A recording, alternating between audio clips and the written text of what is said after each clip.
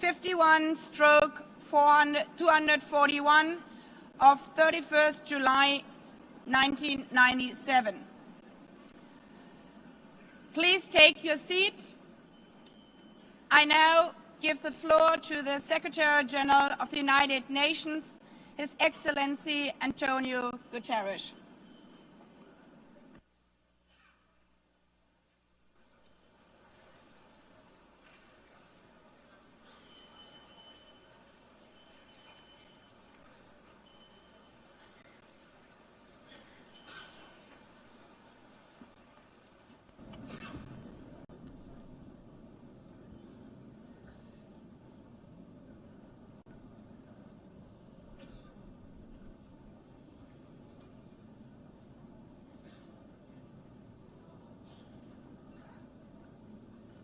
Please, could you take your seats?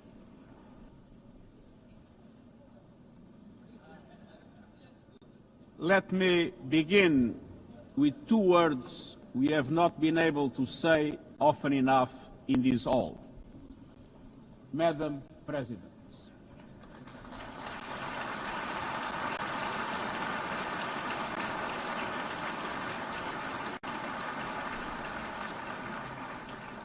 Excellencies, ladies and gentlemen, 8 years ago, in a world scorched by war, leaders made a choice: cooperation over chaos, law over lawlessness, peace over conflict. And that choice gave birth to the United Nations, not as a dream for perfection, but as a practical strategy for the survival of humanity. Many of our founders had seen firsthand the hell of the death camps and the terror of war. They knew that true leadership meant creating a system to prevent the replay of those horrors, a firewall against the flames of conflict and World War III, a forum for sovereign states to pursue dialogue and cooperation, and a concrete affirmation of an essential human truth: we are all in this together.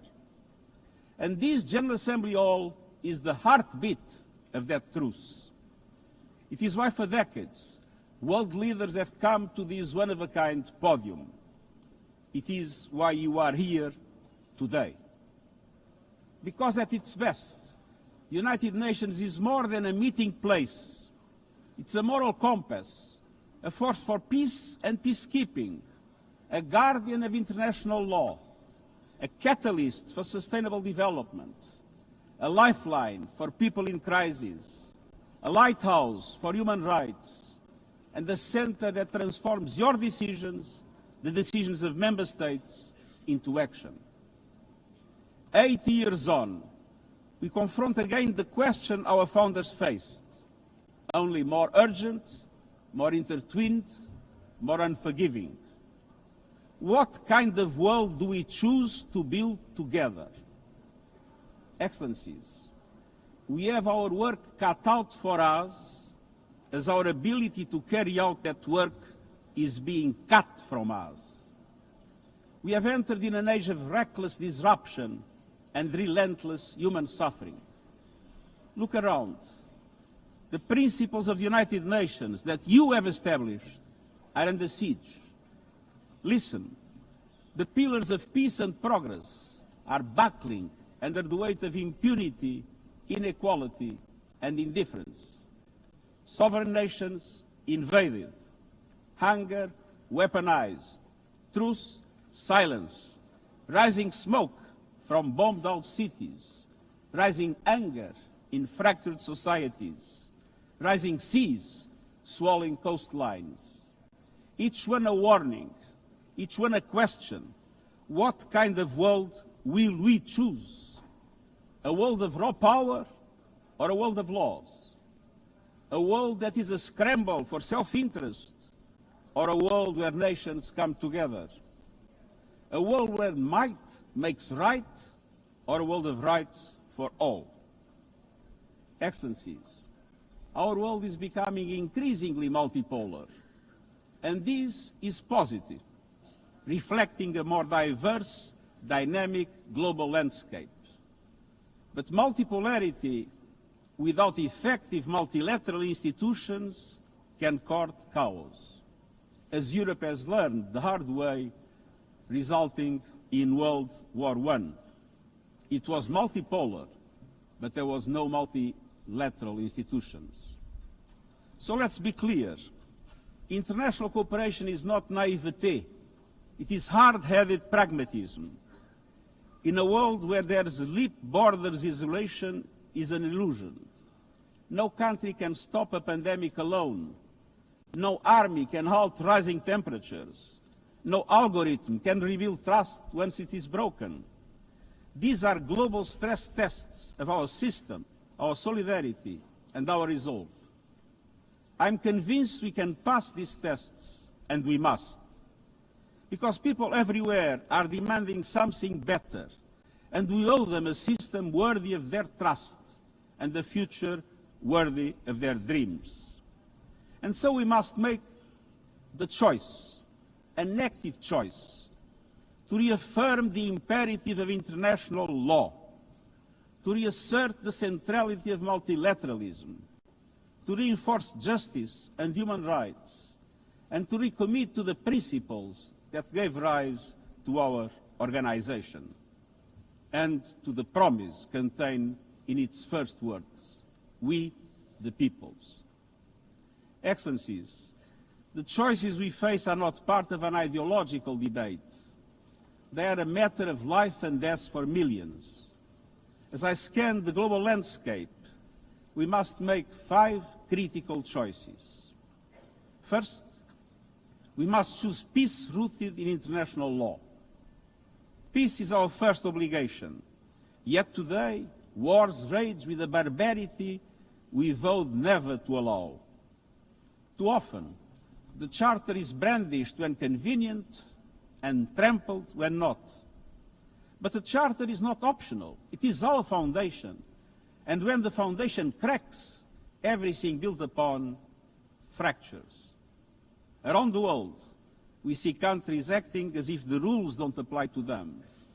We see humans treated as less than human, and we must call it out. Impunity is the mother of chaos, and it has spawned some of the most atrocious conflicts of our times. In Sudan, civilians are being slaughtered, starved, and silenced. Women and girls face unspeakable violence. There is no military solution. I urge all parties, including those in this hall, end the external support that is fueling this bloodshed. Push to protect civilians, because the Sudanese people deserve peace, dignity, and hope. In Ukraine, relentless violence continues to kill civilians, destroy civilian infrastructure, and threaten global peace and security. I commend recent diplomatic efforts by the United States and others. We must work for a full ceasefire and a just, lasting peace in accordance with the Charter, UN resolutions, and international law. In Gaza, the horrors are approaching a third monstrous year. They are the result of decisions that defy basic humanity. The scale of death and destruction are beyond any other conflict in my years as Secretary General. The International Court of Justice has issued legally binding provisional measures in the case named Application of the Convention on the Prevention and Punishment of the Crime of Genocide in the Gaza Strip. Since then, a famine has been declared and the killing has intensified. The measures stipulated by the ICJ must be implemented fully and immediately.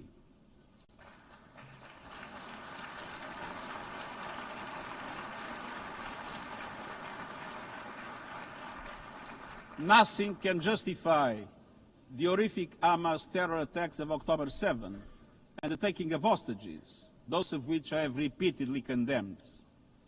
And nothing can justify the collective punishment of the Palestinian people and the systematic destruction of Gaza. we know what is needed. Permanent ceasefire now. All the hostages released now. Full humanitarian access now. And we must not relent in the only viable answer to sustainable Middle East peace, a two-state solution as so eloquently reaffirmed yesterday. We must urgently reverse dangerous trends on the ground. Relentless settler expansion and violence and the looming threat of annexation must stop. Everywhere, from Haiti to Yemen, to Myanmar and the Sahel and beyond, we must choose peace anchored in international law. The past year has brought glimmers of hope, including the ceasefire between Cambodia and Thailand, and the agreement between Azerbaijan and Armenia brokered by the United States. But far too many crises continue unchecked. Impunity prevails, lawlessness is a contagion, it invites mayhem, accelerates terror, and risks a nuclear free-for-all. When accountability shrinks, graveyards grow. When UN staff and facilities are attacked, violating legal obligations, so too is the core of our ability to serve and deliver. The Security Council must live up to its responsibilities. It must be more representative, more transparent, and more effective. And beyond crisis response, we must tackle the injustices that ignite conflict: exclusion, inequality, impunity, and corruption. The surest way to silence the guns is to raise the volume for justice. Real security is born of fairness and opportunity for all. Excellences, this leads me to my second point. We must choose human dignity and human rights. Human rights are not an ornament of peace, they're its bedrock. Human rights, economic, social, cultural, political, and civil, are universal, indivisible, and interdependent. Choosing rights means more than words. It means choosing justice over silence. It means protecting freedom and civic space, advancing equality for women and girls, confronting racism and discrimination in all its forms, protecting human rights defenders, journalists, and freedom of speech, and upholding the rights of refugees and migrants so that mobility is safe and in accordance with international law. Human rights are a daily battle, online and offline. They require political will. But dignity is not only about the protection of rights. It is about rights fulfilled through inclusive and resilient development. Rights that put an end to poverty and hunger. Rights that open doors to education, health and opportunity. The Sustainable Development Goals are our shared roadmap for achieving these rights. But in order to make progress down this road, we need fuel. And that fuel is finance. We've seen what development done right can deliver. In the past decade, millions more have gained access to electricity, clean cooking solutions, and to the internet. Child marriage is in retreat. Women's representation is growing, but cuts to aid are wreaking havoc. They are a death sentence for many. For so many more, a stolen future. This is the great paradox of our time. We have the solutions, but we are siphoning off the fuel that would make it possible to make progress. To choose dignity, we must choose financial justice and solidarity. We need to reform the international financial architecture so that it drives development for all. With bigger and bolder multilateral development banks, lending more and mobilizing more private capital for developing countries, with faster and fairer debt relief mechanisms, helping every country in crisis, including middle-income countries. Protecting natural resources by tackling illicit financial flows and abusive tax practices that rob societies of their future. And global financial institutions that represent today's world, with far greater participation of developing countries in terms of their composition and their decision-making. So let us choose a global economy that works for everyone, men and women.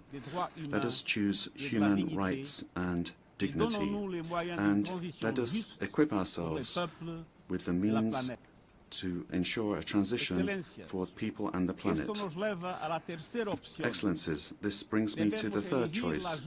We must choose climate justice. The climate crisis is accelerating, but so are the solutions. The clean energy future is no longer a distant promise. It's already here. No government, industry or special interest can stop it. But some are trying, hurting economies, locking in higher prices and squandering a historic opportunity. Excellencies, fossil fuels are a losing bet. Last year, almost all new power capacity came from renewables, and the investment is surging. Renewables are the cheapest and fastest source of new power. They create jobs, drive growth, shield economies from volatile oil and gas markets, connect the unconnected, and can free us from the tyranny of fossil fuels. But not at today's pace. Clean energy investment remains uneven. 21st century grids and storage are not rolling out fast enough. And public subsidies, taking from taxpayer money, still flow to fossil fuels over clean energy by a factor of 9 to 1. Meanwhile, emissions, temperatures, and disasters keep rising. And those least responsible suffer the most. Science says limiting global temperature rise to 1.5 degrees by the end of this century is still possible, but the window is closing. The International Court of Justice has affirmed the legal obligation of states. We must step up action and ambition, especially through strengthened national climate plans. Tomorrow, I will welcome leaders to announce new targets. The G20, the biggest emitters, must lead, guided by common but differentiated responsibilities. But all countries must step up and do more as we head to the UN Climate Conference in Brazil. By accelerating action in energy, forests, methane and industrial decarbonization. By defining a credible roadmap to mobilize $1.3 trillion annually in climate finance by 2035 for developing countries. By supporting just transitions, by doubling finance for adaptation to at least $40 billion this year, and rapidly deploying proven tools to unlock billions more in concessional finance. And by capitalizing the Loss and Damage Fund with significant contributions. All of these requires government, international financial institutions, philanthropies, civil society, and the private sector to work together. To provide fiscal space to developing countries and unlock new innovative sources of finance at scale, including solidarity levies on high-emitting sectors and debt swaps. We have the solutions and tools, but we must choose climate justice and climate action. Fourth, we must choose to put technology at the service of humanity. Artificial intelligence is rewriting human existence in real time, transforming how we learn, work, communicate, and what we can trust. And the question is not how to stop it, but how to steer it for the greater good. Technology must be our servant, not our master. It must promote human rights, human dignity, and human agency. Yet today, AI's advancement in outpacing regulation and responsibility and is concentrated in a few hands. And the risks are expanding to new frontiers, from biotech to autonomous weapons. We are witnessing the rise of tools for mass surveillance, mass social control, mass disruption, and even mass destruction. Tools that can drain energy, strain ecosystems, and intensify the race for critical minerals, potentially stoking instability and conflict. Yet, these technologies remain largely ungoverned. We need universal guardrails and common standards across platforms. No company should be above the law. No machines should decide who lives or dies. No system should be deployed without transparency, safety, and accountability. Last month, this Assembly took a historic step, establishing an independent international scientific panel on AI and an annual global dialogue on AI governance. Two new pillars of a shared architecture, connecting science with policy to bring clarity and foresight, enabling innovation to flourish while advancing our values and our rights, and ensuring governments, companies, and civil society can help shape common norms. We must build on these mechanisms and close the capacity gap. All countries must be able to design and develop AI, not just to consume it. I have proposed voluntary financing options to build AI computing power, data, and skills in developing nations. No country should be locked out of the digital future or locked into systems it cannot shape or trust. And governments must lead with vision, and companies must act with responsibility. And we, the international community, must ensure that technology lifts up humanity.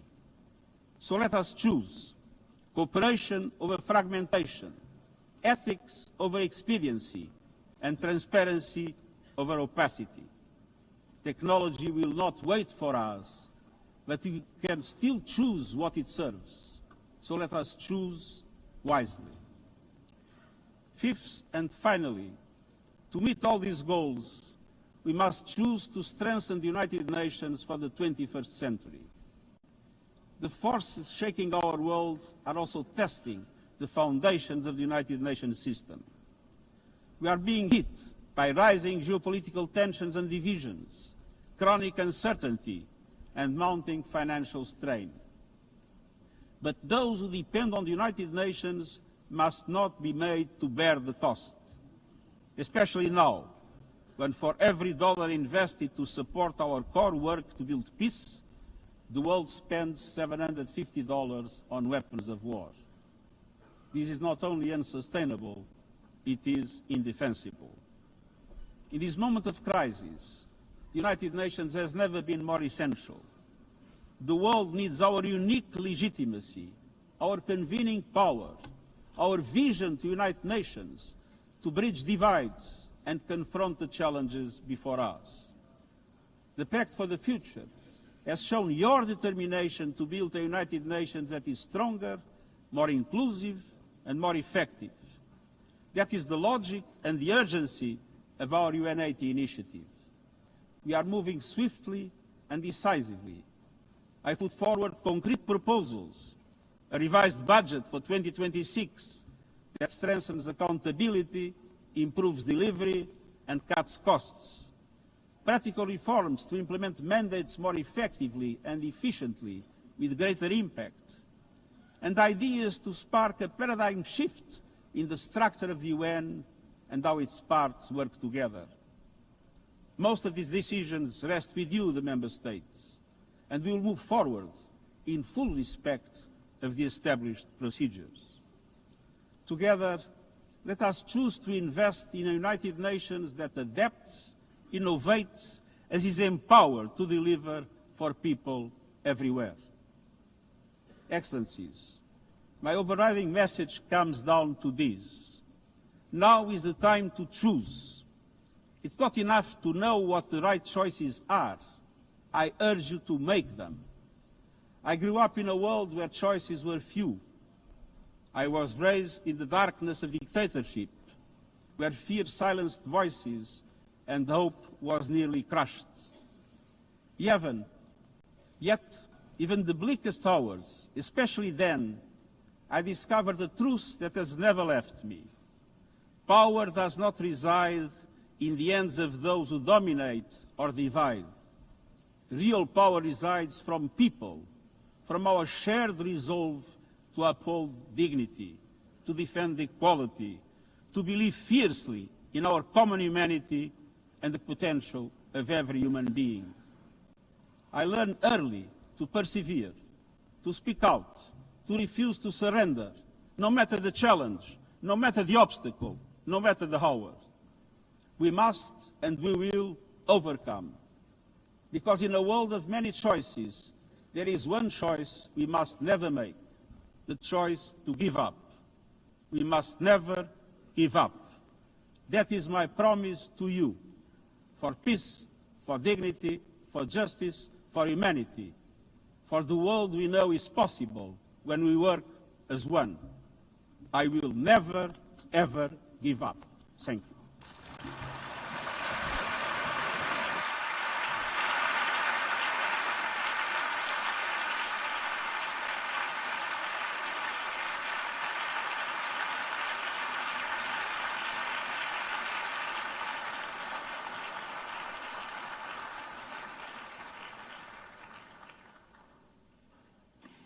I thank the Secretary General. The Assembly will now turn to Agenda Item 8, entitled General Debate.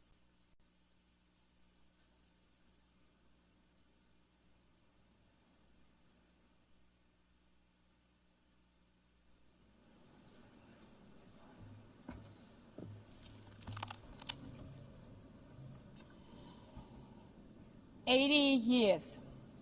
Longer than the average human life.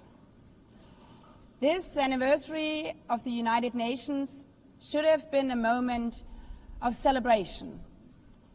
But this is not an ordinary year. Just look at the state of our world, as the Secretary General described. Thousands of orphans in Gaza are wandering around the rubble, eating sand, drinking contaminated water. 90-year-old women in Ukraine are hiding from drones, trapped in their homes instead of living their final years in peace. Children in Haiti, too afraid to walk to school, afraid they might be gunned down by gangs like their friends. And for every conflict and tragedy that seizes the headlines, there are so many more that are forgotten, lost to the news cycle. Like women in Democratic Republic of the Congo, shielding their daughters from armed groups, fearful they might be raped. And Rohingya children, spending their whole childhood in tattered tents, unable to remember what their home looks like. Faced with these realities, now is not the time to celebrate, but to ask ourselves, where is the United Nations? Distinguished heads of state and government, Mr. Secretary General, Excellencies, ladies and gentlemen, people out there in the world watching us. Clearly, we have to do better. But what we should not let cynics allow to weaponize these failures, to argue that our institution is a waste of money, outdated, irrelevant. when the principles of the Charter are ignored? Is it the UN that has failed?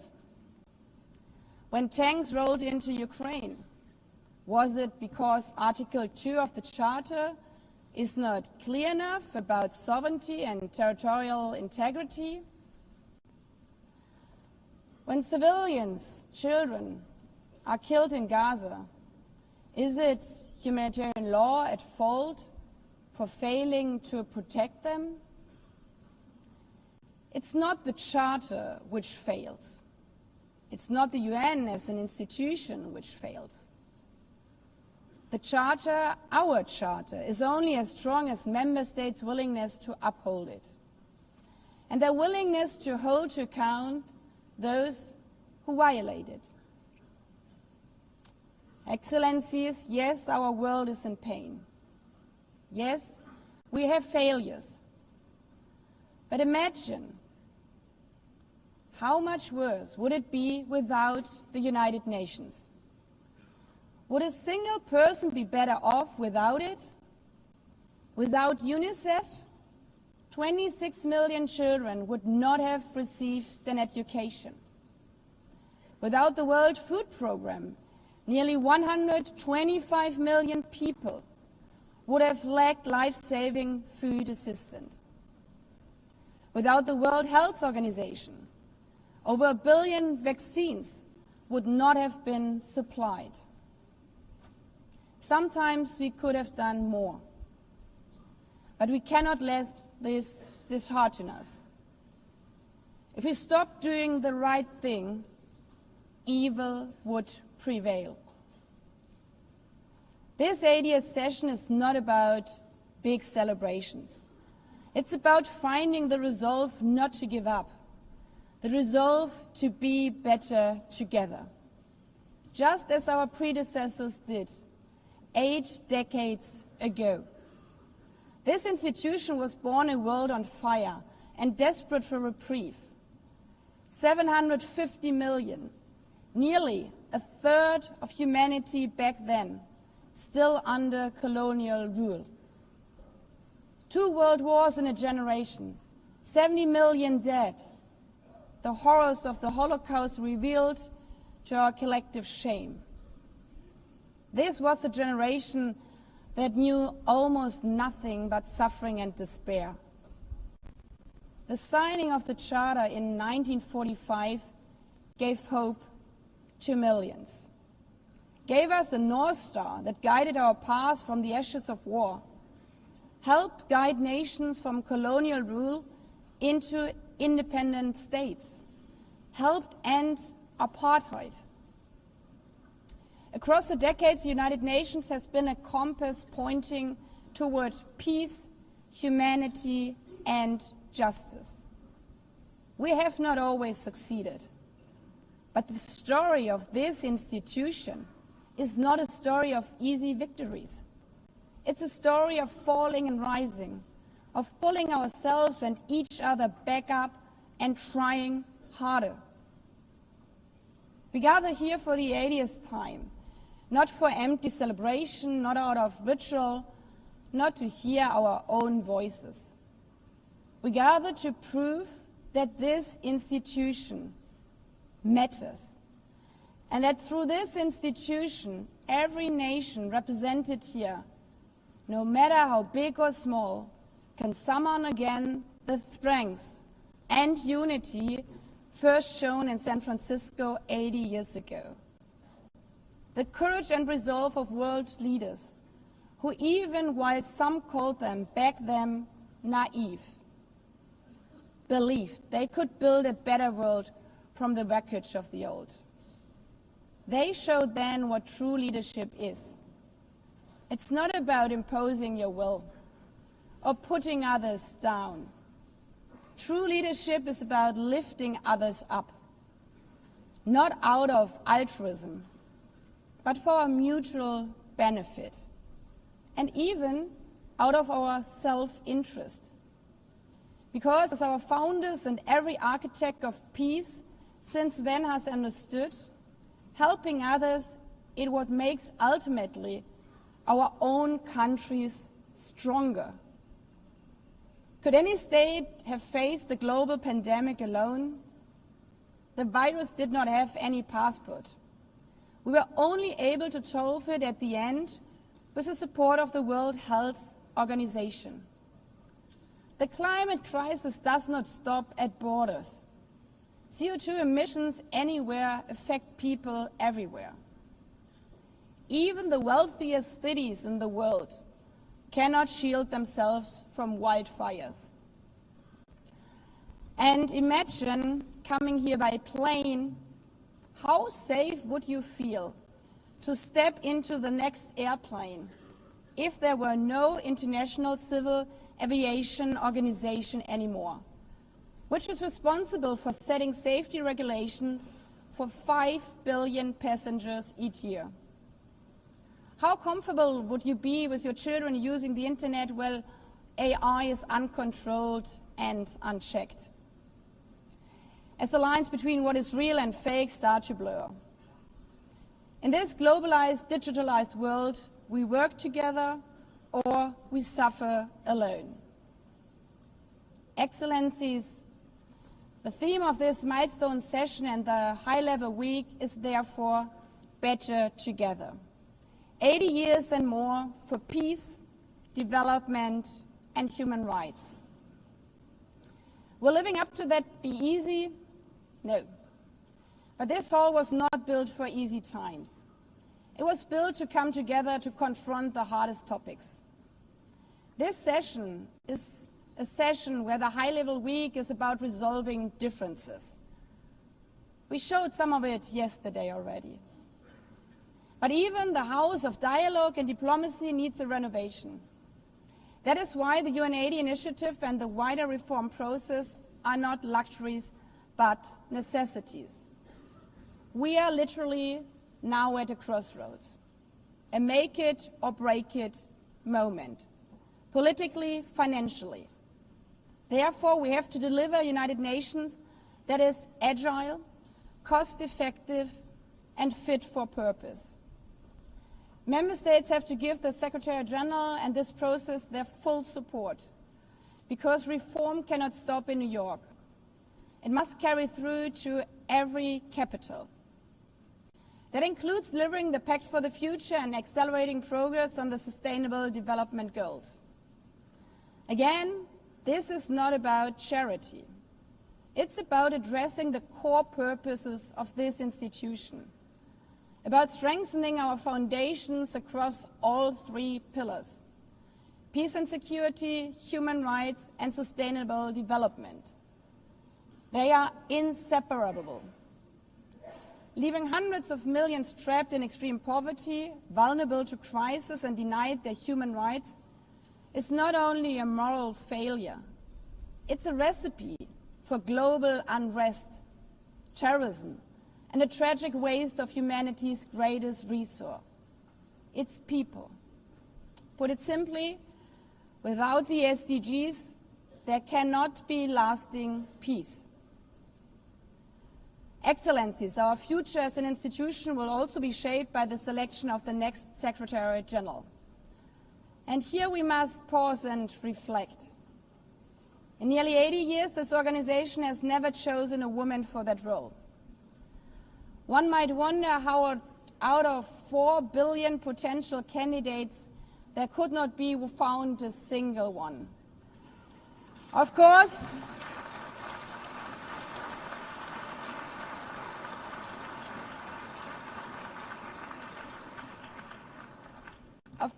the choice rests with member states. But those of you having been there yesterday celebrating Beijing, one strong female leader after the other from all our continents. Like 80 years ago, we are standing at a crossroads. And it's up to us, to every single member state, to live up to the same leadership as your predecessors did, to act when action is needed, to uphold the principles of our Charter, to be better together, to show the people around the world that this United Nation is there, today, tomorrow, and for the next 8 decades. Because, after all, it's the life insurance for every country.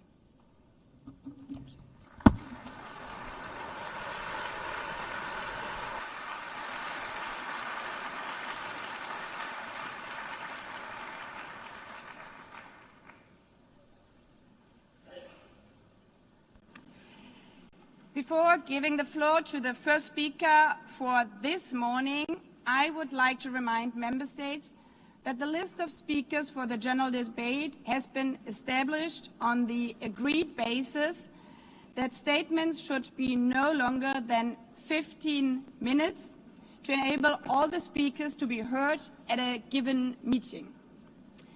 Within this time frame, I would like to appeal to speakers to deliver their statements at a reasonable pace so that interpretation into the other official languages may be provided properly.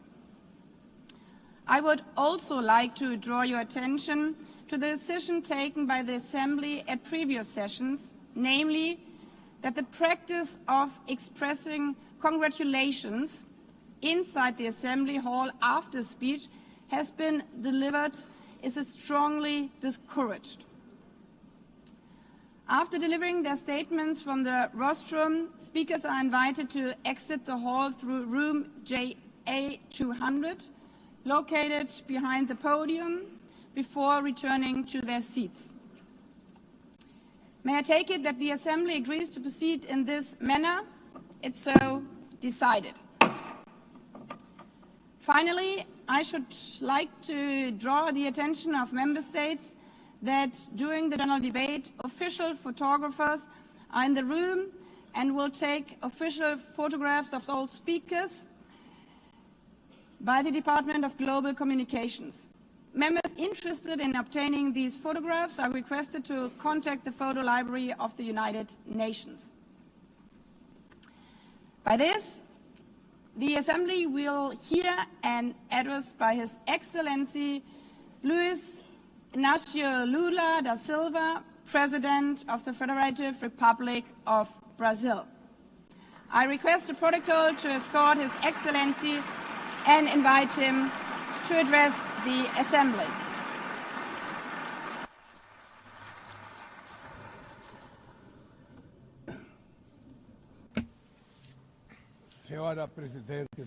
Madam President of the General Assembly, Annalena Baerbock, Mr. Secretary General Antonio Guterres, dear heads of state and government, and representatives of the member states gathered here.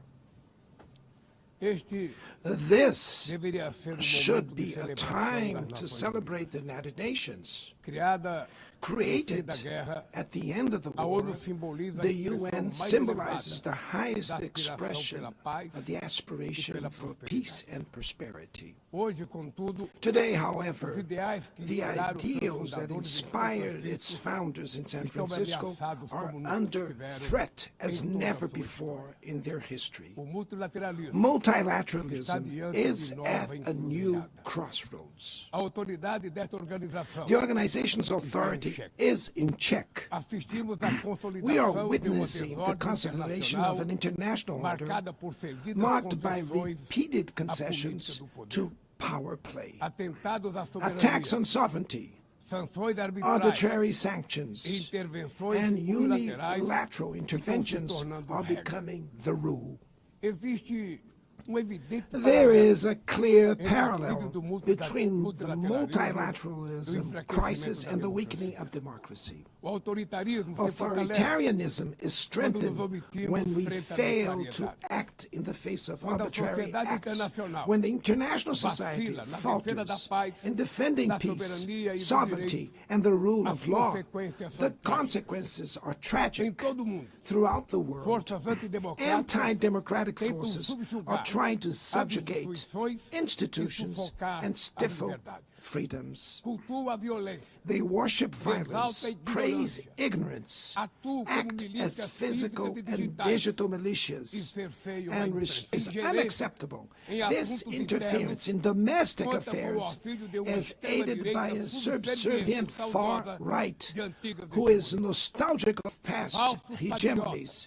False patriots plan and publicly promote actions against Brazil.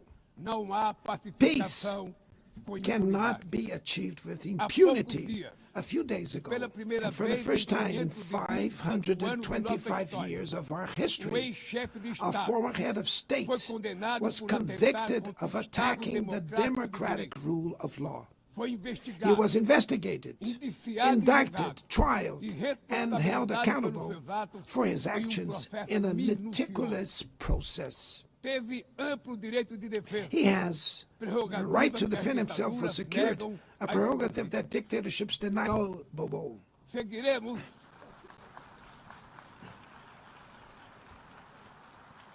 Ritual. Its strength presupposes the reduction of inequalities, the guarantee of the most basic rights: food, safety, work, housing, education, and health. Democracy fails when women earn less than men or die at the hands of partners and family members. It loses when it closes its doors and blames migrants for the world's ills. Poverty is as much an enemy of democracy as extremism. Therefore, we were proud to receive confirmation from FAO that Brazil has once again left the hunger map in this year, 2025. But in the world, there are still 670 million hungry people, and about 2.3 billion face food insecurity. The only war of which everyone can emerge victorious is the one we wage against hunger and poverty. This is the goal of the global alliance we launched at the G20 and which has the support of 103 countries. The international community needs to revise its priorities, reduce arms spending, and increase development aid. Relieve the service of the foreign debt of the poorest countries, above all African nations, and set minimum global tax standards so that the super rich pay more taxes than workers. Democracy is also measured by the ability to protect families and the childhood. Digital platforms offer possibilities for us to come together in ways we never imagined, but they have been used for sowing intolerance, misogyny, xenophobia, and misinformation. The internet cannot be a land of lawlessness. It's up to governments to protect the most vulnerable. Regulating does not mean restraining freedom of expression. It's about ensuring that what is already illegal in the real world is treated the way in the virtual environment. Attacks on regulation serve to cover up hidden interests and provide shelter for crimes such as fraud, human trafficking, pedophilia, and attacks against democracy. The Brazilian parliament was right to rush to address this issue. Last week, I proudly enacted one of the world's most advanced laws for the protection of children and adolescents in the digital environment. Also, we sent draft bills to the National Congress to foster competition in digital markets and to encourage the installation of sustainable data centers.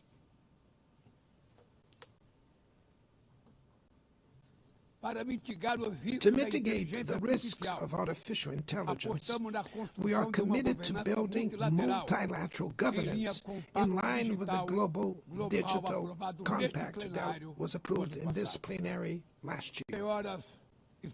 Ladies and gentlemen, Your Excellencies, in Latin America and the Caribbean, we are experiencing a time of growing polarization and instability. Maintaining the region as a zone of peace is and was our priority.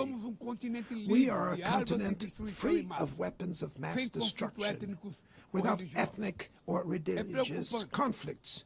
The comparison between crime and terrorism is worrying. The most effective way to combat drug trafficking is to cooperate to suppress money laundering and limit arms trade. Using lethal force in situations that do not constitute armed conflict is tantamount to executing people without trial. Other parts of the planet have already witnessed interventions that cause greater damage than intended, with serious humanitarian consequences. The path to dialogue must not be closed in Venezuela. Haiti has the right to a violence-free future, and it is unacceptable that Cuba be listed as a country that sponsors terrorism. And the conflict in Ukraine we all already know that there will be no military solution. The recent meeting in Alaska raised hopes for a negotiated way out. It's necessary to pave the way for a realistic solution. This implies taking into account the legitimate security concerns of all parties. The African Initiative and the Friends for Peace group created by China and Brazil can help promote dialogue and a diplomatic solution. No situation is more emblematic of the disproportionate and illegal use of force that the one occurred in Gaza.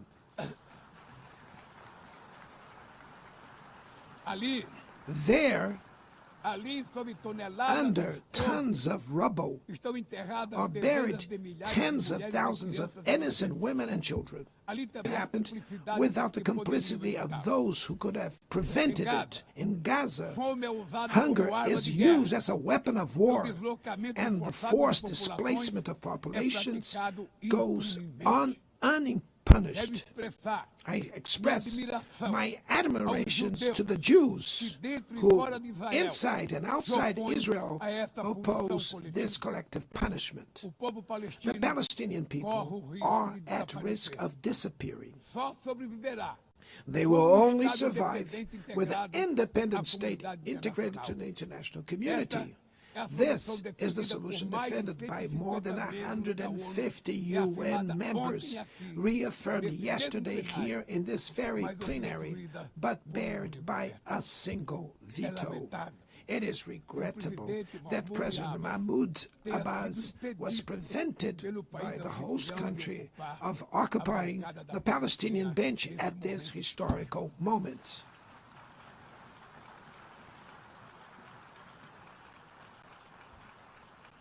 The spread of this conflict to Lebanon, Syria, Iran, Qatar is fueling an unprecedented arms build-up. Madam President, bombs and nuclear weapons will not protect us from the climate crisis. The year of 24 was the warmest already registered. COP30 in the city of Belém, Brazil, will be the COP of truth. It will be the time for world leaders to prove the seriousness of their commitment to the planet.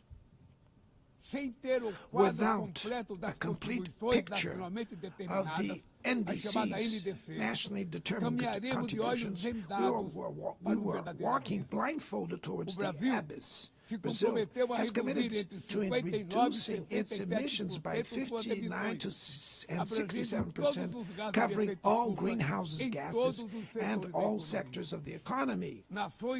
Developing nations face climate change while grappling with other challenges. Meanwhile, rich countries enjoy a standard of living reached at the expense of 200 years of greenhouse gas emissions, demanding greater ambition and greater access to resources and technology. It's not a matter of charity, but of justice. The race for critical minerals essential for energy transition cannot reproduce the predatory and asymmetrical logic that has characterized recent centuries. In Belém City, the world will learn about the reality of the Amazon. Brazil has already reduced deforestation by half in the region in the last 2 years. Eradicating it requires ensuring decent living conditions for its millions of inhabitants.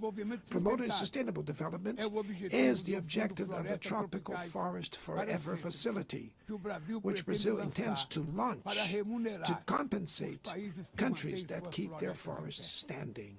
But the time has come to move from the negotiation phase to the implementation stage. The world owes a lot to the regime created by the Climate Convention. Climate change needs to be brought to the heart of the UN so that it gets the attention it deserves. A council linked to the General Assembly with the power and legitimacy to monitor commitments provide coherence to climate action. This is a fundamental step towards a broader reform of the organization, which would also include an expanded Security Council in the 2 member categories. Few areas have worsened as much as the multilateral trading system.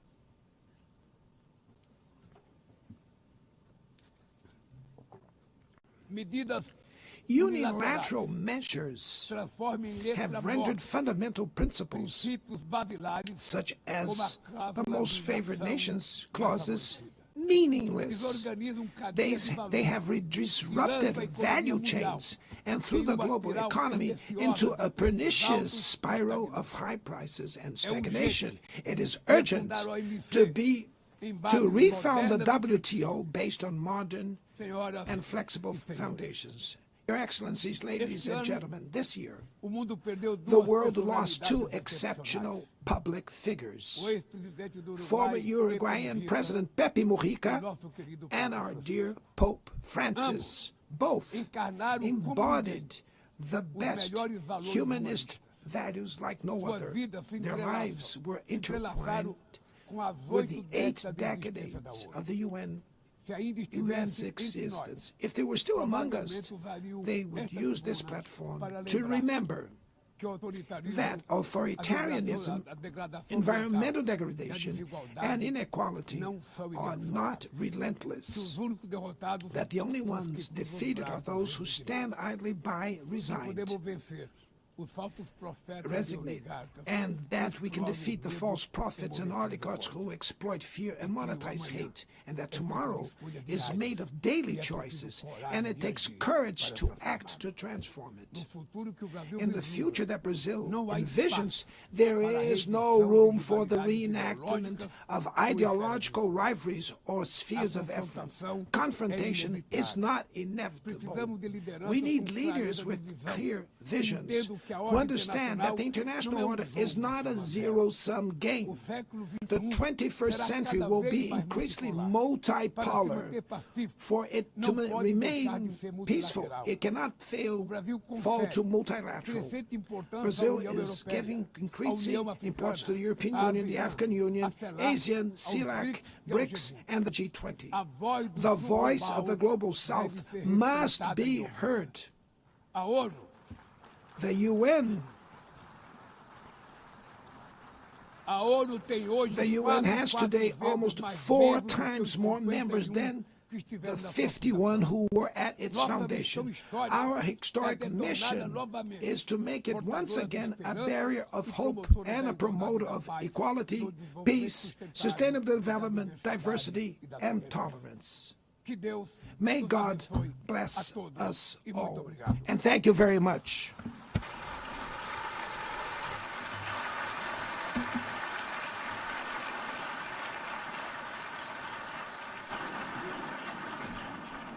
On behalf of the Assembly, I wish to thank the President of the Federative Republic of Brazil,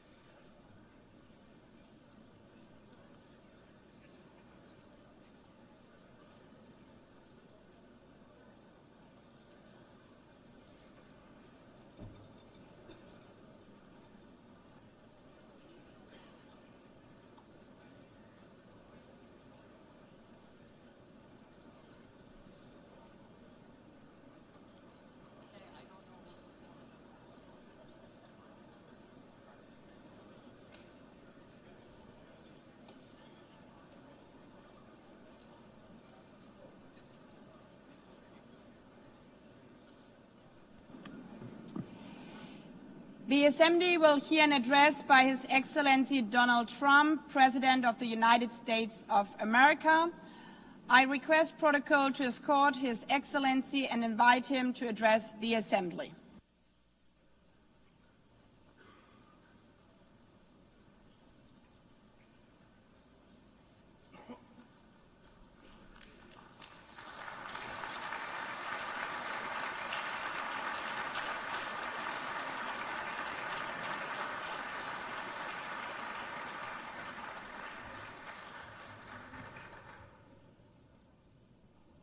Thank you very much. Very much appreciated.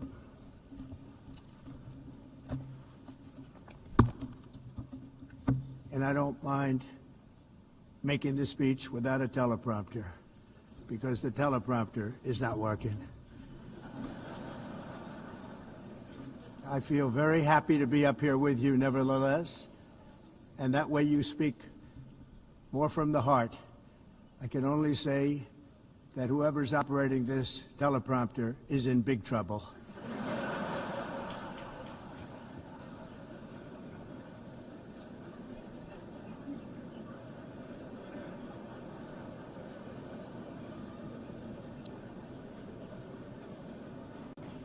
Hello, Madam First Lady. Thank you very much for being here. And Madam President, Mr. Secretary General, First Lady of the United States, distinguished delegates, ambassadors, and world leaders. 6 years have passed since I last stood in this grand hall and addressed a world that was prosperous and at peace in my first term. Since that day, the guns of war have shattered the peace I forged on 2 continents. An era of calm and stability gave way to one of the great crises of our time. And here in the United States, 4 years of weakness, lawlessness, and radicalism under the last administration delivered our nation into a repeated set of disasters. 1 year ago, our country was in deep trouble, but today, just 8 months into my administration, we are the hottest country anywhere in the world, and there is no other country even close. America is blessed with the strongest economy, the strongest borders, the strongest military, the strongest friendships, and the strongest spirit of any nation on the face of the earth. This is indeed the golden age of America. We are rapidly reversing the economic calamity we inherited from the previous administration, including ruinous price increases and record-setting inflation like we've never had before. Under my leadership, energy costs are down, gasoline prices are down, grocery prices are down, mortgage rates are down, and inflation has been defeated. The only thing that's up is the stock market, which just hit a record high. In fact, it hit a record high 48 times in the last short period of time. Growth is surging, manufacturing is booming. The stock market, as I said, is doing better than it's ever done. And all of you in this room benefit by that, almost everybody. And importantly, workers' wages are rising at the fastest pace in more than 60 years. And that's what it's all about, isn't it? In 4 years of President Biden, we had less than $1 trillion of new investment into the United States. In just 8 months since I took office, we have secured commitments and money already paid for $17 trillion. Think of it, 4 years, less than $1 trillion, 8 months, much more than $17 trillion is being invested in the United States, and it's now pouring in from all parts of the world. We've implemented the largest tax cuts in American history and the largest regulation cuts in American history, making this once and again the best country on earth to do business. And many of the people in this room are investing in America, and it's turned out to be an awfully good investment during this 8-month period. In my first term, I built the greatest economy in the history of the world. We had the best economy ever, history of the world. And I'm doing the same thing again, but this time it's actually much bigger and even better. The numbers far surpass my record-setting first term. On our southern border, we have successfully repelled a colossal invasion, and for the last 4 months, and that's 4 months in a row, the number of illegal aliens admitted and entering our country has been 0. Hard to believe, because if you look back just a year ago, it was millions and millions of people pouring in from all over the world, from prisons, from mental institutions, drug dealers. All over the world they came. They just poured into our country with the ridiculous open border policy of the Biden administration. Our message is very simple. If you come illegally into the United States, you're going to jail, or you're going back to where you came from, or perhaps even further than that. You know what that means. I want to thank the country of El Salvador for the successful and professional job they've done in receiving and jailing so many criminals that entered our country. And it was under the previous administration that the number became record-setting, and they're all being taken out. We have no choice. And other countries have no choice, because other countries are in the exact same situation with immigration. It's destroying your country, and you have to do something about it. On the world stage, America is respected again like it has never been respected before. You think about 2 years ago, 3 years ago, 4 years ago, or 1 year ago, we were a laughingstock all over the world. At the NATO summit in June, virtually all NATO members formally committed to increase defense spending at my request from 2% to 5% of GDP, making our alliance far stronger and more powerful than it was ever before. In May, I traveled to the Middle East to visit my friends and rebuild our partnerships in the Gulf, and those valued relationships with Saudi Arabia, Qatar, and the UAE and other countries are now, I believe, closer than ever before. My administration has negotiated one historic trade deal after another, including with the United Kingdom, the European Union, Japan, South Korea, Vietnam, Indonesia, the Philippines, Malaysia, and many, many others. Likewise, in a period of just 7 months, I have ended 7 unendable wars. They said they were unendable. You're never going to get them solved. Some were going for 31 years, two of them, 31, think of it, 31 years. One was 36 years. One was 28 years. I ended 7 wars. And in all cases, they were raging with countless thousands of people being killed. This includes Cambodia and Thailand, Kosovo and Serbia, the Congo and Rwanda, a vicious, violent war that was, Pakistan and India, Israel and Iran, Egypt and Ethiopia, and Armenia and Azerbaijan. It included all of them. No president or prime minister, and for that matter, no other country has ever done anything close to that. And I did it in just 7 months. It's never happened before. There's never been anything like that. I'm very honored to have done it. It's too bad that I had to do these things instead of the United Nations doing them. And sadly, in all cases, the United Nations did not even try to help in any of them. I ended 7 wars, dealt with the leaders of each and every one of these countries, and never even received a phone call from the United Nations offering to help in finalizing the deal. All I got from the United Nations was an escalator that on the way up stopped right in the middle. If the First Lady wasn't in great shape, she would have fallen, but she's in great shape. We're both in good shape. We both stood. And then a teleprompter that didn't work. These are the 2 things I got from the United Nations, a bad escalator and a bad teleprompter. Thank you very much. And by the way, it's working now. It just went on. Thank you. I think I should just do it the other way. It's easier. Thank you very much.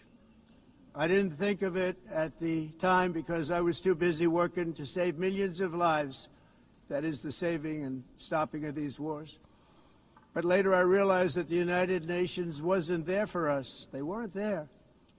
I thought of it really after the fact, not during these negotiations, which were not easy.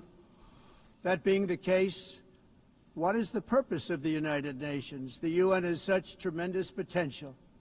I've always said it. It has such tremendous, tremendous potential, but it's not even coming close to living up to that potential. For the most part, at least for now, all they seem to do is write a really strongly worded letter and then never follow that letter up. It's empty words, and empty words don't solve war. The only thing that solves war and wars is action. Now, after ending all of these wars and also earlier negotiating the Abraham Accords, which is a very big thing for which our country received no credit, never receives credit. Everyone says that I should get the Nobel Peace Prize for each one of these achievements. But for me, the real prize will be the sons and daughters who live to grow up with their mothers and fathers, because millions of people are no longer being killed in endless and unglorious wars. What I care about is not winning prizes, it's saving lives. We saved millions and millions of lives with the 7 wars. And we have others that we're working on, and you know that. Many years ago, a very successful real estate developer in New York, known as Donald J. Trump, I bid on the renovation and rebuilding of this very United Nations complex. I remember it so well. I said at the time that I would do it for $500 million, rebuilding everything. It would be beautiful. I used to talk about, I'm going to give you marble floors. They're going to give you terrazzo. I'm going to give you the best of everything. You're going to have mahogany walls. They're going to give you plastic. But they decided to go in another direction, which was much more expensive at the time, and which actually produced a far inferior product. And I realized that they did not know what they were doing when it came to construction, and that their building concepts were so wrong, and the product that they were proposing to build was so bad and so costly. It was going to cost them a fortune. And I said, and wait till you see the overruns. Well, I turned out to be right. They had massive cost overruns and spent between $2 and $4 billion on the building and did not even get the marble floors that I promised them. You walk on terrazzo, do you notice that? As far as I'm concerned, frankly, looking at the building and getting stuck on the escalator, they still haven't finished the job. They still haven't finished. That was years ago. The project was so corrupt that Congress actually asked me to testify before them on the tremendous waste of money, because it turned out that they had no idea what it was, but they knew it was anywhere between $2 and $4 billion as opposed to $500 million with a guarantee. But they had no idea, and I said it cost much more than $5 billion. Unfortunately, many things in the United Nations are happening just like that, but on an even much bigger scale, much, much bigger. Very sad to see. Whether the UN can manage to play a productive role, I've come here today to offer the hand of American leadership and friendship to any nation in this assembly that is willing to join us in forging a safer, more prosperous world. And it's a world that we'll be much happier with. A dramatically better future is within our reach. But to get there, we must reject the failed approaches of the past and work together to confront some of the greatest threats in history. There is no more serious danger to our planet today than the most powerful and destructive weapons ever devised by man, of which the United States, as you know, has many.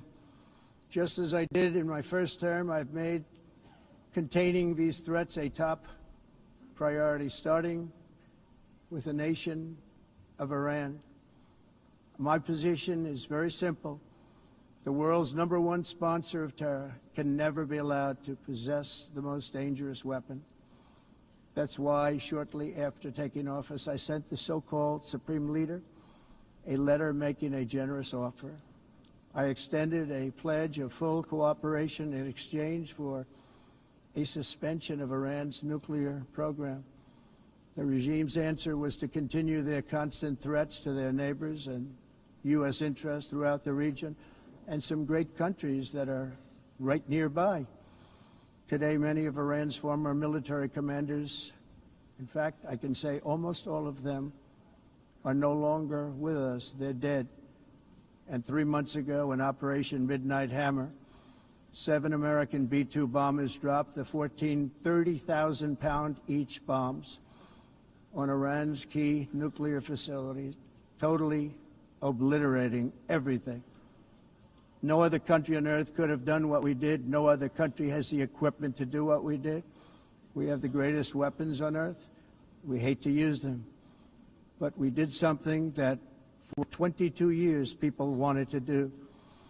With Iran's nuclear enrichment capacity demolished, I immediately brokered an end to the 12-day war, as it's called, between Israel and Iran, with both sides agreeing to fight no longer. As everyone knows, I have also been deeply engaged in seeking a ceasefire in Gaza. Have to get that done. Have to get it done. Unfortunately, Hamas has repeatedly rejected reasonable offers to make peace. We can't forget October 7th, can we? Now, as if to encourage continued conflict, some of this body is seeking to unilaterally recognize a Palestinian state. The rewards would be too great for Hamas terrorists for their atrocities. This would be a reward for these horrible atrocities, including October 7th, even while they refuse to release the hostages or accept a ceasefire. Instead of giving to Hamas and giving so much, because they've taken so much, they have taken so much. This could have been solved so long ago. But instead of giving in to Hamas's ransom demands, those who want peace should be united with one message: release the hostages now. Just release the hostages now. Thank you.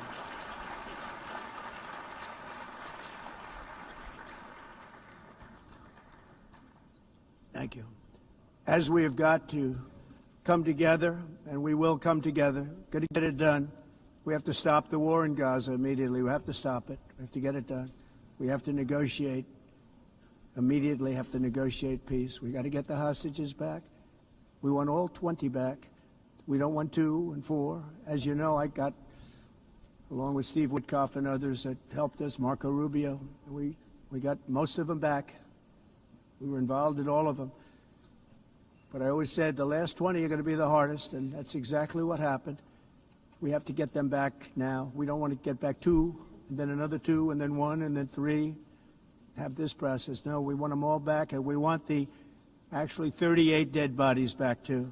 Those parents came to me, and they want them back, and they want them back very quickly and very badly, as though they were alive. They want them. They want them every bit as much as if their son or daughter were alive.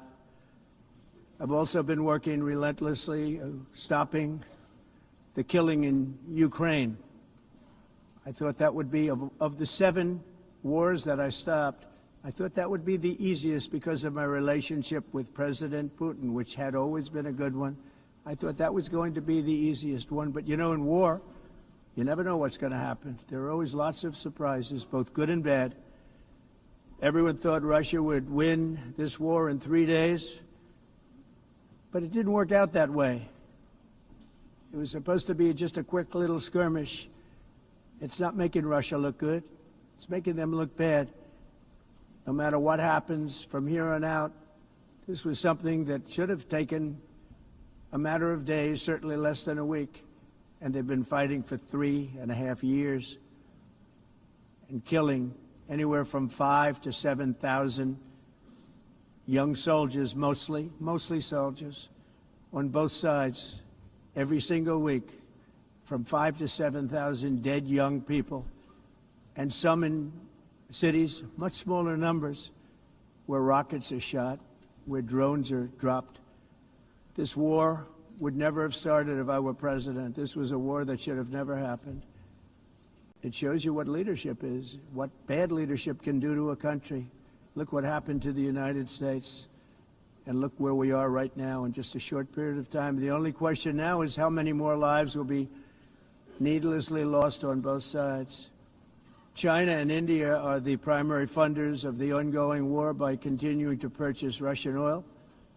But inexcusably, even NATO countries have not cut off much Russian energy and Russian energy products, which, as you know, I found out about 2 weeks ago, and I wasn't happy. Think of it. They're funding the war against themselves. Who the hell ever heard of that one?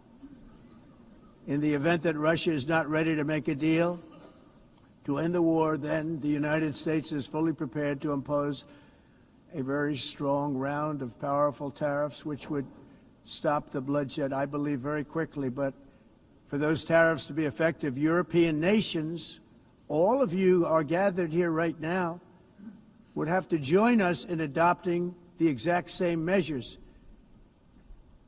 I mean, you're much closer to the city. We have an ocean in between. You're right there. And Europe has to step it up. They can't be doing what they're doing. They're buying oil and gas from Russia while they're fighting Russia. It's embarrassing to them, and it was very embarrassing to them when I found out about it, I can tell you that. But they have to immediately cease all energy purchases from Russia. Otherwise, we're all wasting a lot of time. So I'm ready to discuss this. We're going to discuss it today with the European nations, all gathered here. I'm sure they're thrilled to hear me speak about it, but that's the way it is. I like to speak my mind and speak the truth.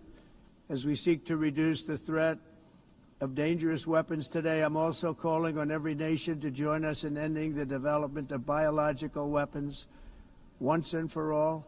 And biological is terrible, and nuclear is even beyond, and we include nuclear in that. We want to have a cessation of the development of nuclear weapons. We know, and I get to view it all the time. Sir, would you like to see? And I look at weapons that are so powerful that we just can't ever use them. If we ever use them, the world literally might come to an end. There would be no United Nations to be talking about. There would be no nothing. Just a few years ago, reckless experiments overseas gave us a devastating global pandemic.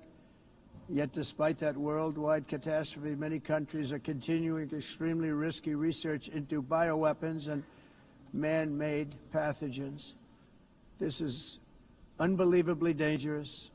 To prevent potential disasters, I'm announcing today that my administration will lead an international effort to enforce Biological Weapons Convention, which is going to be meeting with the top leaders of the world by pioneering an AI verification system that everyone can trust. Hopefully the UN can play a constructive role, and it will also be one of the early projects under AI. Let's see how good it is, because a lot of people are saying it could be one of the great things ever, but it also can be dangerous, but it can be put to tremendous use and tremendous good, and this would be an example of that. Not only is the UN not solving the problems it should, too often, it's actually creating new problems for us to solve. The best example is the #1 political issue of our time, the crisis of uncontrolled migration. It's uncontrolled. Your countries are being ruined. The United Nations is funding an assault on Western countries and their borders. In 2024, the UN budgeted $372 million in cash assistance to support an estimated 624,000 migrants journeying into the United States. Think of that. The UN is supporting people that are illegally coming into the United States, and then we have to get them out. The UN also provided food, shelter, transportation, and debit cards to illegal aliens. Can you believe that? On the way to infiltrate our southern border. Millions of people came through that southern border. Just a year ago, millions and millions of people were pouring in, 25 million altogether over the 4 years of the incompetent Biden administration. And now we have it stopped, totally stopped. In fact, they're not even coming anymore because they know they can't get through. But what took place is totally unacceptable. The UN is supposed to stop invasions, not create them and not finance them. In the United States, we reject the idea that mass numbers of people from foreign lands can be permitted to travel halfway around the world, trample our borders, violate our sovereignty, cause unmitigated crime, and deplete our social safety net. We have reasserted that America belongs to the American people, and I encourage all countries to take their own stand in defense of their citizens as well. You have to do that because I see it. I'm not mentioning names. I see it, and I can call every single one of them out. You're destroying your countries. They're being destroyed. Europe is in serious trouble. They've been invaded by a force of illegal aliens like nobody's ever seen before. Illegal aliens are pouring into Europe. Nobody is ever, and nobody's doing anything to change it, to get them out. It's not sustainable. And because they choose to be politically correct, they're doing just absolutely nothing about it. And I have to say, I look at London, where you have a terrible mayor, terrible, terrible mayor, and it's been so changed, so changed. Now they want to go to Sharia law, but you're in a different country. You can't do that. Both the immigration and their suicidal energy ideas will be the death of Western Europe if something is not done immediately. This cannot be sustained. What makes the world so beautiful is that each country is unique.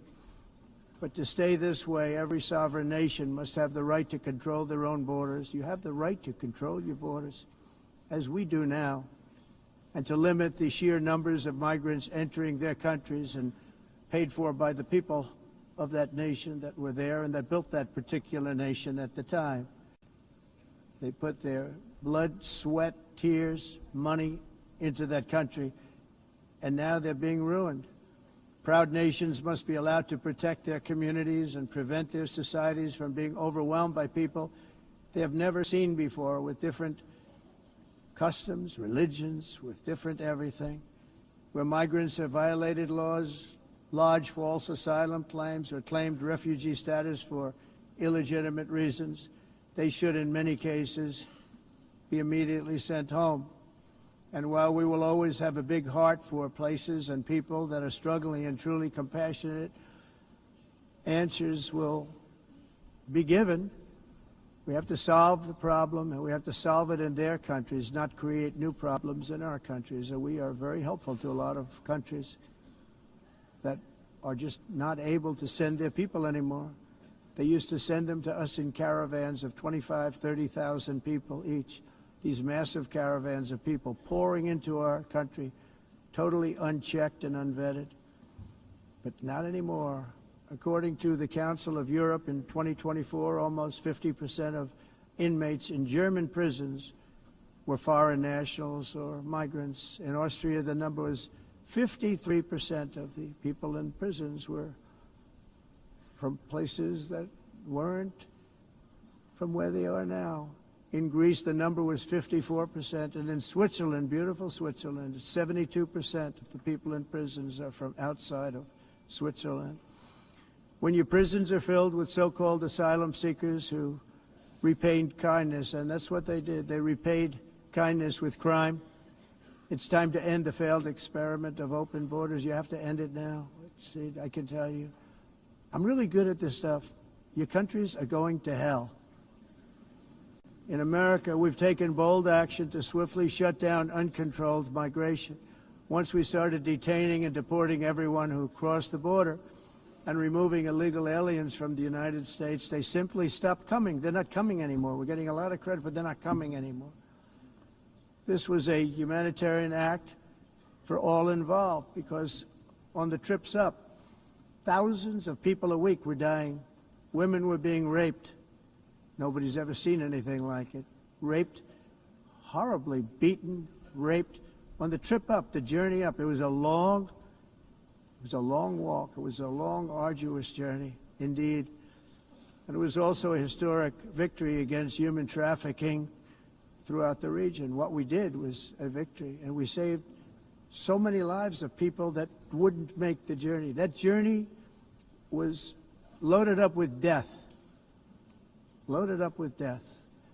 Dead bodies all along the roads of jungles to get up. They go through jungles, they go through areas so hot you couldn't breathe. They were dying of suffocation, areas so hot that you couldn't breathe. Dead bodies all over. By them not coming, we're saving tremendous numbers of lives. My people have done a fantastic job in doing what they did, and the American public agrees with it. I mean, I was very proud to see this morning I have the highest poll numbers I've ever had. Part of it is because of what we've done on the border. I guess the other part is what we've done on the economy. Joe Biden's policies empowered murderous gangs, human smugglers, child traffickers, drug cartels, and prisoners from all over the world. The previous administration also lost nearly 300,000 children. Think of that. They lost more than 300,000 children, little children, who were trafficked into the United States on the Biden watch, many of whom have been raped, exploited, and abused, and sold. Sold. Nobody talks about that. The fake news doesn't write about it. With many others, young children who are missing or dead. And we found a lot of these children, and we're sending them back, and we've been sending them back to their parents. They said, nobody knows who they are. They said, where do you come from? And they'll give us a country, and we'll find out, and we'll figure it out, and we'll bring them back to their homes. And the mother and father rush to the door, and their tears in their eyes. They can't believe that they're seeing their son or daughter, their little son or daughter again. We've done almost 30,000 of them so far. Any system that results in the mass trafficking of children is inherently evil. Yet that is exactly what the globalist migration agenda has done, and it's what it's all about. In America, those days, as you know, are over. The Trump administration is working, and we are continuing to work to track down the villains that are causing this problem, and also, as I said, to get back the 30,000 we've already returned. Now I think we're going to have another. We're going to find a lot. You're not going to find all of them. 300, more than 300,000. They're lost or they're dead. They're lost or they're dead because of the animals that did this. To protect our citizens, I've also designated multiple savage drug cartels as far as and you see this, and you see it happening right before your eyes.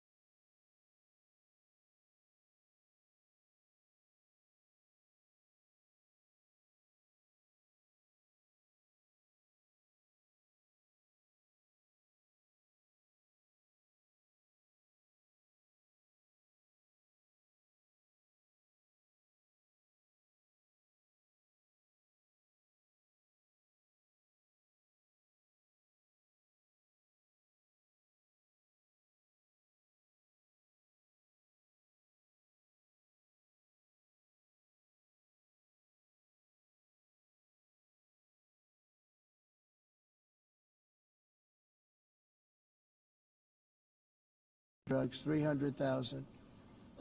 Fentanyl and other drugs.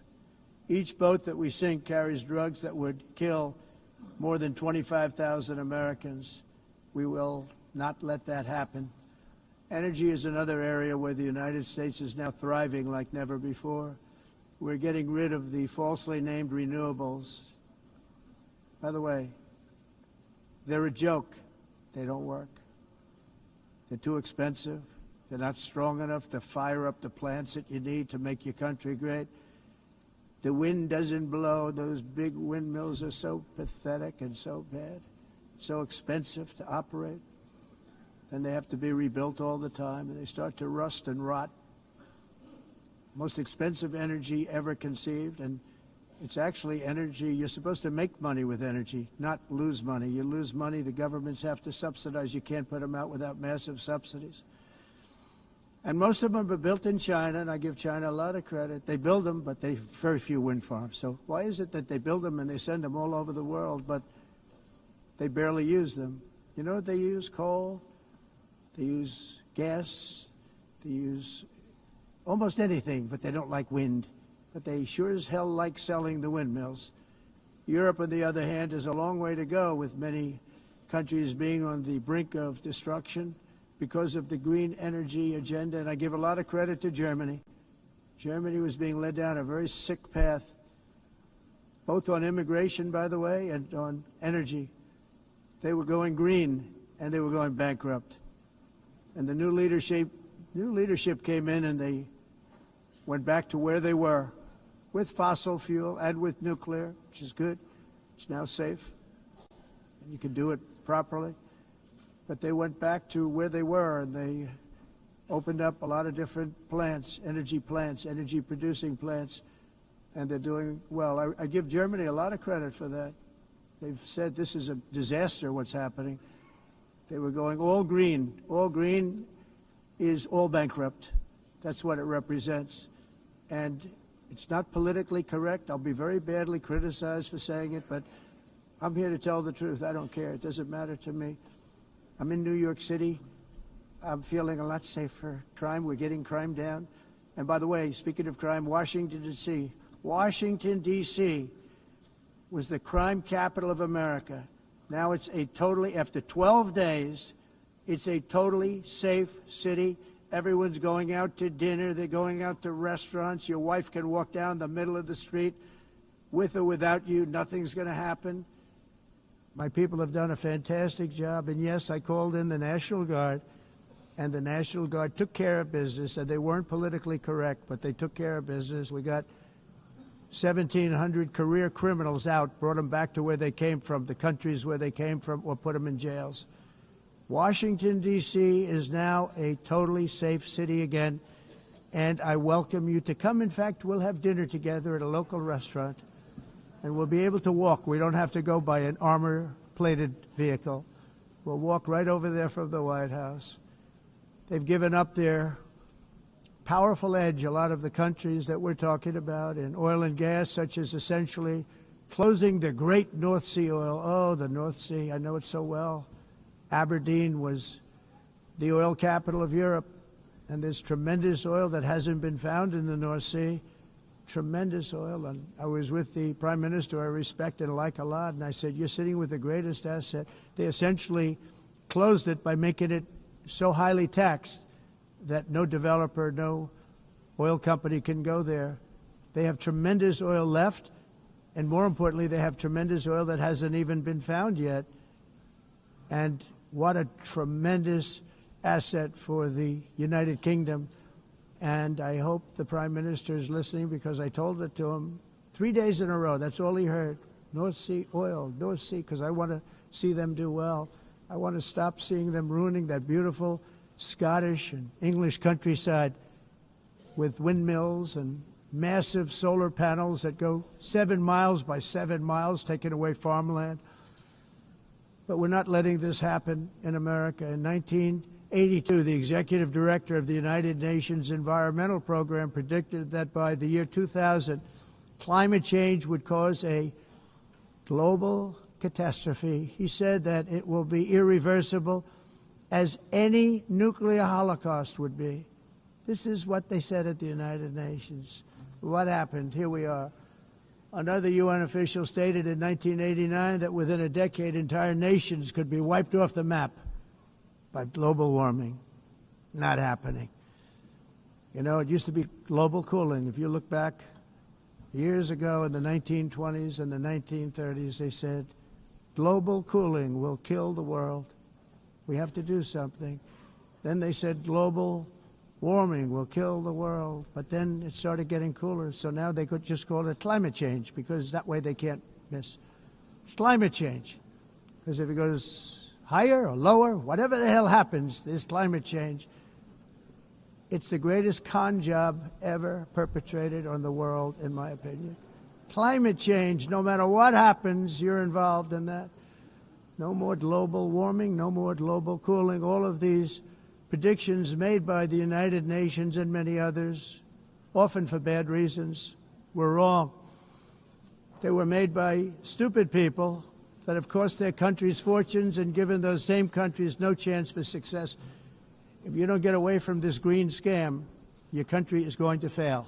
And I'm really good at predicting things, you know. They actually said during the campaign they had a hat, the best-selling hat. Trump was right about everything. And I don't say that in a braggadocious way, but it's true. I've been right about everything. And I'm telling you that if you don't get away from the green energy scam, your country is going to fail. And if you don't stop people that you've never seen before, that you have nothing in common with, your country is going to fail. I'm the President of the United States, but I worry about Europe. I love Europe. I love the people of Europe. And I hate to see it being devastated by energy and immigration. This double-tailed monster destroys everything in its wake, and they cannot let that happen any longer. You're doing it because you want to be nice. You want to be politically correct, and you're destroying your heritage. They must take control strongly and immediately of the unmitigated immigration disaster and the fake energy catastrophe before it's too late. The carbon footprint is a hoax made up by people with evil intentions, and they're heading down a path of total destruction. You know, the carbon footprint, it was a big, big thing a few years ago. I remember hearing about the carbon footprint, and then President Obama would get into Air Force One, a massive Boeing 747, and not a new one, an old one with old engines that spew everything into the atmosphere. He'd talk about the carbon footprint, we must do so. Then he'd get in and he'd fly from Washington to Hawaii to play a round of golf. And then he'd get back onto that big, beautiful plane, and he'd fly back, and he'd talk about, again, global warming and the carbon footprint. It's a con job. At extreme cost and expense, Europe reduced its own carbon footprint by 37%. Think of that. Congratulations, Europe. Great job. You cost yourself a lot of jobs, a lot of factories closed, but you reduced the carbon footprint by 37%. However, for all of that sacrifice and much more, it's been totally wiped out and then some by a global increase of 54%. Much of it coming from China and other countries that are thriving around China, which now produces more CO2 than all the other developed nations in the world. So all of these countries are working so hard on the carbon footprint, which is nonsense, by the way. It's nonsense. You know, it's interesting.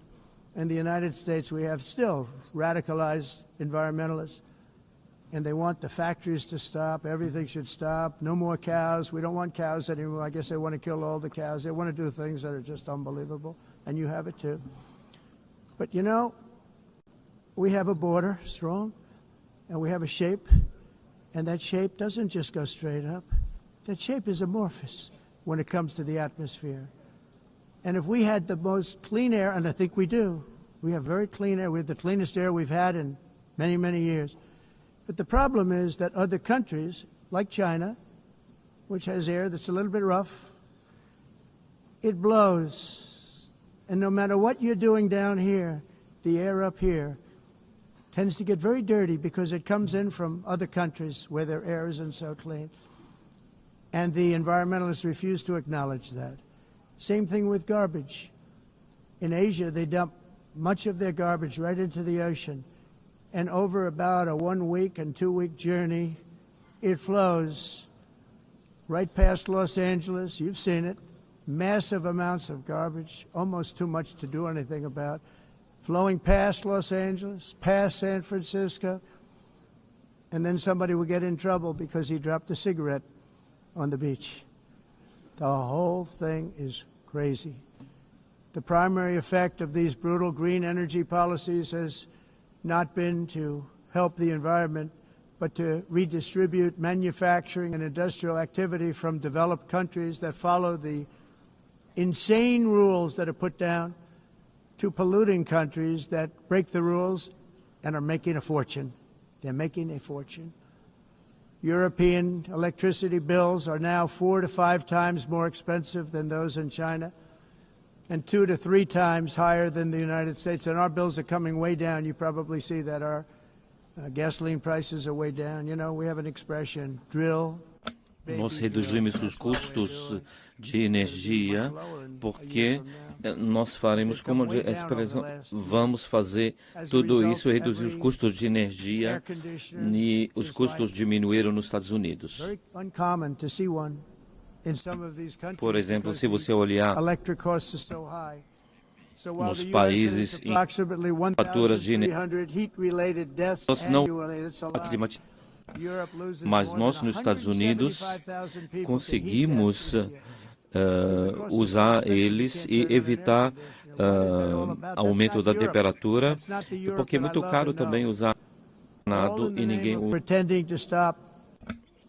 tudo isso.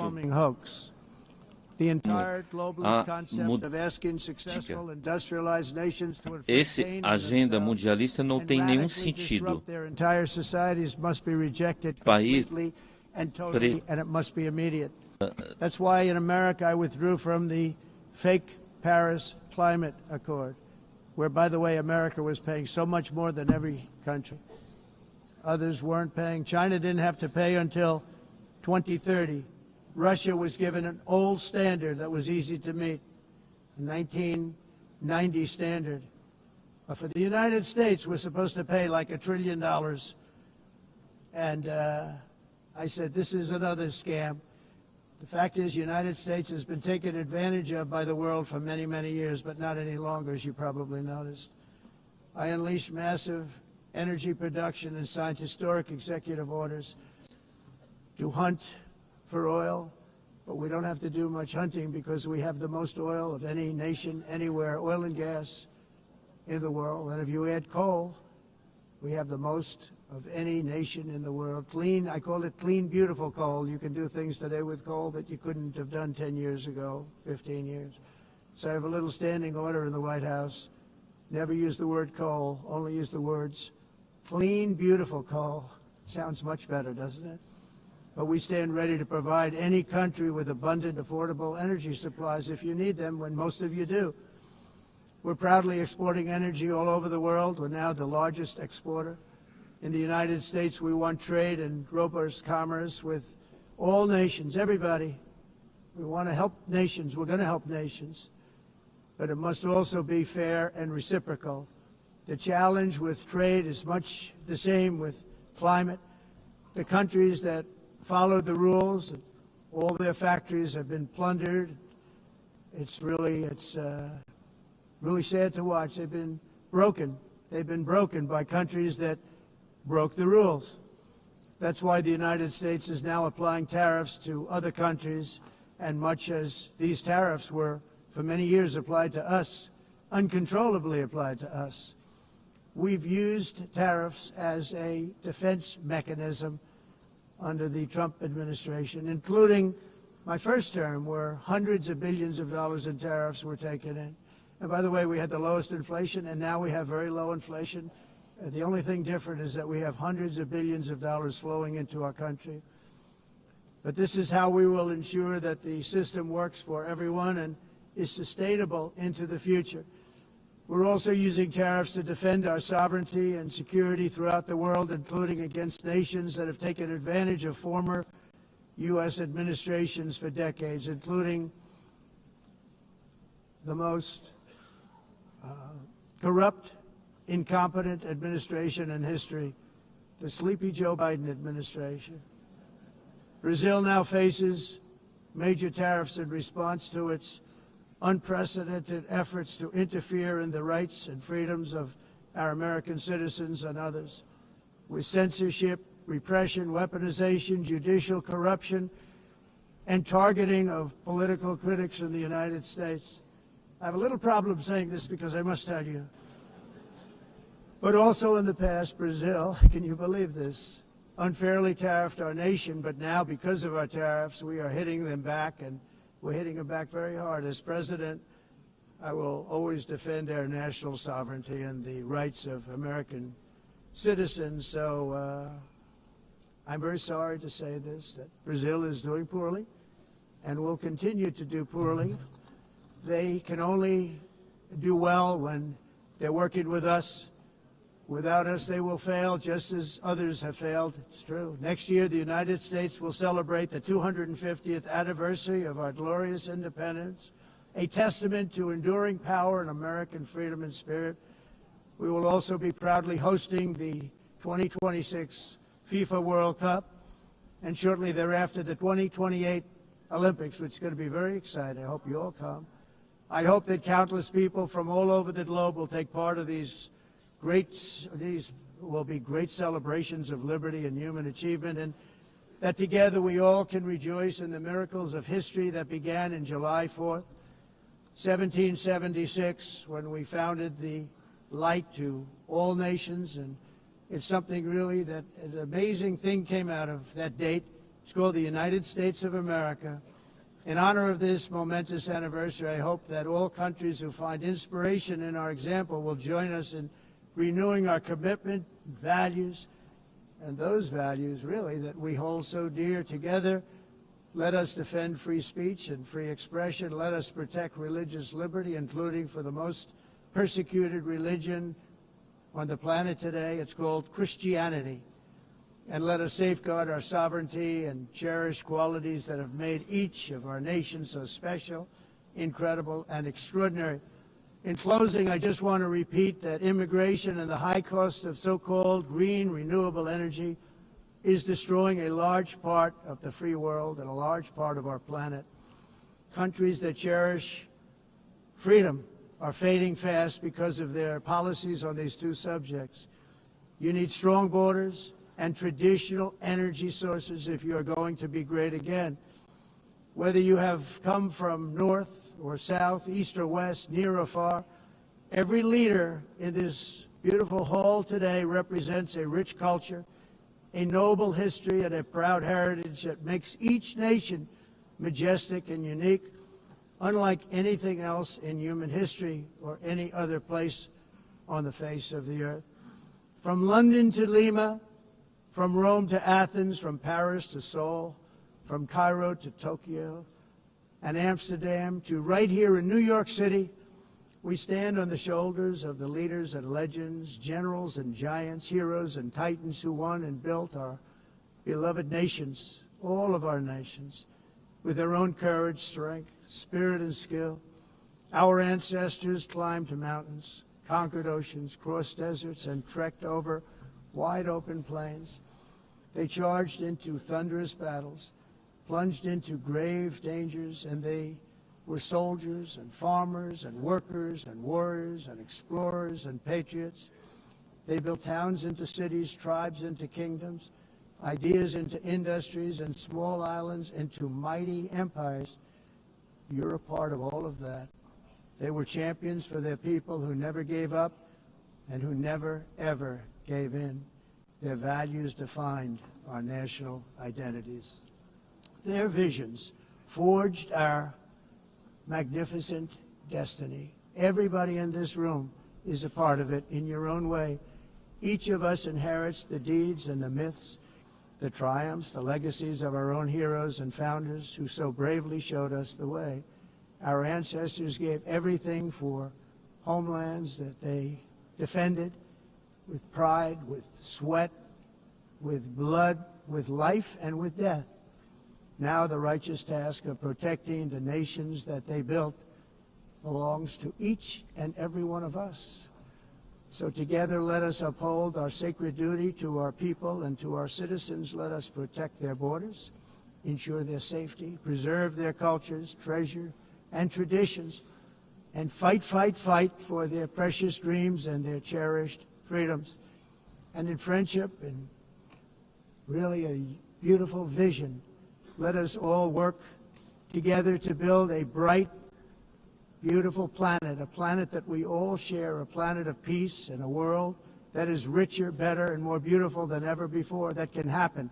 It will happen. It will happen, and I hope it can happen and start right now, right at this moment. We'll turn it around. We're going to make our countries better, safer, more beautiful. We're going to take care of our people. Thank you very much. It's been an honor. God bless the nations of the world. Thank you very much. Bye.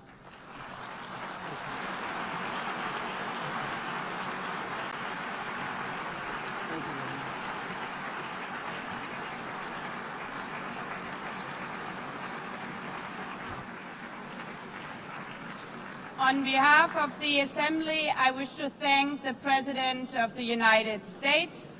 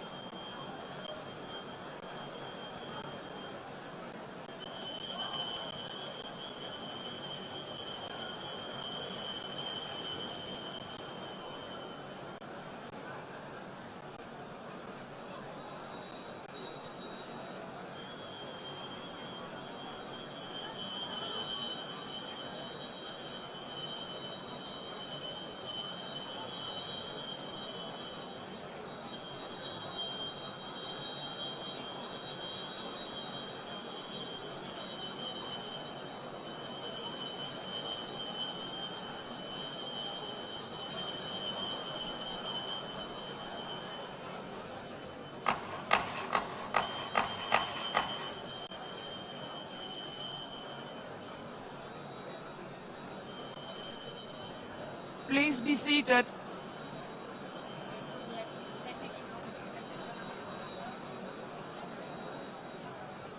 Please be seated.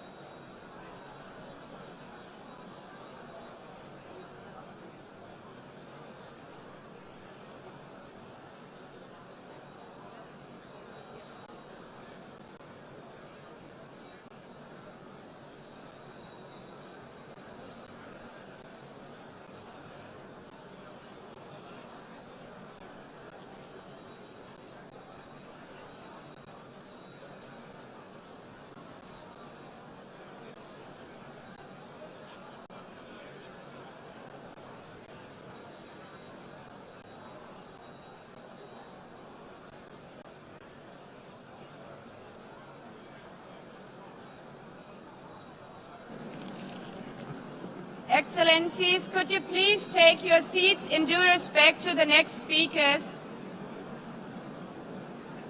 The second row, could you please take your seat right now?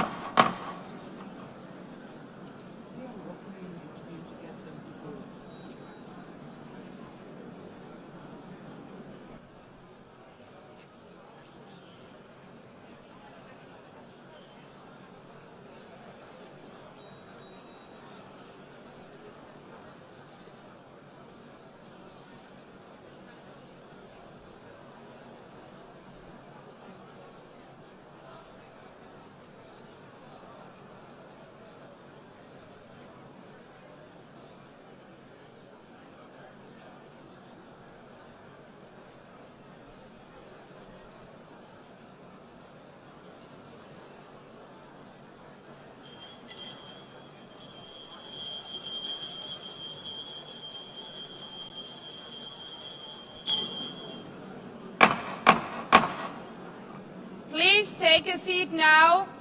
With due respect to the next speakers, I would kindly ask you, gentlemen in the left row, please take your seats. We will continue.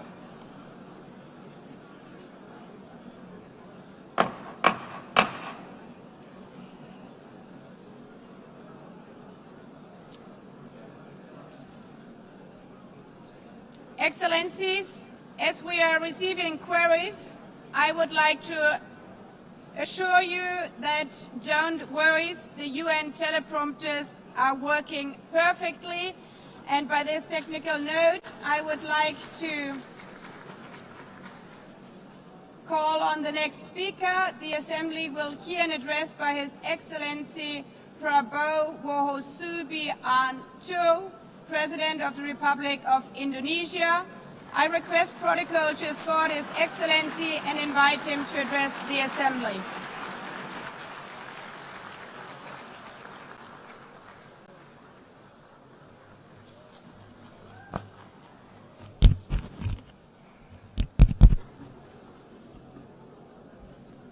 His Excellency Mr. Antonio Guterres, Secretary General of the United Nations, Her Excellency Madame Annalena Baerbock, President of the United Nations General Assembly,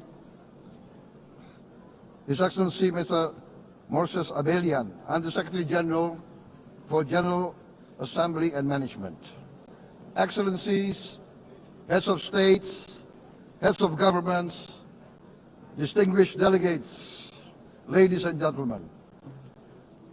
It is indeed a great honor for me to stand in this august General Assembly Hall among leaders and representatives who represent almost all of humanity.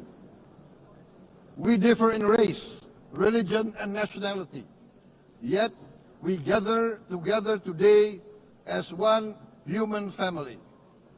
We are here first and foremost as fellow human beings, each created equal, endowed with unalienable rights to life, liberty, and the pursuit of happiness. The words of the United Nations Declaration of Independence have inspired democratic movements across continents, including the French Revolution, the Russian Revolution, the Mexican Revolution, the Chinese Revolution, and Indonesia's own struggle and journey to freedom.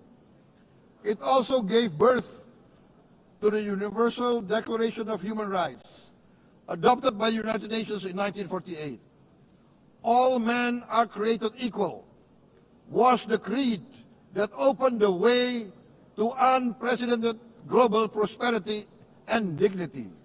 And yet, in our own era of scientific and technological triumphs, an era capable of ending hunger, poverty, and environmental ruin, we also continue to face today grave dangers, challenges, and uncertainties.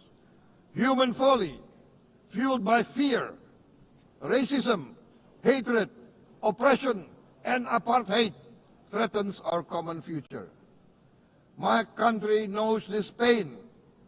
For centuries, Indonesians lived under colonial domination, oppression, and slavery.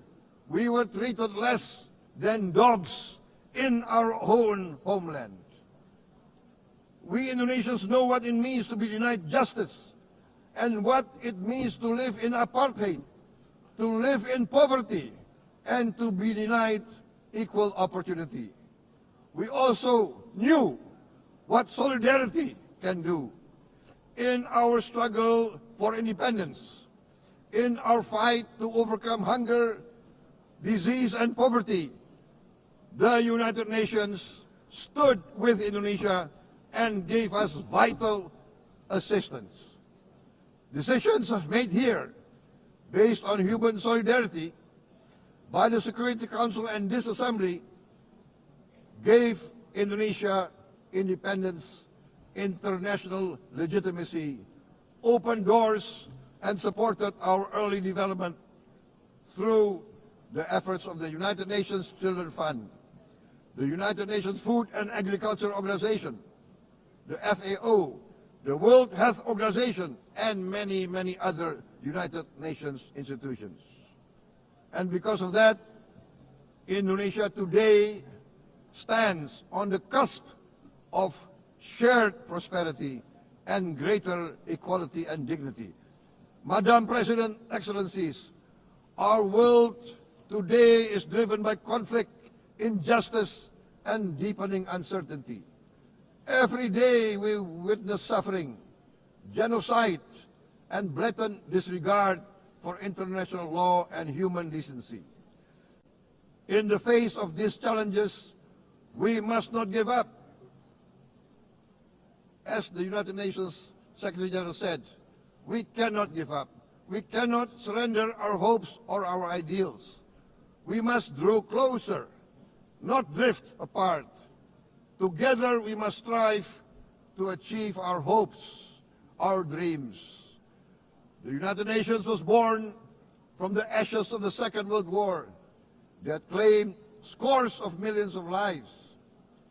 It was created to secure peace, security, justice, and freedom for all. We remain committed to internationalism, to multilateralism, and to every effort that strengthens this great institution.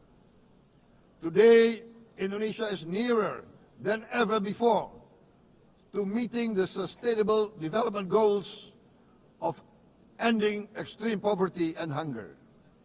Because years ago, this very chamber chose to listen and uphold social and economic justice. We will never forget. And today, we must never be silent while Palestinians are denied that same justice and legitimacy in this very hall. Excellencies, Guterres warned, the strong do what they can, the weak suffer what they must. We must reject this doctrine. The United Nations exist to reject this doctrine.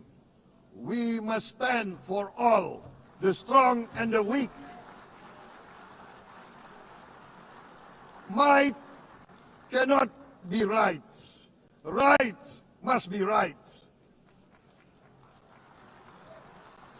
Indonesia today is one of the largest contributors to United Peacekeeping Forces. We believe in the United Nations.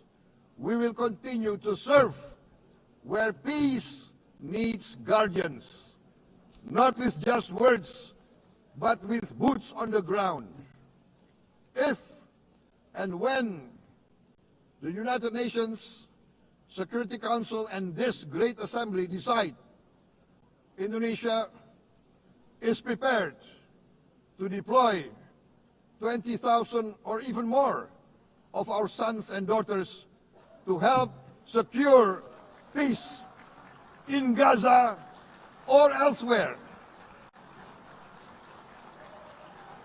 in Ukraine, in Sudan, in Libya, everywhere when the peace needs to be enforced, peace needs to be guarded, we are ready. We will take our share of the burden, not only with our sons and daughters, we are also willing to contribute financially to support the great mission to achieve peace by the United Nations. Madam President, Excellencies, I propose to this Assembly a message of hope and optimism, grounded in action and execution. Today, we heard the speech of Madam President, the President of the United Nations General Assembly. Yes, it is true what she said. Without the International Civil Aviation Organization, will we be here today? Will we sit in this great hall? Without the United Nations, we cannot be safe. No country can feel secure. We need the United Nations, and Indonesia will continue to support the United Nations, even though we still struggle. But we know the world needs a strong United Nations. The world's population is growing. Our planet is under strain. Food, energy, and water insecurity haunt many nations. We choose to answer these challenges directly at home and to help abroad wherever we can. This year, Indonesia recorded the highest rice production and grain reserves in our history. We are now self-sufficient in rice, and we are starting now to export rice to other nations in need, including providing rice for Palestine. We are building resilient food supply chains, strengthening farmer productivity, investing in climate-smart agriculture to ensure food security for our children and for the children of the world. We are confident in a few years' time, Indonesia will be the granary of the world. As the world's largest island state, we testify before you that we are already experiencing the direct consequences of climate change, particularly the threat of rising sea levels. The sea level on the north coast of our capital city is increasing by 5 centimeters every year. Can you imagine in 10 years? Can you imagine in 20 years? For this, we are forced to build a giant seawall, 480 kilometers in length. It will take us maybe 20 years, but we have no choice. We have to start now. Therefore, we choose to confront climate change, not by slogans, but by immediate steps. We are committed to meeting our 2015 Paris Agreement obligations. We aim to achieve net zero emission by 2060, and we are very confident we can achieve net zero emission much earlier. We aim to reforest more than 12 million hectares of degraded forest, to reduce forest degradation, to empower local communities with quality green jobs for the future. Indonesia is shifting decisively from fossil fuel-based development towards renewable-based development. From next year, most of our additional power generation capacity will come from renewables. Our goal is clear: to lift all of our citizens out of poverty and make Indonesia a hub for solutions to food, energy, and water security. Madam President, Excellencies, we live in a time when hatred and violence can seem to be the loudest voices. But beneath this loud noise lies a quieter truth, that every person longs to be safe, to be respected, to be loved, and to leave a better world to their children. Our children are watching.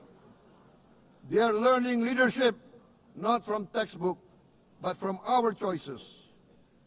Today, still, a catastrophic situation in Gaza is unfolding before our eyes. At this very moment, the innocent are crying for help, are crying to be saved. Who will save them? Who will save the innocent? Who will save the old and women? Millions are facing danger at this very moment. As we sit here, they are facing trauma. They are facing irreparable damage to their bodies. They are dying of starvation. Can we remain silent? Will there be no answer to their screams? Will we teach them that the human family can rise to the challenge? Madam President,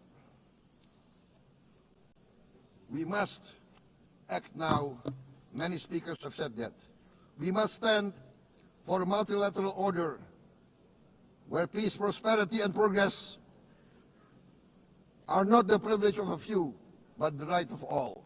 With a strong United Nations, we can build a world where the weak do not suffer what they must, but live the justice that they deserve.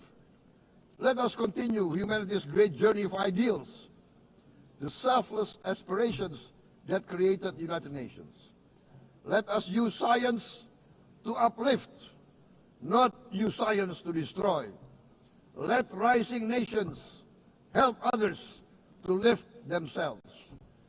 I am convinced that the leaders of the great world civilizations of the West, of the East, of the North, of the South, leaders of America, Europe,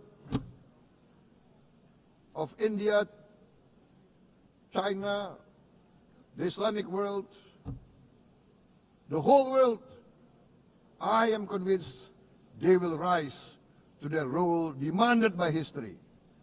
We are all hopeful that the leaders of the world will show great statesmanship, great wisdom, restraint, humility, overcome hate, overcome suspicion.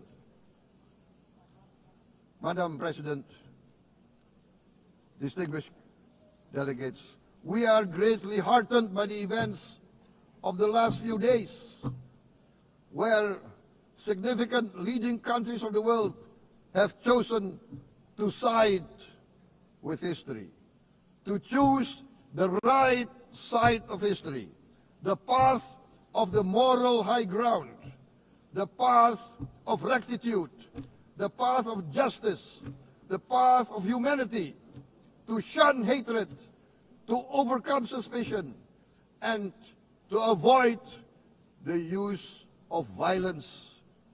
The use of violence will beget violence.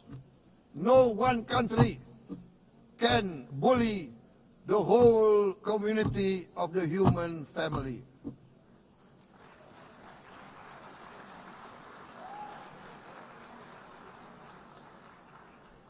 We may be weak individually, but the sense of oppression, the sense of injustice has proven in the history of mankind that this sense of injustice, this sense of oppression will unite into a strong force that will overcome this oppression, that will overcome this injustice. To close, I would like to reiterate again Indonesia's complete support for the two-state solution in Palestine. We must have an independent Palestine, but we must also recognize, we must also respect, and we must also guarantee the safety and security of Israel. Only then we can have real peace,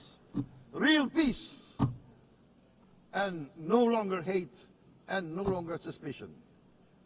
The only solution is this two-state solution. Two descendants of Abraham must live in reconciliation, peace, and harmony. Arabs, Jews, Muslims, Christians, Hindus, Buddhists, all religions, we must live as one human family. Indonesia is committed to being part of making this vision a reality. Is this a dream? Maybe, but this is the beautiful dream that we must work together towards.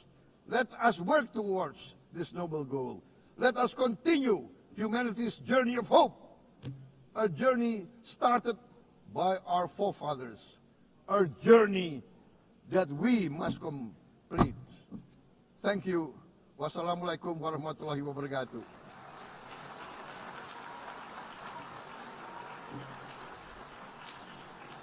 Shalom.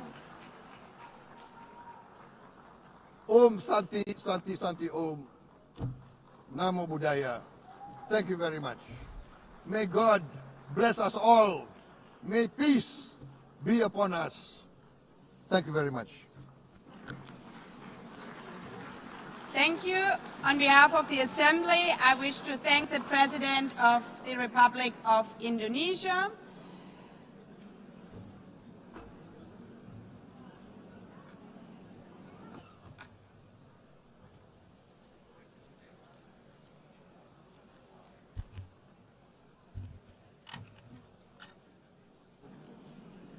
The Assembly will hear an address by His Excellency Recep Tayyip Erdogan, President of the Republic of Türkiye. I request protocol to escort His Excellency and invite him to address the Assembly.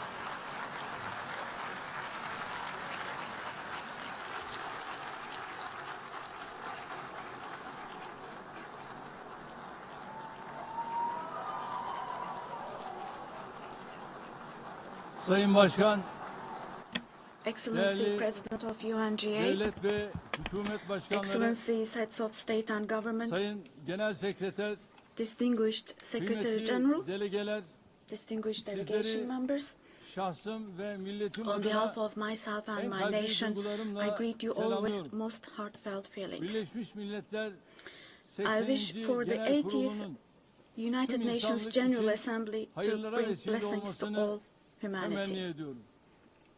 İnsanlığın ortak vicdanını temsil I'm eden deeply honored bu to address kürsüden you once again from this sizlere bir podium, kez daha hitap which etmekten represents the collective büyük conscience bir of bahtiyarlık duyuyorum. humanity. Genel Kurul Başkanlığını tamamlayan I congratulate Sayın Mr. Young, Young'ı tebrik who ediyor. has completed Bu his görevi term as devralan President of the General Sayın Assembly, Baerbock'a and I wish başarılar success to diliyorum. Ms. Baerbock, who has Konuşmamın hemen taken over başında this position. Filistin'in giderek artan sayıda ülke At the outset tarafından of my tanındığı speech, bir I would like to dönemde first express my Filistin regret Devlet at the Başkanı absence today Sayın of the Mahmut President Abbas'ın of the State bugün of bizzat Palestine, Mahmoud aramızda Abbas, at a olamayışından time when duyduğum Palestine üzüntüyü is being ifade etmek recognized istiyorum. by an increasing number of Biz countries. bugün bu kürsüde Today, kendi we stand here vatandaşlarımızla on this birlikte podium. I sesi stand here kısılmak on this istenen podium Filistin alongside halkına my tercüman olmak 86 için million de citizens, bulunuyoruz. also for our Filistin Palestinian devletini brothers and tanıyacağını sisters açıklayan whose voices are tüm being silenced. ülkelere teşekkür ediyor.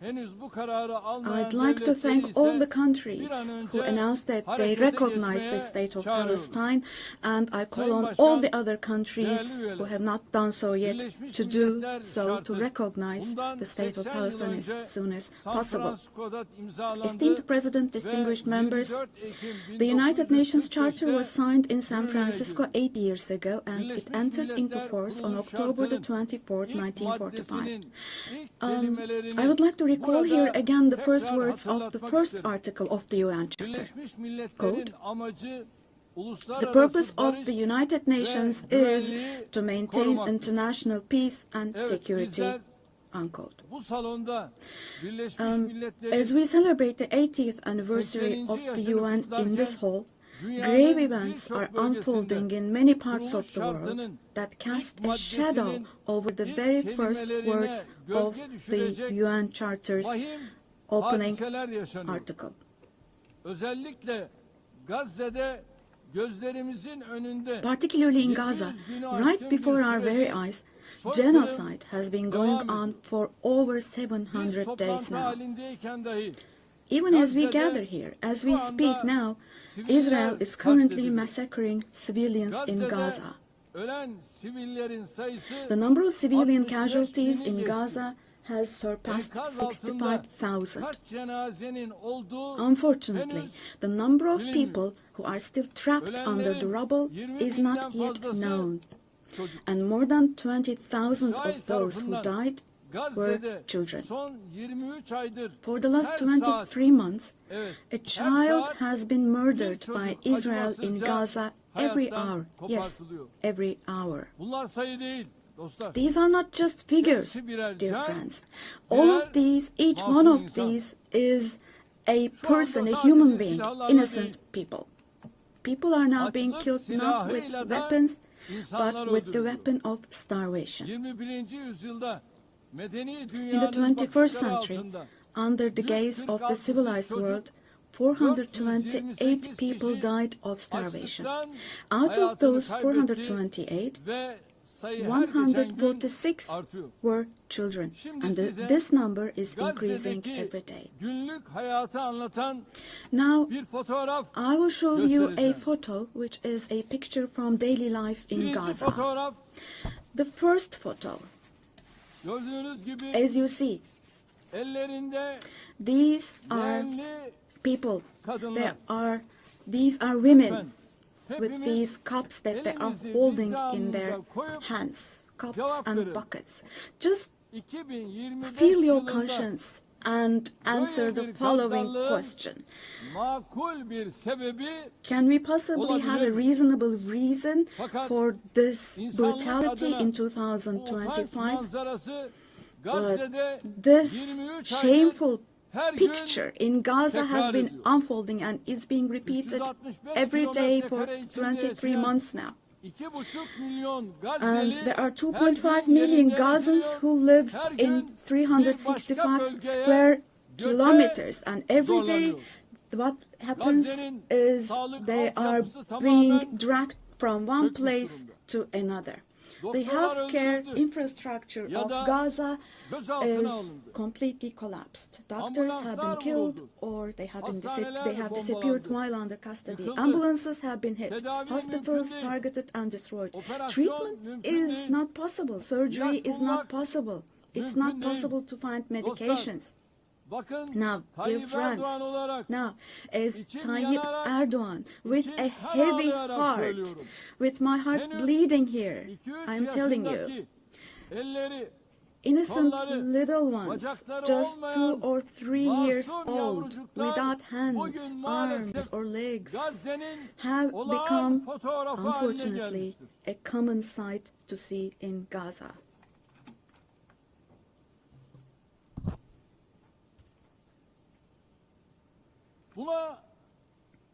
This one.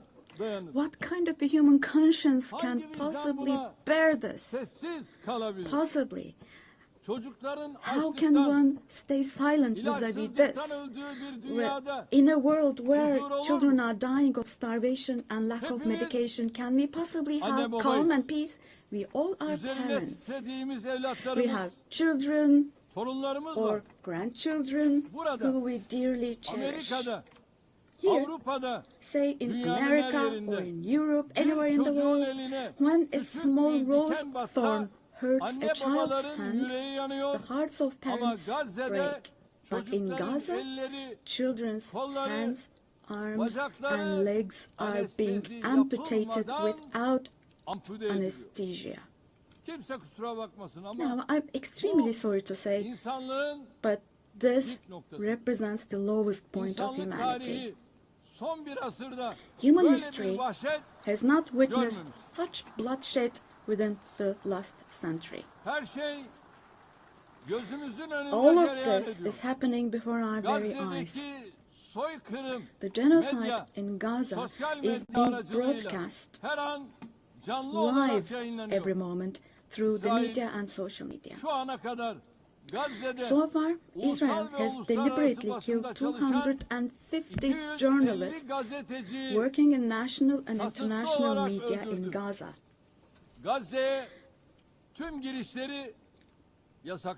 And they have closed all the entrance into Gaza, but they still have not been able to cover up the genocide.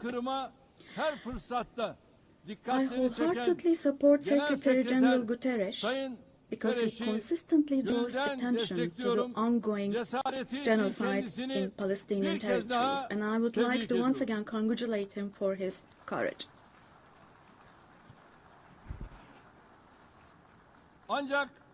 But the United Nations has not even been able to protect its own personnel in Gaza, unfortunately. In Gaza, 500 people rushing to help others have been killed. Out of those 500, 326 were UN staff members. Esteemed President, distinguished members, now,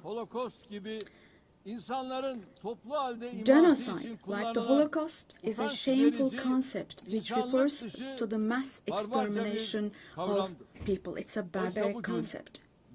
Today, it's not only people who are being killed in Gaza, mind you. Animals are being targeted and killed in Gaza.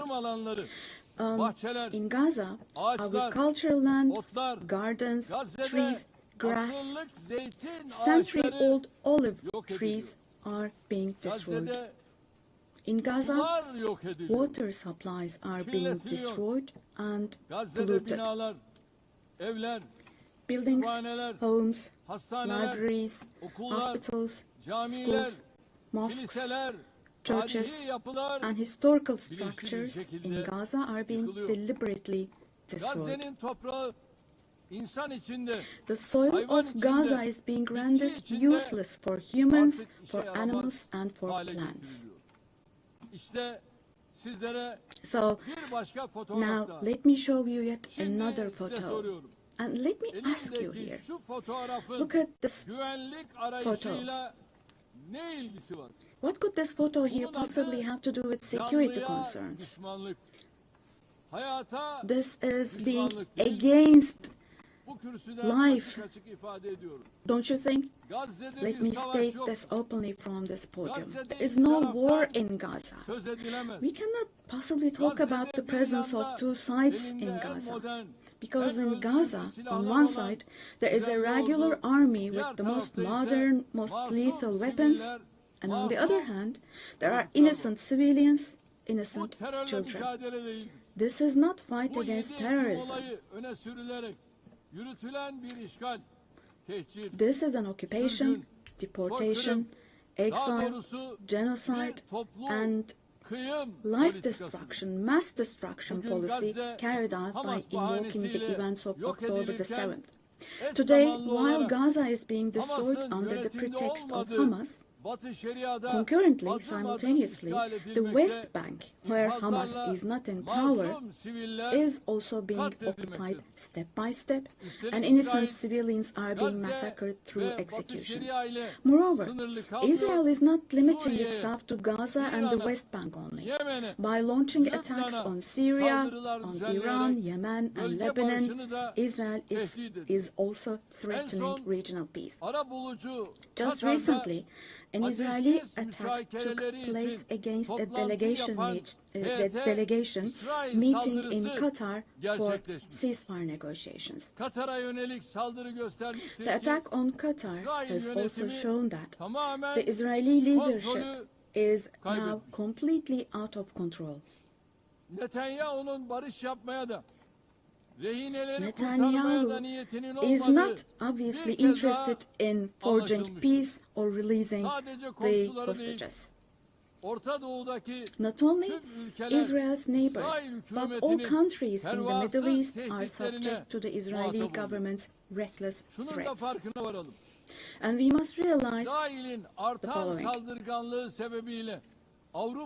Due to the increasing aggression of Israel in Europe and the West in general, the values that emerged after the Second World War have been eroded. The most fundamental human rights, such as freedom of expression, freedom of the press, freedom of assembly and protest, women's rights, children's rights, democracy, equality, and justice, have been shelved away. At this point, we all have to see the following truth, my dear friends. The Israeli government, driven by an obsession with the promised lands, is openly threatening regional peace and the shared values of humanity.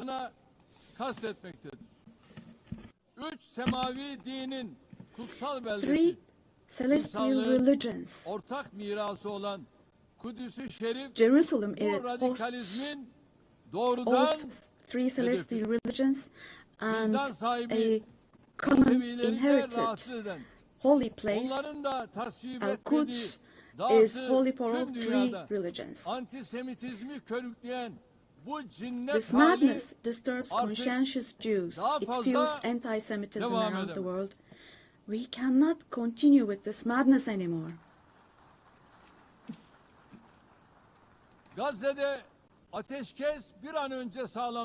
We have to have ceasefire in Gaza as soon as possible. Attacks should stop. Humanitarian aid should be able to enter with no obstacles. The genocide team should be held accountable vis-à-vis international law. And God willing, this will definitely happen. Vis-à-vis the barbarity taking place in Gaza, everyone who is keeping silent is accomplice to this barbarity.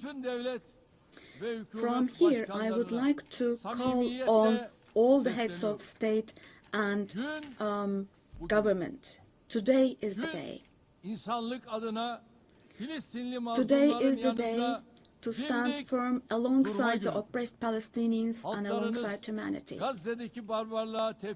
While your peoples back home are reacting to the barbarity in Gaza, do show the courage to take action here.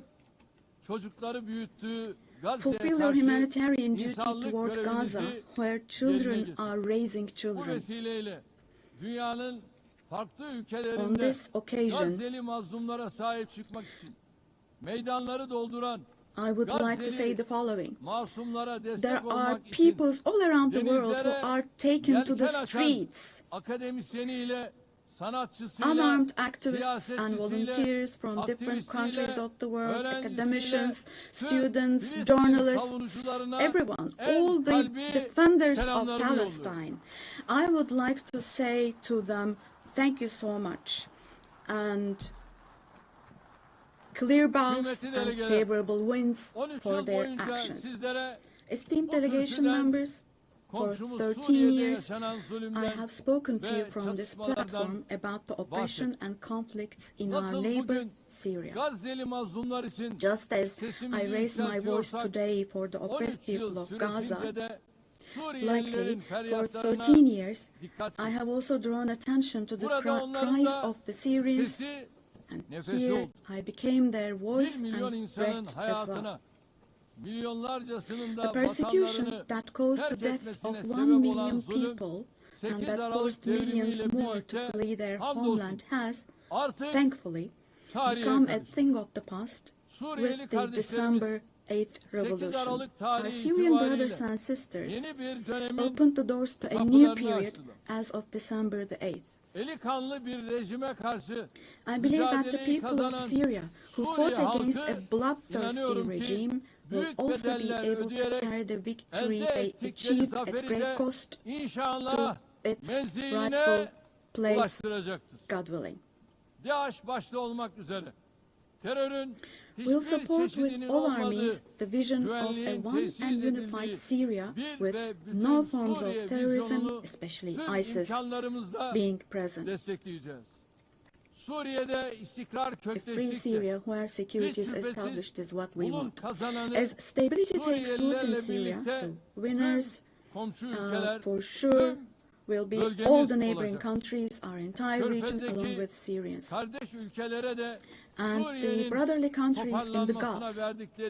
I would like to thank them for their contributions for Syria to recuperate. All the regional and international actors who share the same principles with us, God willing, we will continue with our cooperation with all those actors in the same manner. Esteemed friends, we hope that the nuclear issue with our neighbor Iran will be resolved through diplomacy as soon as possible. It should not be forgotten that our region cannot tolerate yet another crisis. Meanwhile, the stability, security and prosperity of our neighbor Iraq are extremely important for the well-being of our region. In this regard, we attach great importance to strategic moves based on stability and prosperity, such as the Development Path Project. In the north, we are hosting with great enthusiasm the Istanbul process between Russia and Ukraine, both of which are our neighbors. Through direct talks, we facilitated the exchange of several prisoners and corpses, and we worked to identify the modalities of peace negotiations between the parties. Don't forget, there is no winner of war and no losers of a just peace. So with this motto in mind, in the coming days also, we will continue to work hard for a peaceful ceasefire. Meanwhile, we have encouraged the parties from the very beginning to establish peace between Azerbaijan and Armenia. We are pleased that steps were taken on August 8th, steps that will enable the establishment of lasting peace between the two countries. I would like to once again congratulate the President of Azerbaijan, Ilham Aliyev, the Prime Minister of Armenia, Nikol Pashinyan, and the American President Donald Trump, who contributed to this process, and I would like to congratulate them. On this occasion, I would also like to state that the normalization process between our country and Armenia is progressing as planned. Within the scope of the Ankara process, which is another of our mediation activities, we continue our efforts to resolve the conflict between Somalia and Ethiopia. I hope that the parties will successfully conclude this genuine initiative as soon as possible. Distinguished delegation members, we have been implementing the Montreux Convention, which guarantees security in the Black Sea. And we have been implementing this convention impartially and to the letter for exactly 89 years now. We want to see the Aegean Sea and the Eastern Mediterranean as a basin of stability and prosperity where the legitimate interests of all parties involved are respected. We are ready for constructive cooperation on all issues, particularly on energy and the environment, and we expect the same approach from our neighbors. On this occasion, I would like to particularly underline that projects which exclude Türkiye and the Turkish Republic of Northern Cyprus in the Eastern Mediterranean, such projects which exclude us will not be successful. Turkey has rights and authority in the western part of the island of Cyprus, while the Turkish Cypriots have legitimate rights in the areas surrounding.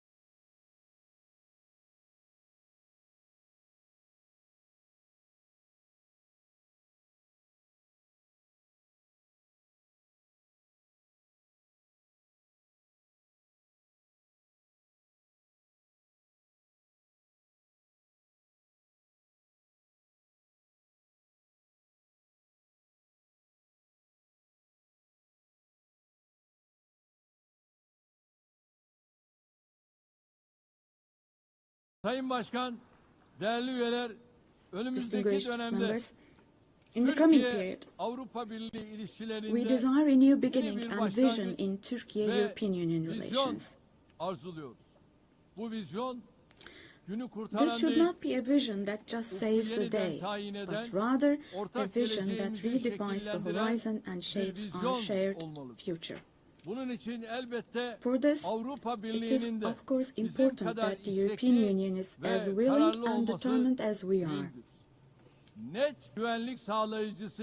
As a net security provider, we continue to contribute to the operations and missions of the United Nations, NATO, OSCE, and the European Union. 2026 yılındaki NATO zirvesini The annual NATO summit next year will be held in Turkey, in Ankara. Amerika Birleşik Devletleri ile The USA, who is our NATO ally. Our relations with them are continuing on trade, investments, energy, defense industry, in addition to other many areas, and we're strengthening our relations with them. Meanwhile, we attach great importance to the peace, stability and prosperity of our brotherly countries in Central Asia, which is our ancestral homeland. Our organization of Turkic states is moving forward with confidence on the path to becoming a global actor, going beyond being merely a regional umbrella.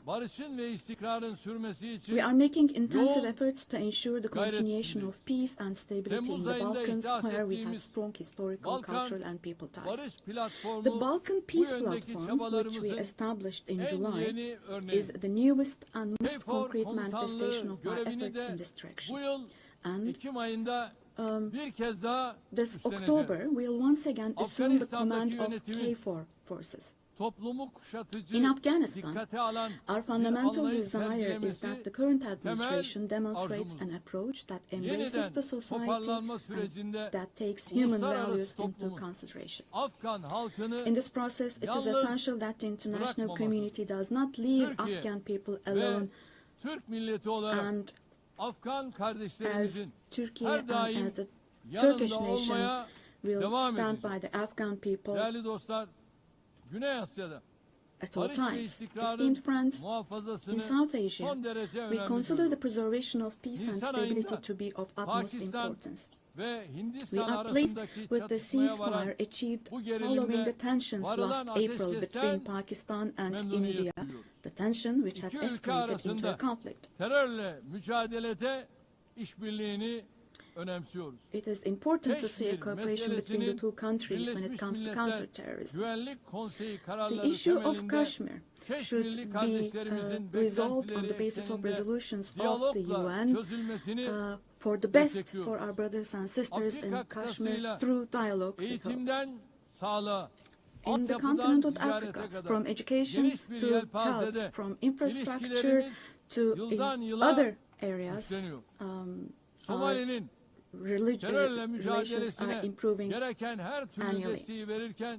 And while providing all possible support to Somalia, we are also continuing our humanitarian aid activities. In Sudan, the conflict that has been going on for over 2 years saddens us deeply. Stopping the bloodshed in Sudan and establishing sustainable peace is the shared responsibility of the international community. And Turkey's efforts in this direction will continue. The Great Lakes region has suffered greatly from years of ongoing instability and conflict. Our hope is that these conflicts in the east of the Democratic Republic of the Congo will give way to lasting peace and stability. We wholeheartedly support the efforts being carried out under the mediation of the US and the facilitation of Qatar. The increasing terrorist activities in West Africa, particularly in the Sahel Basin, are also of great concern to us. We will continue our unwavering efforts to ensure peace, tranquility and stability for the peoples of this region with whom we share historical ties. Drawing inspiration from the historical double-headed Turkish Selçuk eagle, I would like to emphasize that our relations with Asian countries in Turkish foreign policy are of great strategic importance. We pursue a 360-degree approach in this policy. Within the framework of our Return to Asia initiative, we are deepening our engagement with regional organizations such as ASEAN, the Indian Ocean Rim Association, for example. We will continue to develop new partnerships with Asian countries, and we attach great importance to developing our relations with Latin America and the Caribbean region in a spirit of partnership and a win-win approach. We are determined to further strengthen the friendly ties we have established with all the countries in the region. Esteemed delegation members, increasing protectionist trends in international trade and disruptions in supply chains are leading to fundamental changes in the global economy. To successfully address current challenges, we support the reform of rules-based international trade, including the World Trade Organization. I believe access to affordable, safe and sustainable energy is essential, particularly for developing countries, to be able to achieve their development goals.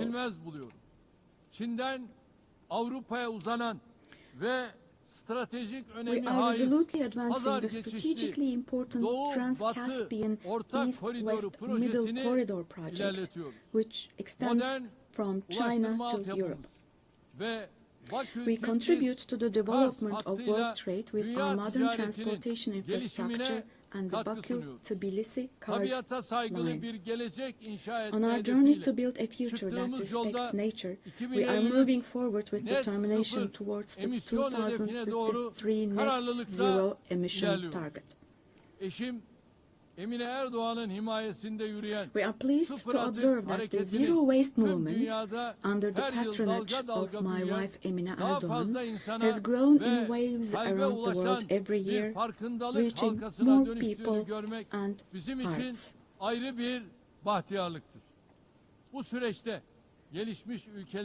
In this process, it is no longer a choice for developed countries to fulfill their responsibilities.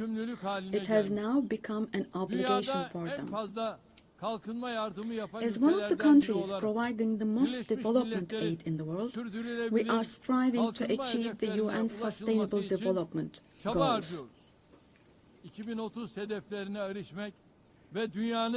To achieve the 2030 goals and to enable hundreds of millions of people around the world to live with dignity, we advocate for aligning the global financial architecture with the principle of leaving no one behind. And here, let me also particularly draw your attention to the following. While we grapple with geopolitical challenges, humanity is also witnessing an extraordinary leap forward in artificial intelligence, AI. The transformative power and the benefits offered by these technologies, no society should be deprived of these benefits. AI technologies should be used for the benefit of humanity, not as a new tool of domination. The UN Technology Bank for the least developed countries, which we host in Türkiye, plays a critical role in closing the digital and technological gap.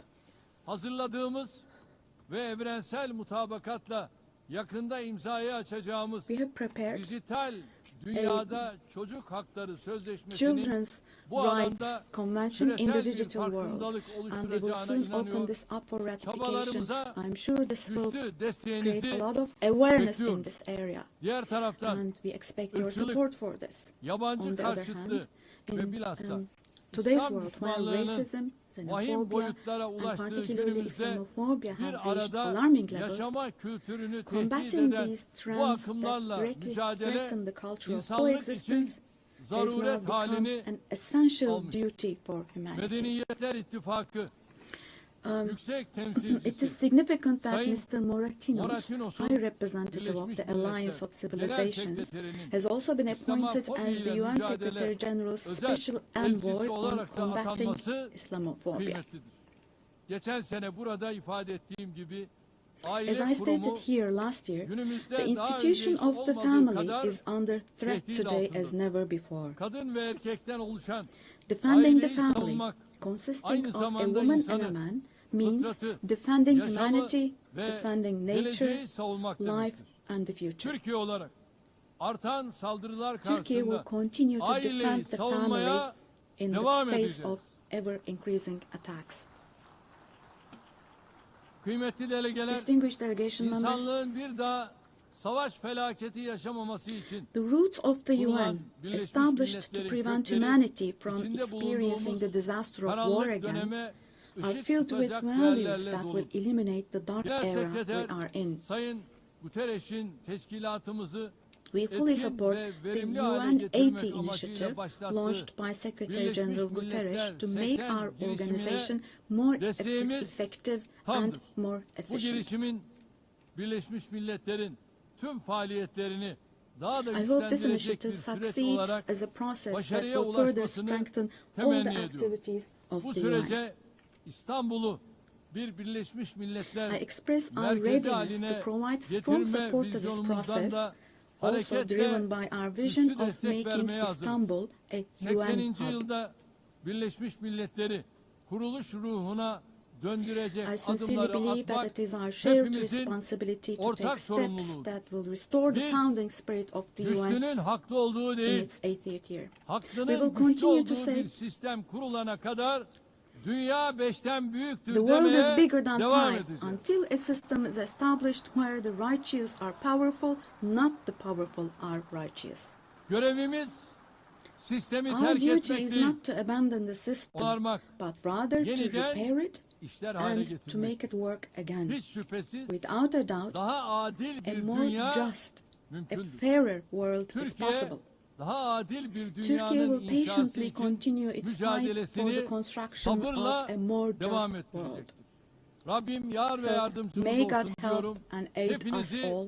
bir kez daha Once again, sevgi let me ve greet you all saygıyla selamlıyorum. Kalın Kind regards sağlıcakla. and thank you.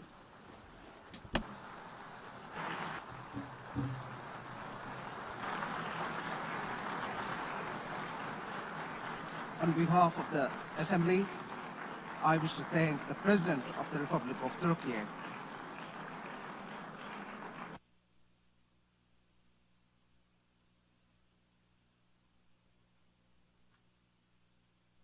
Assembly will hear an address by Her Excellency Dina Eshilia Boluarte Segara, President of the Republic of Peru. I request protocol to escort Her Excellency and invite her to address the Assembly.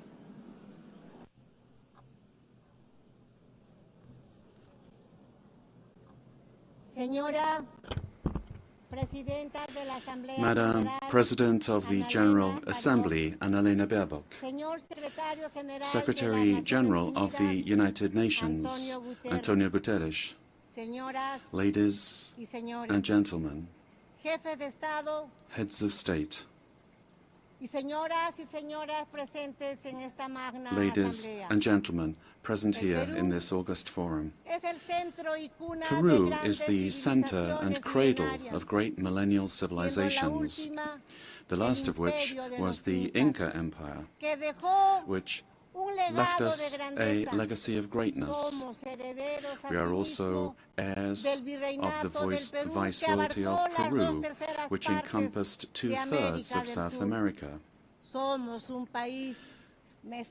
We are a mestizo nation, a fundamental mix between Hispanic and Andean peoples, proud to be the heirs of the two greatest empires of Europe and America of the 16th century.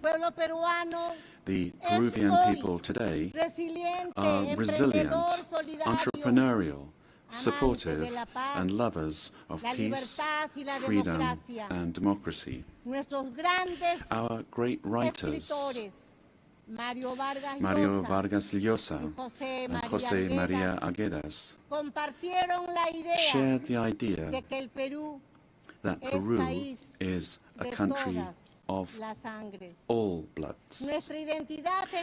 Our identity creatively expresses that we are the unity of the diverse, united under the same red and white Peruvian flag. In our country, native peoples and peoples of the world live together in peace and unity as a great synthesis of Peru, the country in which Pope Leo XIV lived and worked in for 40 years, a naturalized Peruvian because of his deep love for our people, both for his supportive as well as his peaceful disposition and his Catholic and Christian faith. All studies indicate that we are the most entrepreneurial country in the world, which is why, after the COVID-19 pandemic, that, due to poor government administration, claimed more than 2 million lives. But we have begun to recover. And today, we look back on more than 17 months of consecutive economic growth. We have overcome the recession and inflation caused by political violence and by corruption, a failed coup d'etat, and the flight of more than $20 billion. That was between 2021 and 2023. We have regained the trust of national but also of foreign investment, and we have embraced freedom. We are a solvent and a stable country. Because of the coup attempt of December 2022, which sought to establish a dictatorship by forcing all branches of the state into submission, I had to constitutionally assume the presidency of the Republic. Since that date, a narrative was established by which the coup plotter became a victim, and the president, who constitutionally and legally assumed the presidency, was accused by some quarters of being a coup plotter and usurper. Lies turned into truth, and truth turned into lies. This is one of the issues of our time. The building of false narratives to attempt to defend anti-democratic political projects. The thinking goes that ideologies of hatred, where they're projects of failed states that grow into all-powerful states, require, in order to impose their will, a false narrative in order to achieve their objectives through violence, and who, once in power, crush freedoms, silence the press and democratic opposition, violate human rights, and begin to control, to confiscate, and to expropriate private companies, creating a corrupt bureaucracy that destroys the economy, society, and public morality. The first step for achieving all of this is to build a narrative in order to lie, to deceive, and to manipulate. The ideology of class hatred is very skillful at distorting reality and building false narratives, because it uses the totalitarian method of repeating a lie ad infinitum, as was done in the world before the Second World War, and as it's happening again today, because totalitarianism renews itself, presents itself with other faces, but it remains a serious threat to countries and to the world. The cynical narrative is reinforced by interventionism in the internal affairs of countries, supporting and spreading falsehoods to destroy democracy and eliminate freedom. In Peru, we have overcome strong, organized and persistent political violence that sought the return of the coup plotter's government, and since 2024, progress has been made in restoring stability and confidence. And This is why the Peruvian economy managed to grow this year by 3.3%, and in the current year, 2025, is exceeding 3.5% growth, with forecasts that in 2026 the trend of economic growth will continue. The government guarantees 3 years of economic growth, being the leader in South America. Inflation is below 2% annually. International reserves amount to more than $88 billion, and our currency remains stable, and it's getting stronger every day. Our external debt is less than 32.2% of GDP, one of the lowest in the Americas and in the world. And our fiscal deficit this year will be 2.2% annually. Madam President of this magnificent General Assembly, on October 24th, the UN was created after World War II, when one of the greatest totalitarian political projects built on an ideology of hatred, leading to the most serious genocide in human history, the Holocaust, was defeated. And this is something that we must never, I say never, forget. That dreadful war caused the death of 60 million human beings. All ideologies of hate, class hatred, and its elevation as a principle and driver of history, racial hatred, nationalist hatred, religious hatred, ethnic hatred, hatred against women, amongst others, are the causes for the worst crimes committed in human history. Ideologies of hatred build narratives as absolute truths that instrumentalize people and nations. The political constitution of my homeland, Peru, affirms that the defense of the individual and their dignity is the supreme goal of society and of the state. Peru, therefore, rejects the two principal hate narratives in the world, namely class hatred and religious hatred. These are the origins of wars and inhumane violence. In Peru, we suffered for more than 20 years from a messianic, dogmatic, violent and genocidal terrorism that cost the lives of more than 70,000 Peruvians. The terrorist hates elections and the citizens' right to choose and to stand for election. When they participate, they do so to destroy democracy from within. However, the narrative that they wanted to impose is a flagrant lie.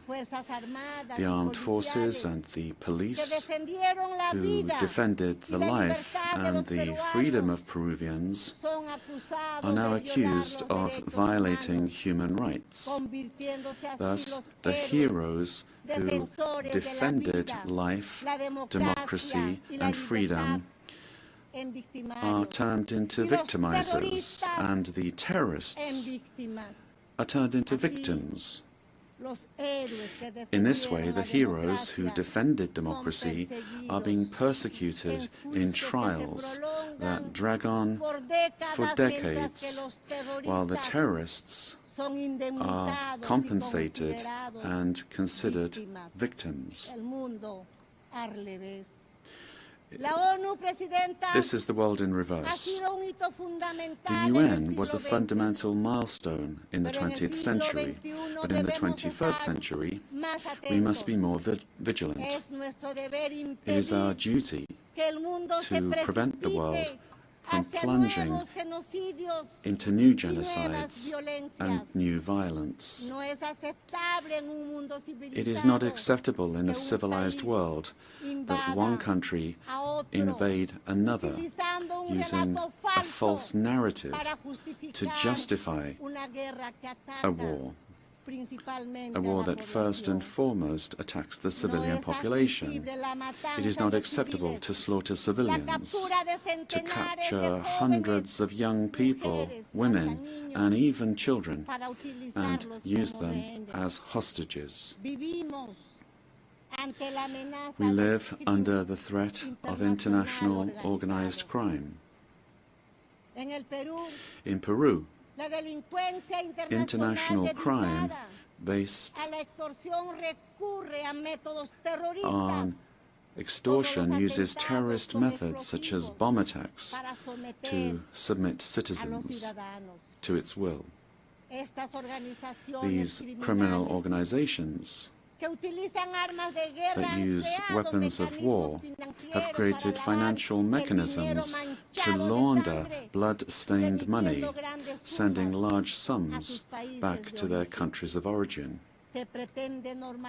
They seek to normalize this violence, which requires, in order to be defeated, recognition by the UN as terrorist organizations and new national and international legislation to stop them being a threat to the democratic system and to the development of peoples.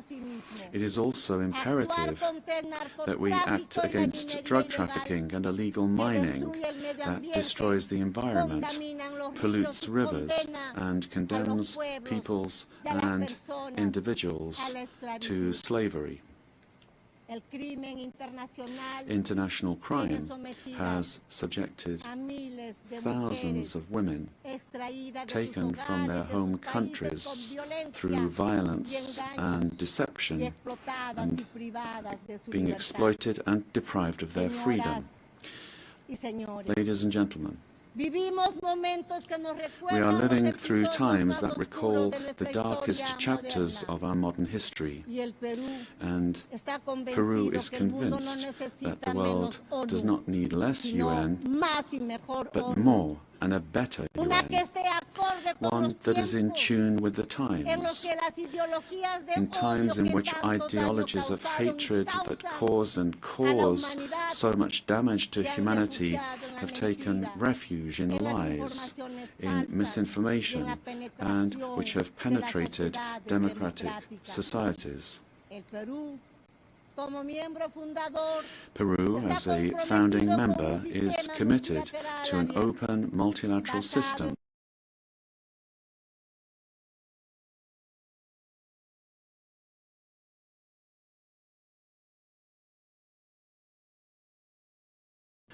The pillar of the model that has brought peace and prosperity.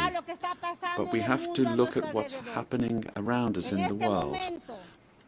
At this time, as we're meeting here, in other parts of the world, they are killing children, girls, boys, innocent people.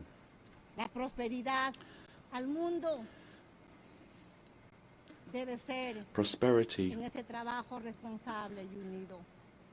will only come if we are united and work together. And we have to adapt to new threats. Each of our countries has the duty to make their contribution towards finding solutions to the problems that we all face together. And my country is striving to do this. But the interconnection of our societies and economies means that it is only through international cooperation that we can resolve the crises which we face. If we do not reform the United Nations, our common home, to restore representativeness and effectiveness to its action, then we run the very serious risk of seeing one of the most precious instruments that the international community has for world stability disappearing. For this reason, Peru supports the work of the UN-80 initiative, launched by the Secretary General, placing particular emphasis on the need to refocus the organization on its fundamental functions, bringing it closer to the needs of peoples, and at the same time making it more efficient. UN-80 must be an opportunity to strengthen multilateralism and ensure that the organization is better prepared to achieve its essential goals. This reform can only truly become fully effective if it is complemented by a transformation in UN governance that prevents institutional stalemates when it comes to decision-making, while ensuring its suitability. Ladies and gentlemen, in Peru, our government is working to meet its commitments, both to our citizens as well as to the international community, facing the threat of organized crime resulting from the collapse of tyrannical governments that led to migration to other countries. This is true of our country. From day one, my government has fought to restore governance in the country and to defeat polarization and violence. In Peru, there is full separation of powers, the rule of law, respect for freedom and human rights. My government is the most stable of the last 5 years, during which 5 presidents have succeeded one another. We are fighting for citizen security, facing crime that takes advantage of the rise in the price of gold and drug trafficking. We have achieved positive, verifiable results in these areas. We are working to strengthen human capital. We are fighting child malnutrition and anemia. And we are building schools and hospitals throughout the country, which has not been done in recent years. The priority is children, women, and the Peruvian family. We are modernizing the country's infrastructure, ports, airports, roads, bridges, designing an economy that is better connected to the world, as well as a firm policy for fighting corruption. Our goal is to guarantee free and impartial elections, defeating the attempt of a violent minority that seeks their failure. Ladies and gentlemen, the United Nations organization has always been present in the modern history of my country, particularly in its most difficult moments. Similarly to what is happening elsewhere in the world, and despite our efforts, Peru today finds its democratic institutions and the rule of law under attack by the polarization of politics, the cause and consequence of the return of extremist violence. We suffer from the scourge of transnational organized terrorist crime, which causes deaths, attacks, insecurity, and drug trafficking that destroys the social fabric. We face the threat of climate change that is destroying our Amazon, causing the melting of our glaciers, and putting our biodiversity at risk.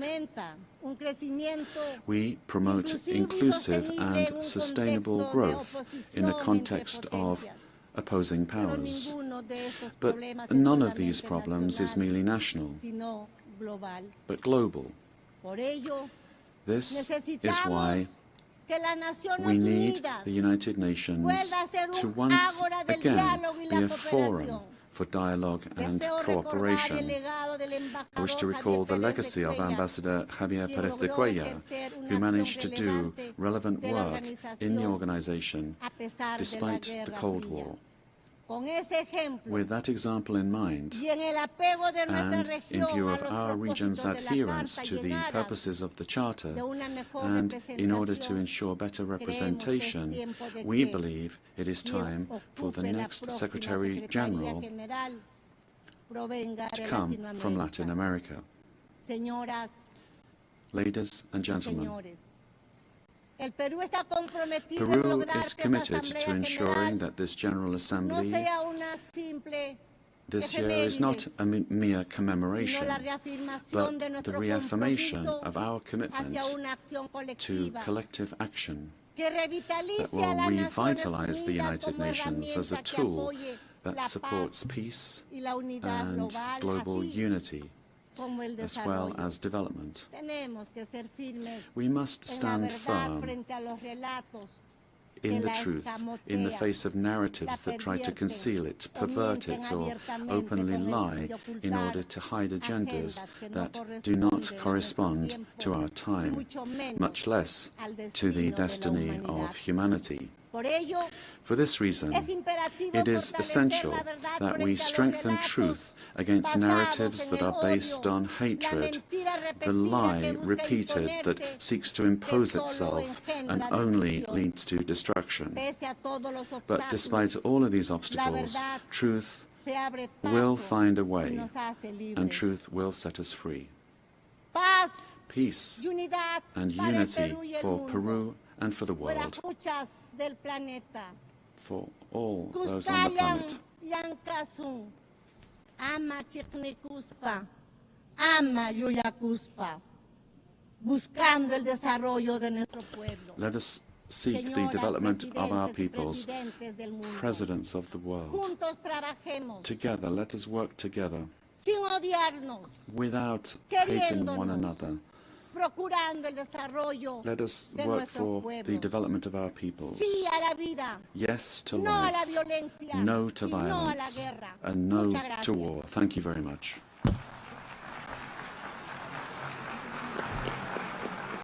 On behalf of the General Assembly, I wish to thank the President of the Republic of Peru.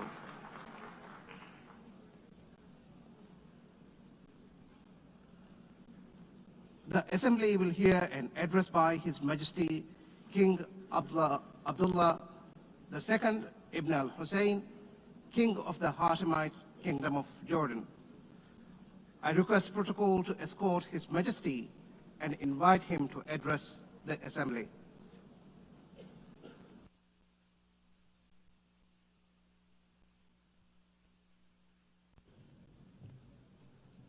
Bismillahir Rahmanir Rahim. Madam President, Mr. Secretary General. In the name of God, the compassionate, the merciful. Another year, another UN General Assembly, and another occasion when I stand before you to address the same issue, the conflict in the Middle East. And not for the first time, developments on the ground have made me question the worth and utility of words in capturing the magnitude of the crisis. Yet not speaking about it would signal acceptance of the situation and abandonment of our humanity. And that I will not do. Our UN General Assembly was born 80 years ago, pledging to learn from, not repeat, history. The world vowed never again. However, for almost as long, Palestinians have been living through a cruel cycle of yet again, bombed indiscriminately, yet again, killed, injured, and maimed, yet again, displaced and dispossessed, yet again. Denied rights, dignity, their basic humanity, yet again, So I must ask, how long? How long will it be before we find a resolution to this conflict, one that safeguards the rights of all sides and allows a level of normalcy in the lives of the families at its core?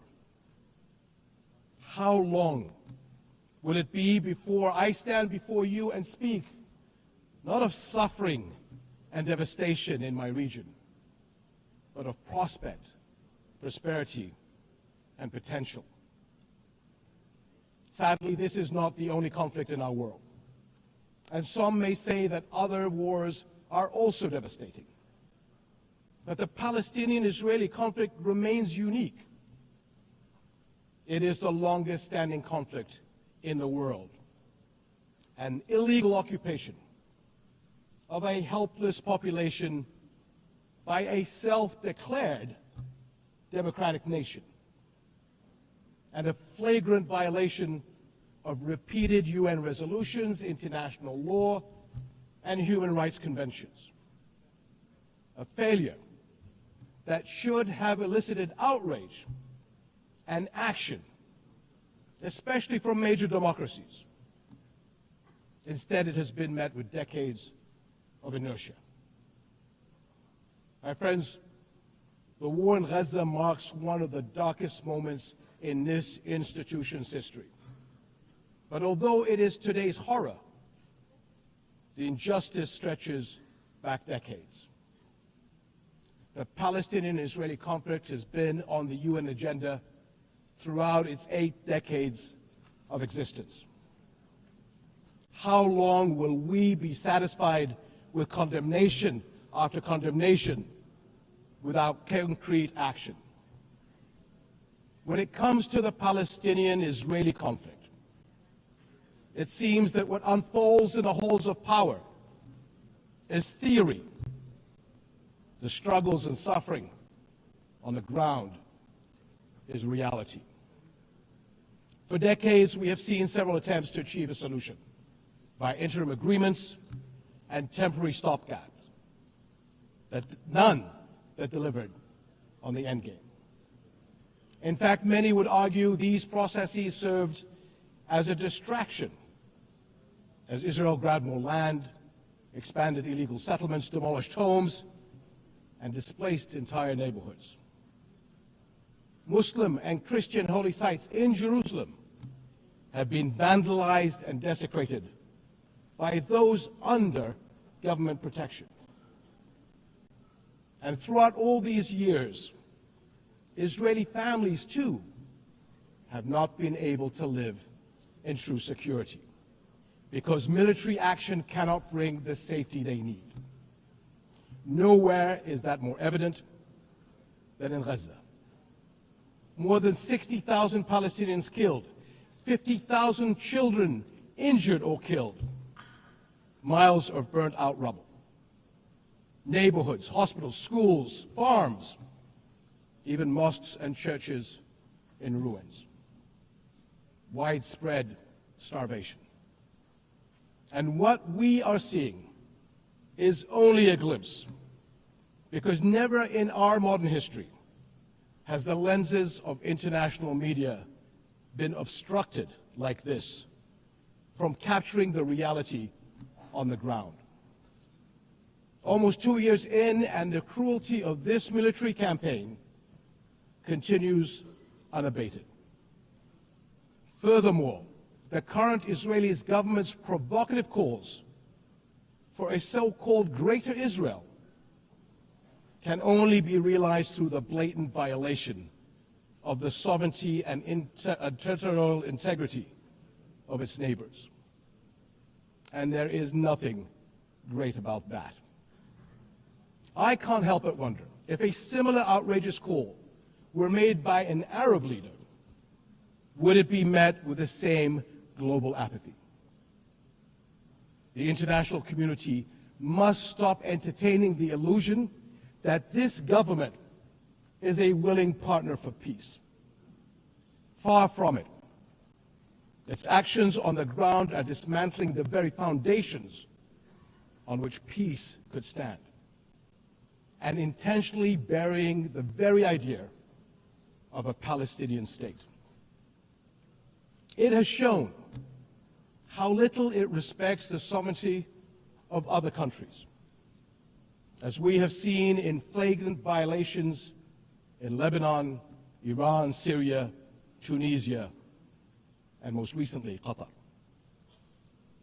And its hostile rhetoric calling for the targeting of Al-Aqsa Mosque will incite a religious war that would reach far beyond the region and lead to an all-out clash that no nation would be able to escape.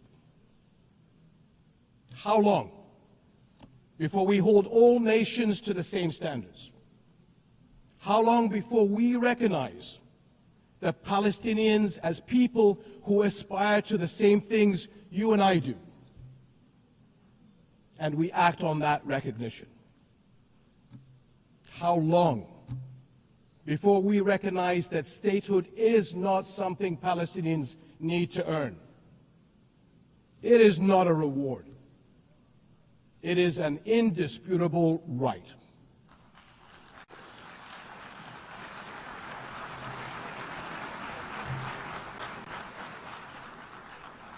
In Jordan, we are determined to work for a world in which people are secure in their homes, are safe to practice their faiths, and are able to live and thrive in dignity. As custodians of Muslim and Christian holy sites in Jerusalem, we safeguard these holy places against actions that violate the city's legal and historical status quo.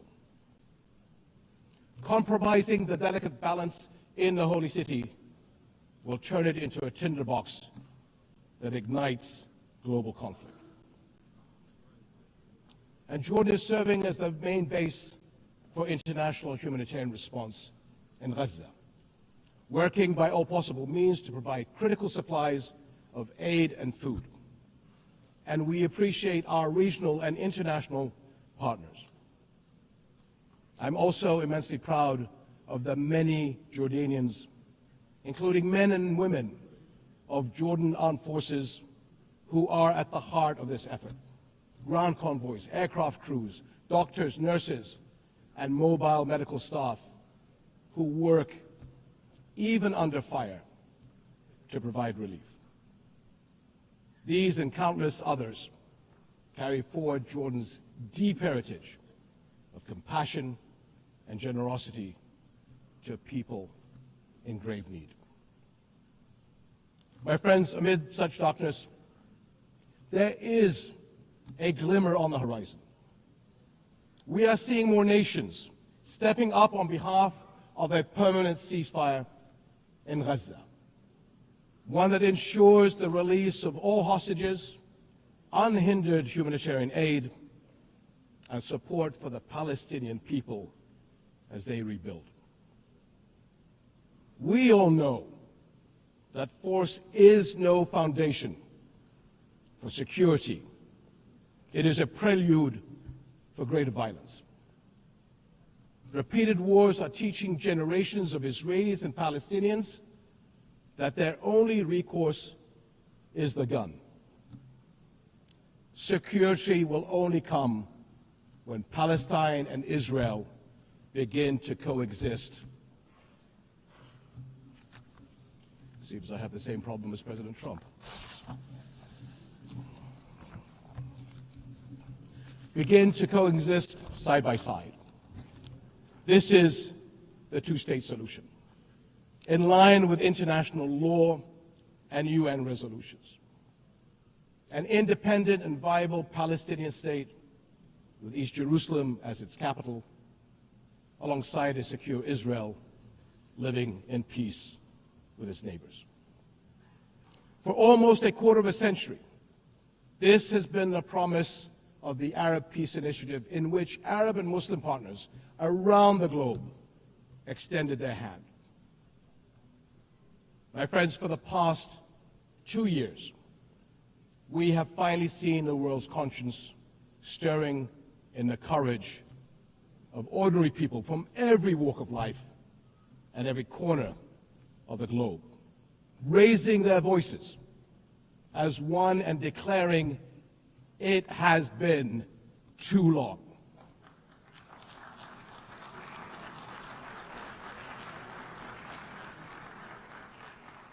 This United Nations must echo that call.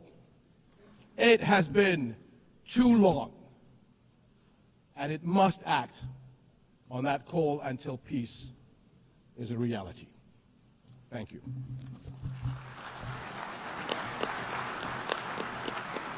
On behalf of the Assembly, I wish to thank the King of the Hashemite Kingdom of Jordan. The Assembly will hear an address by His Excellency Lee Jae-myung, President of the Republic of Korea. I request protocol to escort His Excellency and invite him to address the Assembly.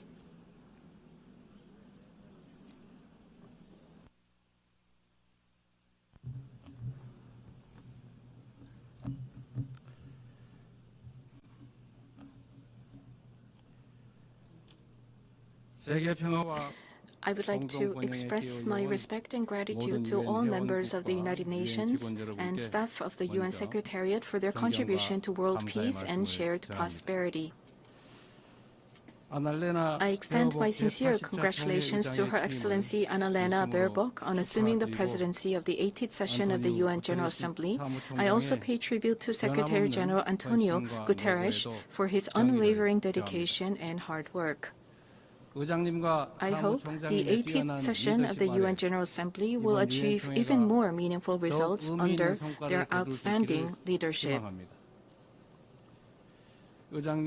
Madam President, Mr. Secretary, and distinguished delegates, this year is a meaningful year marking the 80th anniversary of the founding of the United Nations. The past 80 years of the UN has been a valuable journey of protecting the dignity and values of humanity and at seeking a path forward for future generations. If someone asks what the UN has achieved, I would confidently reply, look at the 80-year history of the Republic of Korea.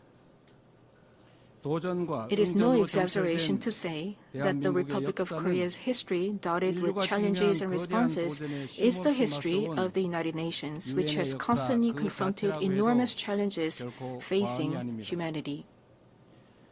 Liberated from colonial rule the very year that the United Nations was founded, the Republic of Korea emerged from the scars of division and ashes of war through UN assistance, maintaining national identity while achieving industrialization and blooming into a democracy. Therefore, the Republic of Korea in itself is a country that has proven the value of the UN's existence. Whenever the Republic of Korea revived the hopes of lives as precious as the weight of the universe amidst horrific wars and disasters, the UN flag fluttered at the center of that intense solidarity. The United Nations has strived to provide equal rights and opportunities to everyone without discrimination, and has provided education and vaccines to make children's lives blossom. The small country in the East, which rose with the support of the UN and the international community, has become a proud UN member that is drawing the world's attention.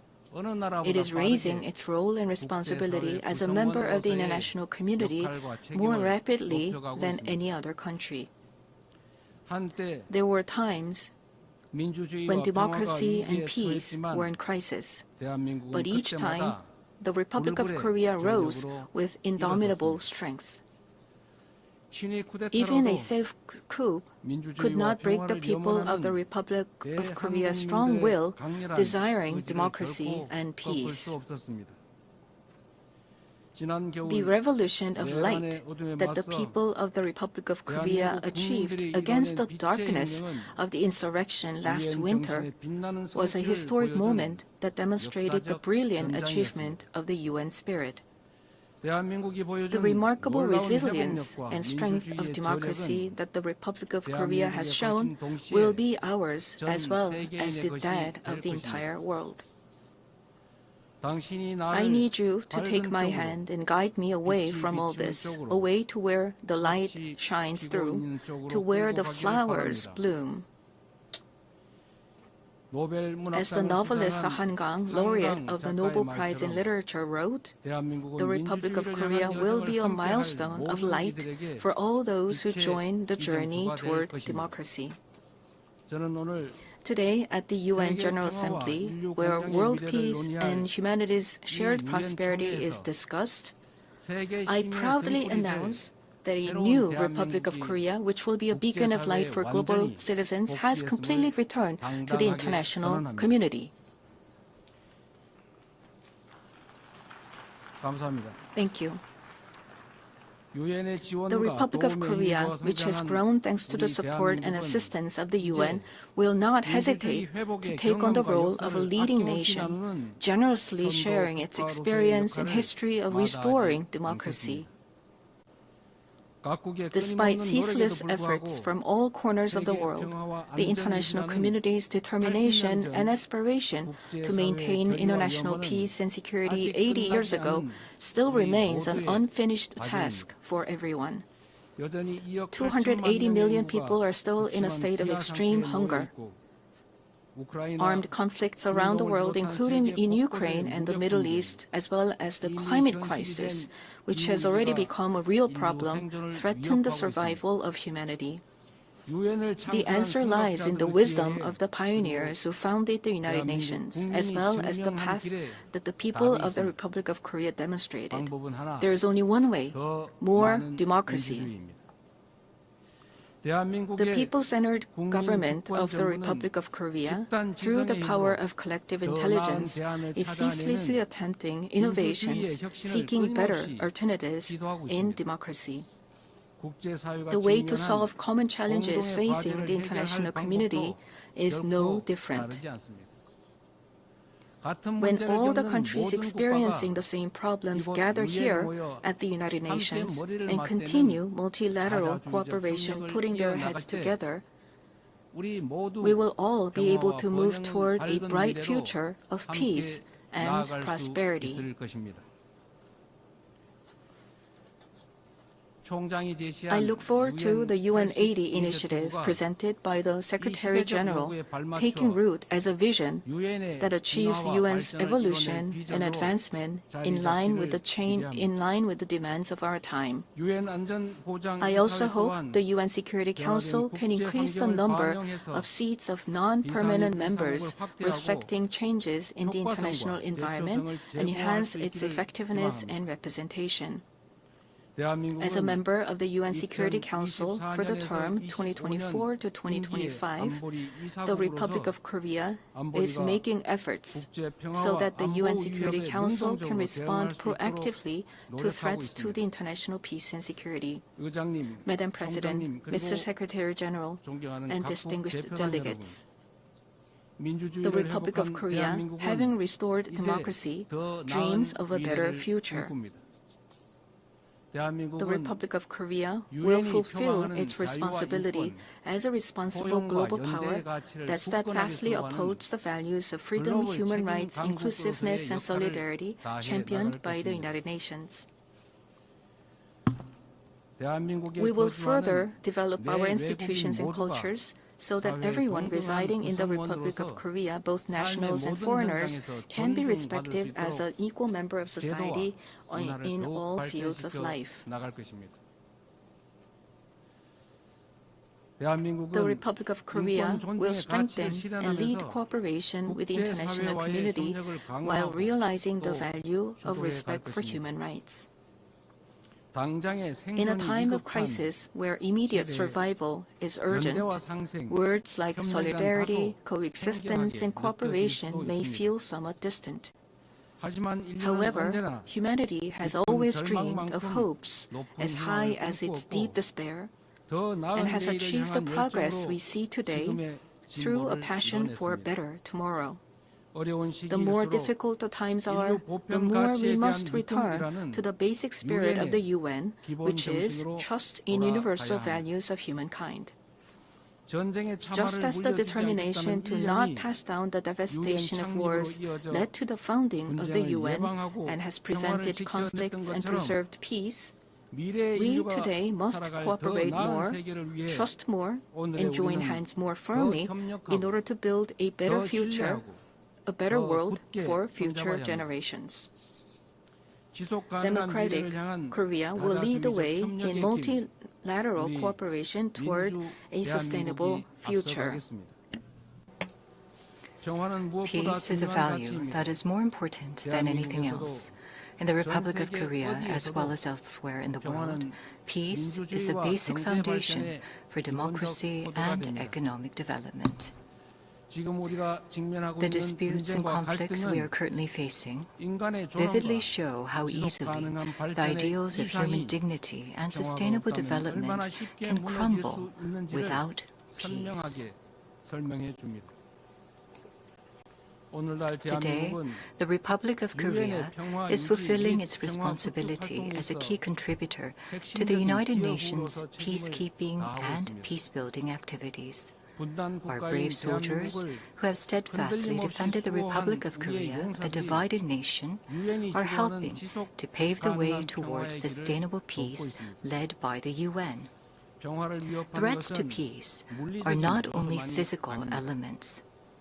In an era where artificial intelligence technology is critical to security capabilities and cyber attacks threaten national security, we must confront not only visible enemies, but also invisible enemies.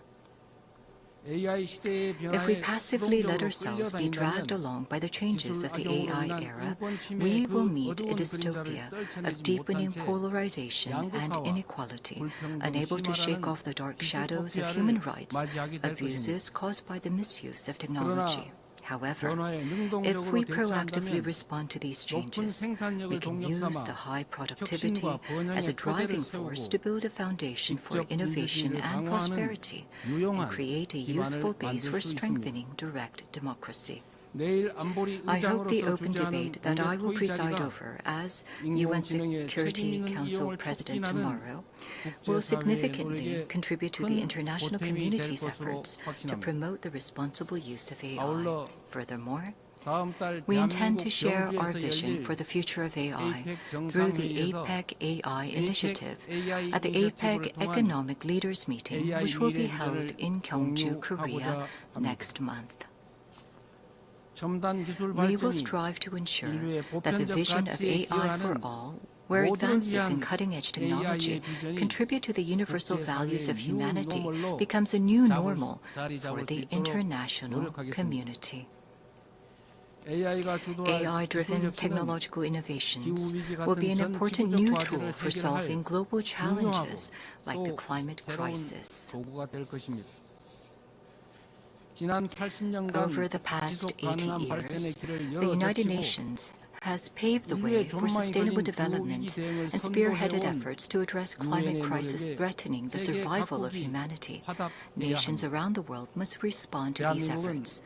The Republic of Korea is pursuing a great energy transition, leveraging science and technology and digital innovation to increase energy efficiency and expand the share of renewable energy. We will submit a responsible, nationally determined contribution within this year, joining the united will of the international community. At the 4th UN Ocean Conference that will be co-hosted by the Republic of Korea and Chile in 2028, we will also work to build substantive solidarity for the sustainable development of oceans. Such efforts by the Republic of Korea to actively address global challenges are based on a firm commitment to fulfilling humanity's shared promise of sustainable development. Since the United Nations established the Sustainable Development Goals 10 years ago, the international community has made much progress in eradicating poverty and reducing inequality. However, the demand for development financing is continuously increasing, and the most vulnerable are still suffering. Let us squarely face this grave reality and create new momentum for change. We must move toward structurally reforming global development governance while enhancing the quality of financial resources.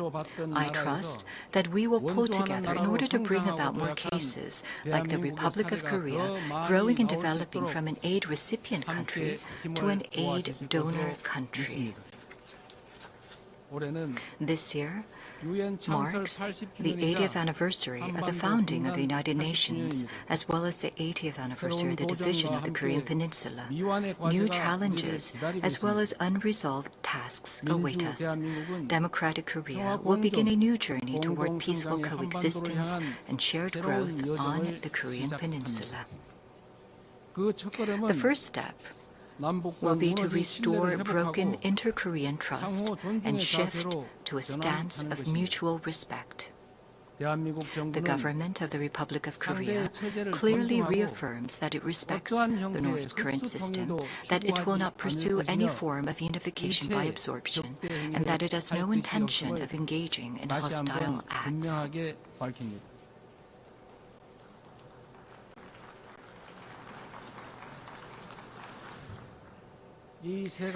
Based on these three principles, we intend to end the vicious cycle of unnecessary inter-Korean military tension and hostile acts. That is a reason why we have proactively taken measures, including halting the launch of leaflets and suspending broadcasts toward the North. Going forward, the government of the Republic of Korea will consistently seek a path to reduce military tensions and restore inter-Korean trust. The most certain peace is a state where there is no need to fight. Through comprehensive dialogue centered on exchange, normalization, and denuclearization, in other words, END, we must end the era of hostility and confrontation on the Korean Peninsula and usher in a new era of peaceful coexistence and shared growth. The fact that exchanges and cooperation are a shortcut to peace is a timeless lesson demonstrated by the history of fraught inter-Korean relations. By gradually expanding inter-Korean exchanges and cooperation, we will pave the way for sustainable peace on the Korean Peninsula. It is crucial for both the ROK and the DPRK, as well as the international community, to work together to establish peace on the Korean Peninsula. While striving to advance inter-Korean relations, we will provide our active support and cooperation for efforts to normalize relations with the international community, including between the United States and the DPRK. Denuclearization is undoubtedly a grave task, but it is time to seek realistic and rational solutions based on a cool-headed perception that denuclearization cannot be achieved in the short term. The international community must gather its wisdom in a pragmatic and phased solution, beginning with a stop in the sophistication of nuclear and missile capabilities, going through a reduction process, and reaching dismantlement. Realizing lasting peace on the Korean Peninsula would present new hope and possibility to humanity suffering from conflict. The Republic of Korea will end the Cold War in the Korean Peninsula through the END initiative and fulfill its responsibility and role to contribute to world peace and prosperity. A future where people from different nations cooperate and overcome global challenges together may sound like a rosy, dream-like vision. However, this is by no means an impossible dream. Peace is not merely the absence of armed conflict, but the realization of a community where differences are respected and people coexist. As long as respect and aspiration for diversity is inside us, we can always unite and embrace one another. K culture is connecting people all over the world beyond borders, language, and cultural differences. The success and spread of K culture prove that universal empathy is possible, transcending differences in all backgrounds. Gathering the energy of solidarity, coexistence, and consideration, the Republic of Korea, having ushered in a new diplomatic republic, is ready to move toward a sustainable future and a new page in human history. Though a difficult journey is expected, humanity has been able to grow and come this far by not giving up on challenges, even in the face of adversity. As the people of the Republic of Korea raised colorful cheering sticks in the face of a crisis in democracy, I call on the international community and the United Nations to lift the lantern of hope that will light the future of humanity. The Republic of Korea will boldly lead the way toward a new era of peaceful coexistence and shared growth on the Korean Peninsula toward a better future together. Thank you very much for your attention. On behalf of the Assembly, I wish to thank the President of the Republic of Korea.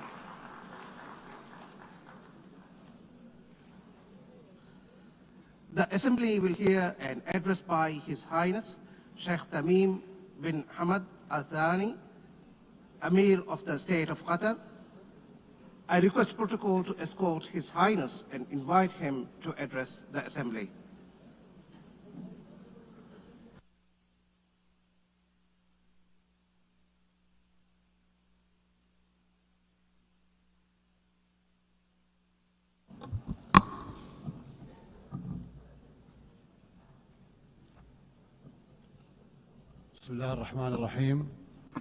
In the name of God, most compassionate, most merciful, Your Excellency, President of the General Assembly, Your Excellency, Mr. Secretary General, may the peace of God be upon you. The United Nations has been established 8 decades ago on the basis of principles that humanity has reached after 2 world wars. These rules are based on the maintenance of international peace and security and the respect for human dignity and state sovereignty and a non-interference in internal affairs, and to cooperate for the benefit of our peoples. This means if we allow violations to continue, it means allowing the rule of the jungle, where perpetrators and violators enjoy benefits just because they can. This is the political realism that we are facing, that has been reduced to the ability to impose a status quo. This is a crisis. Such conduct finds that violators consider that tolerating them is a weakness. What must prioritize the discussion in the international community now is how to restore collective security as per the UN Charter, and how to restore the legitimacy of the international system. Your Excellencies, as you know, Doha on the 9th of September has suffered a treacherous attack that targeted the negotiating delegation of Hamas in a residential neighborhood that includes schools and diplomatic missions. As a result of this attack, 6 martyrs have fallen, including a Qatari national who serves in the internal security forces, and 18 people have been injured. This aggression was a violation against our sovereignty and a blatant violation that is unjustified of international law. But the whole world was shocked because of the circumstances of this heinous act, which we have classified as state terrorism. Unlike the claim of the Prime Minister of Israel, this attack is not a legitimate right to follow perpetrators of terrorism. It is an act of a diplomacy that is dedicated to political assassinations, and it undermines any diplomatic efforts aimed at ending the genocide against the people in Gaza. It is also an attempt to kill politicians who are members of a delegation that engages in negotiations with Israel while they were studying an American proposal. As you know, Qatar hosts, as a mediator during the negotiations, hosts delegations of Hamas and Israel. Qatari mediation has, in fact, achieved, in cooperation with Egypt and the USA, the release of hostages, and the last agreement was negated by Israel unilaterally, preventing an ability to reach a permanent ceasefire and the release of all hostages and the withdrawal of the occupying forces from the Gaza Strip and the humanitarian access and the release of Palestinian prisoners. They visit our country and plot to attack it. They negotiate with delegations and plot to assassinate the members of the negotiation teams. It is difficult to cooperate with such a mentality that does not respect the most minimum standards of cooperation. It is impossible. Is this not the definition of a government? The delegation, they consider negotiations a continuation of war in other means and a way to delude the Israeli public opinion. If the release of Israeli hostages is the end of war, the government of Israel is abandoning the notion of releasing the hostages. Their goal is to destroy Gaza so that it is unlivable and where no one can study or receive treatment. In other words, end the viability of the Gaza Strip to displace its population. Therefore, the Israeli leader wants to continue war. He believes in what is called Greater Israel. He believes that war is an opportunity to expand settlements and to change the status quo in the holy sites, in Al-Quds al-Sharif. He also plots for attacks in the West Bank and expansion. This imposition is the goal of this war. This treacherous attack against the sovereignty of a Gulf state thousands of miles away has confirmed that the Israeli Prime Minister, who takes pride in changing the face of the Middle East, reveals a manifestation of Israel's ability to intervene wherever, however it desires. Arab countries and Muslim countries have warned, and that have held an emergency summit in Doha, have warned against the consequences of this delusion. Israel is not a democratic country surrounded by enemies, but in fact it is an enemy to its surrounding neighbors. And it's engaged in a genocide, and its leader is proud of preventing the establishment of a Palestinian state, and he promises that such a state will never be established, and he takes pride in preventing peace with the Palestinians, and that he will prevent such peace in the future. Israel is surrounded by states either who have signed a peace agreement or who are committed to the Arab Peace Initiative. But Israel does not make do with truces and settlements. It desires to impose its will on its surrounding Arab neighbors, and everyone who believes so is, and everyone who opposes its will is either anti-Semitic or a terrorist. Even Israel's allies realize this fact and reject it. And here we are today where we witness an international solidarity movement that is similar to the international movement against apartheid last century.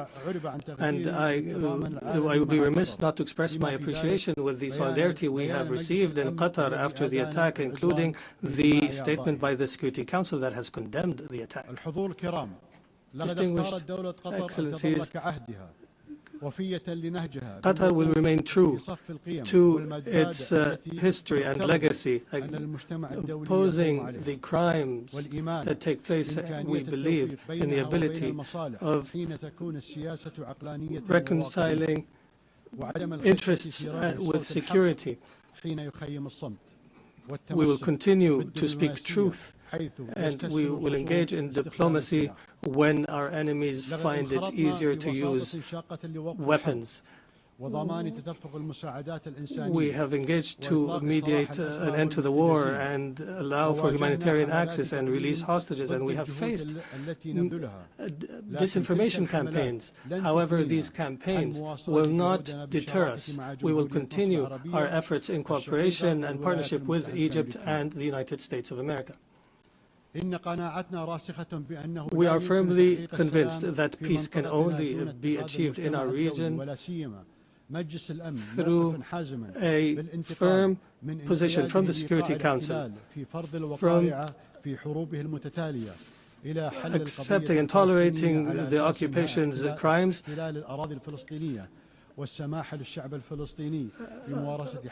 until allowing to the Palestinian people to enjoy their right to self-determination and establish their state with East Jerusalem as its capital on the borders of 1967 as per UN resolutions and the two-state solution that has been the consensus of the international community. We appreciate the role of states that have recognized the State of Palestine. There is no doubt that such recognition is morally important because it sends a message that violence and more violence will not succeed in liquidating a just cause such as the cause of Palestine, and we urge more states to recognize the State of Palestine. We believe that instability knows no border and that humanity's destiny is intertwined. Therefore, Qatar has continued its diplomatic efforts to contribute to the settlement of other crises such as in Ukraine and wars in Africa, and our persistence have continued with partners in Africa in order to draft peace agreements. Most importantly was the signing of a declaration of principles in Doha between the DRC and the Congo River Alliance in March. Our efforts support the leadership of the U.S. to achieve a peace agreement in the east of the country, and Qatar will continue to engage as an international partner in order to achieve the peaceful settlement of conflicts and to seize opportunities to establish global peace. Your Excellencies, some states in our region still suffer the lack of security and stability. However, there is hope through some positive developments. In our dear Syria, since the end of last year, is going through a new phase that we hope will be a path towards achieving the aspirations of the Syrian people towards stability, development, and the rule of law. After the end of a dark phase of the country's history, Egypt has stood by the Syrian people throughout the previous years.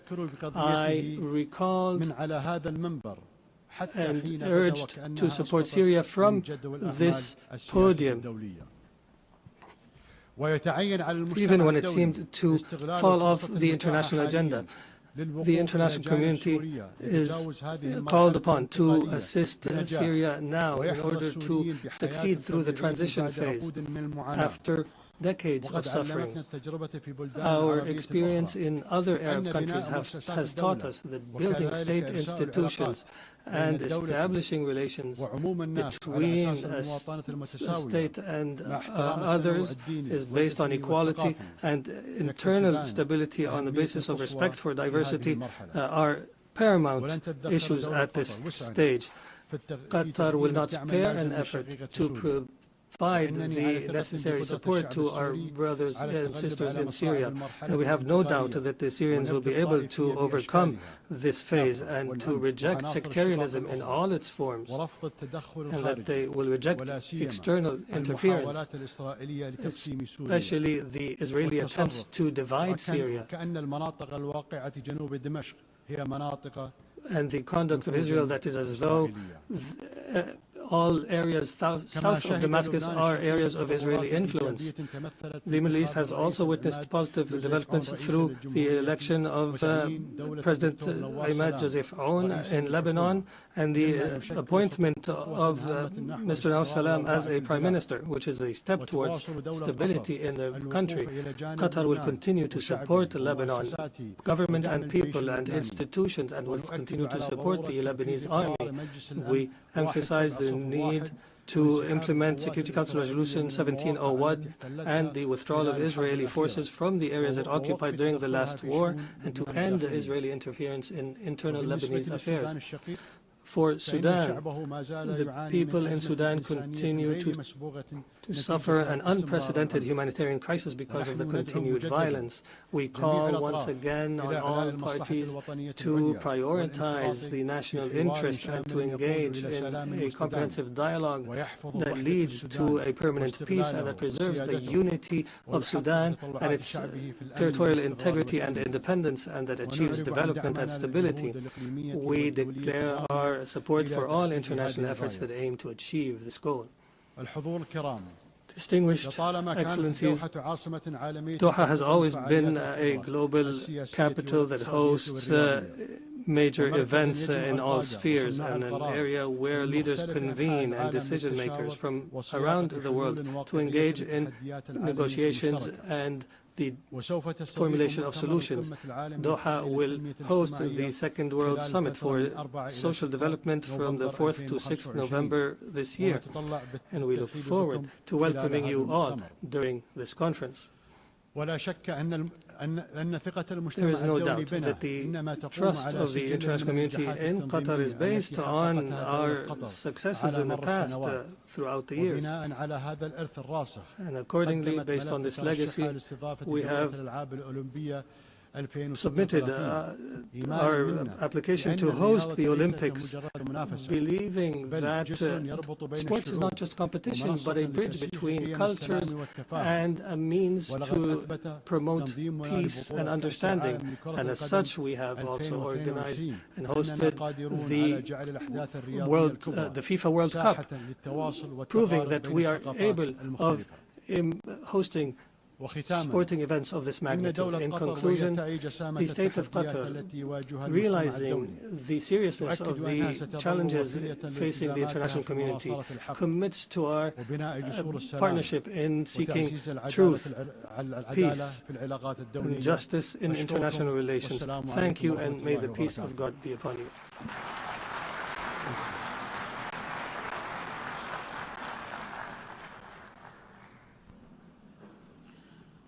On behalf of the Assembly, I wish to thank the Emir of the State of Qatar.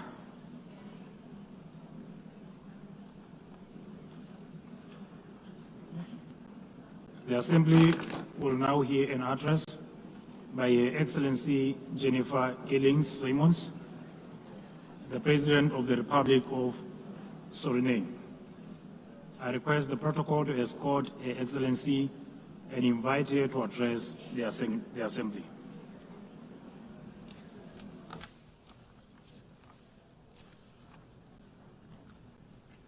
Good morning.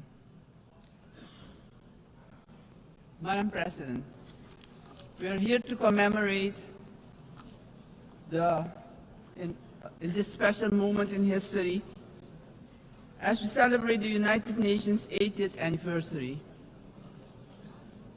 And this 80th anniversary of the General Assembly coincides with the 50th anniversary of the independence of the Republic of Suriname and our membership of this organization. On behalf of the government and the people of the Republic of Suriname, I express sincere congratulations to the international community on this occasion. It is clear that a journey that spans over 80 years cannot be and has not been without challenges. The United Nations played, in some instances, an important role in ending colonial rule, worked on advancing human rights, and often provided hope and a future to the most vulnerable in our global community. This is also the organization that provided a voice to the global community and worked to establish a balanced world order aimed at adopting a framework for sustainable development agenda and contribute significantly to advancing human rights, more specifically the rights of women and children. The organization promoted education for all and universal access to health care. In some instances, the peaceful resolution of conflicts was achieved, preventing misery and saving human lives. Madam President, on the other hand, we must admit that the UN at other times regrettably has been unsuccessful in avoiding conflicts, wars, and violations of human rights. As we look at the world today, we see that in Europe, war has returned. Elsewhere, wars are displacing millions, killing many, and threatening global security and peace. In other countries and regions, for instance in the Middle East, we have witnessed unspeakable terror at the hands of terrorist organizations. The UN was not able to prevent that. At this moment, there are increased occurrences of grave violations of human rights and more specifically, the rights of children. For example, in Gaza, it is unbearable to even think about their suffering. Also, within our own region, which is the Caribbean, we have not been spared of rising tensions.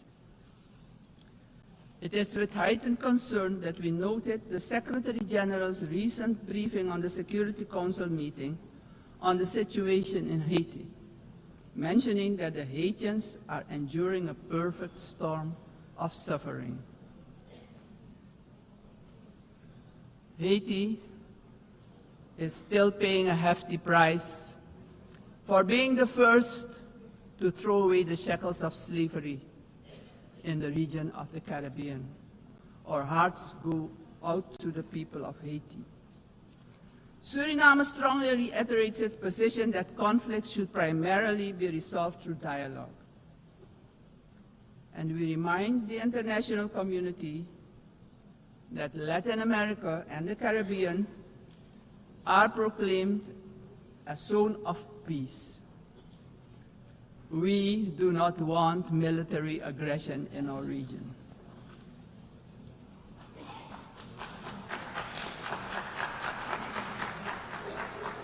Madam President,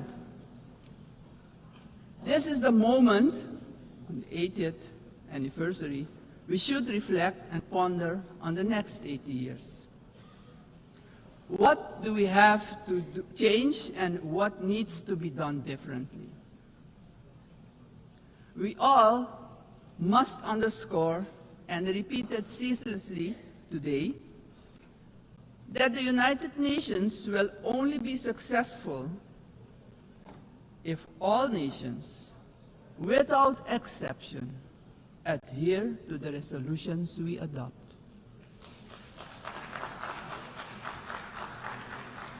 We can only keep the peace if we stop allowing that the votes of all the countries in the world can be nullified by one veto. Today, partially because of the work done by our organization, some poor countries have developed substantially, economically and otherwise. They have become powers who can't be ignored any longer. We have to remind ourselves that the world in which the United Nations was established 80 years ago does no longer exist. The task ahead, therefore, is that we, in the first place, renew our vows, recommit to the principles and objectives of the Charter of our organization, and recognize all the voices in the world, because people from all regions should have opportunities for a dignified life. Furthermore, the UN should adjust to the world we currently live in. This means, for example, the Security Council should expand to include all nations who exert major influence in the world. Exclusion of these players will only increase the risk of conflict and obstruct the beneficial cooperation necessary for humanity to develop and prosper. It is of great importance that all economically and otherwise strong nations and countries maintain a healthy competition that promotes the scientific advancement we need for sustainable development. On the other hand, these countries need to work together to guarantee global peace, so crucial for the existence and growth of the developing states and for their own countries. In this context, Suriname endorses the inclusion of, amongst others, Brazil, India, and the representation of the African continent for equal membership of the Council. Equally, we support the CARI composition for a non-permanent rotating seat for the small island developing states and low-lying coastal countries. I would also like to remind the member states that my country, Suriname, has presented its candidacy as a non-permanent member of the Council for the period 2043 to 2044. Madam President, the United Nations must be a genuine unity of nations. If our organization, moving forward, wants to play a crucial role in creating a prosperous future for humanity, we have no choice than to genuinely unite, all of us. Suriname stands firmly for global peace, for the rule of law, and for the equal value of every human life. Considering this, Suriname once again calls for the lifting of the long-standing, unjust embargo against Cuba, bringing misery to its people. Madam President, Suriname is a country with people of indigenous, Maroon, Javanese, Hindustani, Creole, African, Chinese, and European descent. We all live together in a mosaic of cultures and faiths.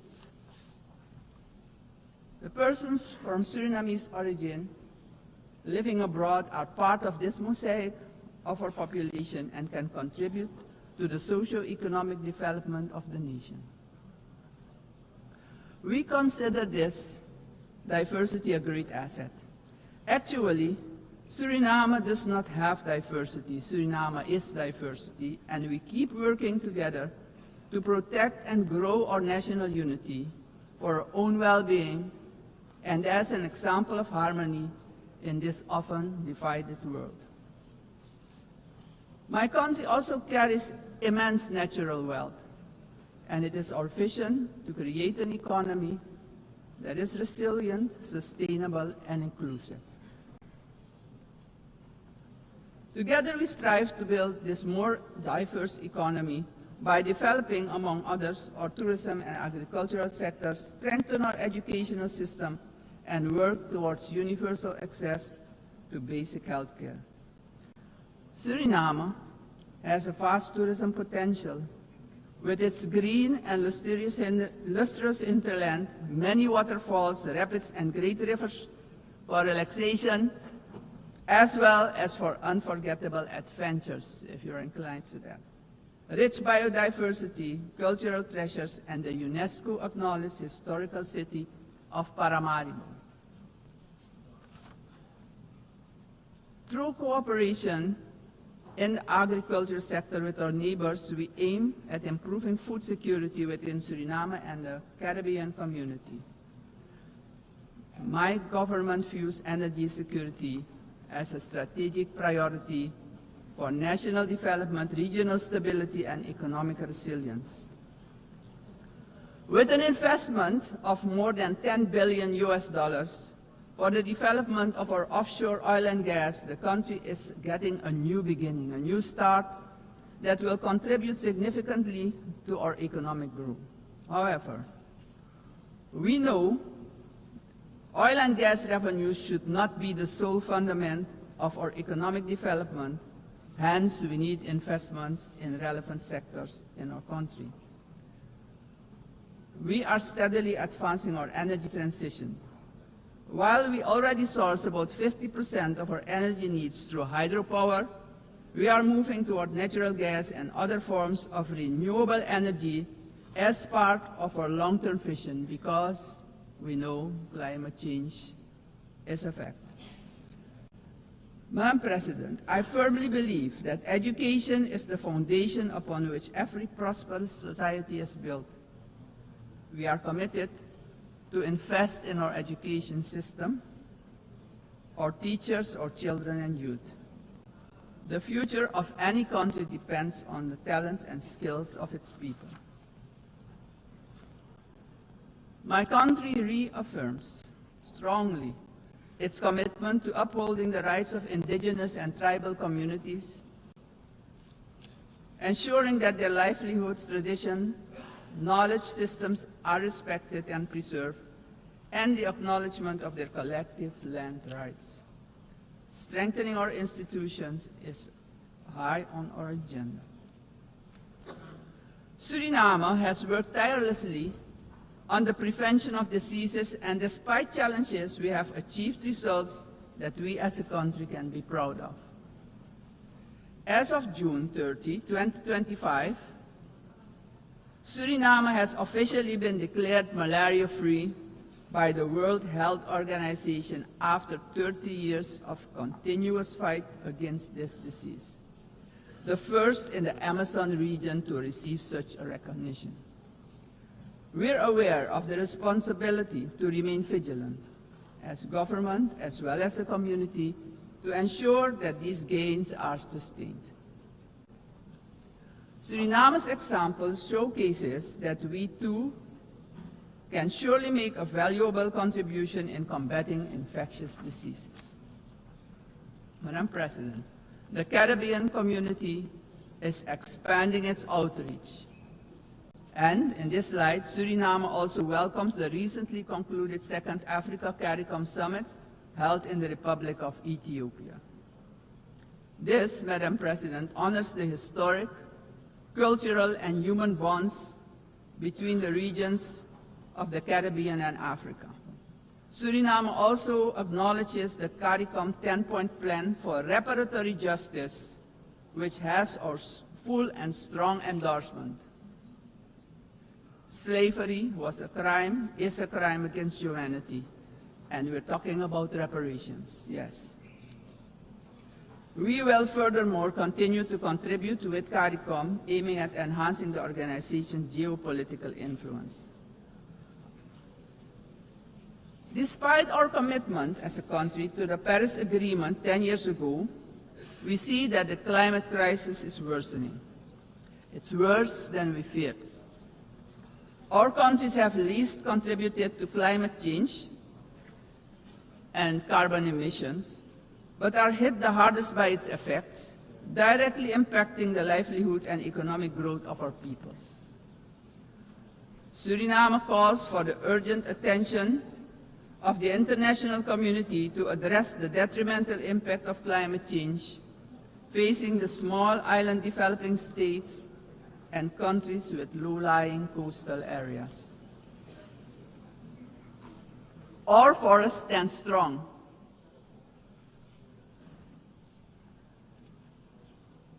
More than 90% of our land is covered by rainforest. And this makes us the most forested country in the world. Your eyes have never seen so much green. Suriname is one of the 3 carbon-negative countries on Earth.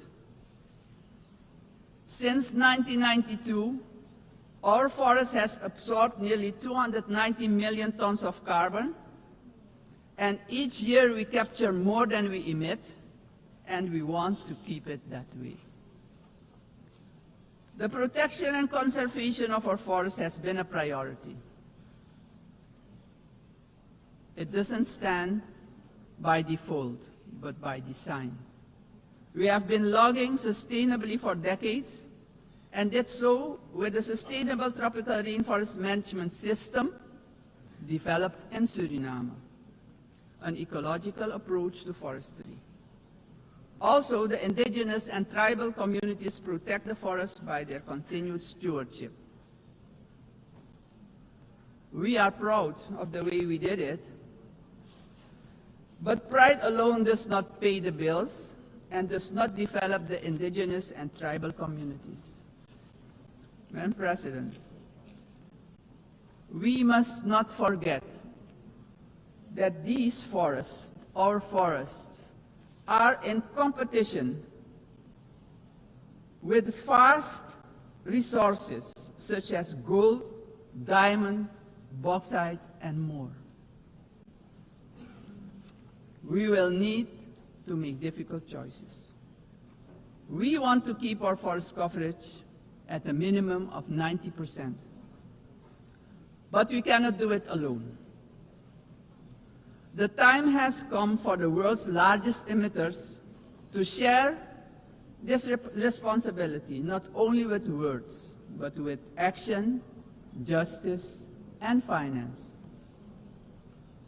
Suriname strongly calls for global action, predictable climate finance for high forested, low deforestation countries, fair recognition of real carbon removals, and direct support for the communities who live in and protect these forests. Suriname, Madam President, therefore endorses the initiative of the COP30 presidency to launch the Tropical Forest Forever facility and calls upon the international community to contribute to its success.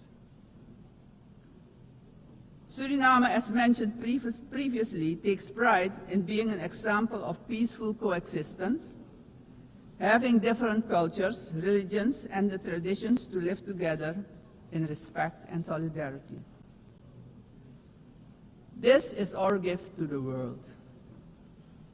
The second gift, because we also have a forest that is delivering services to the whole world. This gift proves that harmony can prevail. As stated upon our admission to the United Nations in 1975, our republic indicated our willingness to engage with the international community. My country reiterates its strong commitment to multilateralism, one of humanity's most important achievements, which needs our protection in this time of change. In closing, aggression and military force should be replaced with peaceful resolution and dialogue, because it doesn't solve problems, it creates destruction and misery. As a matter of urgency, I call on every member state to keep the peace, protect the planet and all human rights. Suriname has shown the world that living sustainably together is possible. We are really better together. Thank you, Grantani, and may God be with you.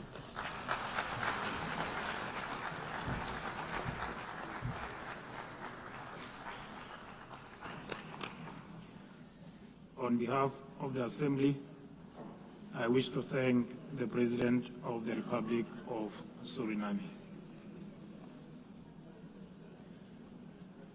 The Assembly will hear an address by His Excellency Katinas Nauseda, President of the Republic of Lithuania. I request protocol to escort His Excellency and invite him to address the Assembly.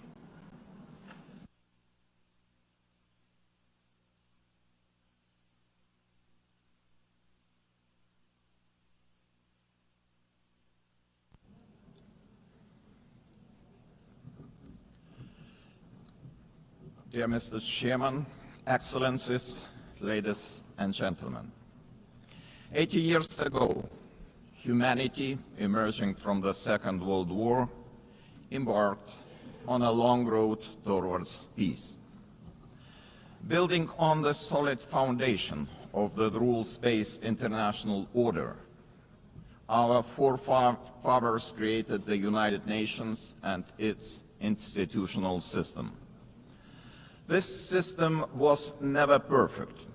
Many nations, Lithuania included, had to struggle for decades, seeking freedom, independence, and sovereignty. Many people suffered war, famine, and premature death. And yet, it was the best international order that we have ever. The United Nations system embodied the great hope that nourishes the human soul and guides our actions for the universal good. Together we succeeded in condemning war and conquest, at least in theory, if not always in practice. To this day, even the worst aggressors feel ashamed to openly conquer, destroy, and enslave. Instead, they talk about special military operations and the need to protect those who frankly do not want to be protected. This shame is a significant achievement of our time. To the extent that current international norms limit the behavior of offenders, they help countless people to survive, escape torture, or even prosper. Thus, it is an ever-growing concern to witness these same norms being subjected to increasingly open and brutal attacks. Our international order is being slowly eroded by the irresponsible actions of those who should know better. The world is turning into a much more dangerous place. We have seen this before. We cannot ignore the striking parallels between the present day and the events of 1938, a time when the world chose appeasement over international law and diplomacy over deterrence, culminating in the infamous Munich Pact. That was a short-sighted attempt to satisfy a dangerous revisionist aggressor by giving away the territory of a sovereign nation. It proved to be a complete failure. The Munich Pact not only emboldened the Nazi regime, but also opened the door for Soviet expansion.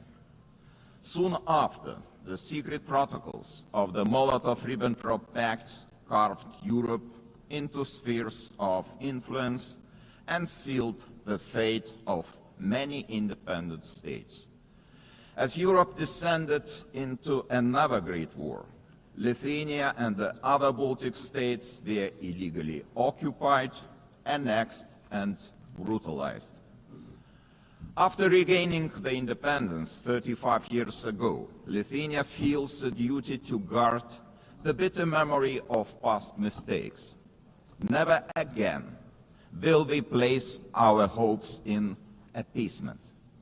Never again will we stand aside. Never again shall Pandora's box be opened. In 1938, it was Czechoslovakia that was abandoned. Today we cannot abandon Ukraine alone. The war in Ukraine is well into its 4th year. The international community has not done enough to stop aggressor. This is a quest that goes far beyond the usual lines that keep different nations apart. What matters is not the distinction between large and small, or between global North and global South nations, but the basic principles of the UN Charter, which guarantee peace and security across the globe. If one UN member is attacked with impunity year after year by a permanent member of the Security Council, what does that mean for the rest of us? When power replaces law and fear silences the truth, the foundations of the global order begin to crack. And then nobody can feel safe anymore. Ladies and gentlemen, the effects of Russia's war against Ukraine are being felt across the world. This war has sparked crises in energy, migration, and food security, while also deepening global poverty, hunger, environmental damage, and climate change. It all began with the illegal occupation of Crimea in 2014 and escalated into a full-scale invasion marked by systematic war crimes. The targeted destruction of civilian infrastructure, indiscriminate missile attacks, and the forced deportation of thousands of Ukrainian children are not isolated abuses. These are calculated efforts to erase Ukraine's identity and undermine its sovereignty and territorial integrity, all in open defiance of the United Nations Charter. Let me be clear, Lithuania will never recognize Russia's illegal occupation and annexation of Ukrainian lands. Ukraine's borders are not up for negotiation. Attempts to redraw them by force are unacceptable. The United Nations Charter is not a menu to pick from. It is a binding foundation of international order. Ukraine is also not the only target. Russia continues to occupy 2 Georgian regions, destabilizes Moldova, and uses proxies and mercenaries to spread instability across the Sahel, the Middle East, and beyond. These are not isolated episodes. They are part of a calculated policy to undermine international norms and export chaos for strategic gain. Russia is not acting alone. The countries enabling Russia's war against Ukraine also violate international law. They prolong the war and deepen unnecessary suffering. Their actions damage us all, every sovereign nation. Lithuania therefore calls on the international community to maintain strong political, military, humanitarian, and economic support for Ukraine. Having already provided more than 1 billion euros in assistance, half of which for reconstruction and long-term recovery, we are setting an example to follow. It is equally vital that the international community stop buying Russia's energy resources. Without all that oil and gas money, Moscow's war machine would finally stop. If history is any indicator, Russia will never stop using energy for its geopolitical goals. Wherever Russian energy resources flow, corruption, blackmail, and sabotage will follow. Let me remind you This is a country that understands only the language of force. Ukraine's ability to deter aggression will be the decisive factor in the future. Moreover, peace will never be sustainable without justice. Russia's numerous war crimes, from mass killings and attacks on hospitals to the abduction, deportation, and indoctrination of children, demand accountability. My country strongly supports the Special Tribunal for the Crime of Aggression under the auspices of the Council of Europe. We call on all states to endorse this initiative. Accountability must have real consequences, legal, political, and financial. As a co-founder of Register of Damage for Ukraine, Lithuania calls on all eligible states to join this vital effort. Russia's frozen assets must eventually be used to help Ukraine defend itself and rebuild. I also cannot stress strongly enough that the return of all deported Ukrainian children and illegally detained civilians must be a global priority. We urge all states and institutions to strengthen international efforts and to ensure their safe homecoming. Ladies and gentlemen, as crucial as Russia's war of aggression against Ukraine is, it is only part of the broader global upheaval. Lithuania watches the current situation in the Middle East with deep concern. We join the international community in calling for the full and immediate implementation of the ceasefire in the Gaza Strip. To prevent starvation, humanitarian aid must be allowed to reach those in need without obstruction. At the same time, the unconditional release of all remaining Israeli hostages remains a crucial step towards ending hostilities. Lithuania is firmly committed to a just and lasting peace in the Middle East. We condemn all the actions that undermine this goal. The ongoing mediation efforts led by the United States, Qatar, and Egypt deserve our full support.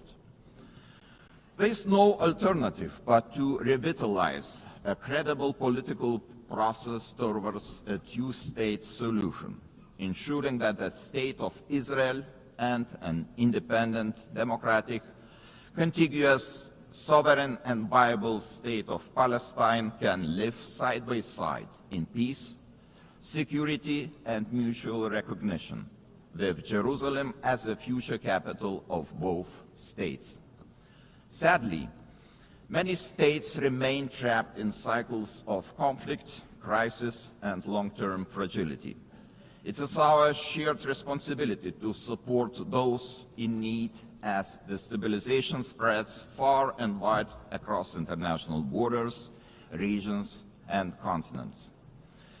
Our attention must also focus on the growing challenge of disinformation, which is increasingly being used to undermine democratic institutions and destabilize entire nations and societies. Lithuania calls on all members of the international community to defend truth as the supreme value and to fight attempts to rewrite history. Historical memory must be preserved.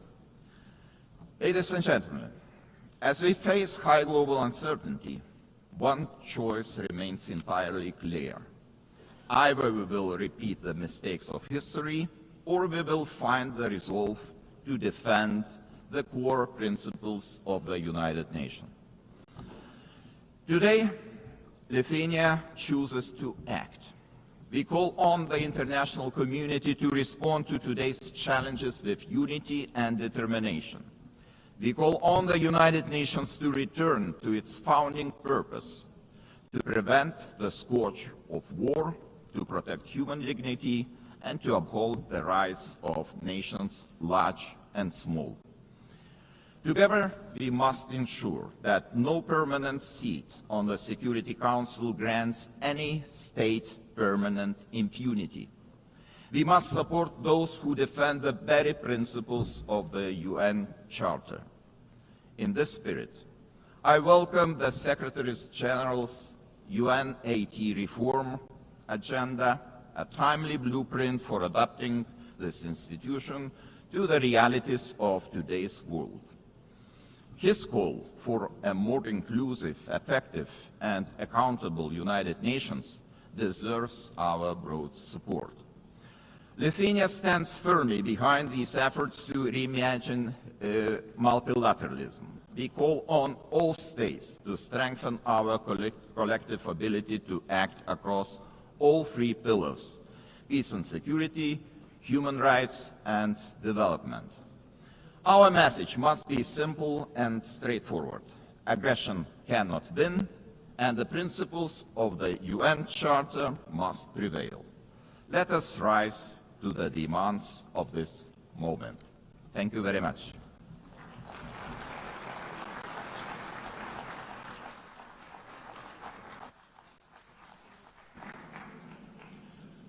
On behalf of the Assembly, I wish to thank His Excellency, the President of the Republic of Lithuania. The Assembly will hear an address by His Excellency Marcelo Rebelo da Sousa, the President of the Portuguese Republic. I request protocol to escort His Excellency and invite him to address the Assembly.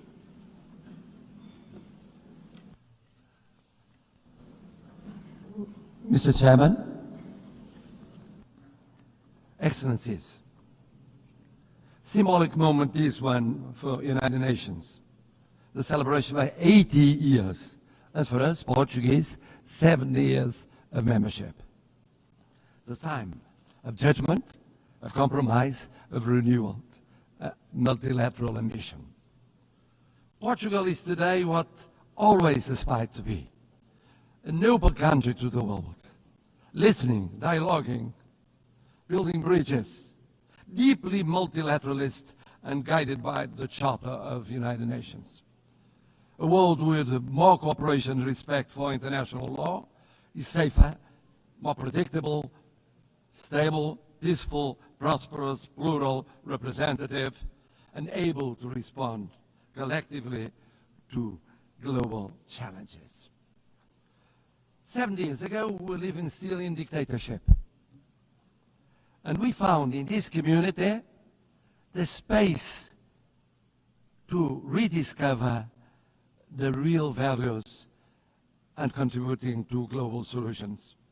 And even now, in a changed world, fragmented, polarized, unpredictable, this community is a key community to defend basic principles of a coexistence between nations, cultures, civilizations. And it is with this coherence and the sense of responsibility, with the conscience of the need of contributing, acting, and deciding, guided by values and principles, that will be candidates to the Security Council in 27-28, a decision we formalized in 2013. Excellencies, let me pay tribute to the former President of the General Assembly for his support to the adoption of the Pact for the Future. Let me congratulate the present President of this session, wishing the success in her term. But I would very specifically, and in Portuguese this time, say a word about the remarkable work of the Secretary General Antonio Guterres. O seu humanismo. His humanism. Devotion to international law. The reforms he has championed since 2017. Now including UNGA and the Pact for the Future are testaments to his work and will be his legacy. It is a pride for me, é orgulho para mim, having a Portuguese as Secretary General of the United Nations, ter português como Secretário-Geral das Nações Unidas, someone is projecting a Portuguese way of acting in international relations, uma forma portuguesa de estar nas relações internacionais, he will always be supported by Portugal. Contará sempre com o apoio de Portugal. And I must congratulate him for his speech, because he said, I will never give up. I know him ever since we were teenagers. He never gave up, ever. And he's right. It's true we live at a time of multiple crises and persistent crises. Division, polarization, violations of international law, cleavage between power exercise and responsibility, technology and ethics, urgency of crisis and capacity of response and action. United Nations faces an existential moment. Without change, without renewal, the United Nations will be marginalized, and we could be left to the law of force.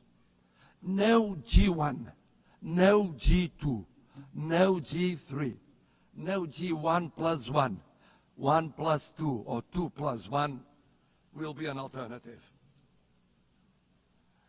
No absence of multilateralism will avoid the need of multilateralism. The world is multipolar, will be multipolar. Just think of the situation in Ukraine or the situation in Middle East.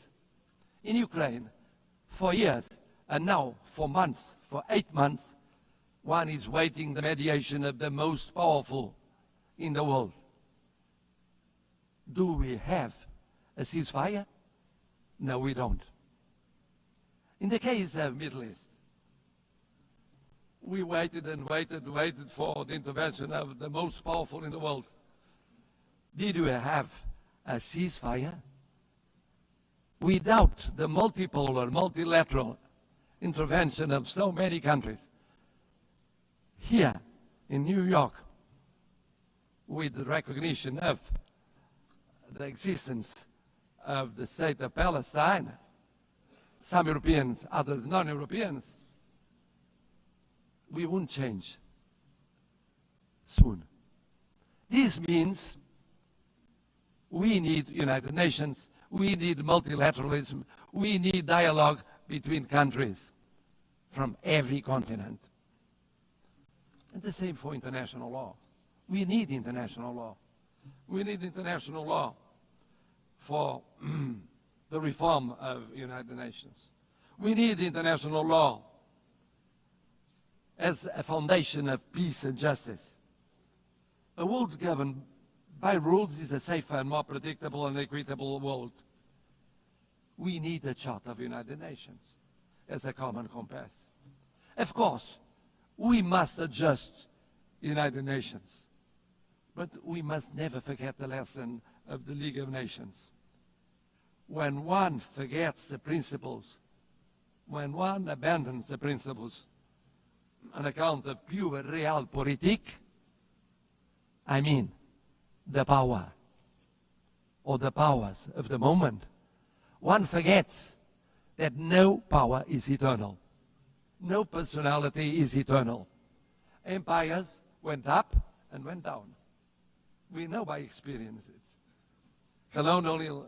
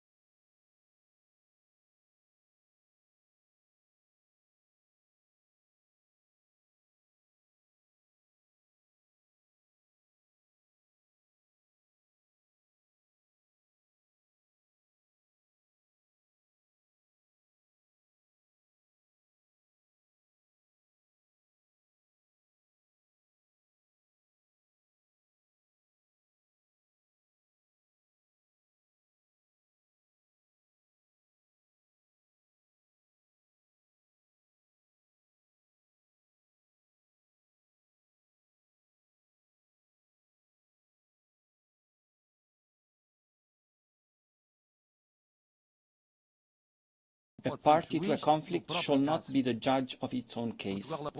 Portugal supports the ACT Group's code of conduct, measures to restrict the use of veto, and all initiatives that strengthen transparency and accountability within the Council. A last word. Portugal is presenting itself to the Security Council without hidden agendas, but rather with an agenda aligned with the values and objectives of the UN, with humility, but with confidence, contributing to a council that is more effective, representative, and close to those who expect protection from it. We are a predictable country, a bridge builder, a reliable partner, an uncompromising defender of the UN Charter. It is in this spirit that we want to serve, that we reaffirm our commitment to the United Nations today, and that we hope will earn your trust for the future of the United Nations, but mostly for the future of the world, more peaceful, more just, more respectful of dignity, human dignity, in so many conflicts that represent a shame for all of us. Thank you.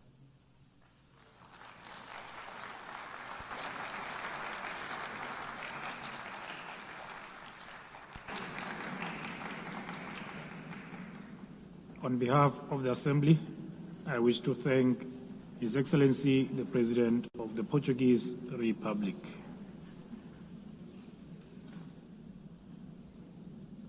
The Assembly will hear an address by His Excellency Yomandu Usi, President of the Eastern Republic of Uruguay. I request protocol to escort His Excellency and invite him to address the Assembly.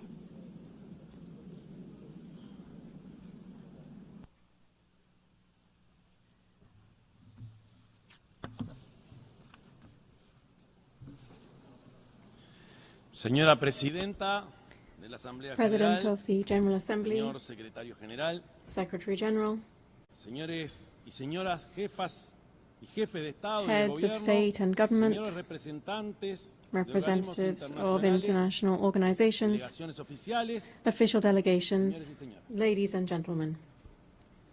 Vengo de una república I come from situada al a oriente republic del río that Uruguay, lies to the east que el of the mapa, Uruguay la River, historia y la one cultura which on maps in history ubican and en in una pequeña culture esquina del occupies sur del a sur del small mundo. corner of the southernmost tip of the Un país world. pradera, This con is a balcón al country mar, of grasslands donde la overlooking the tranquilidad y ocean, hospitalidad de su which gente stands out for the es una de sus tranquility and principales hospitality señas de identidad. of its people. Vengo de un país I come from a donde ya es country práctica where it is corriente now que un common presidente practice for a president concurra a países to vecinos, visit neighboring acompañado por countries sus antecesores o accompanied con sus by his antecesores predecessors from de otros partidos other políticos. political parties. Un país donde la This is a alternancia country de los where the partidos en un handover gobierno between governing no se traduce parties en una does crisis not trigger de carácter an institucional. institutional Es crisis. más, esa alternancia On se the contrary, this constituye en un acto handover de represents pura normalidad. business as usual.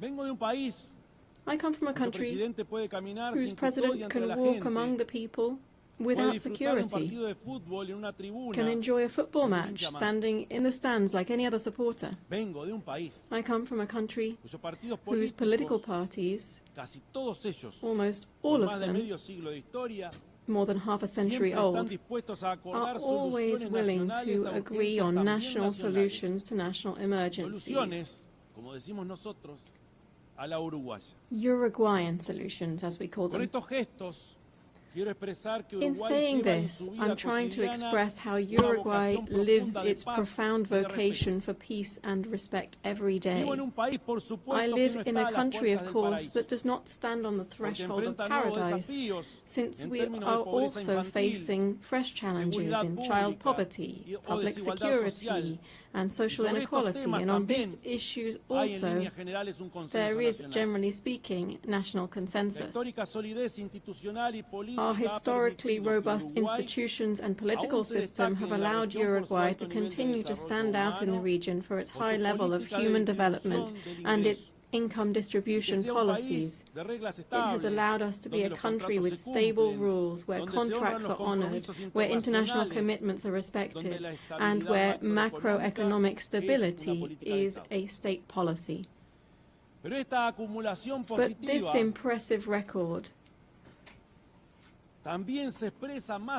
can also be seen beyond our borders, because Uruguay is recognized worldwide for its commitment to peace, its tireless pursuit of the peaceful resolution of conflicts, its unfettered respect for international law as the greatest guarantee of the sovereignty of peoples, and for being a fraternal and hospitable land for migrants from all latitudes.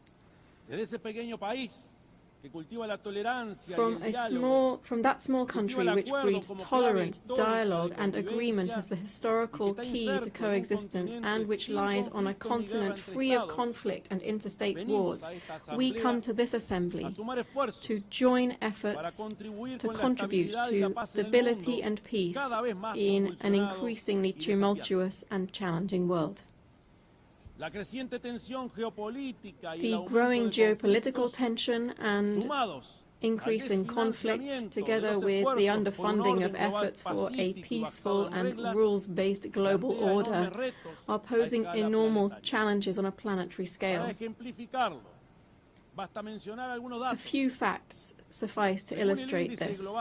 According to the 2025 Global Peace Index, in 2023 there were 59 interstate conflicts. This is the highest number since the end of the Second World War. In 2024, global military expenditure rose by almost 10% in real terms when compared to 2023. This represents the largest annual increase since the end of the Cold War. We're talking about military expenditure of $2.7 trillion. We're not only talking about increased conflict between nations, nor of rapidly growing military expenditures to sustain this, but we're also talking about new forms of cruelty and death that wars now bear. We are well aware that since the very birth of civilization, the absence of violence or war has perhaps been nothing more than a pipe dream. But in our time, technological progress has unleashed other, much more perverse means of waging war, such as the use of military practices aimed at sowing fear, terror, and death among the civilian population. Let it be very clear. We condemn all forms of terrorism, since it constitutes, among other things, a despicable act of cowardice. There is another perspective, a current perspective, one that leads us to believe that the main objective of current wars seems to be the systematic practice of extermination. The end has never justified the means. We must banish that old precept that war is the continuation of politics by other means.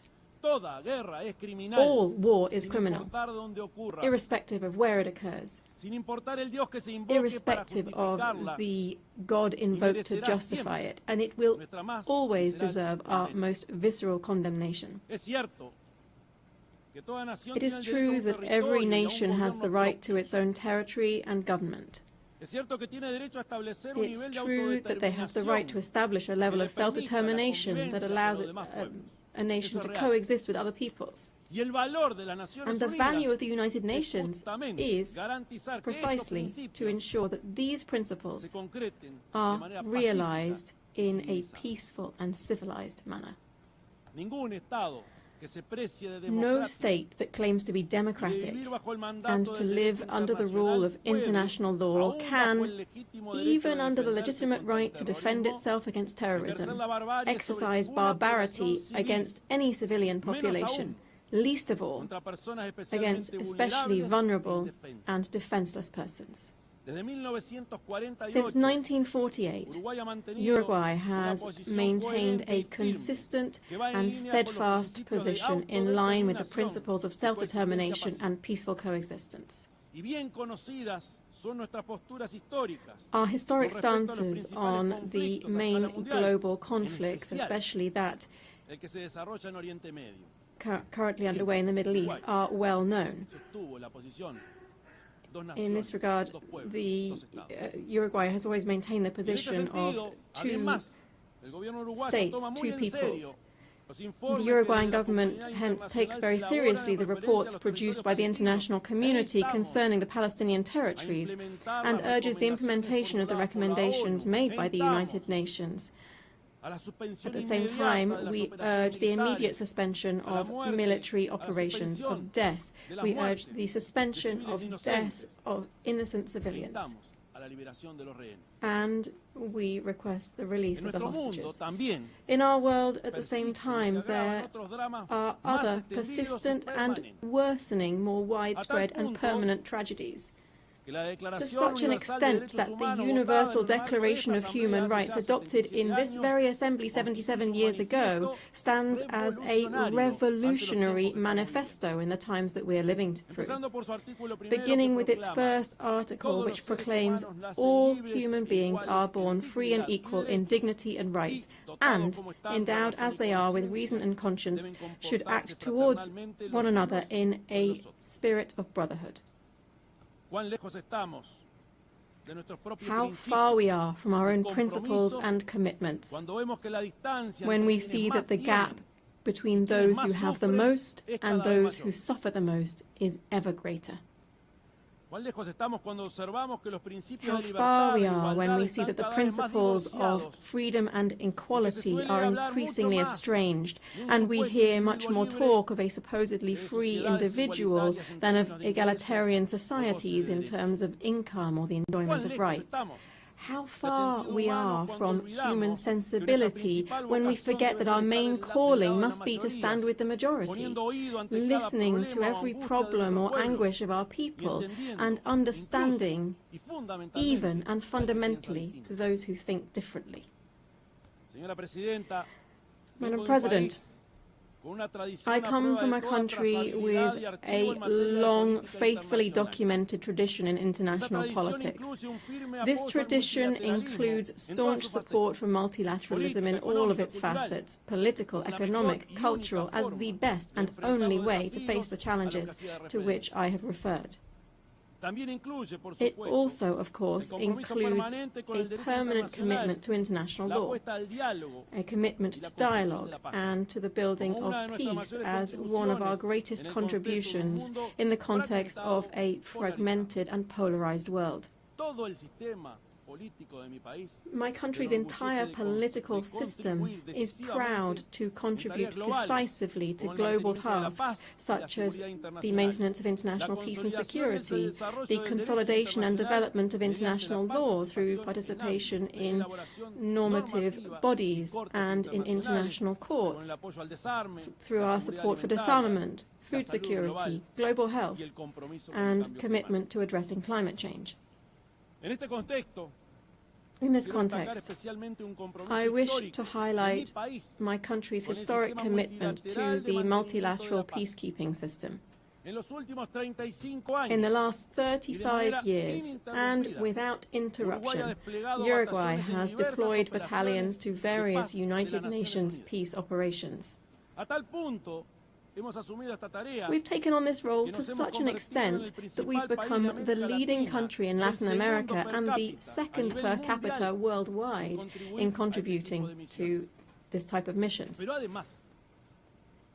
Moreover, we have done this with particular distinction because our troops have been specialized in the most emblematic role of these peace operations, that is, the protection of civilians in armed conflicts. The nations represented in this assembly are well aware that my small country is very far from standing out for its military might or its economic dominance. And it is there, paradoxically, that our strength lies. Because we are incapable of standing in anyone's way. On the contrary, our strength lies in intangible capacities that this world greatly needs, because we are a country that can be relied upon to promote dialogue and peace. Firstly, because those principles define us as a republic and are evident in our respect for the separation of powers and the rule of law, the strengthening of our democratic system, and our respect and promotion of human rights and social equity, among other things. Secondly, because this is how we have historically conducted ourselves on the international stage. As early as in 1907, for instance, my country took a firm stance at the Hague Conference on Arbitration, seeing it as an essential and obligatory mechanism for resolving conflicts between states. Just a few years later, in 1921, Uruguay was the first state in the world to accept the jurisdiction of the Permanent Court of International Justice, the predecessor of the International Court of Justice. On the basis of these and other historical precedents, I hereby reaffirm that Uruguay is in an excellent position to be able to offer itself to the world as a host for negotiations, as a promoter of networks of dialogue and mediation, leading to the construction of peace and the prevention of conflicts. Believe me, we are prepared for this ever more urgent and necessary challenge. Among other reasons, because we have learned, as my country's former president, José Pepe Mujica, said, that tolerance is the foundation for peaceful coexistence. Thank you.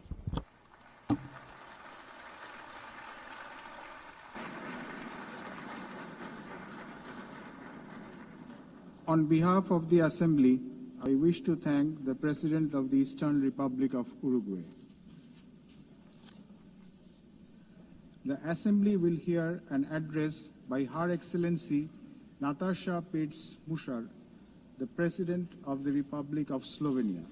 I request protocol to escort Her Excellency and invite her to address the Assembly.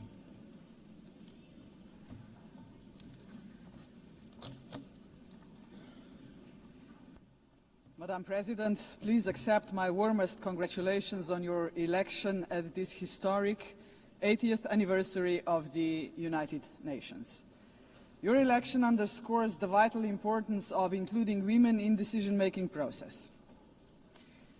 Ladies and gentlemen, Excellencies, in 1945, the end of the Second World War was greeted with celebrations, and hopes were placed in a new era of peace and cooperation, embodied by the creation of the United Nations.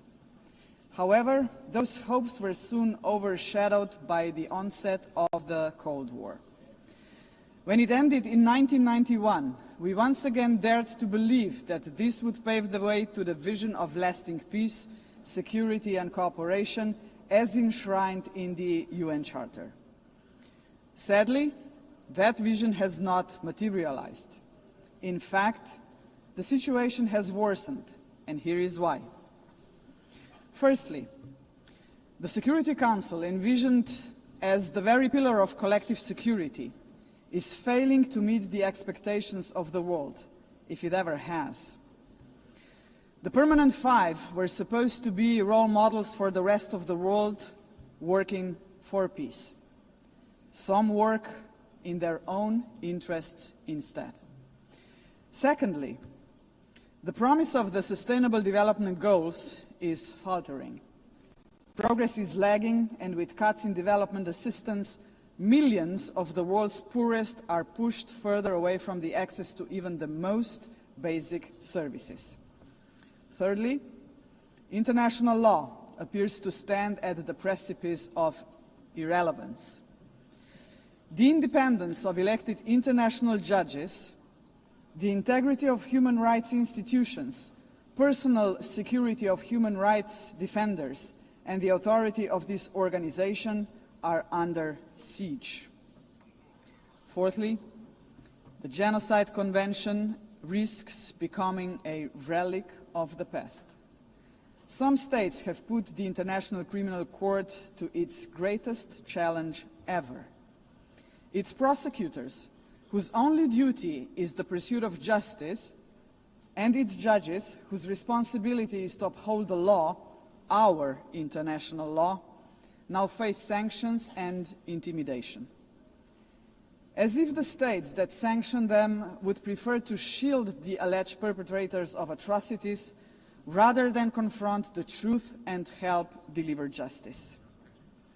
Fifthly, the landmark opinion of the International Court of Justice affirming that international law obliges states to prevent harming the climate already feels obsolete.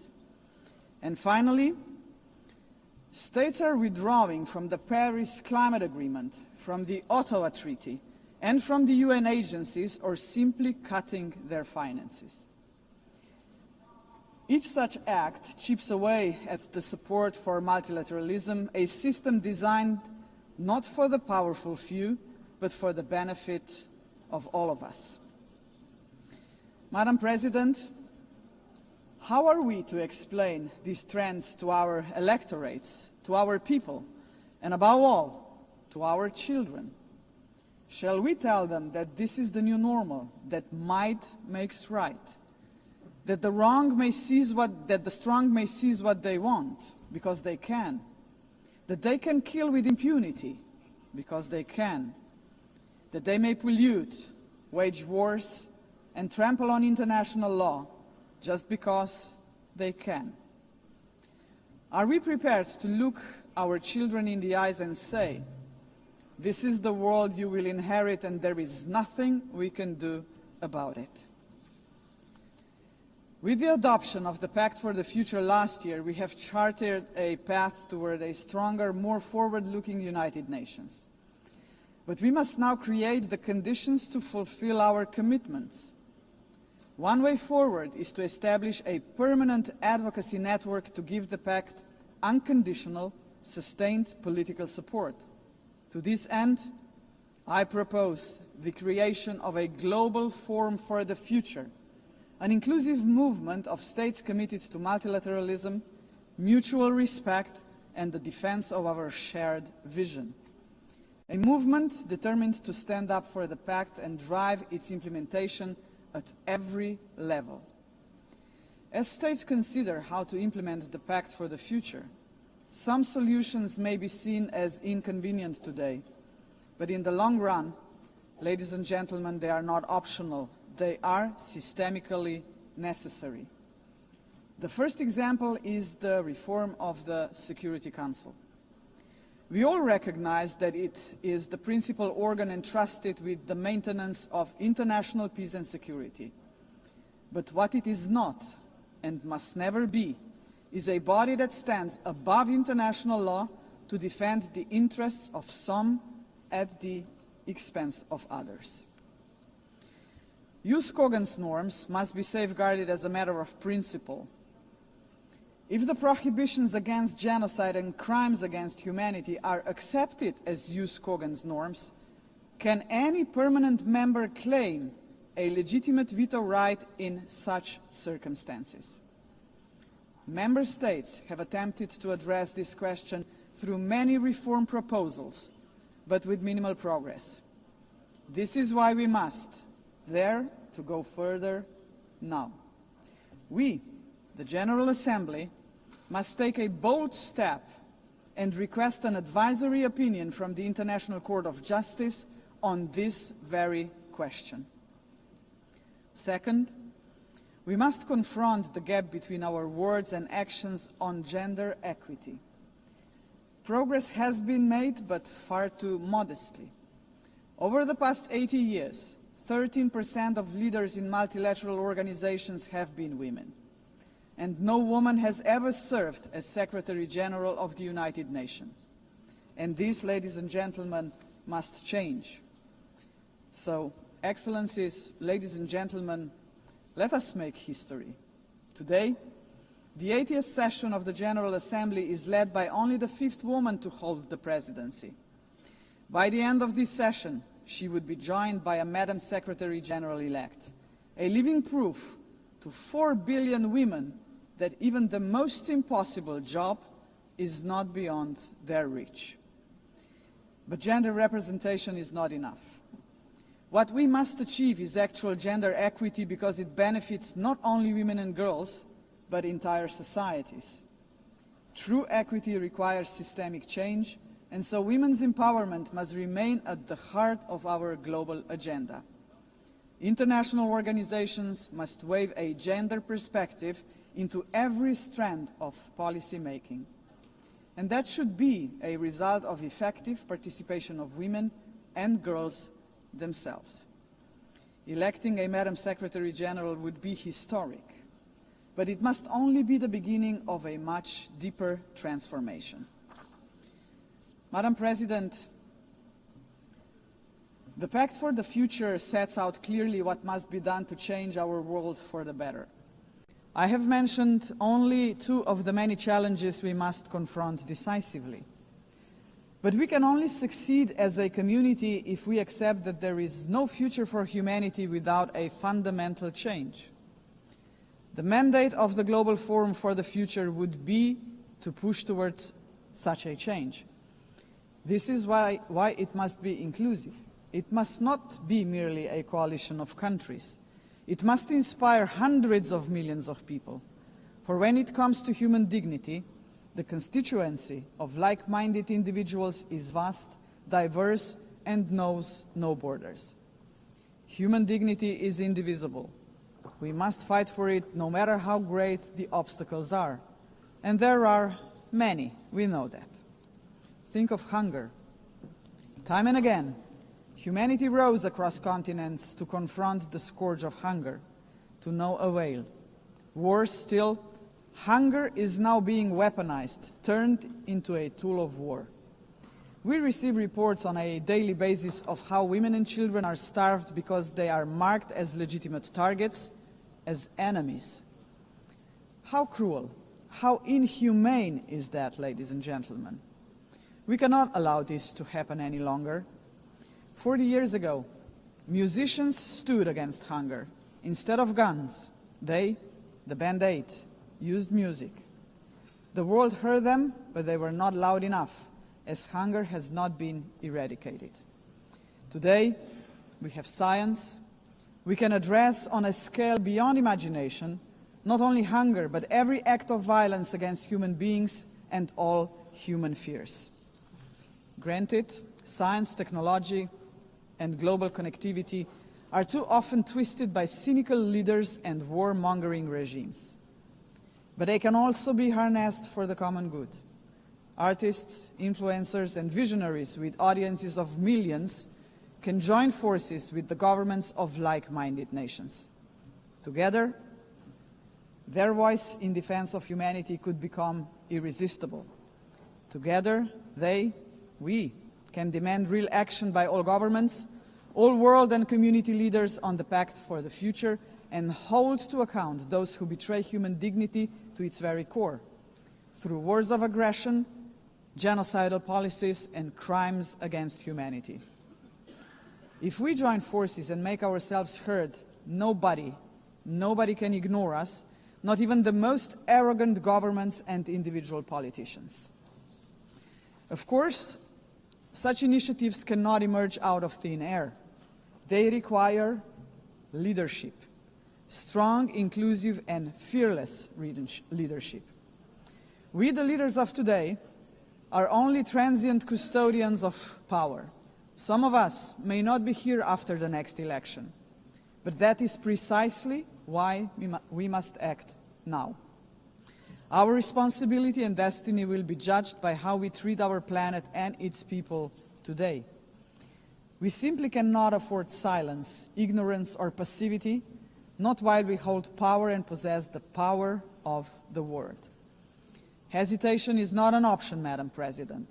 For most of us, members of the UN, is not might that makes right. It is the opposite. We must not allow the powerful few to ignore us. We must not surrender to a world where power alone prevails. We, the majority of United Nations members, must be role models. We must work for a different world.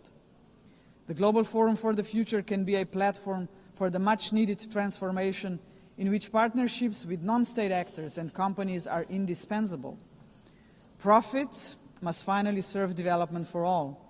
Innovation and sustainability must drive tolerance, mutual respect, and inclusive dialogue. Is that too much to ask? If we, the leaders of this planet, can offer nothing but terror, conflict, pollution, fear, inequalities, and war to 8 billion people, then we must confront the truth. We are complicit in crimes against our civilization and our planet. And not just us, heads of states, but leaders of international institutions, CEOs, and every individual with the power to make a difference share this responsibility. None of us can claim ignorance of what is at stake. If we believe in human dignity for all, we must deliver more. A world that fulfills lives, not threatens them. We must say yes to inclusive multilateralism and a resounding no to multipolarism. Let us show that this General Assembly can and will make a difference, as it has often done before. Let us demonstrate that we reject arrogance, hatred, and willful blindness to a lack of equality and justice, to wars of aggression, crimes against humanity, and genocide, because they tear us apart for generations. And let us proclaim in all seriousness and sincerity that we embrace personal and collective responsibility to uphold humanity, sustainable development, and international law, because this will keep us together as a civilization for generations. And Madam President, let me end on a personal note. For the sake of future generations, to fulfill our responsibility as human beings, to ensure that we are on the right side of the history, we should do the right thing. We did not stop the Holocaust. We did not stop the genocide in Rwanda. We did not stop the genocide in Srebrenica. We must stop the genocide in Gaza. There are no excuses anymore. None. Ladies and gentlemen, thank you very much. On behalf of the Assembly, I wish to thank the President of the Republic of Slovenia. The Assembly will hear an address by His Excellency Kasim Jomart Tokayev, the President of the Republic of Kazakhstan. I request protocol to escort His Excellency and invite him to address the Assembly.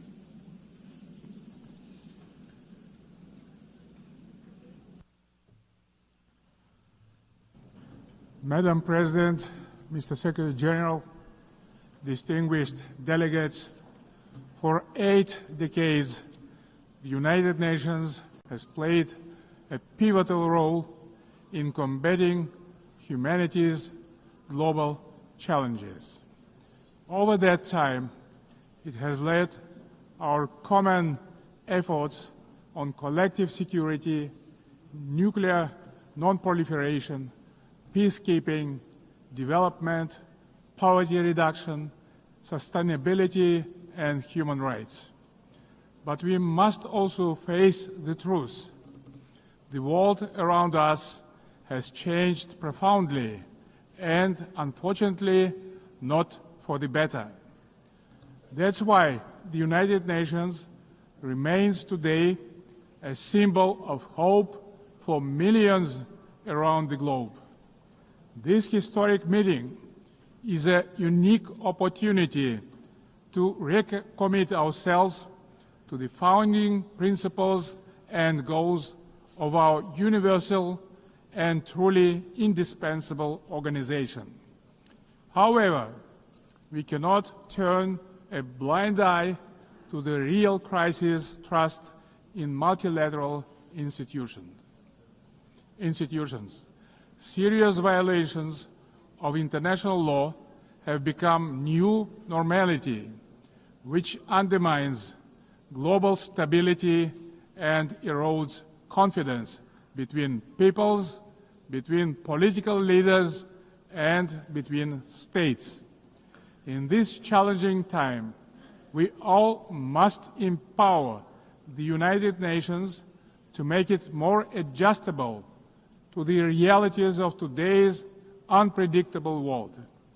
The spirit of mutual understanding and eagerness to cooperate must prevail over dangerous warmongering. State leaders have a responsibility to move toward making peace. A failure of the current generation of leaders to act is not an option, because future generations will pay a much greater price.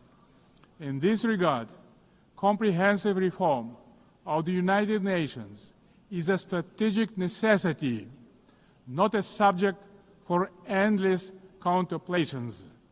We need to establish a new group of truly dedicated people who will highly professionally and without any hesitations make concrete proposals for reforming the United Nations to make it better suited to the challenges of today and objectives of tomorrow. A central pillar of this bold effort to renew the United Nations should be a reform of the Security Council. Major powers of Asia, Africa, and Latin America should be represented in the Security Council on the rotational basis. In addition, Kazakhstan strongly believes that the voices of responsible middle powers also need to be seriously amplified in the Security Council. In fact, they have already started to play a larger positive role in international relations, bringing balance and building trust. They can act as bridges within the United Nations when major powers are divided or failing to resolve pressing issues of common concern. Above all, a credible United Nations for the 21st century requires member states to take concrete steps toward durable peace and security. Otherwise, the United Nations is doomed to forever mitigate consequences while root causes forever proliferate. We can begin this process already today by reaffirming our steadfast commitment to the Charter of the United Nations. The founding principles of sovereignty, territorial integrity, and peaceful resolution of disputes must be upheld without exception. Selective application of the Charter undermines its credibility. The world needs a new consensus based on trust, inclusiveness, and shared responsibility.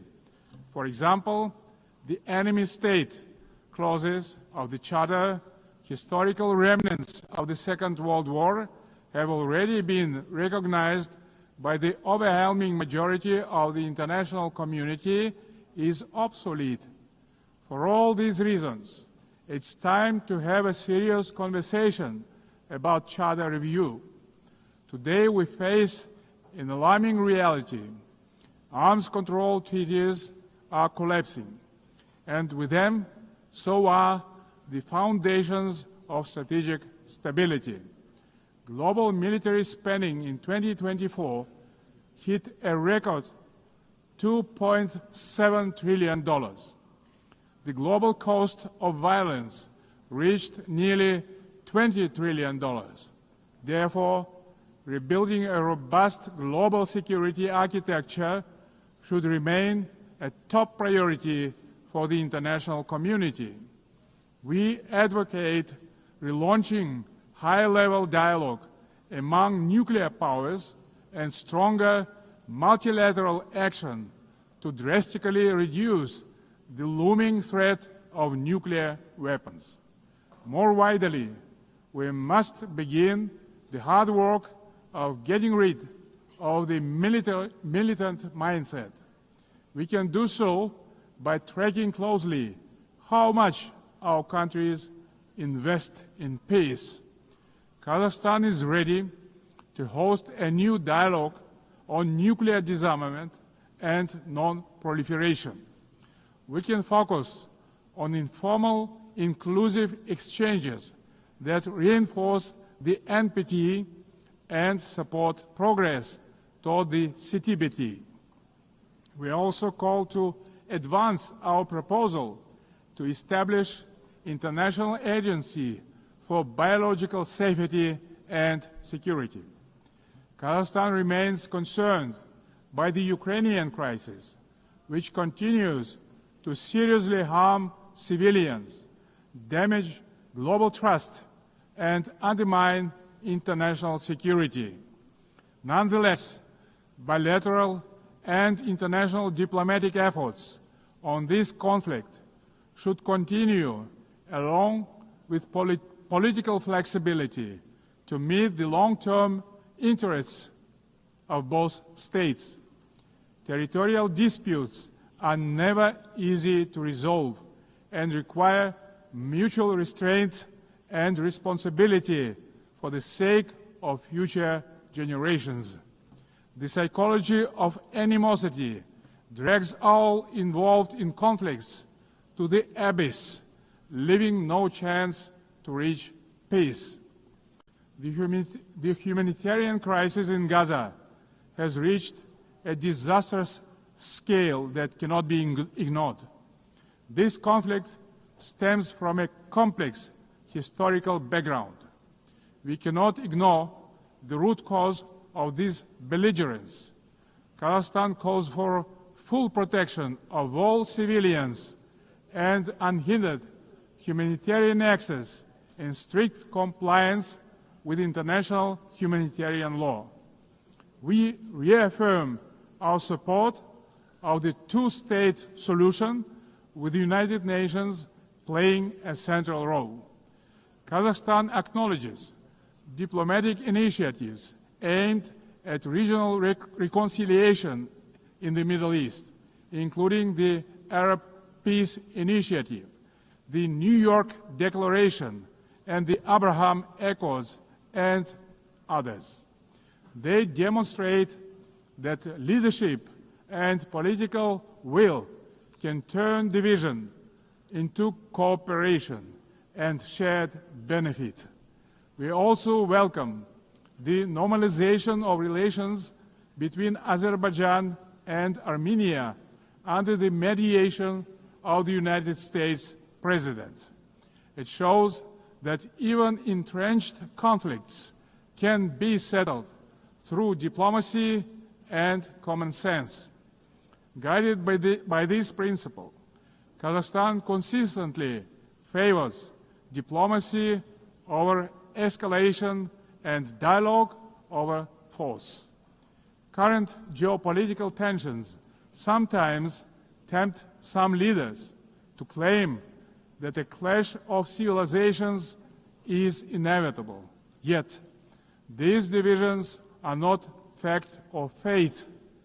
They are political choices. Global public goods such as science, medicine, sports, religion, and culture should not become subjects of geopolitical divisions and sanctions.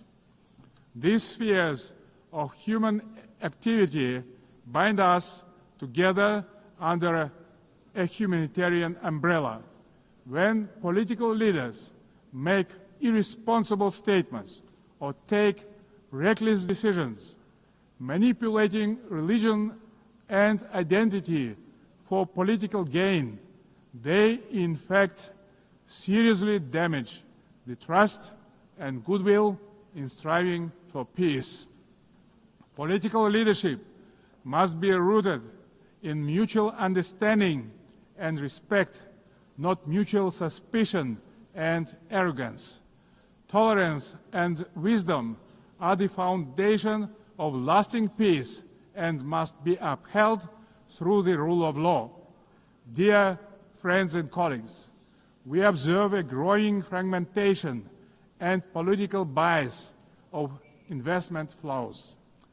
As a result, global FDI fell to $1.5 trillion last year. Kazakhstan strongly advocates for greater international investment cooperation. More than $400 billion have been attracted to our economy within 30 years of independence.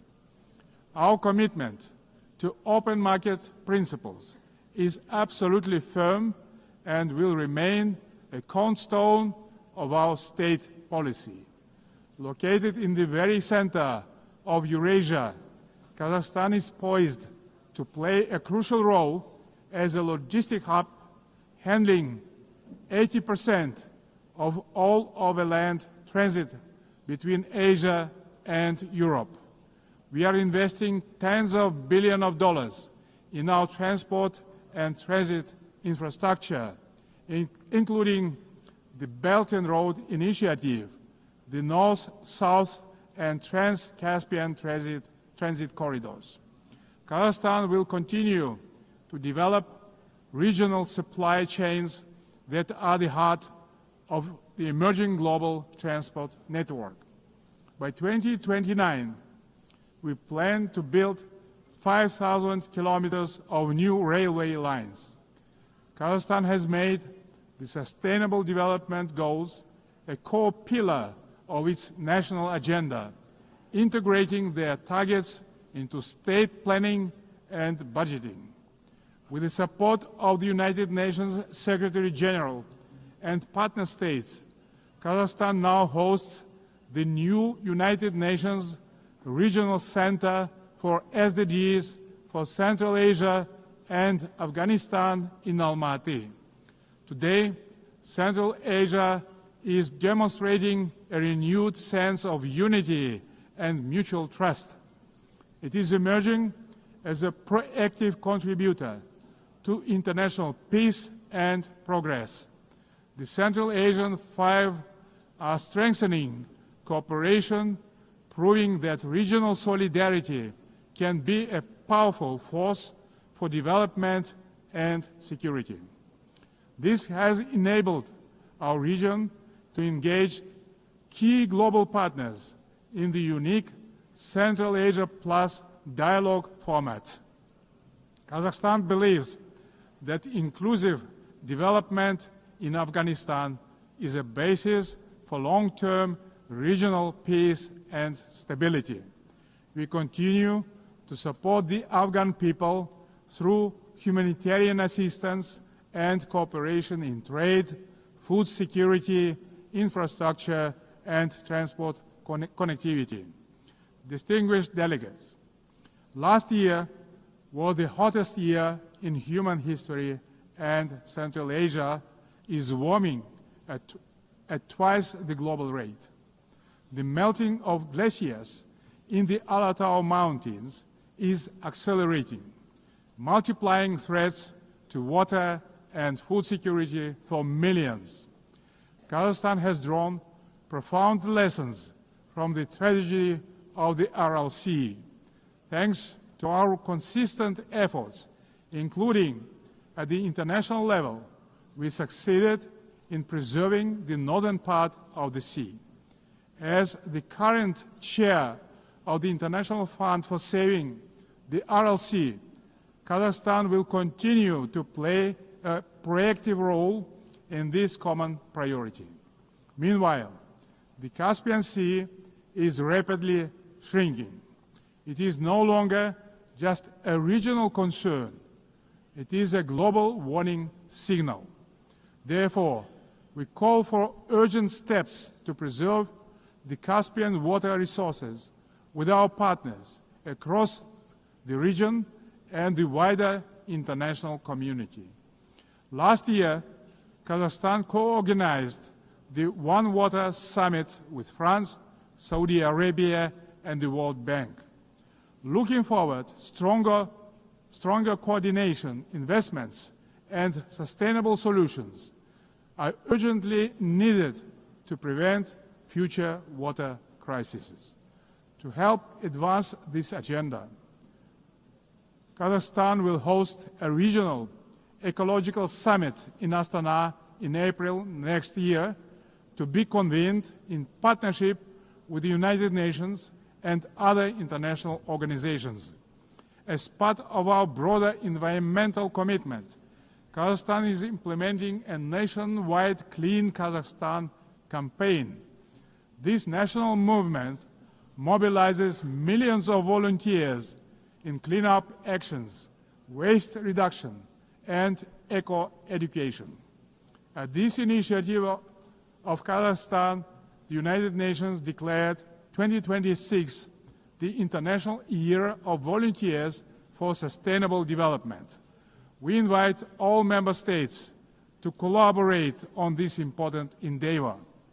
In this spirit, I propose that the General Assembly adopt a resolution proclaiming April 22 as the International Day of Greening the Planet. Dear friends, Kazakhstan views artificial intelligence not as one more technological advancement, but as a major breakthrough that can be a true engine of human progress. Yet, as artificial intelligence accelerates, so do the related risks, specifically deepening technological, economic, and geopolitical divides. At the same time, we should not let ethical norms fall behind this rapid evolution. Pressing questions of fairness, accountability, and individual rights must be addressed with clarity and urgency. We must act collectively to ensure that every country can benefit from AI. Kazakhstan welcomes the establishment under UN auspices of the Global Dialogue on AI Governance. We stand ready to actively contribute to this platform to help ensure that AI remains safe, inclusive, and human-centered. In Kazakhstan, artificial intelligence will be integrated across all sectors of economy and public services. The basic infrastructure to deliver this plan is being built, and our bright young people are getting ready to turn this vision into reality. Our strategic goal is to transform Kazakhstan into a fully digital power within the next 3 years. Large-scale digitalization and widespread use of AI have become a national priority in Kazakhstan. E-government is an important pillar of our national development strategy. Around 90% of public services are already digitalized. Kazakhstan has recently launched its fastest national supercomputer ever. But AI and automation are expected to threaten jobs in many countries. That's why digital progress must go hand in hand with professional education. Therefore, Kazakhstan believes it is imperative not just to increase employment, but to valorize the technical professions. Ladies and gentlemen, amid global turbulence, Kazakhstan is pursuing a bold national renewal to build a truly just and fair state. Over the last 3 years, we have carried out large-scale political and economic reforms that are unprecedented in our part of the world. Through a national referendum, we introduced a single 7-year presidential term, thereby strengthening democratic accountability.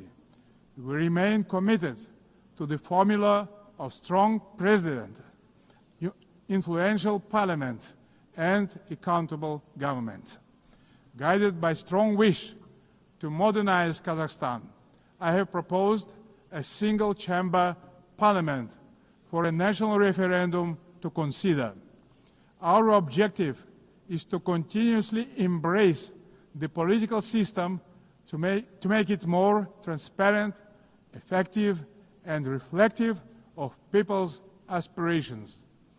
At the heart of these reforms lies a clear principle: law and order must prevail. We believe that only a governance rooted in common sense and the rule of law can ensure public order and protect the rights of all citizens.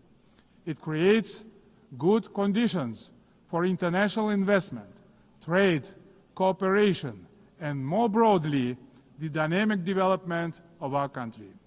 The interests of law-abiding people and decent citizens must always come first, maintained through justice, accountability, and mutual respect.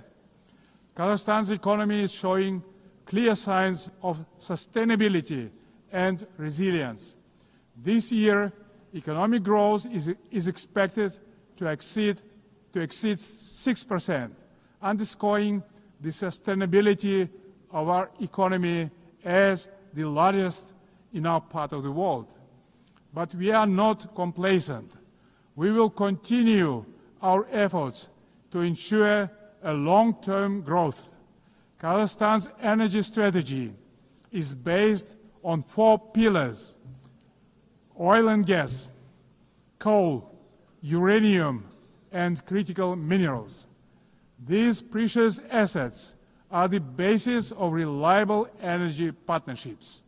Climate change and the green agenda cannot be accepted by all countries that have huge deposits like coal, which nowadays can be cleaned up by advanced technologies.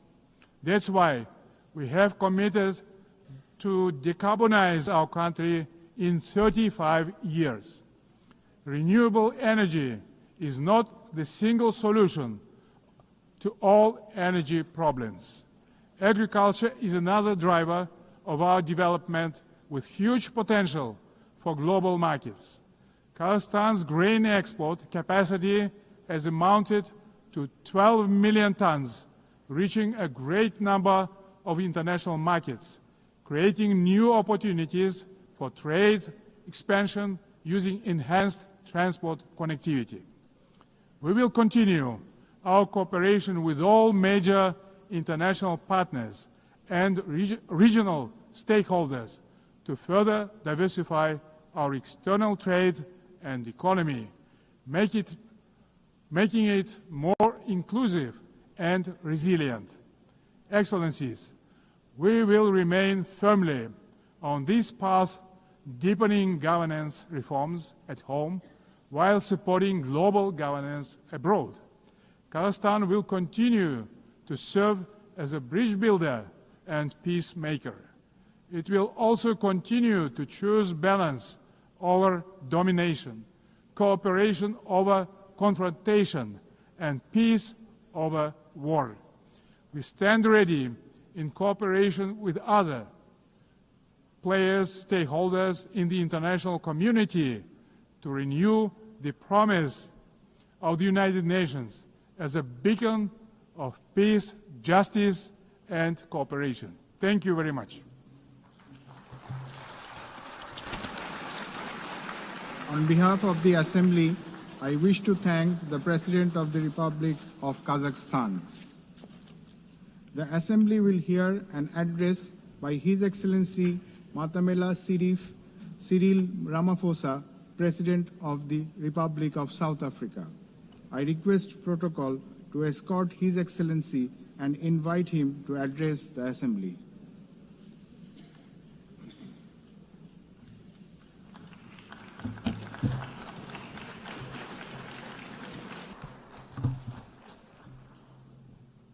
Thank you, President of the 80th session of the UN General Assembly, United Nations Secretary General, Excellencies, heads of state and government, and ladies and gentlemen.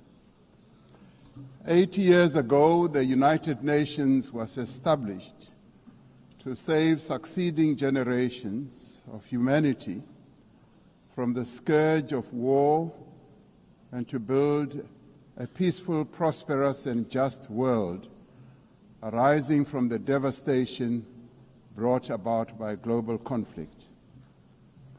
Through the UN Charter, the nations of the world pledge to uphold peace, development, and human rights, which would be underpinned by international law.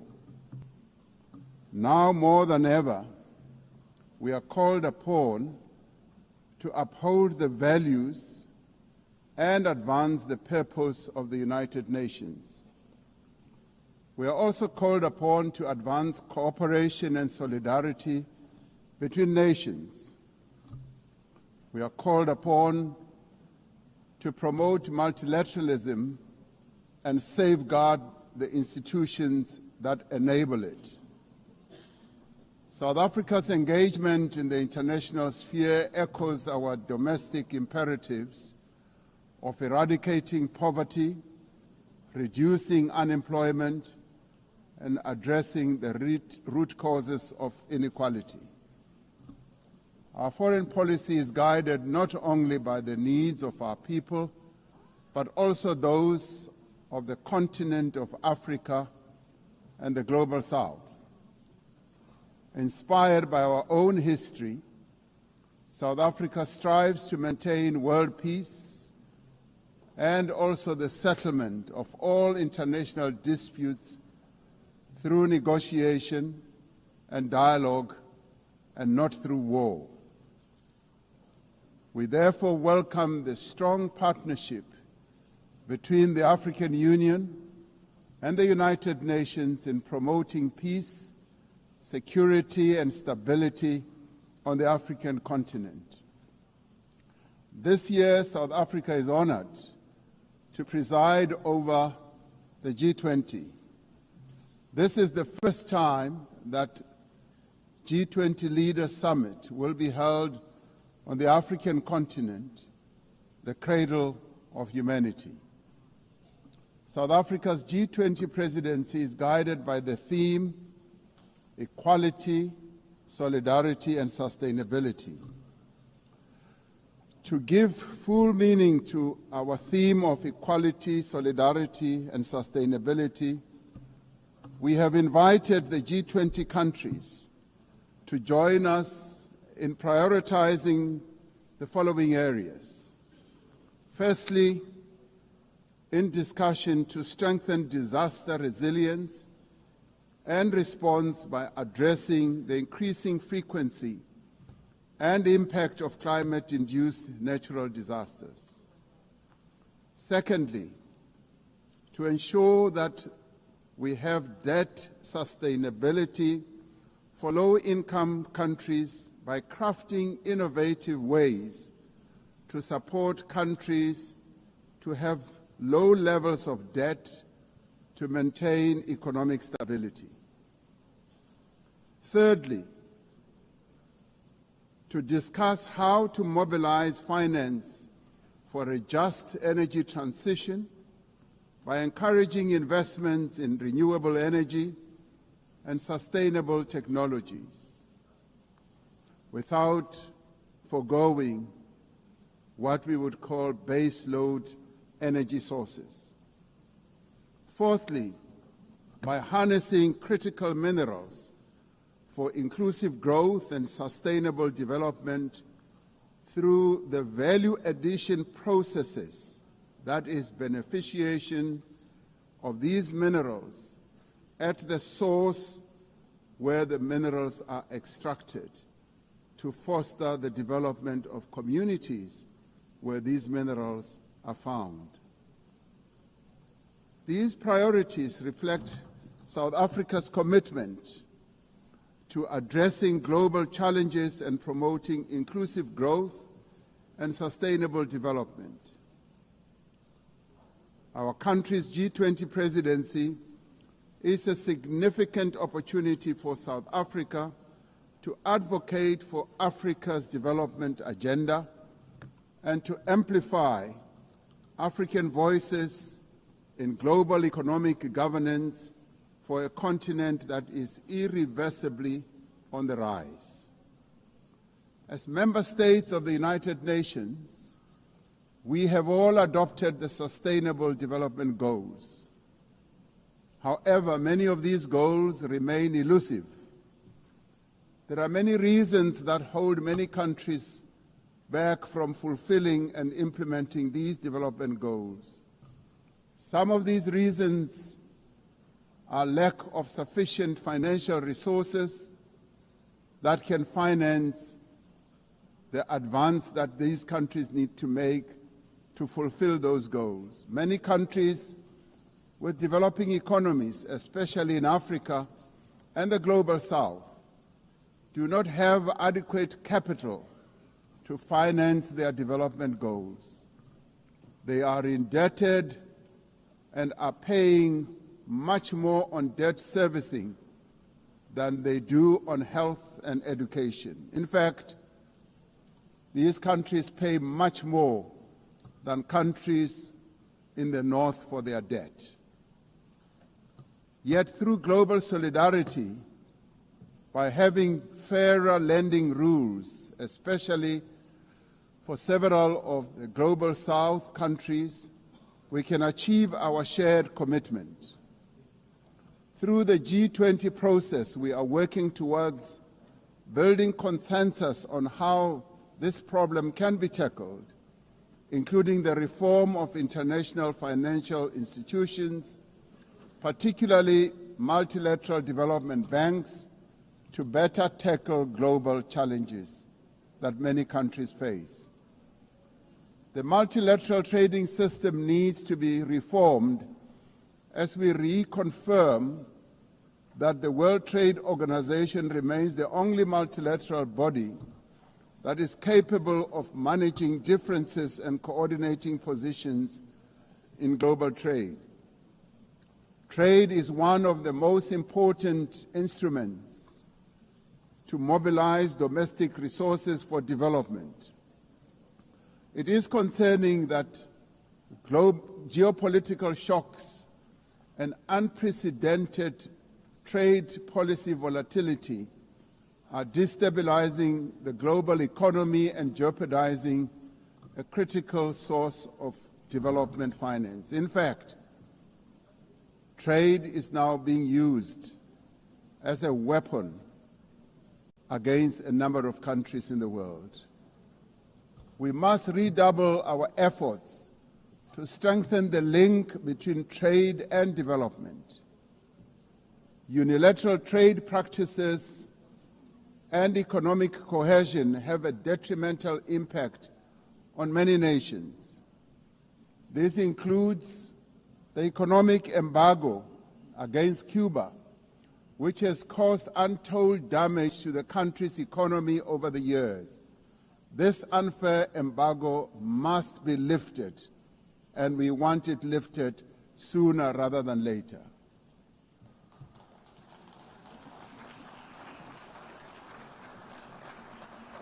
In the midst of global trade uncertainty, the African continent is providing a pragmatic example of constructive collaboration and cooperation by using the African Continental Free Trade Area as an engine for sustainable growth and development.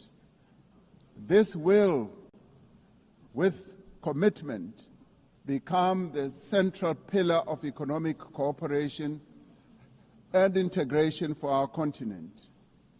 As part of the effort to build more inclusive economies, South Africa's G20 presidency has launched an extraordinary committee of independent experts on global wealth inequality.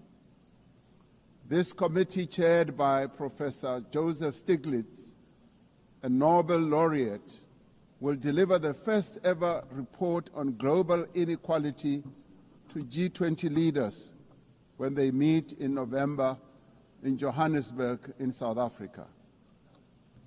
Climate change is an existential threat. We are failing future generations by our inability to reduce global warming. Climate change is reversing economic growth and development gains in many countries, especially in the global south. Although Africa carries the least responsibility for climate change, many countries on the continent of Africa experience much of its harshest effects. Extreme weather events like floods and droughts are driving food insecurity, displacing populations, causing damage to infrastructure, and leading to the unnecessary loss of livelihoods. Member states must honor their undertakings and commitments in line with the guiding principle of common but differentiated responsibilities and respective capabilities. The Secretary General recently reported that global military expenditure has reached historic highs, just as the world is falling behind on its core development promises. We are building weapons when we should be building social infrastructure that advance the lives of our people.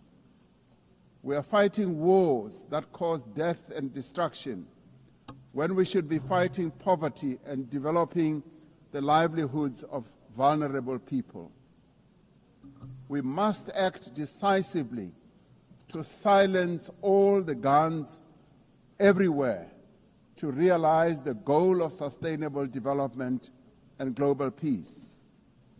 And I do believe that this is an objective that is possible to reach. As we commemorate the 80th anniversary of the UN, the relevance of this institution and various multilateral processes for the maintenance of international peace and security is being willfully undermined. There is an increasing reliance on unilateral military action in contravention of international law.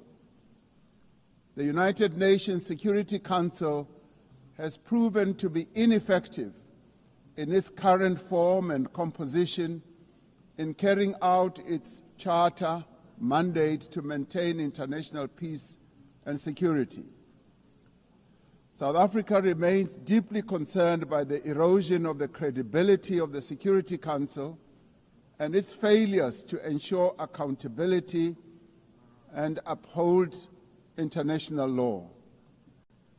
As the security and humanitarian situations in the Democratic Republic of the Congo, Sudan, Gaza, and elsewhere deteriorate, it is a matter of great concern that there are countries that continue to violate international law and also defy the United Nations resolutions and rulings, also from bodies like the International Court of Justice.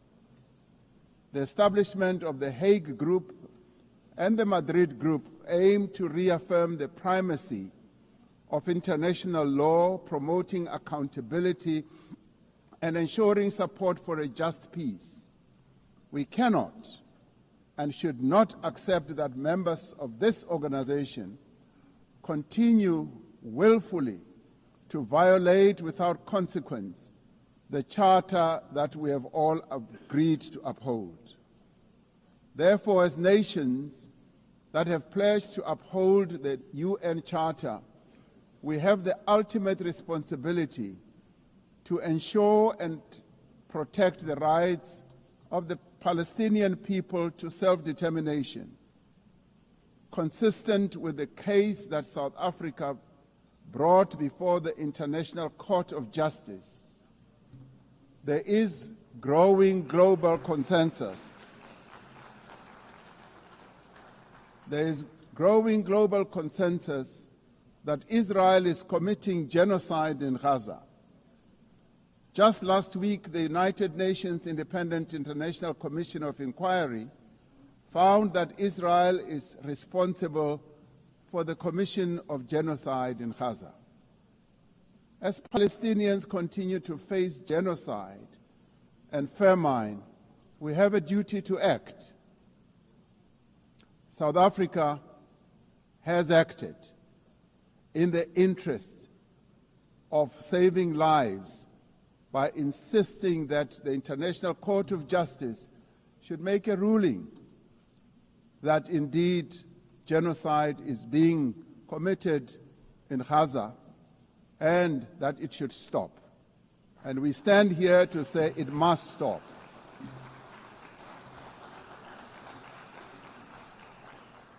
We welcome the historic high-level meeting held yesterday on the two-state solution yesterday in this very chamber. This reflects the determination of the global majority, a global majority that now stands at 142 and more countries, that Palestinians deserve a peaceful state alongside a peaceful Israel. Many nations in the world are calling for that, and that is the voice that we believe that Israel should heed, and those powerful nations that can make a two-state solution viable and possible and implementable should act in that regard. The long overdue announcement by increasing number of countries to recognize the State of Palestine is testament to this determination. We have a responsibility as the member states of the United Nations to reaffirm the right also of self-determination of the people of Western Sahara.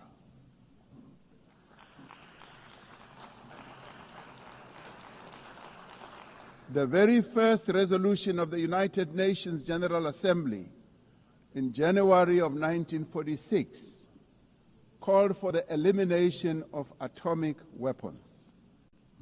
The resolution was passed shortly after the catastrophic use of atomic bombs on Hiroshima and Nagasaki that killed thousands of people.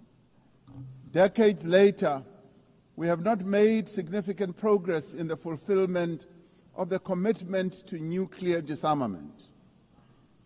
In 2026, next year, South Africa will be presiding over the first review conference of the Treaty on the Prohibition of Nuclear Weapons. This treaty reaffirms that there is no greater assurance of non-proliferation than the complete prohibition of nuclear weapons. I was glad to hear that a number of leaders stood here to speak against nuclear weapons and the use thereof. This year we celebrate the 30th anniversary of the Beijing Declaration and Platform for Action as a roadmap for the achievement of gender equality, the empowerment of the women and girls of the world. South Africa reaffirms its unwavering commitment to the empowerment of women and their full, equal, and meaningful participation in all spheres of life. Yes, we would support also the election of a female Secretary General of the United Nations. The Beijing conference milestone reminds us of our shared responsibility to advance human rights, dignity, and justice for all. We are all equal, men and women, and there is no reason that we continue to hold the women of the world backwards. The right to development must be central to the policies and operational activities of the United Nations and its specialized agencies, programs, as well as funds. It must be at the core of the policies and strategies of the international financial and multilateral trading systems. As we celebrate 80 years of the United Nations, we must seize the opportunity to build a better United Nations for the next 80 years. What is needed now is a stronger and more capable United Nations, a United Nations that is based on the renewed commitment to its founding principles. We must invigorate the negotiations on the Security Council reform at the intergovernmental negotiations in the General Assembly, including by initiating text-based negotiations. The Security Council must be accountable. It must also be representative. It must be democratic and effective in executing its mandate. We can no longer accept that a large portion of the world's population is not represented in the United Nations Security Council. My own continent, Africa, home to 1.4 billion people, as well as South America, are not represented in the United Nations Security Council.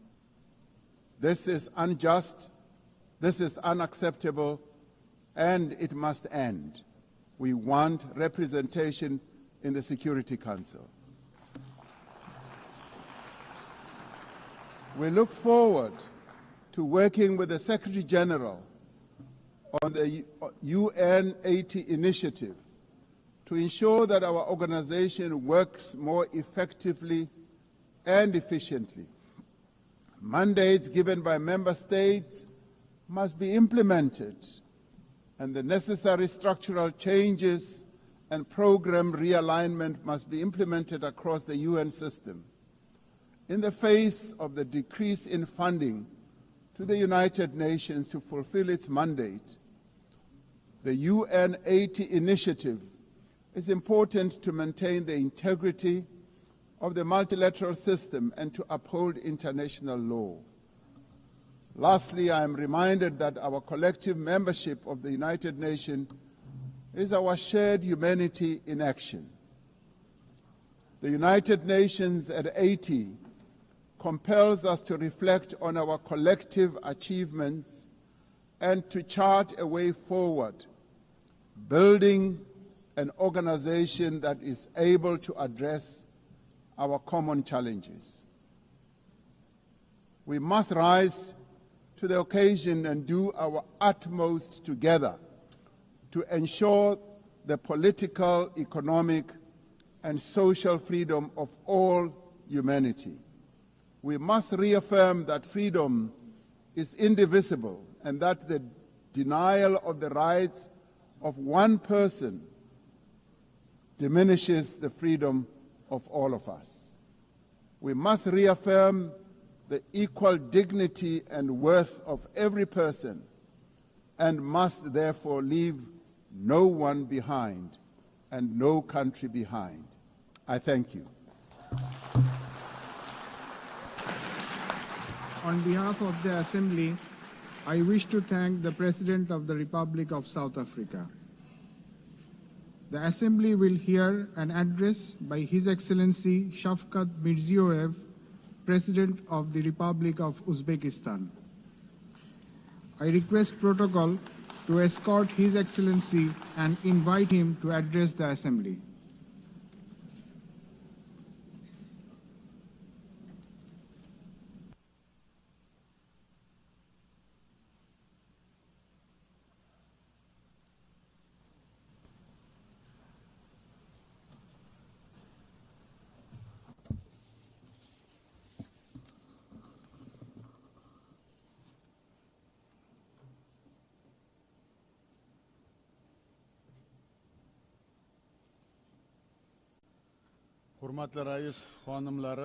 Distinguished Madam President, distinguished Secretary General, heads of delegations, ladies and gentlemen. I am truly delighted to extend my congratulations to you with the 80th anniversary session of the United Nations General Assembly. Our meeting today is taking place in a complex, rapidly changing global situation that calls for new approaches to the work of our organization and its future. Today, across the world, the role and place of international institutions are weakening. Confrontations, conflicts, and wars are intensifying. Technological and social inequality is increasing. An economic and humanitarian crisis are deepening. All of this is creating an entirely new and unsettling geopolitical reality. We highly commend the efforts of His Excellency Secretary General Antonio Guterres aimed at maintaining our organization as the main platform for the peaceful resolution of the most difficult and pressing global issues. In this regard, we fully support the UNAT initiative and reaffirm our strong commitment to the Pact for the Future. We support the transformation of the United Nations Security Council and the expansion of its membership in order to effectively address current threats and challenges and protect the interests of the developing countries. Distinguished participants of the session,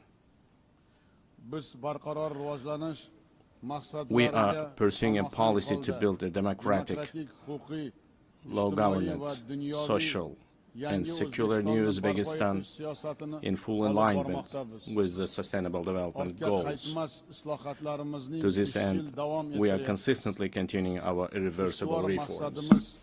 Our top priority goal is to fundamentally transform the lives of each and every family and citizen in our country to enhance human dignity and well-being. In recent years, we have managed to reduce the poverty rate in Uzbekistan from 35% to 6.6%. We have achieved this result primarily through the transformation of the education and science sector, establishment of innovative industries and high-tech manufacturing enterprises, modernization of green energy and transport infrastructure, comprehensive development of small businesses, and as a result, the creation of millions of jobs. In our country, preschool education coverage has increased from 27% to 78%, while the higher education uptake among our youth has risen from 9% to 42%. Most importantly, we consider enhancing the prestige of the teaching profession as a key issue. In order to create a single international platform for the exchange of teachers' experience and knowledge, we propose to hold a World Summit on Professional Education in Uzbekistan. We are also creating an advanced healthcare system in our country. We invite all our foreign partners to participate in a high-level event dedicated to the fight against childhood cancer and other serious diseases, which will be held tomorrow at our initiative at the United Nations headquarters. Another important area is gender policy. We aim to further strengthen the role of women in social, political, and business life of our country. We advocate for holding the Asian Women's Forum on a regular basis in our region, turning it into a permanent platform. I would like to emphasize once again, we remain committed to our obligations in achieving the Sustainable Development Goals. By the year 2030, we intend to join the ranks of upper middle income countries. To this end, we will consistently continue our open and pragmatic policy. Ladies and gentlemen, 8 years ago, from this esteemed podium, we declared our firm determination to transform Central Asia into a region of peace, good neighborliness, and partnership. Today, we can confidently declare that we have achieved this strategic goal. The era of closed borders, unresolved disputes, and conflicts is in the past. In recent years, the volume of mutual trade, investments, and transportation of goods in our region has increased fivefold. We are implementing joint investment funds, cross-border trade, and industrial cooperation zones, and major infrastructure projects. We also recognize as a common achievement that the consultative meeting of the heads of the state of Central Asia have become an effective mechanism for deepening regional integration. I can confidently affirm that as of now, we are at the beginning stage of the forming a new Central Asia. Our region, thanks to its unity, stability, and distinct identity, is steadily securing a stronger position in the system of international relations as an independent actor. In order to achieve our goals, we intend to give top priority to expanding mutually beneficial ties with all our foreign partners. In this regard, together with UN structures, we propose to implement a number of new projects and programs in our region. In particular, we propose holding an international forum under the auspices of ECOSOC and UNCTAD, dedicated to the economic development of the Central Asian states, establishing a regional hub for green technologies in industry jointly with UNIDO, adopting a program on the rational use of water resources, the creation of green spaces, and the achievement of demographic resilience in our region.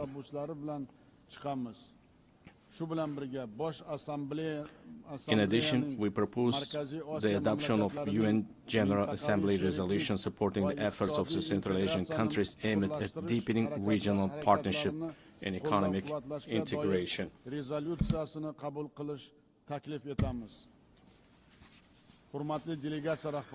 Distinguished heads of delegations, speaking about global and regional security and sustainable development, it is impossible to overlook the issue of Afghanistan. Supporting the aspirations of Afghan people for a peaceful and stable life requires the united efforts of the international community. I would like to emphasize that it is of utmost importance to prevent this country's isolation.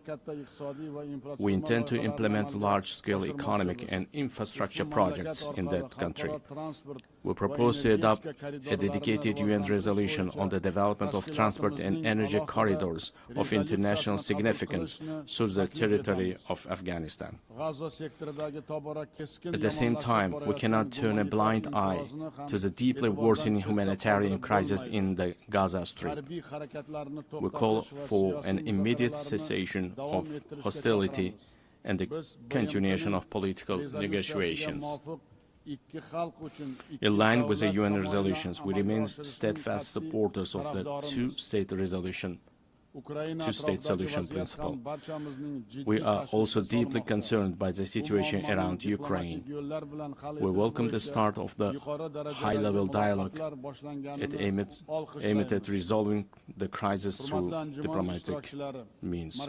Distinguished participants of the event, effective measures are being undertaken to implement the global counterterrorism strategy in Central Asia. In cooperation with the UN Office of Counterterrorism a regional council on rehabilitation and reintegration was established. We propose to transform this council into an international competence center. This very body will serve as an important platform for exchanging experiences on adapting to peaceful life for those repatriated from conflict zones. Furthermore, we stand ready to provide all the necessary conditions for the establishment of the Regional Office of Counterterrorism in Uzbekistan. Dear ladies and gentlemen, in today's world full of threats, we are witnessing how vulnerable the global transport system is.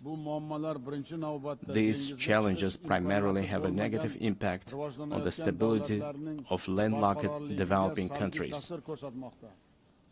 It is of utmost importance to ensure the security of international transit corridors and to establish efficient logistics networks.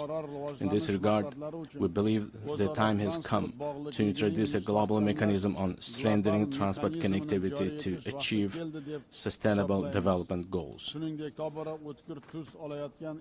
I would also like to draw special attention to the increasingly acute challenges of climate change. For instance, the consequences of the RLC desiccation must remain at the constant focus of the international community.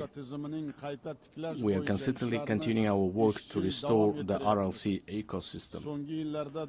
In recent years, salt-tolerant desert plants have been planted on 2 million hectares of the dried seabed of RLC.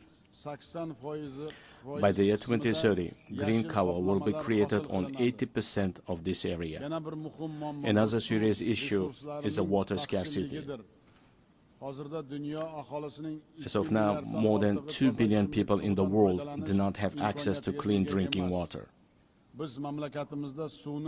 We are planning to hold a World Forum on Water Saving in our country. The outcomes of this conference are expected to recognize the water crisis as a serious threat to sustainable development. We intend to adopt a special roadmap for the wide introduction of innovation technologies in a global level. Another adverse consequence of climate change is the intensifying trend of climate migration. Unfortunately, clear international mechanisms and the legal framework in this direction have not yet been created. We advocate for the adoption of the Global Pact for a broad international partnership and coordinated policy on this serious issue. Dear participants of the meeting, it is of great importance to prevent inequalities in digital development and the use of artificial intelligence between countries. We propose to create an international cooperation mechanism aimed at the gratis exchange of practical solutions and models of artificial intelligence in healthcare, education, and culture. I would like to emphasize another priority issue. Our future, the destiny, and the prosperity of the world are in the hands of the younger generation. It is our urgent task to instill in the hearts and minds of our sons and daughters the most noble ideas, such as peace, humanism, and friendship, mutual trust, and respect. In this regard, we put forward the proposal to establish the World Youth Movement for Peace and to locate its headquarters in Uzbekistan. We are consistently implementing a policy of tolerance in our society. At the same time, we will actively continue our efforts to deeply study the ideas of Islamic enlightenment and promote them to the world. In the coming months, we will open the Center of Islamic Civilization, which is unique for our wider region, We intend to hold a special presentation at the United Nations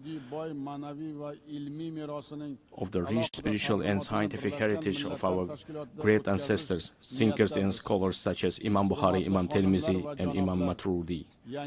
Dear ladies and gentlemen, the new Uzbekistan is a supporter of mutual solidarity, open dialogue, and close partnership with all countries. We are always ready to contribute to strengthening dialogue among peoples, cultures, and civilizations, and to achieving universal human goals.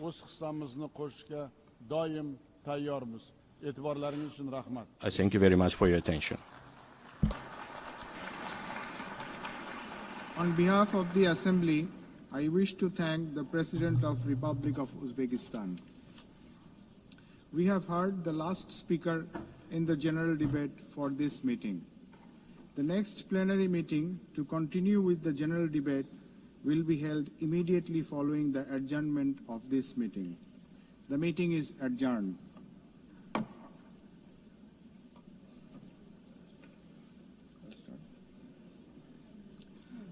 The fifth plenary meeting of the General Assembly is called to order.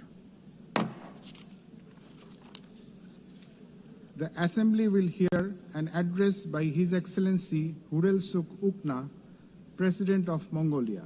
I request protocol to escort His Excellency and invite him to address the Assembly.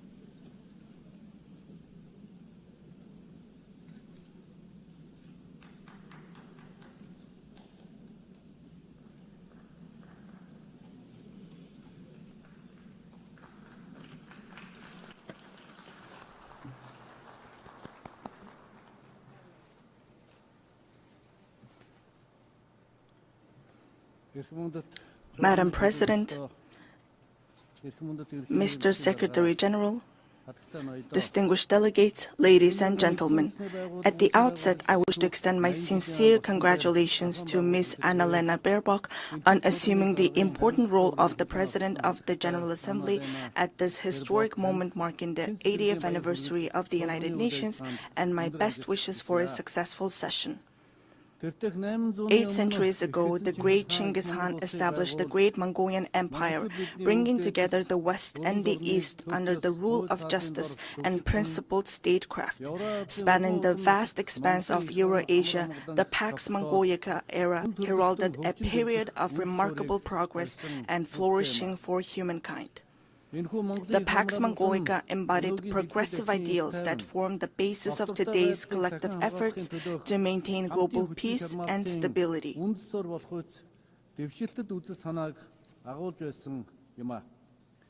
Then, 8 decades ago, when the dust and ashes of the World War had not cleared yet and humanity had not healed yet from fear and anxiety, the United Nations, a great family of nations, rose to prominence as a guarantor of world peace and security and a sanctuary of hope and trust. Since its establishment, the United Nations has illuminated humanity's path, serving as a steadfast beacon of hope and trust for nations to maintain peaceful coexistence and share a prosperous future. In today's volatile and challenging international environment, we welcome Better Together, 80 years and more for peace, development, and human rights as the theme for the 80th session of the General Assembly and the general debate.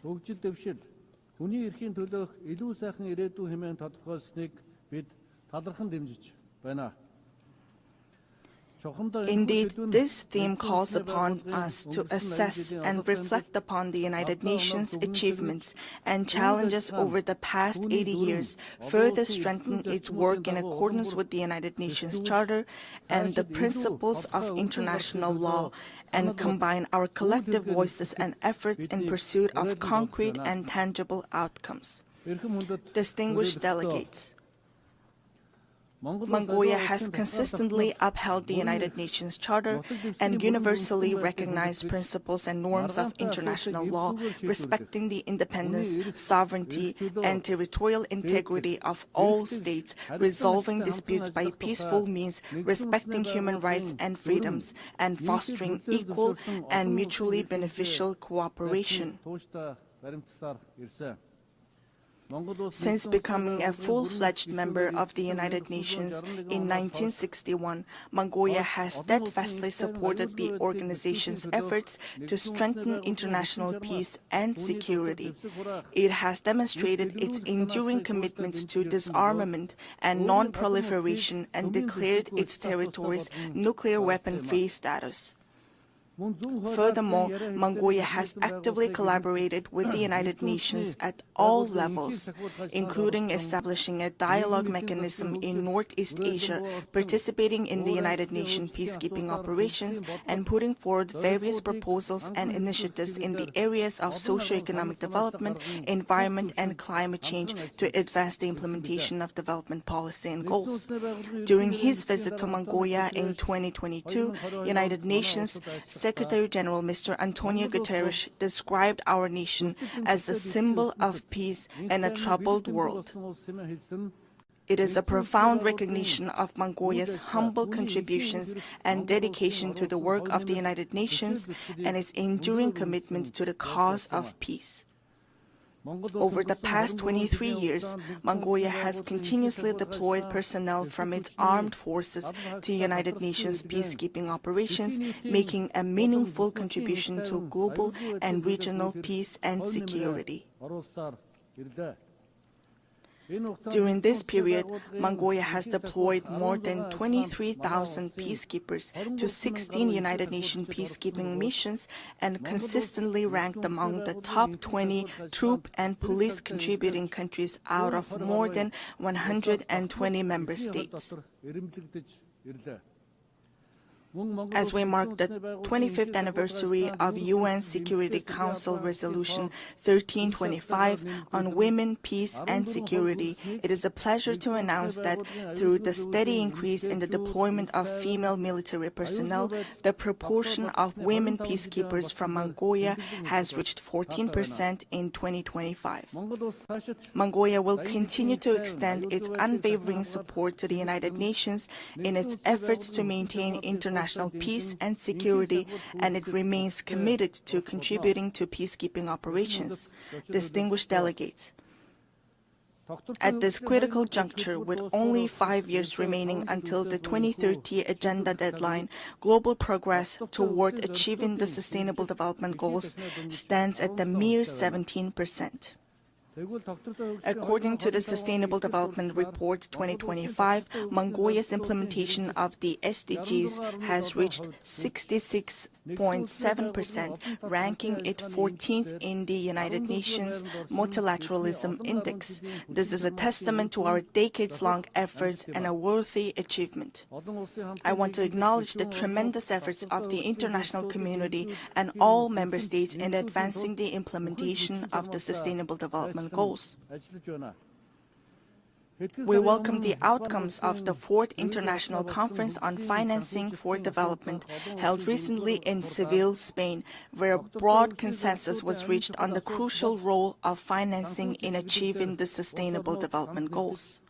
We also appreciate that the conference agreed to increase the engagement of developing countries and take comprehensive actions aimed at reforming the current international financial architecture. Within the framework of implementing the Seville commitment adopted at the conference, it is essential to direct international development cooperation towards supporting the most vulnerable groups and addressing their challenges.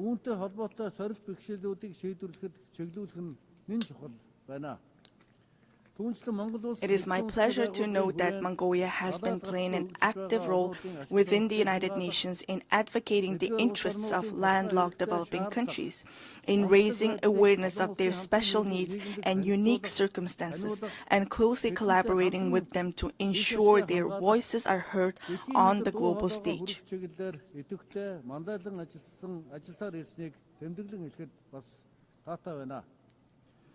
The 3rd United Nations Conference on Landlocked Developing Countries convened in August in Turkmenistan and adopted the Avaza Program of Action for 2024 and 2034. Landlocked developing countries have long faced trade and economic development challenges due to their geographic location. Member states have committed to implementing the program to advance the development of landlocked developing countries over the next decade and bring positive improvements to the livelihoods of more than 600 million people living in these countries. To ensure the effective implementation of the AVASA program of action, it is crucial for landlocked developing countries to align their national development plans with the program while mobilizing all available resources to strengthen regional integration and cooperation. Furthermore, we call upon the international community, financial institutions, and development partners to provide concrete support and cooperation with landlocked developing countries. Distinguished delegates, Mother Earth is our one and only home. However, as a result of humanity's careless behavior towards the environment, Mother Earth, with her very existence under threat, is sending a distress call like a patient in critical condition. If we do not take resolute action to preserve our Mother Earth now, she will inevitably find her own way to survive, with or without us. Since ancient times, we Mongols have believed that all beneath the sky is alive. We have revered mountains, rivers, plants, and animals, understanding that the harmony of the earth and the living world is inseparably intertwined with humanity's inner life and conscious actions. 2 millennia ago, the great Han Modon of the Huns, the Mongols' ancestors, proclaimed that the very foundation of the state is the land. Thus, UNESCO recognized this time-honored tradition of revering nature by inscribing the Mongolian traditional ritual of worshipping sacred sites on the last of the intangible cultural heritage in need of urgent safeguarding. We Mongols are a people blessed with the beautiful tradition of living in harmony with Mother Nature, preserving her pristine purity, and nurturing our children from an early age with the mindset and spirit to cherish her. Accordingly, the United Nations General Assembly resolution entitled 800 Years of Mongolian Statehood, adopted in 2005, highly appreciated the contribution of Mongols to humankind's history and recognized the ever-increasing significance and relevance of a culture of living in harmony with nature, which is inherent in nomadic civilization in today's world.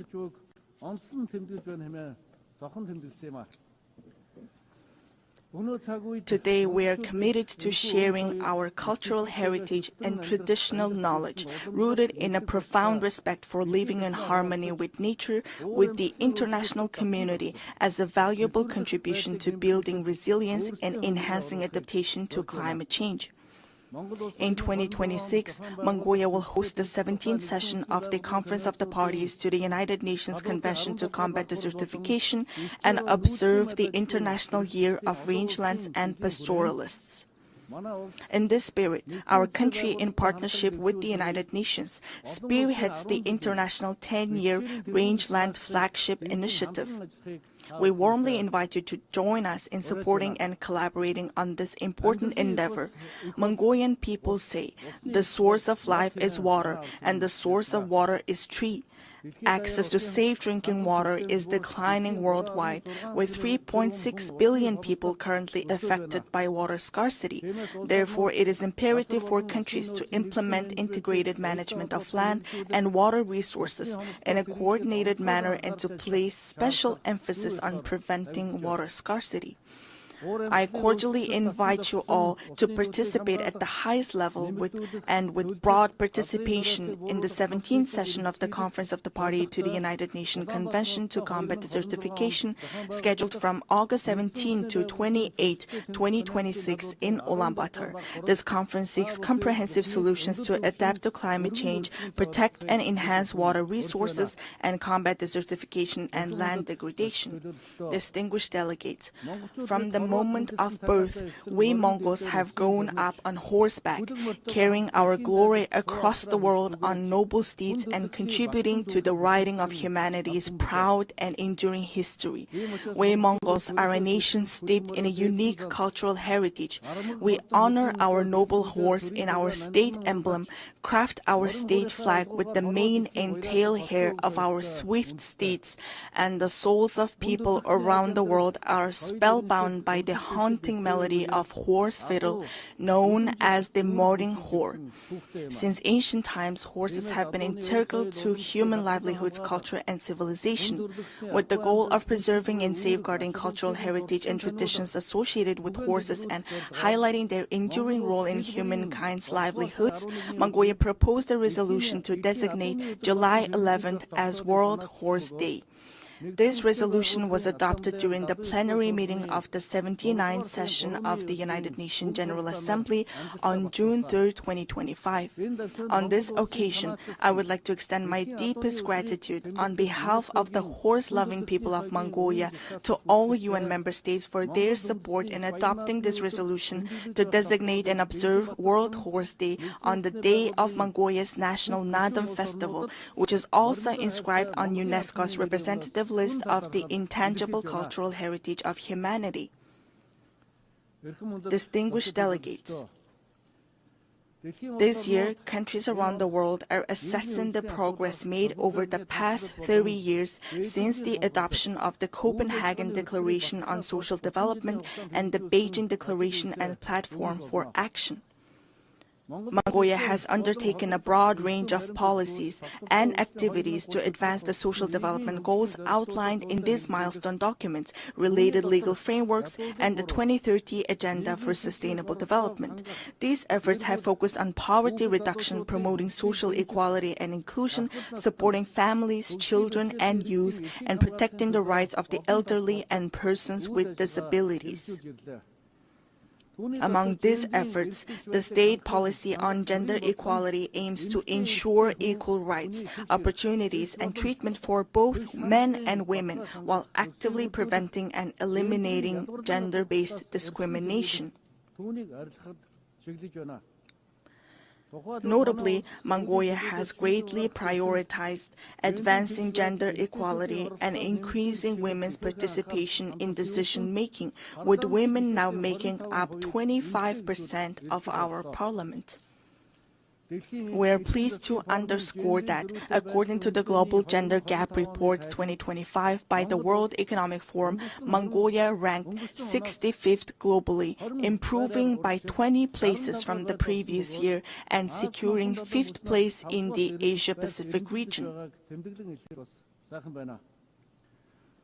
In recent years, Mongolia has regularly hosted international events dedicated to women and gender equality, including the International Conference on Strengthening the Role of Women in Peacekeeping in 2022, the Female Foreign Ministers Meeting in 2023, and the World Women's Forum in 2024 in cooperation with the United Nations. Last month, we successfully hosted the World Women Entrepreneurs Forum under the theme Inspire, Impact, Invest in Ulaanbaatar. I wish to extend my heartfelt gratitude to all countries that supported and participated in the forum. Mongolia will continue to serve as a strong bridge of partnership, cooperation, and solidarity in advancing women's leadership and participation at all levels of social and political life. Distinguished delegates, the ancient Greek philosopher Heraclitus once said, "The only constant in life is change." Supported by its member states, successive UN leadership have consistently pursued reforms to refine the organization's structure and operations across all aspects. In this context, Mongolia welcomes and supports the UN 80 initiative that the United Nations Secretary General Antonio Guterres presented. We are confident that ensuring gender equality in senior leadership positions within the United Nations will undoubtedly have a positive impact on fostering more transparent, balanced, and inclusive decision-making processes. Therefore, we support initiatives to nominate women candidates for the UN Secretary General and the Rotation for Equality initiative, which calls for gender rotation in the UN General Assembly President's position. Furthermore, Mongolia upholds and implements the principles of the UN Charter and universally recognized norms of international law, actively contributing to strengthening the UN-centered multilateral system. Mongolia reaffirms its commitment to the UN reform, particularly of the Security Council, to ensure it reflects current realities and embodies equitable and fair representation, inclusivity, transparency, effectiveness, democracy, and accountability. In an era defined by escalating conflicts, rising walls of distrust, and deepening divisions, it is more vital than ever to foster international relations grounded not merely in multipolarity, but on multi-pillar principles that honor each nation's history, culture, civilization, national interests, and unique development paths.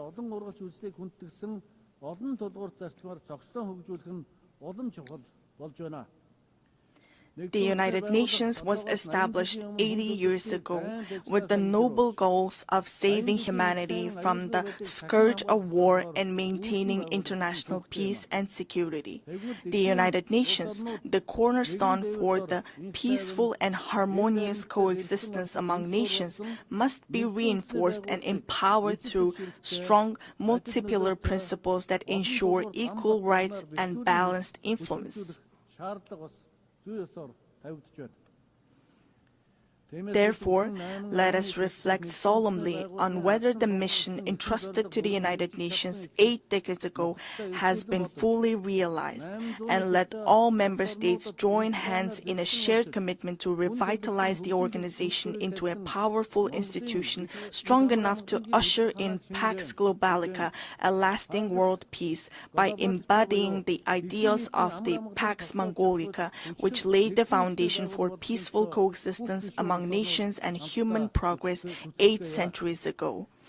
At this pivotal moment, as we commemorate the historic 80th anniversary of the United Nations, I would like to emphasize the growing importance of its role in fostering mutual understanding, trust, and respect among nations, as well as in advancing peace, stability, development, and the vision of a world free from war.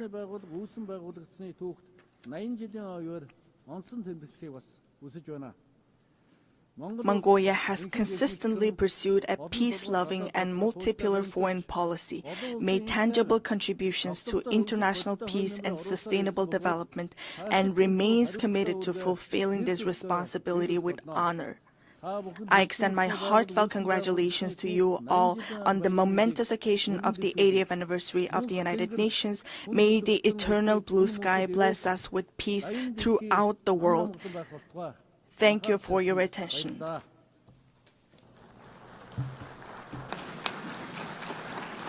On behalf of the Assembly, I wish to thank the President of Mongolia. The Assembly will hear an address by His Excellency Sardar Bardi Muhammadov, President of Turkmenistan. I request protocol to escort His Excellency and invite him to address the Assembly.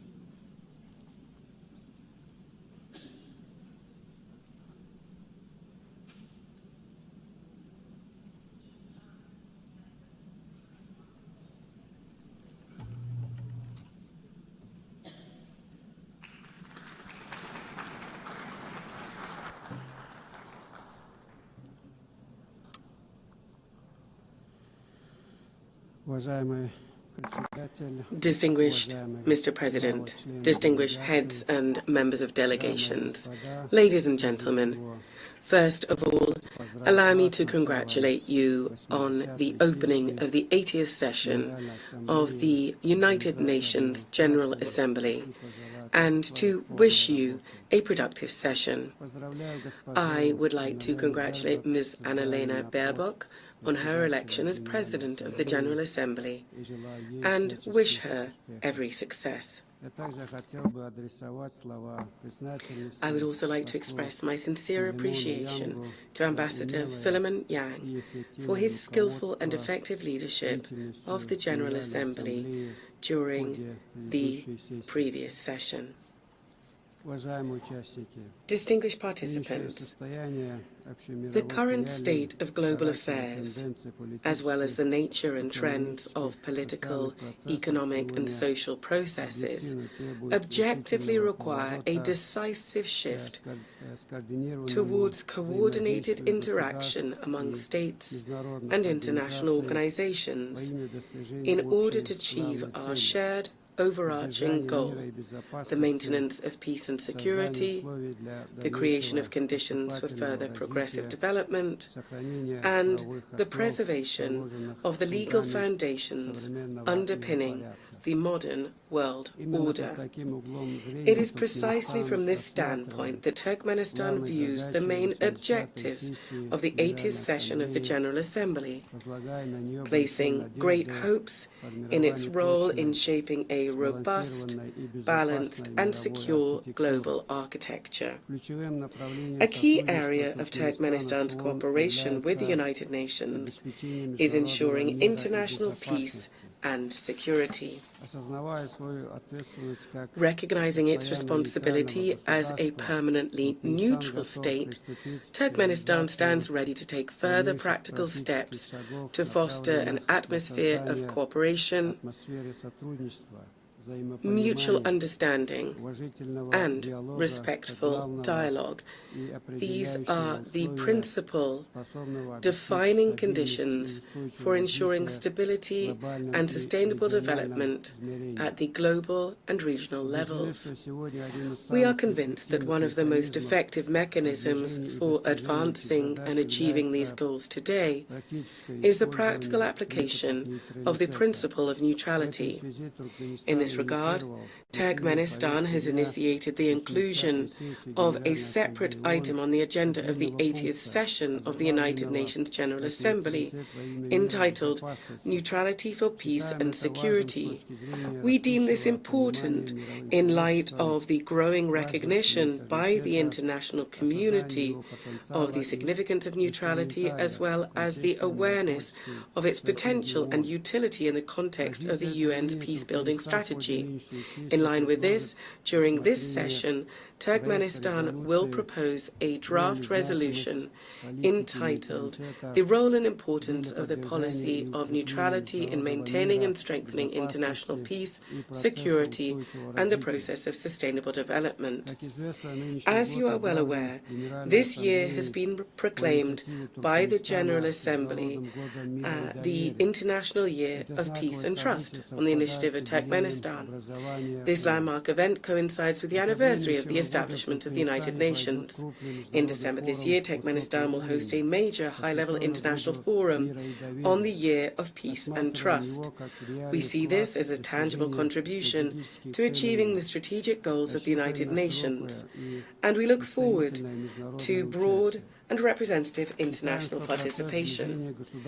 We believe that harmonizing national approaches to global development trends, as well as to establishing and strengthening trust and mutual understanding, should be systematic and consistent. In this regard, Turkmenistan is seeking to initiate the convening of a World Summit on a culture of peace and trust. One of the key objectives of this summit would be to develop a global code of international trust. This would serve as a universal foundation for building relations between states based on the respect for sovereignty and territorial integrity, as well as on cooperation and joint efforts to address global problems. We believe that ensuring universal peace and mutual understanding is inseparable from the civilizational aspects of modern development and from the need to preserve and foster cultural and spiritual ties. In this context, Central Asia, which for centuries has played a clear role as a bridge spanning the civilizations of East and West, is now called upon to revive its historic mission to become a space for dialogue, cooperation and the convergence of values and worldviews. Therefore, during this session, Turkmenistan will propose, in cooperation with the United Nations, an international forum to be held entitled Central Asia, a Space of Peaceful Coexistence. Countries of the region will participate, as well as other interested states and international institutions. Turkmenistan will also submit a draft resolution to the General Assembly on proclaiming an International Day of Mediation. This would emphasize the importance of diplomacy and neutral platforms in preventing and resolving conflicts. One of our country's priorities remains our active involvement in implementing the Sustainable Development Goals and in strengthening cooperation in key areas such as transport and energy. As Turkmenistan is one of the centers of multilateral dialogue on these issues, we will continue to contribute to establishing a fair, balanced, and inclusive international development system. During this session, Turkmenistan will initiate the proclamation of a United Nations Decade for Sustainable Transport for the period 2026-2035 and will submit the relevant draft resolution. We are convinced that this will help to consolidate the efforts of the international community in developing transport corridors, enhancing their sustainability and ensuring accessibility for all countries. Our country will also submit a draft resolution to the General Assembly entitled The Key Role of Reliable and Stable Energy Connectivity in Ensuring Sustainable Development. At present, one of the priority issues on the development agenda is the digital transformation. We are convinced that this transformation must be balanced. It must reflect the realities and legitimate interests of all states, including the developing world, and also must be free from politicization and bias. In this regard, Turkmenistan intends to put forward an initiative to establish a world platform on digital integration, this to be based on the principles of equality, trust, and on preventing the use of information and communication technologies to harm peace, security, and sustainable development.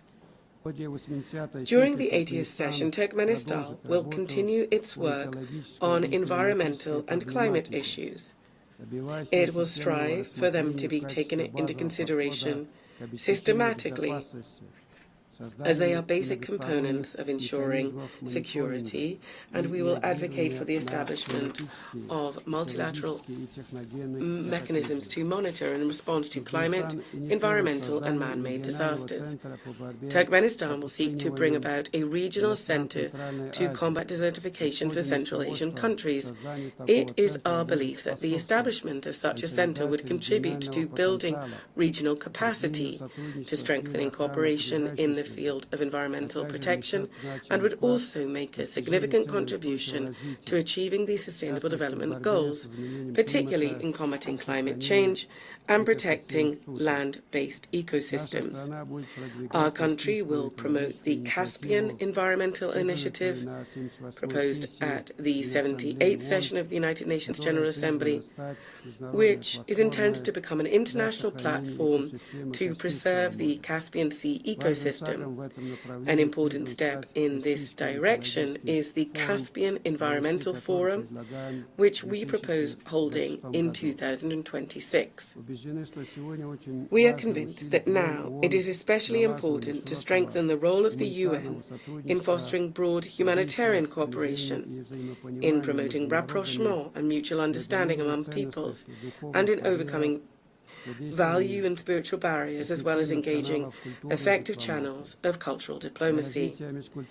To develop intercultural dialogue and to lend practical support to General Assembly resolutions on multilingualism in international relations, we are proposing proclaiming an International Day of Multilingual Diplomacy as well. Distinguished heads and members of delegations, all of Turkmenistan's international initiatives and actions are always measured against and aligned with the UN Charter and its founding documents, as well as with its long-term goals. It is no coincidence that we always emphasize that cooperation with the UN is a strategic priority for Turkmenistan. We say this with the conviction that the UN is the only international organization endowed with universal legitimacy. In this regard, it must remain the guarantor of peace and development and be the backbone of global security and stability. Turkmenistan will continue to advocate consistently for strengthening the central role of the UN in international affairs. We consider strengthening the primacy of international law and in improving the international legal framework and increasing the effectiveness of the implementation of UN conventions, treaties, agreements, and other multilateral documents as key factors in this regard. In this context, Turkmenistan is initiating the proclamation of the Year of International Law in 2028. This will become an important step in strengthening the international legal foundations of peace and cooperation. Ladies and gentlemen, this session holds special significance for Turkmenistan. 30 years ago, within these very walls, the United Nations General Assembly unanimously adopted the resolution on the permanent neutrality of Turkmenistan. For our country, this was a momentous, historic event. In essence, it determined the entire subsequent course of Turkmenistan's foreign and international policy. International recognition of our neutrality also contributed to boosting the country's domestic development by providing favorable external conditions for this. I would like to take this opportunity on behalf of the people of Turkmenistan to express my gratitude to the United Nations member states and the entire international community for the decision adopted in December 1995 to recognize the permanent neutrality of Turkmenistan, a decision reaffirmed by two subsequent UN General Assembly resolutions. Turkmenistan will always remember the trust placed in it and will steadfastly and unswervingly uphold its international commitments. Once again, I would like to congratulate all delegations on the opening of the 80th anniversary session of the United Nations General Assembly and wish you every success in strengthening our cooperation and mutual understanding. Thank you very much indeed.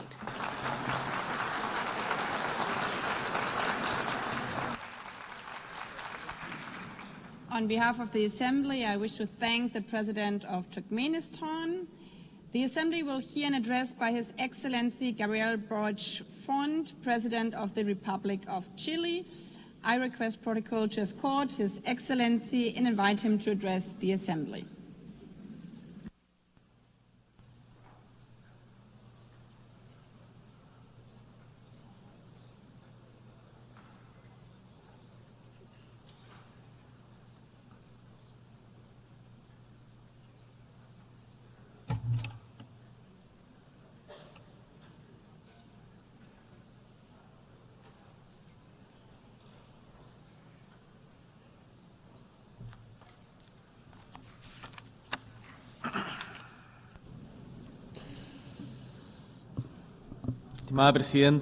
Distinguished President, members of the United Nations General Assembly, guests, peoples of the world, residents of New York, 80 years have elapsed since the creation of the United Nations. 80 years have also elapsed since Gabriela Mistral, a Chilean woman who came from the Elqui Valley,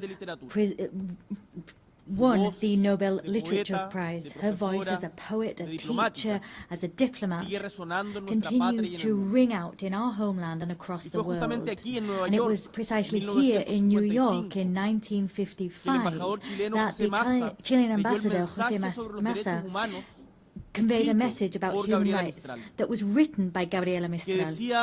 That message said, "I would be happy if our noble strength, our noble struggle to obtain human rights was taken up faithfully and loyally by all nations of the world. This triumph would be the greatest we could achieve in our time." We have we notched up that victory? Have we triumphed in that way? The answer is categorical, no.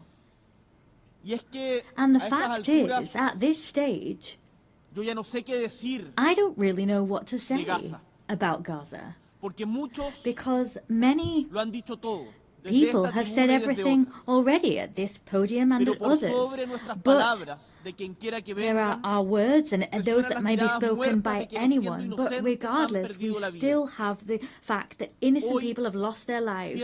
We still have the empty stares of those suffering. In 2025, thousands of innocent people have lost their lives simply on the grounds of being Palestinian. 80 years ago, the same thing happens. Millions lost their lives simply for being Jewish.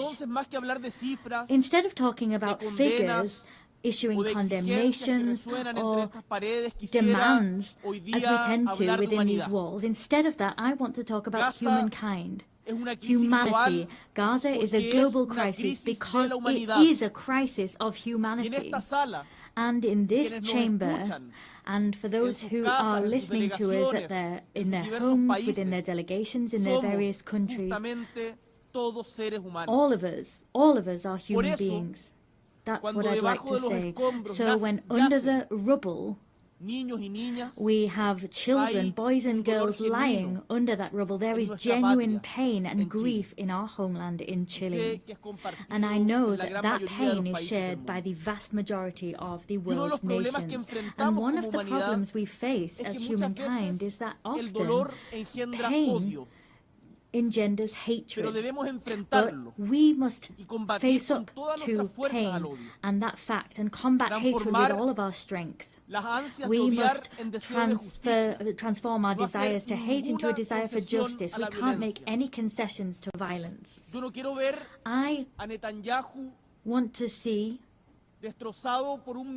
I don't want to see, rather, Netanyahu destroyed by a missile side by side with his family. I want to see Netanyahu and those responsible for the genocide against the Palestinian people brought to the ICJ and other international courts. In another context, looking elsewhere, the war in Ukraine is also an affront to us. It causes us pain.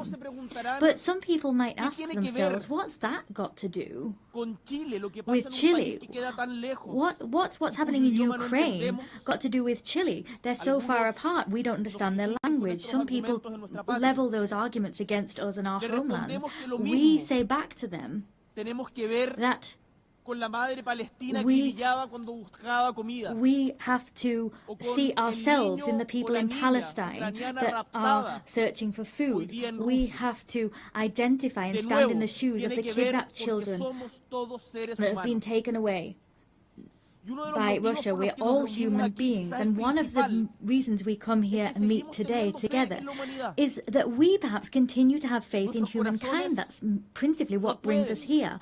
Our hearts cannot cease to be moved by pain, and we cannot cease to be moved by the needs of others like ourselves. It's for that reason that we have set down rules which are steps forward for civilizations, and they come from the lessons we've learned from the major challenges we've affronted as humankind. And these rules, we should say this loud and clear from this rostrum and take action here. These principles, these values are not being respected. Let's say that loud and clear. It's not okay to invite people to negotiate, to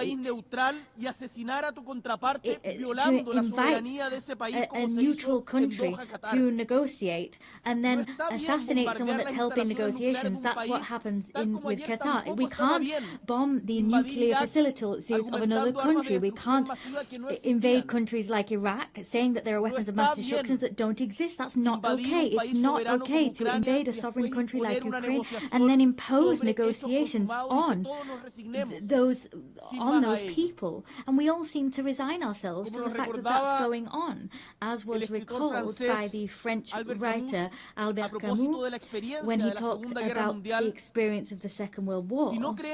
If we don't believe in anything, if nothing makes sense, and we can't invoke any values, well, in that case, everything is allowed.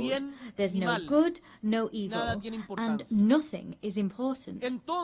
So, if we were to accept that reasoning, we'd have to admit that reason stands on the side of the successful party and no one else, and the rule which we use to assess humankind, the yardstick, would simply be effectiveness. So, in other words, the law of might is right. I want to say to you that ultimately this way of reasoning is the justification of killing.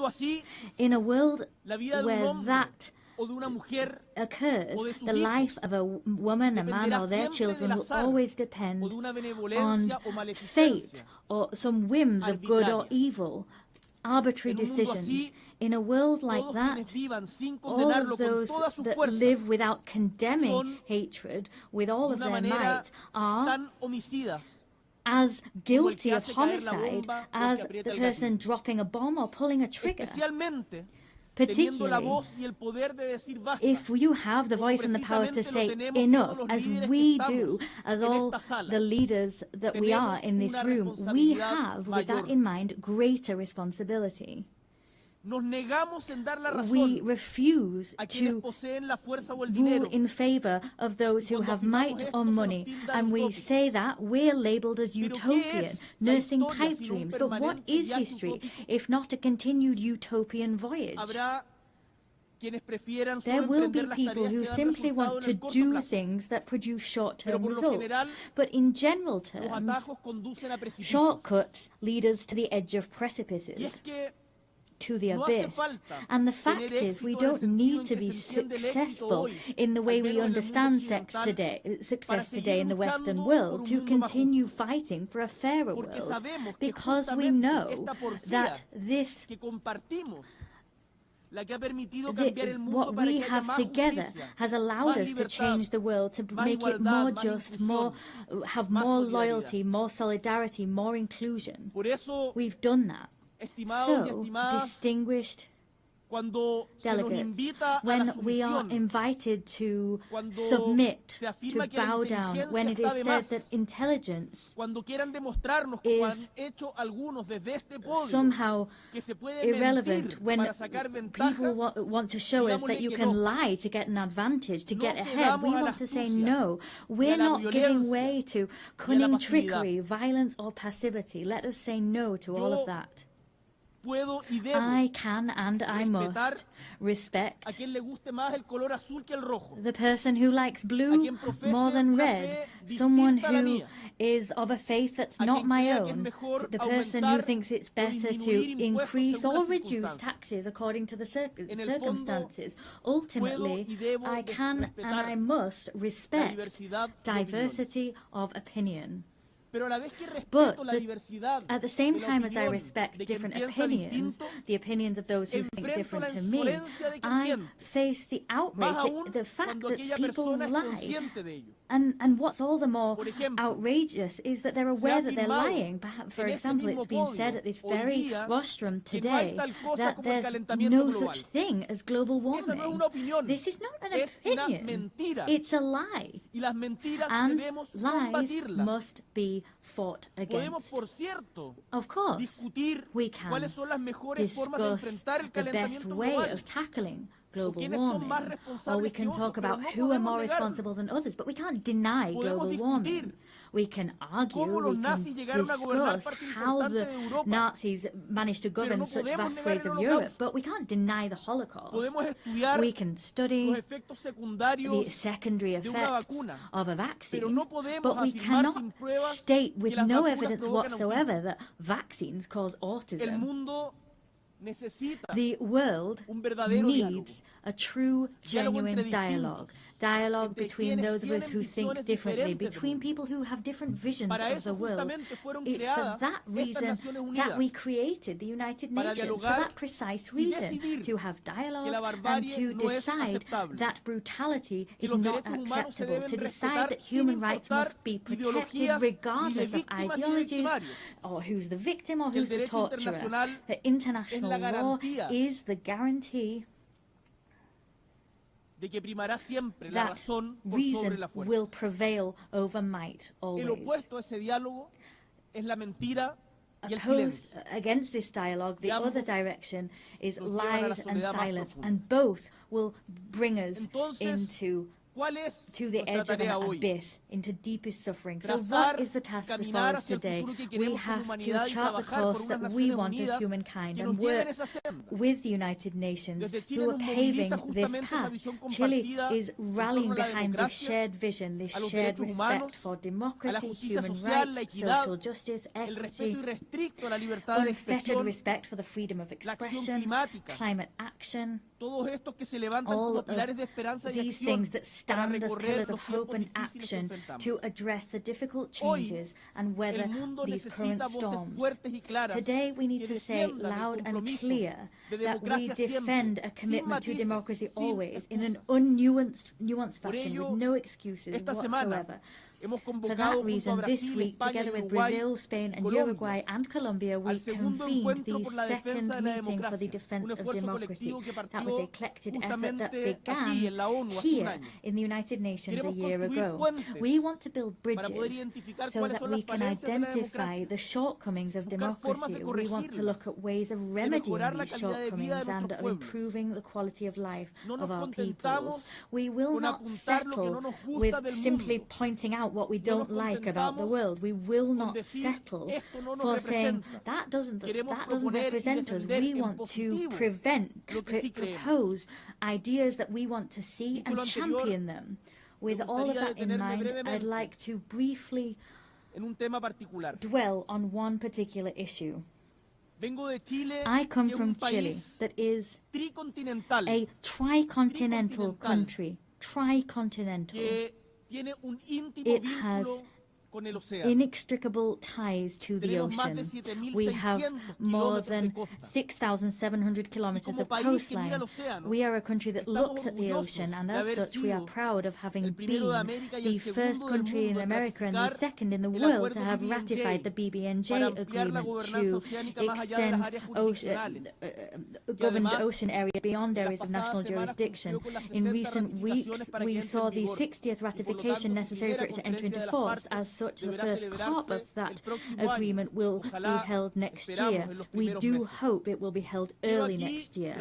Here, I wish to reiterate the fact that we are ready and willing to have its secretariat established in our Pearl of the Pacific in the city of Valparaiso, because we believe that this agreement is an opportunity to make ocean governance closer to the global south. Chile is always also a country that looks towards and has an Antarctic vocation. Our leadership in scientific research is clear. We provide logistical support for research, and we have campaigns for the protection of this area. When you've gone to Antarctic, you will have done so through Chile. In 2 weeks, we'll have another meeting of the Commission for the Preservation of Marine Antarctic Resources. So I call upon states parties now to approve the proposal of the Marine Protected Area for Dominion 1. That was the proposal established by Chile and Argentina. We cannot simply exploit resources if we don't adopt appropriate preservation measures, because ultimately we'll see the destruction destruction of marine life, which we also depend on. Let us not forget that we are part of one single ecosystem. Maintaining biodiversity and sustaining life on Earth is something we must urgently grapple with, and we need to do so with a sense of responsibility towards our ancestors, towards those we share the planet with today, and with a sense of responsibility to future generations. Distinguished delegates, as we have a situation of climate crises, protracted conflicts and humanitarian crises, against that backdrop, the selection and appointment process for the next Secretary General of the United Nations takes on particular significance. I come to this assembly convinced of the fact that always, even in the most difficult circumstances, there is room to take clear-sighted action as a collective body, action which is transformative and imbued with humanity. Human tragedy is never a foregone conclusion. We will not give up on the hope that there will be good in the world and that the United Nations we need can be built, because that conclusion depends on what we do. I want to say to you that regional balance must be respected in the Secretary General appointment process. It's time for Latin America and the Caribbean to have their moment. We are a war-free region with a rich diplomatic tradition. We forge consensus. We are unwaveringly committed to the UN Charter and have been since its very inception. Tackling the historic gender imbalance within the United Nations is important. We've never had a woman Secretary General, and that is something we must remedy. 80 years of history without a woman having been appointed Secretary General. The UN must reflect the progress made by the world and recognise that a woman at the helm is not just a symbol of equity, but also represents and makes it reflects the fact that women are half of the population, and appointing a woman as Secretary General will send out the clear signal that women can occupy all parts of the world and nothing's closed off to them. Chile wants to actively contribute to that collective effort, and for that reason it is for me a great honour to announce from this rostrum that Chile will nominate our former President, Michelle Bachelet as candidate to the post of Secretary General of the United Nations. She is here with us at this session. Michelle Bachelet is not only someone known to all of you on the global stage. She is a woman whose own trajectory is fully in line with the values that inspired this organization. She was head of state of Chile twice. Incidentally, she was also the first female head of state. She was also the Minister for Health and Defense. She was the Executive Director of UN Women and also High Commissioner for Human Rights at the United Nations. Michelle Bachelet has governed, has negotiated, has solved problems and has listened. Her trajectory, what she's done throughout her life, combines empathy with strength and resolve, experience with openness, and she combines all of these with a proven ability to make decisions and to take action. In times of mistrust and fragmentation, I firmly believe, and I know that this conviction is shared by my nation, that Michelle Bachelet is someone able to build bridges between the North and the South, between the East and the West, between urgent needs to find solutions and the urgent need to defend principles. With her leadership, the United Nations will be able to restore credibility, effectiveness and a sense of purpose in the face of current challenges. She will build on the legacy of Antonio Guterres that I can say has given the best of himself from the good of humankind within this institution, with humility and a sense of conviction. Chile presents this candidacy with the conviction, the certainty that Michelle Bachelet will be able to make a decisive contribution to making the United Nations once more a place for meetings, place for solutions and active hope for the world as a whole. Distinguished delegates, 80 years. Let us look back at those decades and let us take stock of these strides forward seen in international governance. In spite of the challenges we're facing, we can also say that we have made progress. But we are eaten away at by the feeling that that progress is under threat. Who will draw the maps of the future? We want to believe that those cartographers will not be those waging assaults on multilateral institutions and eroding their credibility. We don't want them to be those who humiliate the weak. We want all peoples together to draw the maps of the future. Together we represent all of those people, and together we will trace out clear maps so that we have not only a possible and viable future, but one that is full of dignity for everyone and respects them. And to achieve that goal, this organization, let us remember the organization that was built on the ashes of the Second World War after the failure of the League of Nations, this organization is crucial, and renewing it, changing it, reforming it is an urgent need. So, as a renewed organization, but one with the same purpose, it will be an organization that everyone works together in. The words of Victor Jara, that great Chilean singer, great Chilean artist, he talked about this great love of earth which has helped us to live. He loved peace, to enjoy life, love and freedom for everybody. He talked about those things so that his children could exist, his city could exist, and his people could exist. Let us, distinguished colleagues, move together, free and equal, similar and different. Let us walk along this shared path of seeking truth, justice, happiness and justice. I thank you.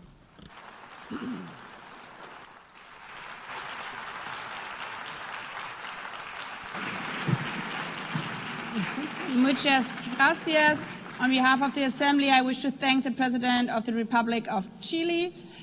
The Assembly will hear an address by His Excellency Emomali Rahmon, President of the Republic of Tajikistan. I request the protocol to escort His Excellency and invite him to address the Assembly.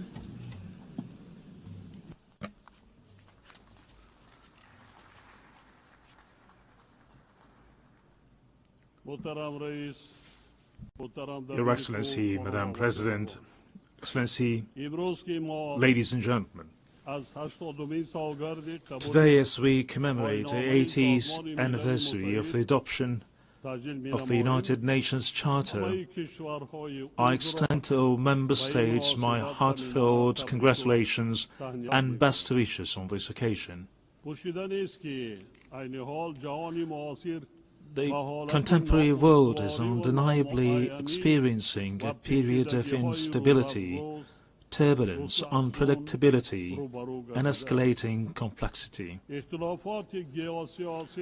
Geopolitical tensions, efforts to reshape a framework of international relations, conflicts and confrontations in different parts of the world, along with series of security threats and challenges, have posed significant risks to lasting peace and safety. At the same time, the consequences of climate change and growing social inequality impose restrictions on the process of sustainable development and sustainable global development. In such a complex and turbulent circumstances, the role of the United Nations as a platform for inclusive dialogue, cooperation and the promotion of peace and security worldwide becomes more important than ever.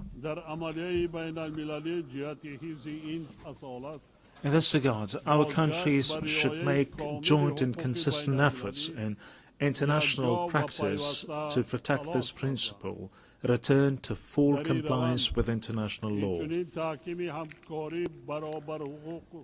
In this process, strengthening equal cooperation among small and large states is also considered to be an important and timely step.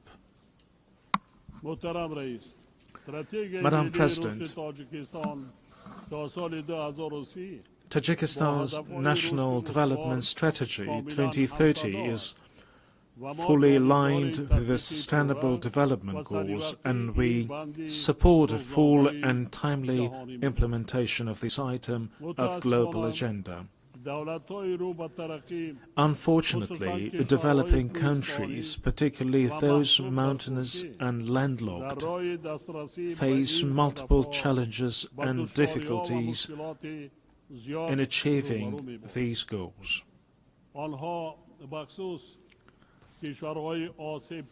Particularly vulnerable countries feel the need to take serious measures to ensure sustainable development, financing, and improve access to financial resources. Despite significant attempts in this field, the amount of funding for sustainable development offered by the international community continues to be insufficient to address their current need. This situation necessitates timely response, the allocation of additional funds, and a review of approach to the international financial architecture and system. Tajikistan advocates for effective and fair reforms of international financial instruments. At present, we are observing varying degrees of economic progress among nations, and the influence of developed nations and international financial organizations could play a significant role in tackling this issue. Many developing and less developed countries remain vulnerable to the impacts of economic and financial crisis, poverty, infectious diseases, including COVID, natural disasters, and food insecurity. They need to implement effective financial support measures, including debt relief. In our view, now is the high time to seriously consider this important item. Ladies and gentlemen, today climate change-related issues in various countries around the world, including Tajikistan, pose serious obstacles towards achieving the Sustainable Development Goals. Our country, with 93% of its land covered by mountains, is deeply concerned of an adverse effect of this situation. Changes in the hydrological cycle, a series of floods and droughts, and severe dust storms over the past decades have had a direct impact on Tajikistan's water and energy resources and food security.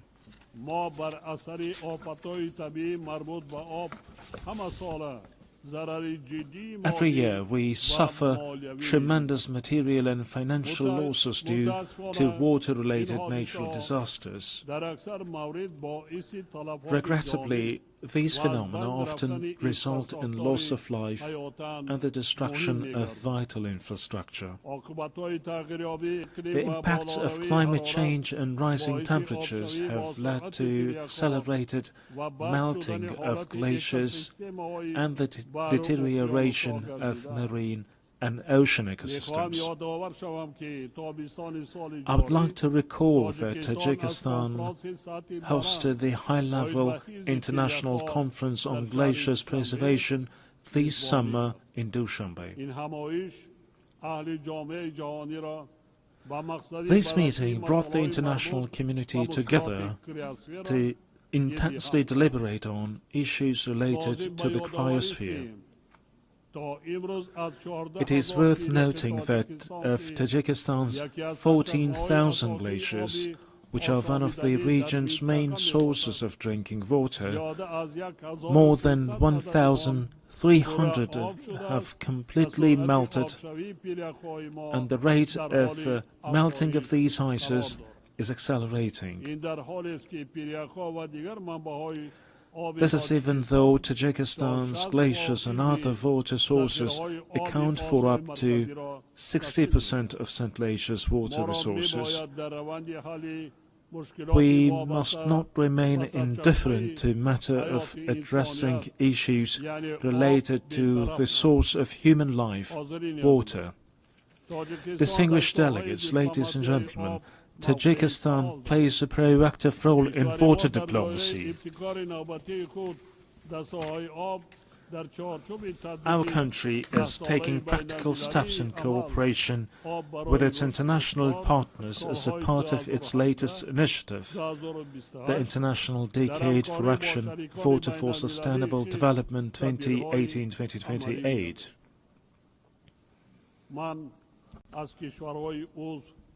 I call on member states and stakeholders to actively participate in the next event within the Dushanbe water process, the high-level international conference which will be held in Tajikistan next year. This event will undoubtedly give a new impetus to our continued joint efforts within the framework of the Water Action Agenda. We are confident that it will also serve as a solid foundation for preparations for the 2028 United Nations Water Conference in Dushanbe. Madam President, strong institutions and legal literacy are the ground of a just and stable society.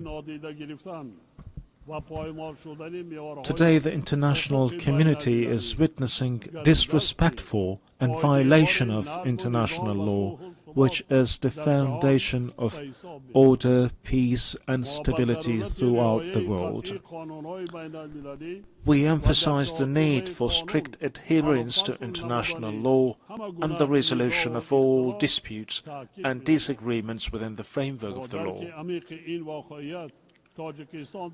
Being deeply aware of this reality, Tajikistan proposes that the United Nations General Assembly considers proclaiming an International Year of Legal Literacy.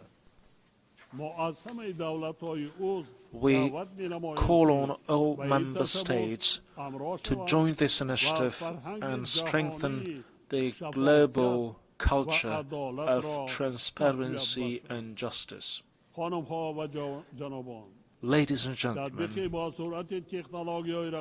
the rapid adoption of digital technologies and the effective use of artificial intelligence can noticeably contribute to the achievement of the Sustainable Development Goals.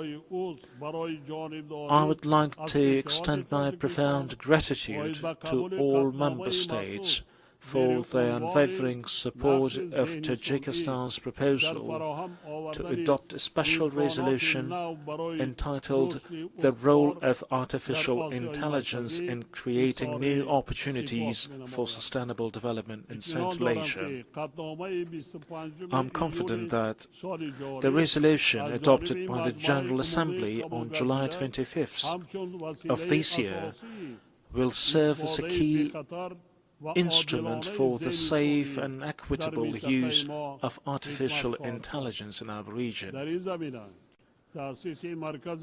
We, in this context, consider the establishment of a regional Center for Artificial Intelligence in Dushanbe to be favorable. This centre would undoubtedly facilitate an implementation of joint initiatives and projects among Central Asian countries in the field of artificial intelligence. It is worth noting that, along with the improvement of digital technologies, a number of new security threats, particularly cybercrime, is also growing. We therefore emphasize that cybersecurity must be an important component of collective security. It is evident that, along with cybercrime, terrorism, extremism, illegal weapons smuggling, drug trafficking, and other forms of transnational organized crime continue to pose a serious threat to the global security. Tajikistan supports the further expansion of international cooperation on global security within the framework of the Dushanbe counter-terrorism process. We are determined and willing to establish constructive interaction within this process with international organizations and the UN member states to even more enhance efforts to counter the aforementioned threats and security risks. We believe that relevant UN agencies, in particular the Office of Counterterrorism, can make an effective contribution to the comprehensive implementation of global counterterrorism strategies and programs and strengthen their support to all member states in this area.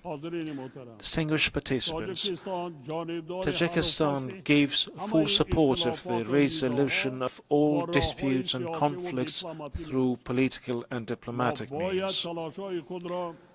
We must redouble our efforts to enduring, lasting and comprehensive peace based on international law.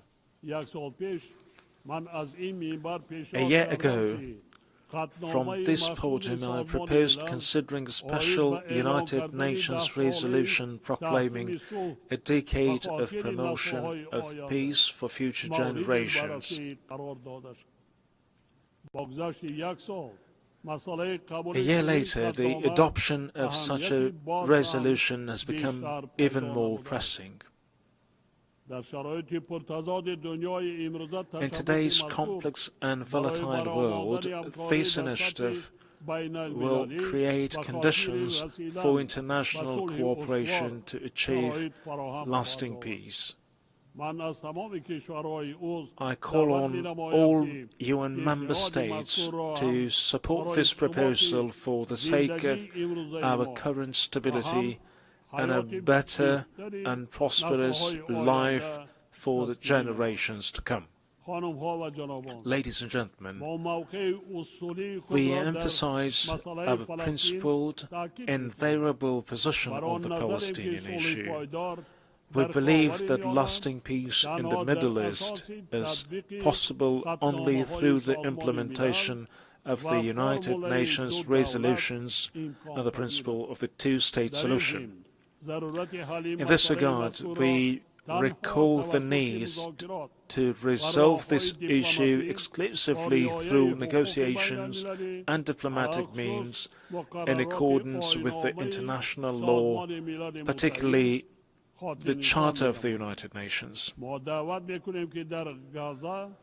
We call for a lasting ceasefire in Gaza and access to humanitarian aid.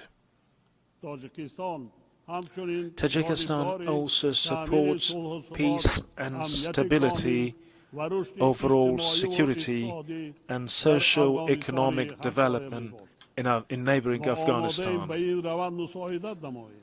We are ready to render our full assistance in these processes and in this regard call on the international community to provide humanitarian assistance, especially to regions affected by drought and recent severe earthquakes. Distinguished participants,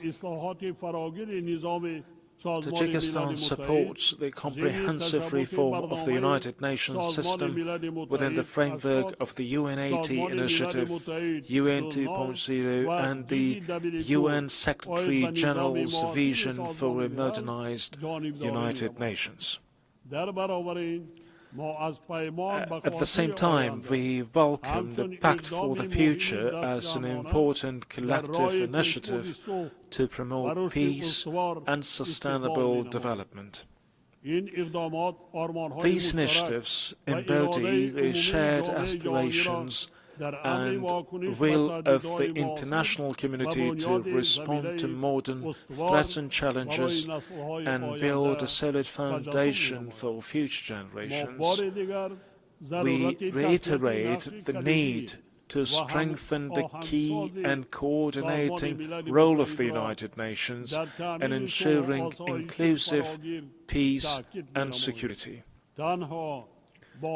Only with trust, cooperation and unwavering determination we can build a just, peaceful and sustainable future for all humanity.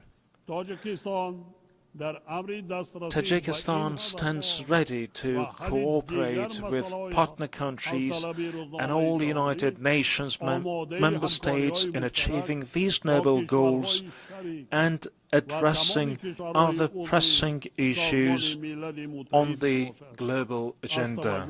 I thank you for your attention.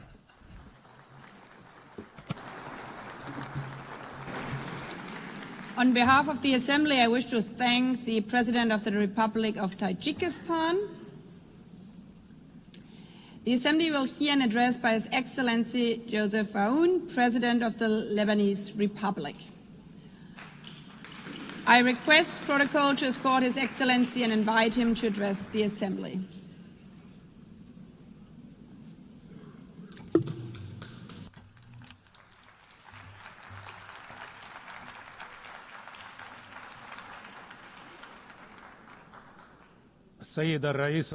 Madam President, Mr. Secretary General, fellow colleagues, heads of state and delegation, I stand before you today to talk about peace, development and human rights, at a time when some of my fellow citizens are facing death, parts of my country are under occupation, and while my homeland and my people live in uncertainty. This situation takes me back some 77 years ago to the drafting committee of the Universal Declaration of Human Rights in 1948. During one of the debates, the late, great Eleanor Roosevelt stepped in to support one member's opinion so that he is not left alone, as she said to those in attendance. The dissenting member respectfully responded, "Honorable lady, my concern is not to side with the majority or the minority, but to align with the truth." The author of these words was no other than Charles Malik, the Lebanese philosopher who worked alongside other great minds of the time to give humanity this eternal declaration. He was also granted the honor of presiding over this august assembly from 1958 to 1959 to represent my country, Lebanon. Madam President, Mr. Secretary General, colleagues, ladies and gentlemen, I recall this incident today, first, to express my profound sense of pride and my heightened sense of responsibility as I stand before you today for the first time in my capacity as President of Lebanon on the 80th anniversary of this great organization. Second, because our session focuses on examining the inherent relationship between three human virtues: peace, development, and human rights, and between these three virtues and my country, Lebanon. The Lebanese experience, alongside lessons from our region and the world, have shown that there can be no development without peace, For growth cannot take place within chaos, and prosperity cannot be achieved amid conflicts and wars. Peace is the only foundation for development. Experience has taught us that just as there is no development without peace, there can be no peace without justice, and no justice without human rights, particularly the right to live in dignity. Without dignity, peace becomes an illusion, and the only growth will be in poverty, underdevelopment, violence, and bloodshed. Since the establishment of this great organization, its charter stipulated the need to save succeeding generations from the scourge of war, to live together in peace with one another as good neighbors, and to employ international machinery for the promotion of the economic and social advancement of all peoples. These noble principles remained on paper for 80 years, as the blood of our people was spilled on the ground. The reasons might be numerous. One can attribute them to the authoritarian nature of man, the nature of relations between countries based on power struggle, hegemony, and the race for absolute dominance in all fields. However, another reason has stirred this tragedy. At least 30 years ago, since talk began in this very chamber about a new world order, the reason is related to the issue of identity and plurality within any society or within societies and countries, especially in the era of globalization. On the one hand, people need one another. On the other hand, they fear for their identity. This led to an emerging issue that drove humanity back to the path of conflict. Let us acknowledge here that religion remains a primary factor in defining the identities of human groups.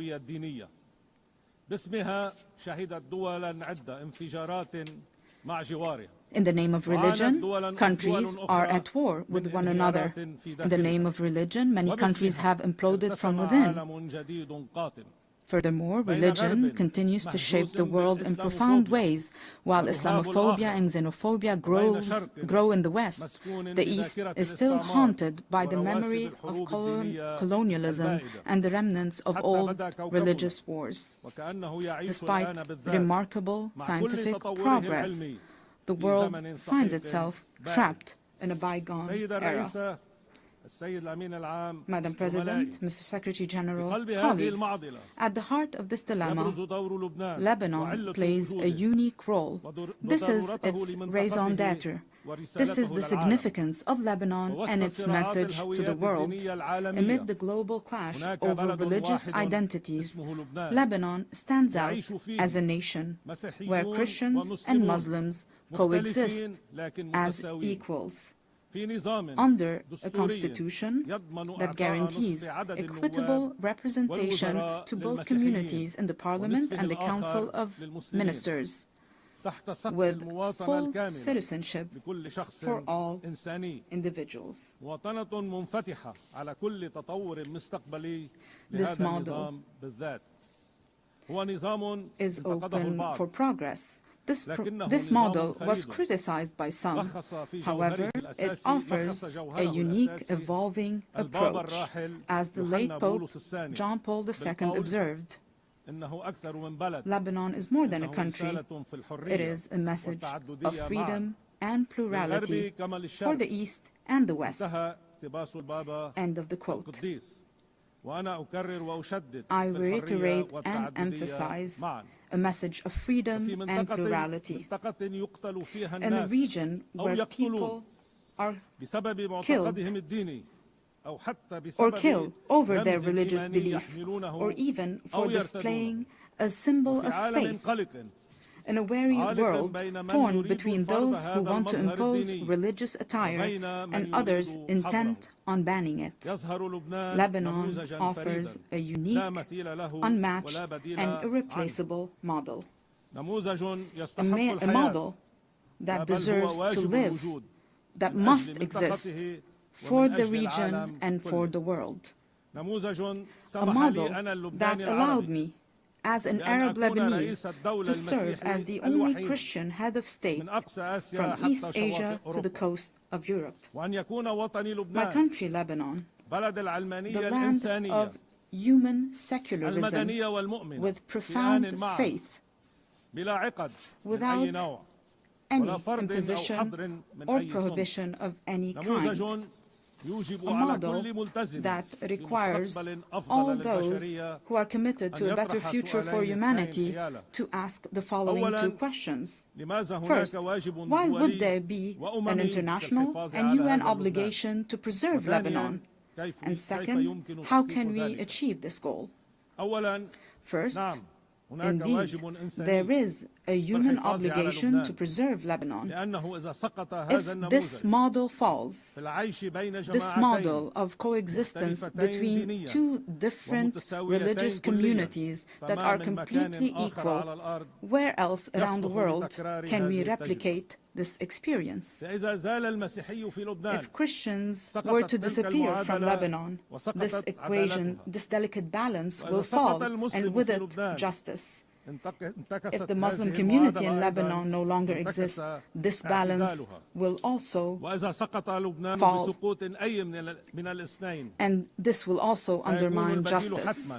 The fall of Lebanon, precipitated by the loss of any of its integral components, would foster the rise of extremism, violence, and bloodshed, both in our region and in the world. It is clear to me today that many of the underlying causes of the war on Lebanon, as well as the deeper, more insidious motivations behind it, have been aimed at dismantling Lebanon's unique model. These actions serve to justify an Orient fractured by conflicting identities and perpetual ethnic rivalries, destined to remain in a state of ongoing conflict. While certain may benefit from this situation, however, it is ultimately in the interest of the world and humanity to strive for international peace.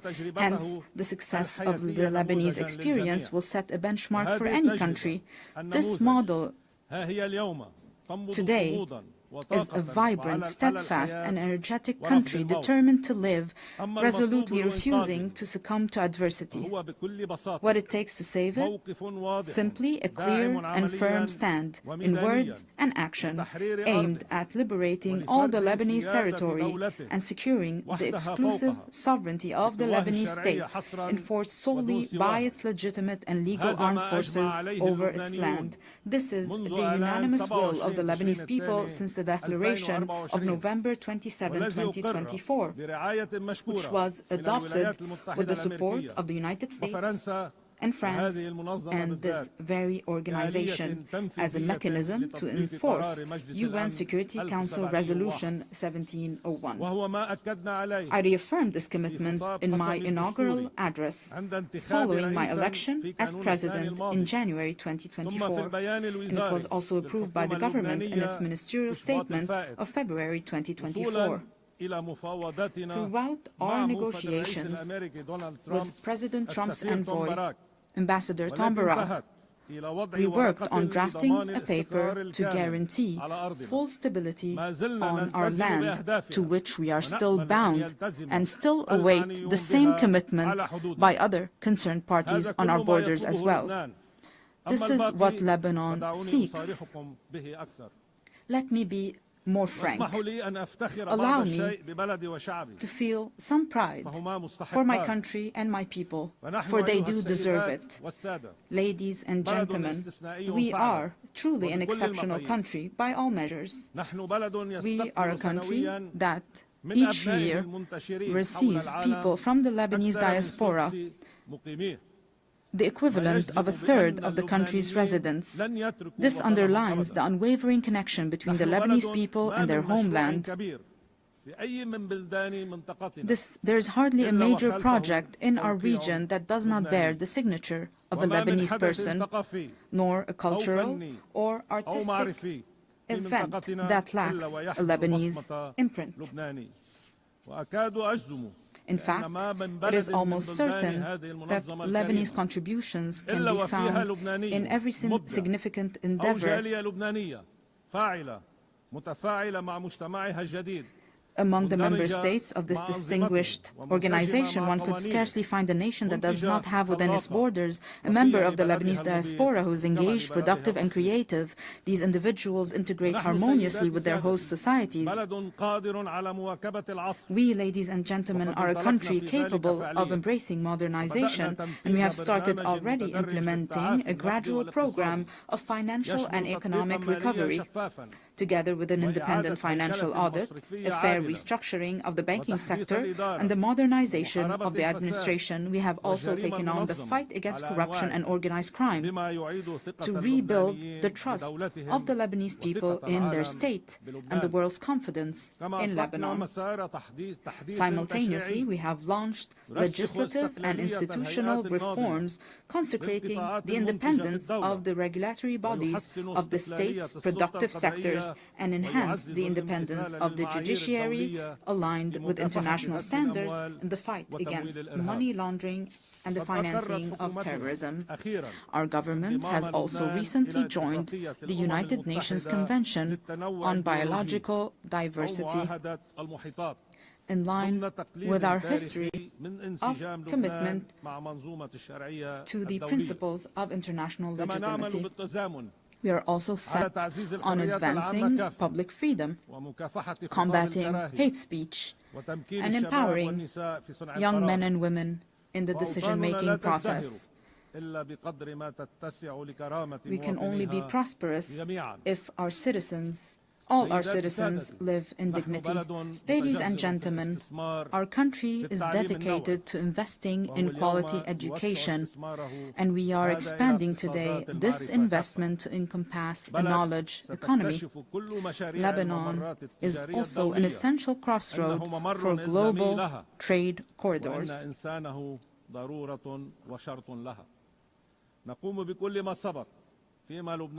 While advancing on all these fronts, our country simultaneously shoulders numerous burdens. And we shoulder these burdens with responsibility and seriousness. Most pressing among them are the persistent instabilities along our southern border. We call for the immediate cessation of Israeli aggression, the full withdrawal of its occupying forces from all Lebanese territory, and the release of our hostages that we shall not forget nor leave behind. And we insist on the complete implementation of UN Security Council Resolution 1701. This will be achieved with the help of the mandate given to UNIFIL, working in coordination with the Lebanese army over a transitional period to achieve peace and stability. In this context, allow me to extend my gratitude to the members of the Security Council who adopted the resolution to renew UNIFIL's mandate to help us achieve lasting peace and stability. However, the deep underlying causes of our crises extend beyond our immediate borders. This is why it is our moral, human, and political obligation to call for an immediate end to the devastation taking place in Gaza. We urge the revival of a new political track aimed at finding a just and permanent solution to the Palestinian question based on the resolutions of international legitimacy, the principle of the two-state solution, ensuring the right of both states to a secure and dignified existence, as ratified by your General Assembly with a majority of 142 states out of 164 states in the New York Declaration. The second major burden Lebanon is carrying now is the unprecedented displacement situation taking place on its soil, which, measured by capita, stands as the largest in history. Lebanon looks to the United Nations and its specialized agencies, as well as to the Syrian authorities, to address this critical issue. Through direct negotiations and with the support of the Kingdom of Saudi Arabia, we aim to reach comprehensive understandings and agreements across different aspects of our bilateral relations, the goal being the dignified and safe return of the displaced Syrian citizens, as well as the restoration of the special relations between Lebanon and Syria in good neighborliness and close cooperation in various fields, overcoming the misunderstandings of the past. The third burden crippling us today is the reconstruction of Lebanon following the Israeli aggression on our soil, especially with respect to the infrastructure necessary for the return of the Lebanese Authority to the Lebanese border towns and to the rebuilding of homes and villages bulldozed and demolished by the aggression. For there will be no stability if it is not rebuilt and its beauty restored. Furthermore, there's the issue of providing the necessary means to our legal armed forces so that they may take on the task of defending and safekeeping our national integrity. We remain hopeful about the public initiatives to organize international conferences dedicated to that purpose. Ladies and gentlemen, Lebanon does not seek special privileges or favors. Indeed, it calls upon the international community to act with responsibility, fairness and equality, thereby enabling Lebanon to reclaim its role as a land of freedom and plurality. This very spirit underpinned the Distinguished Assembly's resolution on August 16, 2019 to grant Lebanon's request to establish the Human Academy for Dialogue and Conversions within its borders, a resolution that was for a time overshadowed by the many crises Lebanon has faced in recent years. Today, Lebanon is intent on reviving this vital initiative. Our intention is both to reassure ourselves and to send a message to the world. Lebanon is returning to its rightful place, both within the international community and among the nations gathered at the United Nations, a true platform for human values and the advancement of humanity. In closing, I reiterate the opening theme of my message. While I stand here today advocating for peace, my countrymen are being killed. The conflict is still very fierce between Lebanon being a land of life and joy and a platform that spreads both values to the region and the world, and Lebanon being a place of sorrow and wars, spreading both woes to the region and the world. We in Lebanon have made our choice. We choose to be a land of life and joy, and we shall abide by it. I call upon you all, for the sake of peace in our region, for the good of humanity, stand with us. Do not abandon Lebanon. I thank you.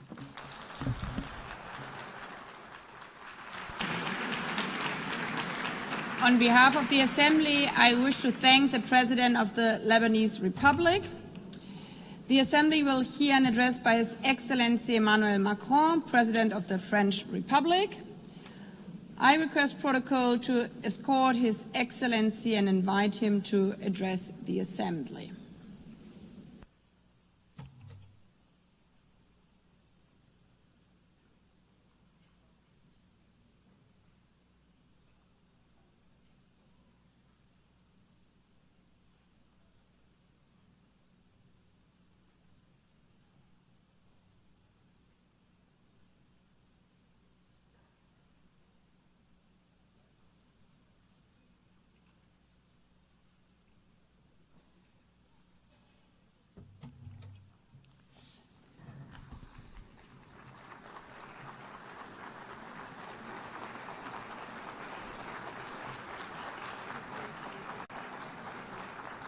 Madame la Présidente de l'Assemblée Générale, President of the General Assembly, Secretary General, Deputy Secretary General, Mesdames et Messieurs les chefs d'État ladies et and de gentlemen, gouvernement, heads of Mesdames, state Messieurs and les government, ministres, ministers, Mesdames, Messieurs les ambassadrices, ambassadeurs et ambassadors délégués. and delegates. Je suis heureux de I m'exprimer am une nouvelle fois delighted devant to vous once again lors stand de before cette you to 80e issue an session address de at the l'Assemblée générale 80th des session Nations of the Unies. United Nations General 8 Assembly. décennies 8 decades que nous avons voulu consacrer au service ago, we de wanted la paix, to du serve développement, des peace, droits humains. development, human rights. 80 ans qui nous obligent à And we've mesurer been le doing chemin that for 80 parcouru years. After that et 80 à years, we adapter now have to notre take pas à la stock marche of du our monde. progress and ensure that we keep pace with today's world. In 1945, March, we adopted the Charter of the United Nations following 2 world wars. At that time, war was still raging in Asia, decolonization had scarcely begun, the Soviet Union was extending its empire, and we counted deaths in the millions, and we unveiled the horror of the Shoah. Yes, at that stage of the world wasn't yet complete, but at the same time, nevertheless, we were, through resolutions and with resolve, building our desire to spare succeeding generations from the scourge of war, and we declared our faith in the fundamental rights of mankind, and we made a commitment to create the conditions for justice, to foster social progress, to practice tolerance, and to live side by side in peace. We were not dreaming, and we invoked our past to help us. And after 80 years, I want to say before you that we were right to dream. We had the right to dream. Our world today deserves the same resolve we had then in terms of working together. 51 of us were at San Francisco, and now 193 of us are gathered here in the General Assembly. The text that created this organization enshrined the principle of collective action and enshrined common values. It defined robust processes, and I know, nevertheless, how great frustration is. We see that states are unequally represented, particularly on the Security Council, and that fuels frustration, and that's why I unequivocally support its expansion, the reform of the Security Council, particularly its expansion for the African continent. I also know the extent to which political and social balances and states of place have changed, and different actors have taken on more responsibilities. Many people are asking about whether the United Nations promises have been upheld, whether it's in sync with reality, and whether it brings with it any benefits. Let us not kid ourselves. This 80th anniversary is not a fact that we can just accept. Conflicts, international, national, state conflicts are proliferating. Criminal and terrorist activity is proliferating, and people are deliberately trampling on the Geneva Conventions as if war was just about terror, revenge and victory. Haiti, Burma, Ukraine, the Democratic Republic of the Congo. The list is as long as it is unconscionable. There are more and more cases of violence being weathered by people whose nations are at war. Major transformation is also underway for us all across the globe. Climate change is not under control. Biodiversity is collapsing. Efforts that the majority of us are ready to make are coming up against the obstacles of the cynicism of a few that can make a difference but refuse to do just that still. And we see the technology picking up pace. They pave the way to horizons of opportunity, but they also pave the way for dangerous forces because they're dangerous because they're not regulated. Global trade is weathering tariff wars, and that's another form of imbalance, globally speaking. Alarm bells are ringing out loud, but that doesn't extinguish hope. Our divisions do not mean a lack of hope did not mean Syria wasn't able to free itself from war. Ukraine is staying the course, and peace is possible in the Great Lake regions. We've also adopted treaties, ambitious agreements that some people thought were impossible. A treaty on pandemics, a treaty to protect the high seas, another to finance development. The world's complexity is not a reason to throw in the towel on our principles and our ambitions. To a certain extent, ours is a moment of paradox. We need, more than ever before, to restore the spirit of cooperation that prevailed 80 years ago. And, however, in spite of that, we're isolating ourselves. There's more and more divisions, and that's plagued the global order. The world is breaking down, and that's halting our collective capacity to resolve major conflicts of our time and stopping us from addressing global challenges. France is proud to be among the people of the United Nations and pay tribute to all the people that serve them, soldiers wearing blue helmets that maintain peace where no one else wants to go, humanitarian personnel and healthcare workers that come to the aid of the most vulnerable, legal specialists, observers, rapporteurs that bear witness to the reality, ensure that the rule of law can prevail, that arbitrary whims do not rule the day. I'm talking, of course, about our NGOs, our nurses, our journalists, and many other people who bear witness to the fact that this organization cannot be replaced. It is for this reason that those that are its harshest critics are also those that want to change the rule of the game, because they want to exert domination. And these are people that do not want the common good to prevail. They want to serve their interests, and that is the major risk of our time. The risk of seeing the facts as they are just become the ongoing state of play. We don't want to see might is right prevail, but that's the risk. We don't want to see the selfishness of some people win the day. That's the risk. The risk is that some people, an elite, will decide the course that the world will run, and that they will forget that there's an international community.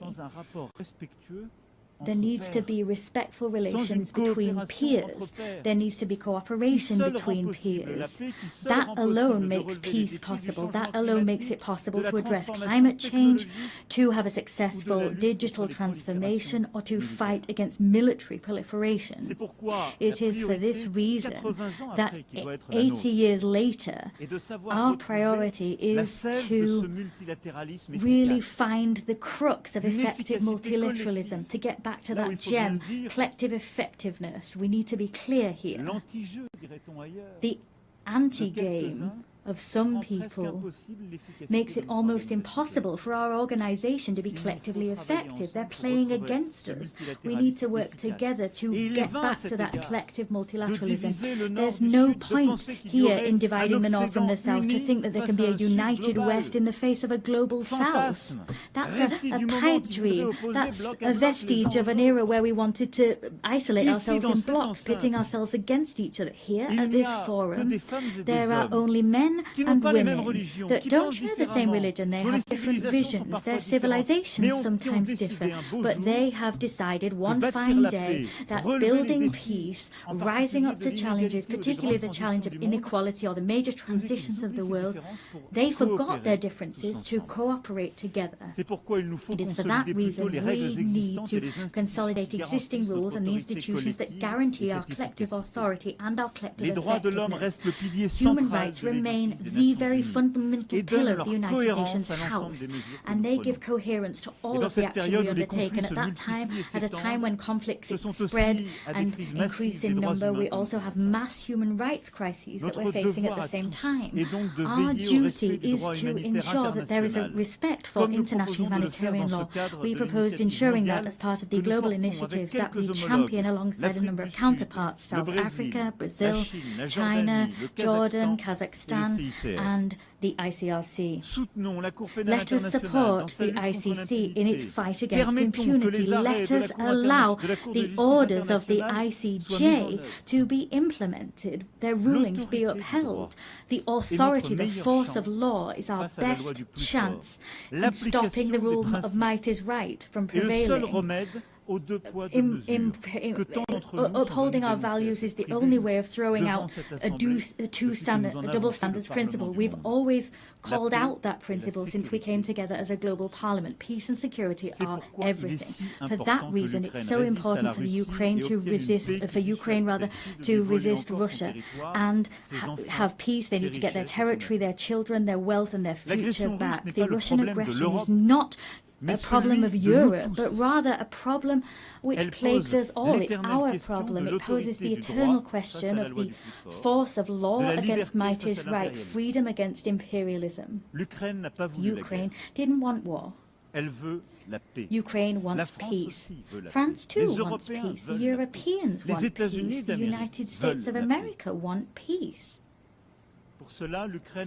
As such, Ukraine has a fundamental right, that is to live in security and to no longer fear that Russia will attack once more. It is for this reason France, with the United Kingdom, built a coalition of the willing, bringing together 35 nations to give Ukraine crucial security guarantees for the long term. As such, we're creating the conditions for a robust, just peace which will allow the Ukrainian people to really be masters of their own fate. And what happened in recent weeks in Poland's airspace, Mr. President, Romania, the provocations that we saw in Estonia and elsewhere are the proof that all European people are also challenged by threats of Russian destabilization. and unity can thwart those. Ukraine has often said it's ready for a ceasefire and can agree to negotiations and accepts them. It's now up to Russia to prove that it can choose peace, even at a time it's stepping up attacks against Ukrainian civilians and the provocations to which I've just referred. France is ready as we wait to stand shoulder to shoulder with Ukraine alongside our European partners and all those that understand that we need to hold Russia back to preserve the global order. And I welcome the proposal we saw a few hours ago from the President of the United States, recalling the gradual weakening of the Russian economy. I welcome what he said, the on-the-ground failures of Russia. In more than 1,000 days, Russia's hardly gained 1% of Ukrainian territory. There have been so much loss, so many civilian victims, and few territorial gains. I welcome the fact that the President of the USA believes in Ukraine's ability not only to hold the course, but to uphold and ensure its right to prevail with us. It's because there is this refusal of double standards that France will stand side by side with Ukraine as we do for peace in the Middle East. Yesterday, we adopted a credible plan to put an end to the war in Gaza, to preserve a two-state solution, Israel and Palestine, to allow the release of all hostages and to save so many lives. We've charted a course towards peace, which requires first and foremost that hostages still in Hamas's hands are released, that strikes on Gaza cease. And I am delighted that Saudi Arabia and France have convinced a large number of the members of this assembly to sign the New York Declaration. 142 members of this assembly have signed that declaration. We've held out our hands to forge the path towards peace, immediate peace, release of hostages, ceasefire, stabilization of Gaza, the demilitarization and dismantling of Hamas, and a reciprocal recognition of two states and a Palestinian state which is demilitarized, which recognizes Israel, an Israeli state which recognizes the state of Palestine, and all the states of the region that have not yet done so, we hope will recognize the state of Israel through this mutual recognition. That is, in fact, a path towards peace. It's also the stability of the region as a whole that we seek to build. There cannot be any security or stability for Israel if we have a permanent war being waged with its neighbors. Peace with Palestine, in the West Bank and in Gaza, and throughout Jerusalem. Peace in Lebanon. There, the struggle against terrorism cannot be waged to the detriment of sovereignty of the Lebanese people. And it's for that reason I am delighted at the work that we have undertaken hand in hand with the United States of America, with the United Nations and UNIFIL to build this path that will make it possible to restore Lebanese sovereignty, to make the Lebanese armed forces once again able, with UNIFIL, to really anchor their sovereignty and to build this monopoly over weapons, a monopoly that can only be held by the Lebanese armed forces.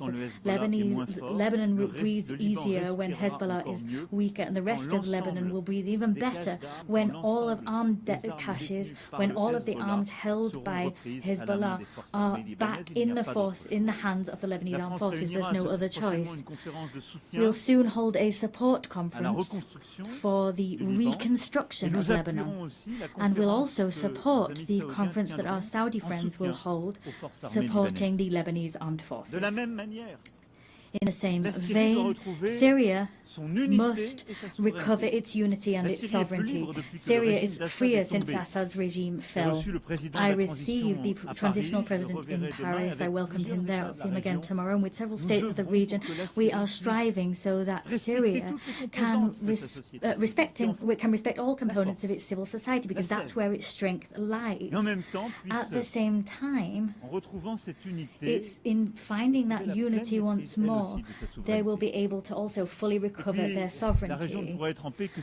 The region can only be in peace if the Iranian nuclear program that has been partially destroyed is once again fully under control. It is for this reason France, Germany, the United Kingdom triggered by way of a collective agreement a process leading to the restoration of all international sanctions previously imposed upon Iran. That alone, Iran alone is responsible for being in breach of its obligations, but they have decided to open the doors to the IAEA and allow them to inspect HEU stocks and to conduct inspections. The next steps to come will be decisive. Either Iran makes a gesture and goes back to the path of peace and accountability that make it possible to get back on course and for the IAEA to do its work and for stockpiles to be transferred, or sanctions will have to be imposed.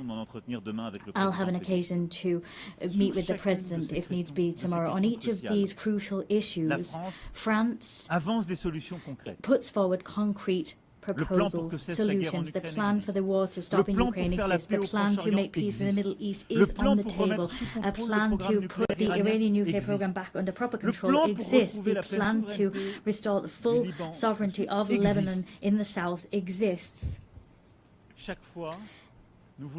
We always want to be the partner of all of those who share this demand that everyone take effective action. However, there is a risk that we will stop taking action and look away from too much suffering. The humanitarian tragedy currently in Sudan is undoubtedly the biggest of those facing us today. It's up to us collectively to rally, to mobilize, as we did in Paris in 2024. Let us coordinate our efforts to act together so that the warmongers accept negotiations and put power back in civilian hands. In the same way, in the Great Lakes region, the sovereignty and territorial integrity of the Democratic Republic of the Congo must be upheld.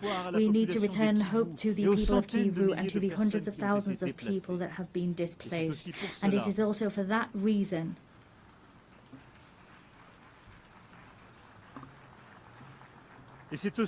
and it's also for that reason that we will meet next month in Paris, all of those able to respond to the humanitarian urgency and bring together initiatives of peace. And I'm delighted at what's been done by the African Union, by so many neighbors, Qatar, USA, but the humanitarian emergency needs to be addressed. We cannot forget any of these conflicts. We have no right at any time to lose heart. This capacity to take a leap of action is our source of strength. That's what brought us together 80 years ago. We have no right to get tired, to show fatigue. Well, there are so many crises, one after the other. I'm quite clear-sighted alongside you when I look at today's world. Everywhere we see the risks of proliferation once again return, and new threats emerge. There is an urgent need to rebuild a credible framework, a verifiable framework to combat any nuclear proliferation, to rebuild a credible framework to once again contain these threats, ballistic proliferation, and not forgetting bacteriological, chemical threats or the new risks that posed by AI, cyber technology, space technology, quantum technology. We have common frameworks, but they've been weakened in all of these domains in recent years, sometimes because some people sort of said they were outdated, and sometimes because the rules for verification weren't properly observed, sometimes because the pace of technological development meant that these frameworks, their capacity to innovate, was not enough. Technological change was going too quick. However, we've got no right to give up. Ours is, we have to build that crucial framework for peace. The same demand for effectiveness, effective multilateralism is one that we need to uphold for our global challenges. The Secretary General attaches great importance to our organization, and he has ambition for it, and that's shown through his initiative UN80, and I share his concerns about our organization. Yes, we need, at this time of disarray that I talked about as a result of these major issues of war and conflict, we can't forget there are so many global challenges that mean that we must all come together. Let us stare straight in the face global imbalances. All economies affected, all economies, and I'm speaking as one of the richest among them, but also middle-income countries, developing countries, and of course the poorest nations among us. All of us, if we can't have organized international debate on major global imbalances, if our response is a fragmented one and we don't work together, we exacerbate these problems. Today, our challenge is to look at how we can help China to develop the internal demand that it really needs. How can we ensure that productive capacities that China's been able to develop in recent years, these technological capacity, sometimes there's technological transfer, and that's good, but they need to be conducted hand in hand with harmonious development and respect for the environment. How can we correct US trade imbalances? How can we do that through corrective measures, not through tariffs that takes the rug out from under international trade? There's Europe that needs to respond to collective needs for collective investment, and we need to shoulder that responsibility. These challenges mean that we need to cooperate. There needs to be cooperation between major economies, but we can't pit the G7 against the BRICS, and that's the very rationale behind our agenda for the French G7 of 2026. Of course, we'll work with the Canadian presidency of G7 and the coming presidents of G20. We need to return to that spirit of cooperation that is vital, because that's what will allow us also to have a common agenda to finance our global challenges. Let's take a look at things today. Everywhere we're reducing, eroding our common ambitions to finance major global challenges. Collective financing for healthcare is plummeting, as is financing for food security, as is financing for education. These challenges are, however, our challenges, even more than they were before the pandemic, the COVID-19 pandemic. And so it is absolutely pivotal that together we prove ourselves able to develop concrete solutions and find new financing to address our challenges. The European Union decided to mobilize. The Commission's President's speech was great in this connection. We are mobilizing financing as Europeans to meet these challenges, but we must do so within a renewed framework. That's what we tried to do together during the pandemic itself with our African partners, during the financing summit which we held in 2021. The work we did there was work we continued at the 4P summit, where we developed this pact for the prosperity of peoples and the planet. Ultimately, the agendas were the same. Together, we need to work together better to address global economic imbalances. We must develop an agenda of growth everywhere, but we must do that to also help countries to finance education, healthcare, stabilization of food security, and help them to address challenges of biodiversity and the climate. Let us come off the horns of a dilemma. We don't need to choose between growth, climate change, and biodiversity. We can do everything if we mobilize private and public financing within a framework that brings together, reconciles east, west, north, and south. That's the framework we've built. And now what we need to do is expedite the transition that's already underway. And I thank you all. The heads of the World Bank, the IMF, have commented on these efforts, but we need to go faster. The frameworks we developed have already become obsolete. We need to mobilize more private financing to accompany transitions in middle-income countries, developing countries, and the poorest nations. We must develop guarantee mechanisms that losses will be covered, and we need to mobilize more private financing to help those countries and help them to grow. That is vital if we want to avoid crises, destabilization tomorrow. This agenda is an agenda which brings us together, and in some way forces some people to cast aside selfishness and avoids a situation whereby others are alone facing their challenges. It is for that reason we must also continue, whatever the ill winds that blow, continue to mobilize to stop biodiversity loss and help the climate. As I was saying, together we were able to notch up victories recently. The Nice Treaty that entered into force through collective rallying. We finally have a regulation framework for our oceans. That was something we've been waiting for decades. The same collective mobilization is what we must see on plastic. We need to develop an international treaty that aims to put an end to plastic pollution. The same mobilization is what we need to have to mobilize biodiversity credits and give more consistency to our carbon credits. This same rallying needs to be seen as we move towards the Berlin COP. France and Europe will be at that meeting, and we will be in step with the 2030 goals. We will mobilize all financing necessary to usher in this transition, whether that be public or private financing. We have no right to turn away, stray from the course towards the goals we set ourselves. We have no right to simply crumble and become isolated. As you've seen, all of these global challenges, education, healthcare, agriculture, food security, biodiversity, climate, the fight ultimately against all inequalities that destabilize our global order require the same spirit of cooperation.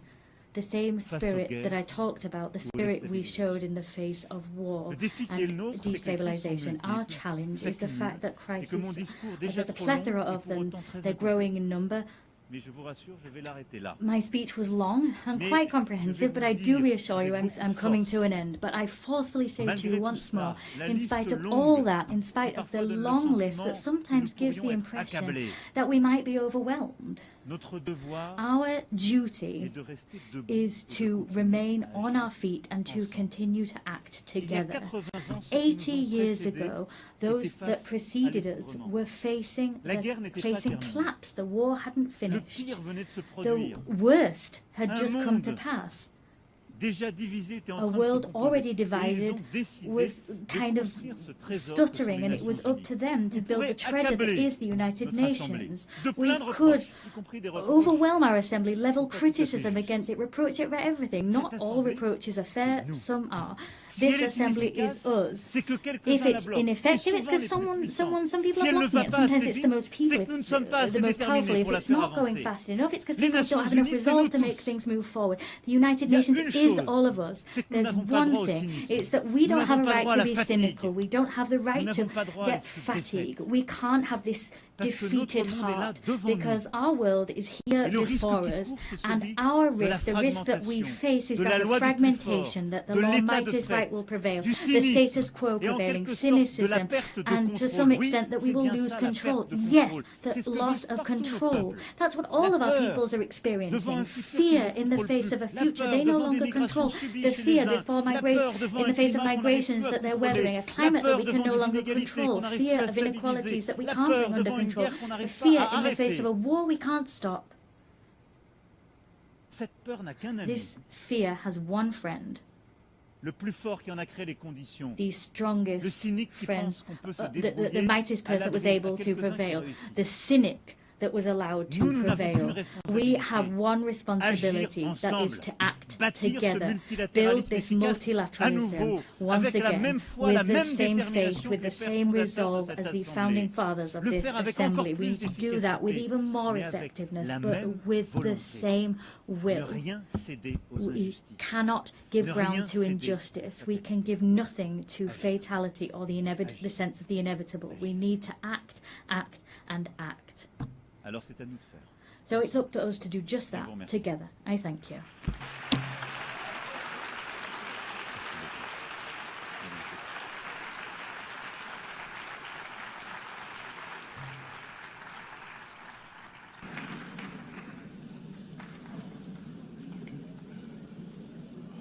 On behalf of the Assembly, I wish to thank the President of the French Republic.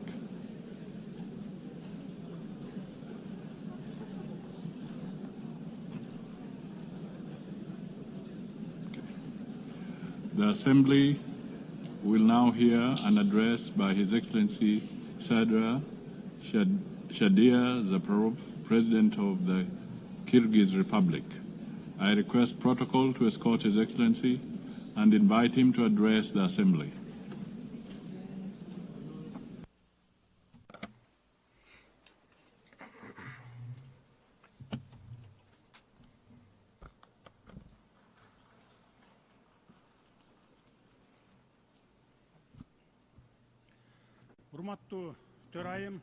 Madam President, Mr. Secretary General, distinguished heads of delegations, ladies and gentlemen, allow me to sincerely congratulate Ms. Annalena Baerbock on her election as the President of the 80th session of the United Nations General Assembly and to wish her every success in her work.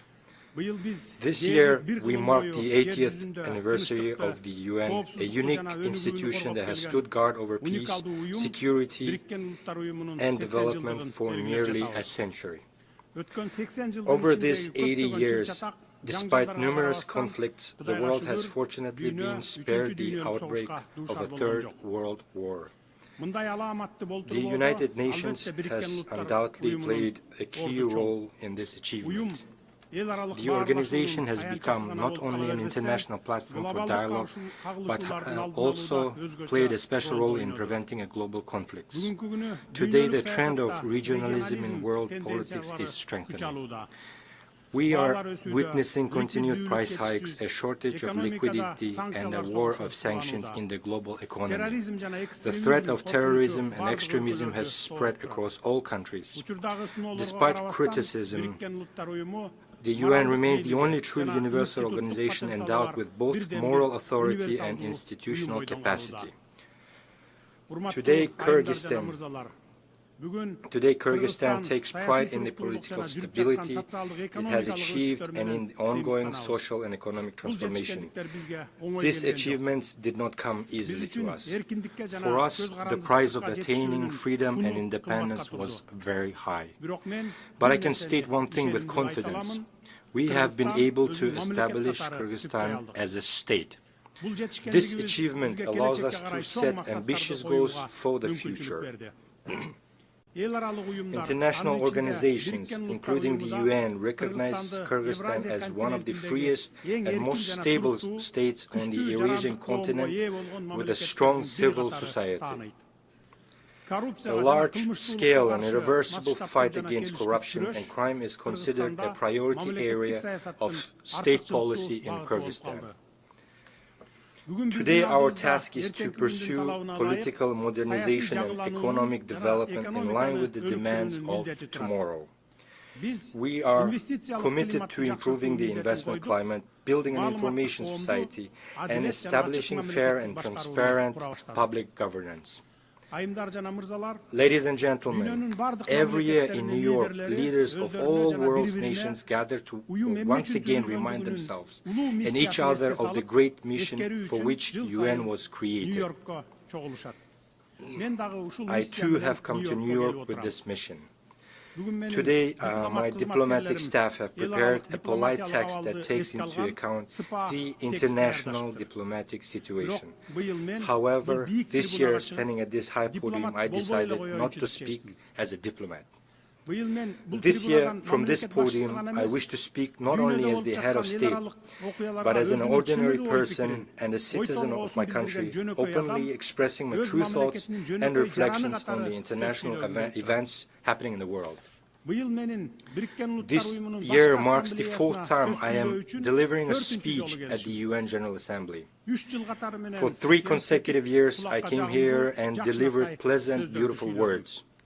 But today, I have decided to speak openly and directly about the problems that trouble the hearts of millions of people.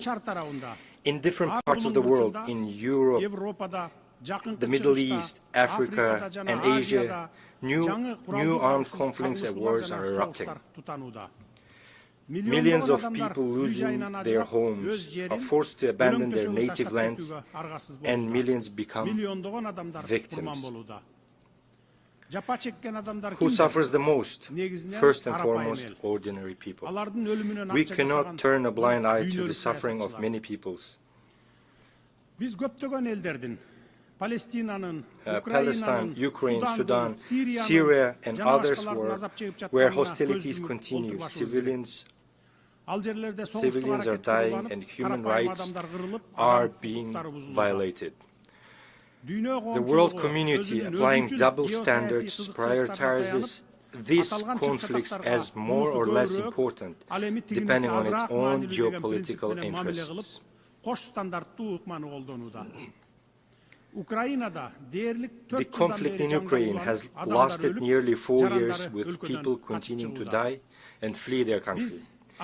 We support the efforts of US President Donald Trump and Russian President Vladimir Putin to seek solutions for a peaceful settlement of conflict in Ukraine. We are interested in this outcome because we too are suffering from the consequences of Russian-Ukraine conflict. Unilateral sanctions negatively affect us as well, a country that is only just getting back on its feet. Kyrgyzstan is making every effort to strengthen its economy independently. Therefore, we view unjustified sanctions as interference in our internal affairs and as pressure that hinders the development of our still-forming economy. I have always said, I will say again, Kyrgyzstan has strictly fulfilled and will continue to fulfill its international obligations. However, we cannot sacrifice the interests of our citizens and the economic development of our country.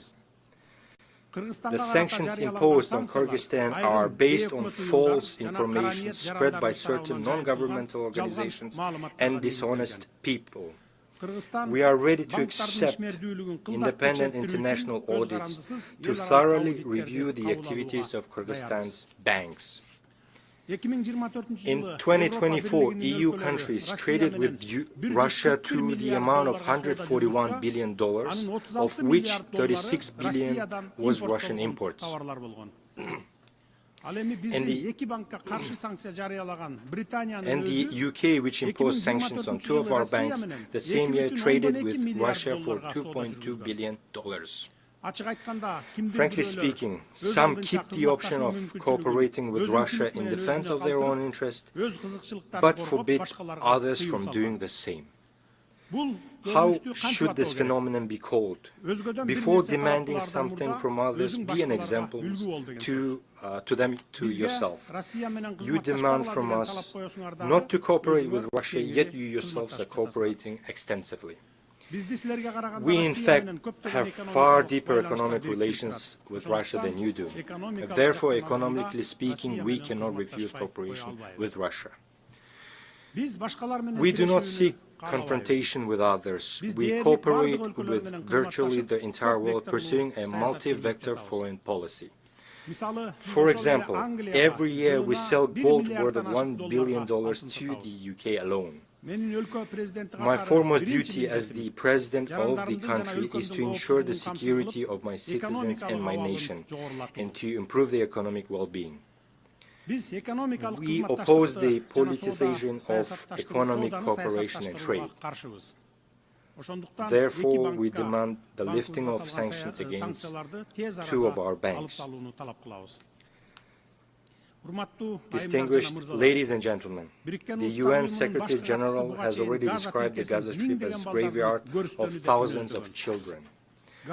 One more is needed to stop the war and the horrific events in Gaza. We must empathize with Palestinian people who have suffered enormous losses as a result of inhuman conflict in the Gaza Strip. We must not remain indifferent to the human tragedy unfolding before the whole world. We demand an end to genocide against the Palestinians and the commencement of international judicial investigation by the UN International Court of Justice.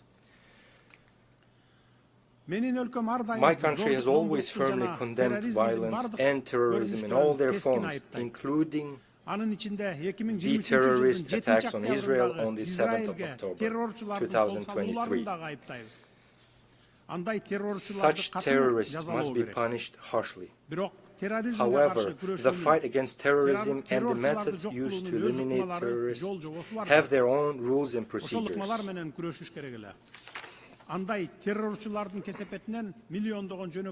Those methods must be used. Because of actions of such terrorists, millions of ordinary civilians should not perish. Why do we allow the mass deaths of ordinary people and innocent children by the hundreds of thousands? The only way to establish a lasting peace is to implement the principle of 2 states for 2 people. Palestine must gain independence based on 1967 borders. We also condemn the recent rocket strikes on the territories of Qatar and Iran, since such attacks infringe on the sovereignty of independent states, create threats to regional stability and security, and run counter to the norms of international law. The fight against terrorism and modern threats in Gaza, Iran, Lebanon, and other regions must be proportionate to their scale and nature.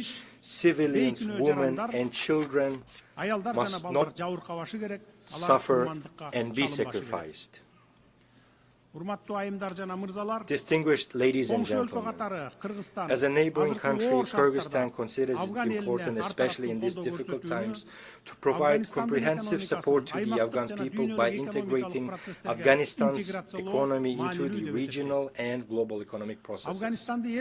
To isolate Afghanistan at the international level and deprive it of foreign assistance is wrong. It is unjust. We believe that the use of financial instruments for geopolitical and ideological gain, thereby deepening the humanitarian crisis, is an act of injustice and inhumanity.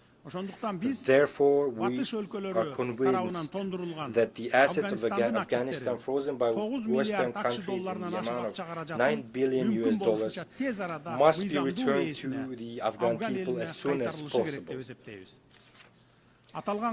These funds could contribute to the restoration of infrastructure, expansion of access to credit through local banks, the development of agriculture, and the creation of new opportunities for millions of people living in poverty. Бұл ақчаларды ушул тапта өзүңөр колдонуп пайдасын көрүп жатасыңар. Эмне деген уятсыздык. According to the UN data, in 2025, 15 million people in Afghanistan faced hunger and 24 million required humanitarian assistance. As we all know, at the beginning of September, more than 2,000 of our Afghan brothers lost their lives as a result of an earthquake.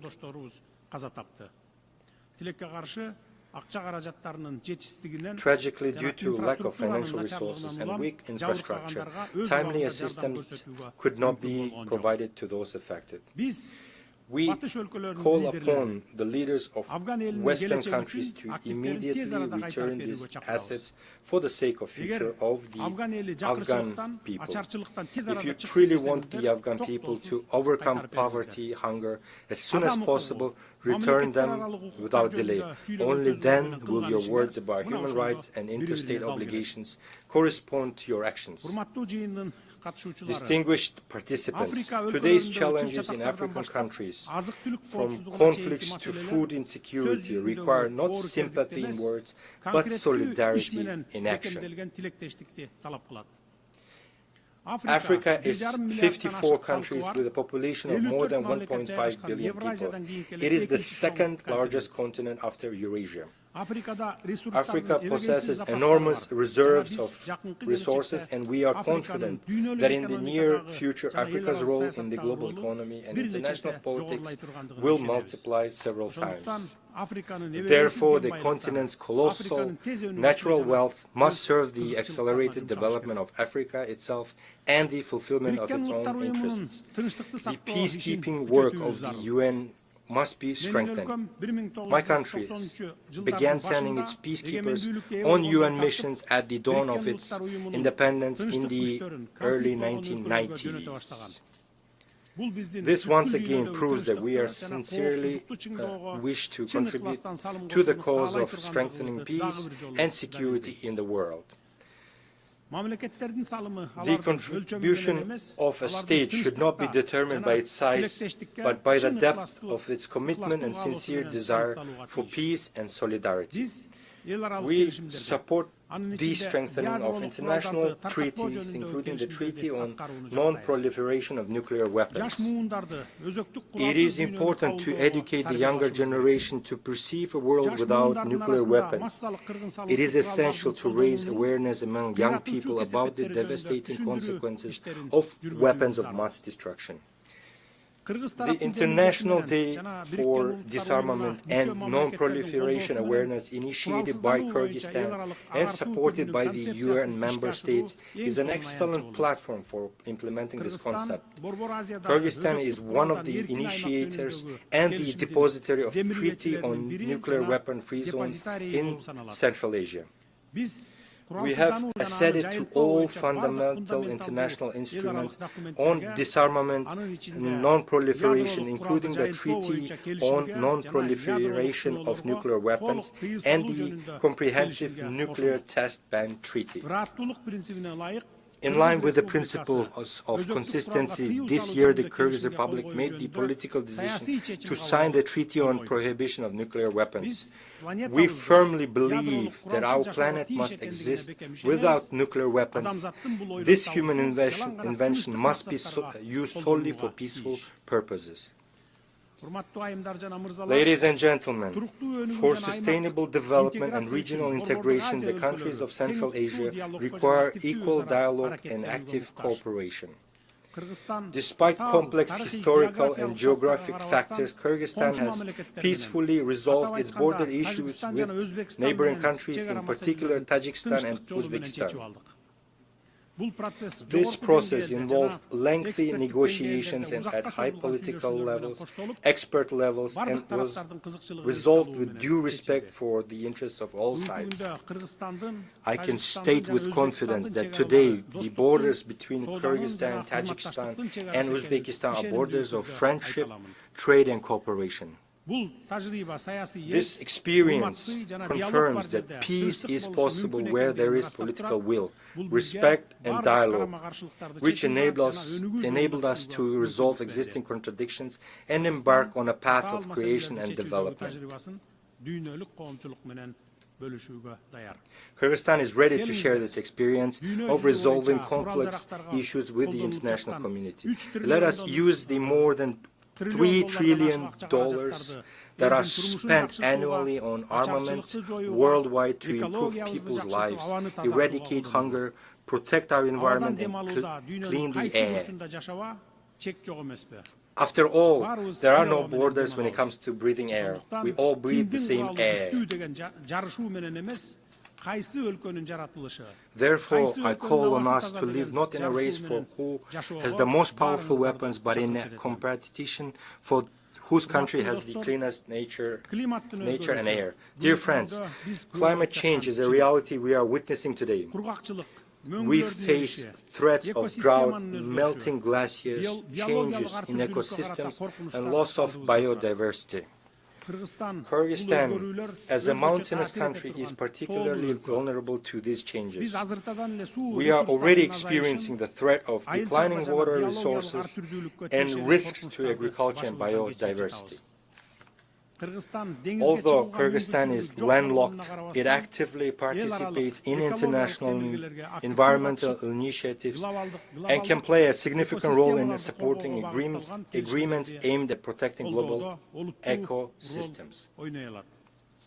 The Kyrgyz Republic consistently advocates for recognition of the interconnection of natural systems from mountains to oceans, which are two poles of a single system. The future of the oceans begin on the mountaintops. In this context, we ratified the agreement on conservation and sustainable use of marine biological diversity and became among the first 60+ countries to join the agreement. Rivers that sustain marine and coastal ecosystems originate in mountains. Thus, the protection of mountain ecosystems and the sustainable management of the oceans are interconnected. At present, the country is preparing the second Bishkek +25 summit, scheduled for 2027, as a central platform for states, international organizations, and experts on sustainable development of mountain regions. We invite all of you to take an active part in this event. Dear friends, as former UN General Secretary Dag Hammarskjöld once aptly said, the UN was not created to lead humanity to heaven, but to save humanity from hell. Today these words are more relevant than ever. The organization was born from the horrors of war, but lives and on thanks to faith in cooperation, dialogue and respect. Now more than ever, it is important to preserve and strengthen the system of multilateralism as a shield against anarchy and unilateral decisions. There is an urgent need to develop fundamentally new international mechanisms that adequately respond to contemporary challenges and threats. Our organization needs to change. This is no longer a choice, but a requirement of time and today's realities. In this context, we support the effort of the Secretary General to reform the UN under the initiative UN-80. It is also time to improve the reform work of the UN Security Council. At present, 50 members of the Security Council effectively decide the fate of all world's states. Questions of war and peace, security and stability depend on whether they can reach a consolidated position. Moreover, the 5 permanent members of the Security Council can always block any decision. Kyrgyzstan advocates for a necessary measure to improve the UN Security Council in a way that takes into account the interests of majority of states. In this regard, it is important to achieve a compromise on all aspects of Security Council reform as soon as possible. This reform must be based on principles of universality, broad geographical representation, and wide support among UN member states. Kyrgyzstan considers it legitimate and fair to expand the rights of African states to membership in the Security Council and to eliminate historical imbalances. More than 60 member states, including Kyrgyzstan, have never been elected to the Security Council, while some countries have been elected 5 or 6 times. We think it's not fair. Distinguished delegates, Kyrgyzstan strives to make its contribution to peace, global security, and sustainable development. In order to draw the attention of the UN and the world to the challenges faced by small states, Kyrgyzstan has put forward its candidacy for non-permanent membership in the UN Security Council for the period 2027-2028. The support of countries that have never been elected to the Security Council will strengthen confidence in equality among members and thereby raise the authority of organizations and reinforce trust in it. We sincerely believe in the principle of justice, and I ask UN member states to support us in the elections in June next year. Every country should have the opportunity to serve as a member of the Council and contribute to the cause of maintaining peace and security. I can confidently say that Kyrgyzstan is among those states with the experience needed to raise meaningful issues in the Security Council. We will firmly uphold international law, justice, the protection of human rights, and support the multilateral system based on mutual respect, balance of interest, and responsibility to future generations. Distinguished ladies and gentlemen, our challenges are shared, and our responses must be united. Our words must match our deeds. We cannot afford inaction. Peace requires effort. The future of our planet is in our shared responsibility. Thank you very much for your attention.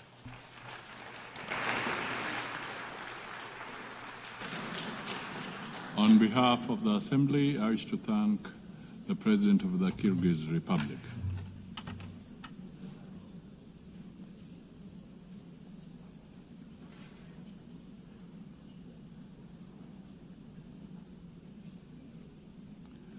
The Assembly will hear an address by His Excellency Gustavo Petro Urrego, President of the Republic of Colombia. I request protocol to escort His Excellency and invite him to address the Assembly.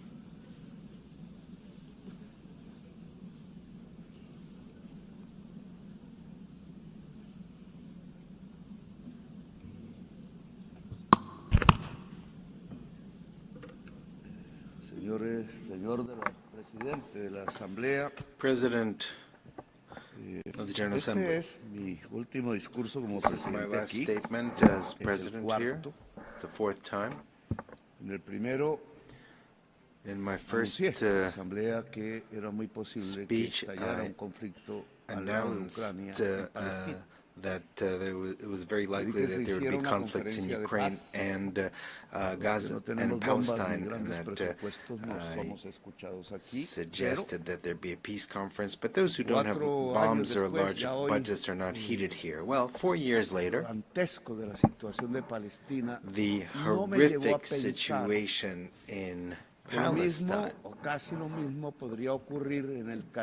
did not lead me to think that almost the same thing could happen in the Colombian Caribbean area, where unarmed young people are being shot at with missiles in the open seas. And now we are in a different situation. Perhaps it's more global, a kind of Stone Age that has descended on all of humankind. Missiles against 17 unarmed young people in the Caribbean Sea, some of them Colombians. The persecution, imprisonment, and expulsion of millions of migrants, missiles that have killed some 70,000 people in Gaza, the lack of action on the climate crisis. All this is linked, and all this has the same cause.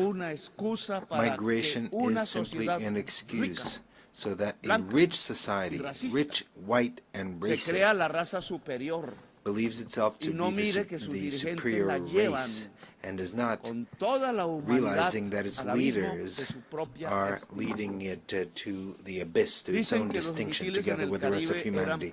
They said that the missiles in the Caribbean were used to stop drug trafficking. That is a lie. Stated here in this very rostrum. In 2023 and 2024 were years when the largest amount of cocaine was seized, and over 700 drug traffickers were extradited to the United States in Europe. I extradited them, and my government seized, confiscated the cocaine, and we didn't shoot a single missile, nor did we kill any youths.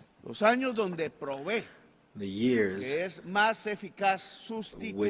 where I was able to prove that it's more effective to substitute coca crops than eradicate them, than forced eradication using poison, forcing peasants to use it. The violent war against drugs was a failure, and I replaced it with an effective anti-trafficking policy, not based on a mix-up between an inert substance, that is drugs, with people who actually use it and practice it. But what was necessary is to destroy dialogue and to shoot missiles. Was it really necessary on unarmed, poor young people in the Caribbean? The anti-drug policy is not meant to stop cocaine that is coming to the United States. Anti-drug policy is to dominate the peoples of the South as a whole. You shouldn't look at the drugs, you should look at who has the power and who dominates. This is why I speak to you as a decertified president. I've been decertified by President Trump without him having any right to do this, a human right or divine right or any sensible reason. They want to force by violence tens of thousands of peasants to do what the U.S. government wants to do, which are influenced by mafia groups in Colombia. Thousands of peasants are massacred in Colombia by politicians who were senators, who were presidents, who were ministers that were bribed and on the payroll of the drug mafia. And at the same time, they were allies of the extreme right based in Florida of the United States, and now allies of the Trump administration. They've been allied for decades with drug lords, cocaine drug lords in Colombia. They were allies, and so they led this anti-drug policy from Washington. I don't know if Trump even knows that his foreign policy towards Colombia, Venezuela, and towards the Caribbean is based on advice from Colombians who are allies of the cocaine mafia. I myself denounced these politicians, including the paramilitaries, drug traffickers, naming them by their names in the Congress of Colombia when I was senator, and many times they wanted to kill me because of that. And they did not want me to become president. They wanted me to shut up. And now they don't want another progressive government to be reelected. That is why I've been personally decertified, and they have spread calumny against Colombia. Colombia has confiscated the highest amount of cocaine in the history of the country under my government, and I've been decertified. In Colombia, we have managed to stop the increase in the rate of expansion of coca crops. That was 43% under the government of Duque, and has dropped to 3%. And Duque was not decertified. He was who had someone who financed his campaign, who was a drug trafficker, and instead they've decertified me. So the anti-drug policy is not aimed at the public health of a society, but rather to prop up a policy of domination. They don't want to give the power to the people. The young people that were killed using missiles in the Caribbean were not from Hamas. They were not from other terrorist groups. They were poor Colombians. And with apologies to those who dominate the United Nations, there should be criminal cases against those officials of the United States for doing this, including the utmost official, President Trump, that allowed the shooting of missiles against these young people who were simply trying to escape poverty. Youths in a speedboat who might have had a certain amount of drugs were not drug traffickers. They were simply poor youth. But the real drug traffickers live somewhere else, not in America, not in Latin America. So it's easy to shoot missiles against the speedboats with migrants and accusing them of terrorism and drug trafficking when they don't have a single weapon to defend themselves, when the real drug traffickers live in New York, here, just a few blocks from here, in Miami. And they reach agreements with the DEA. And they're allowed to traffic in Africa, in Russia, in China, but not in the United States. A country that has not managed to reduce its consumption of cocaine.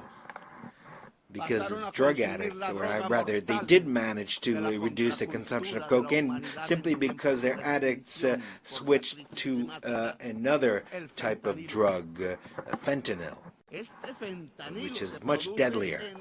This fentanyl is produced in the industrial heartland of the United States, here, not far from here. And the consumers are here as well. It's produced and consumed in the United States. That is the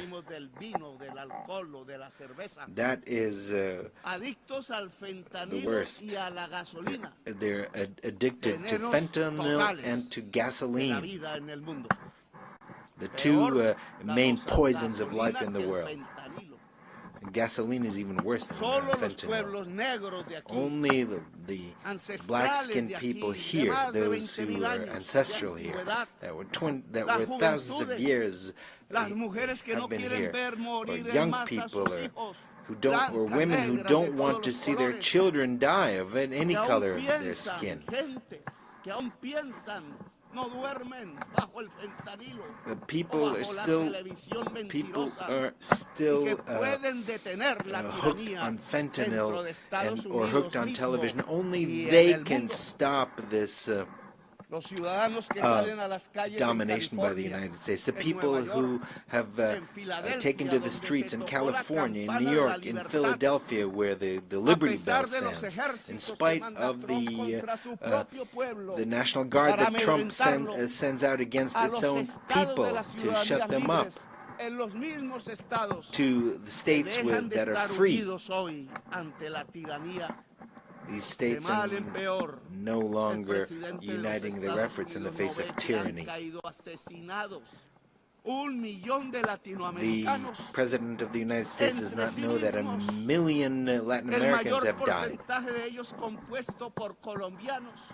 The largest share of them from Colombia, and another 1 million will die in North America in 10 years because of fentanyl. Cocaine killed 3,000 people a year to date. And fentanyl kills 130 per year, 30 times more. That is the outcome of 30 years by the United States of a policy that is absurd, and that is leading its society to the horrific death due to drugs that kill the brain. In this situation, Trump not only allows missiles to be fired at young people in the Caribbean, does not only imprison migrants, but also allows missiles to be killed against children, women, and old people in Gaza. He is an accomplice to genocide.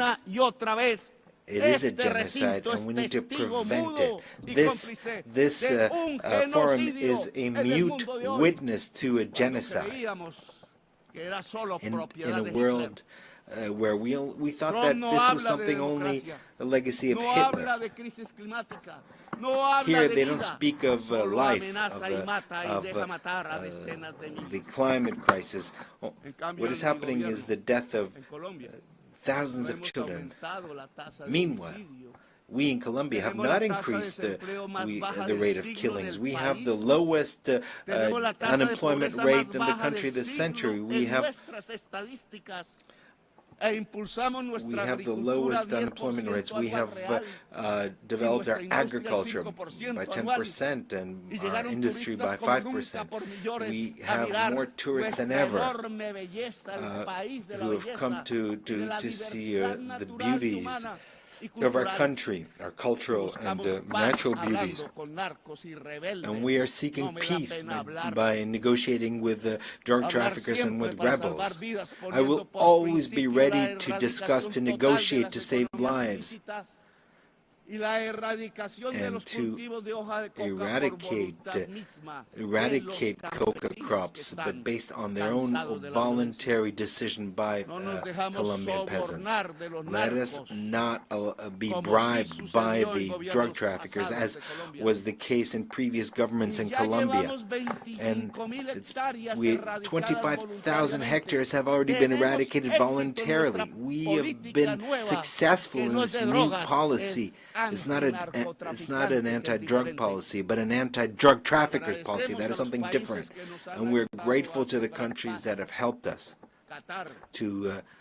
such as Qatar, Cuba, Mexico, Vatican, Norway, Brazil, and Venezuela. We don't want to thank those who want to sow war between us. People of the world, listen. Latin America does not only mean drug trafficking or coke or cocaine. Latin America has a massive potential for clean electrical energy, renewable alternate energy based on wind, water. The United States has a huge demand for energy, and 70% of it is filled by fossil fuels, in other words, based on carbon, coal, gas. Latin America is developing its clean energy potential, and we can satisfy the entire demand of the United States for energy. What is necessary is investment, and we would make the biggest contribution to fighting climate change. Given the huge potential for clean energy and the capacity to absorb by the Amazon, Latin America can make a tremendous contribution to save the life in this planet. All that is necessary is $600 billion to develop this potential. Africa and Europe can do the same. It is this decarbonization would provide us with over $1.3 trillion. This is money that is already in the treasuries of the United States, Europe, and China, but not a dollar is spent because it's not profitable.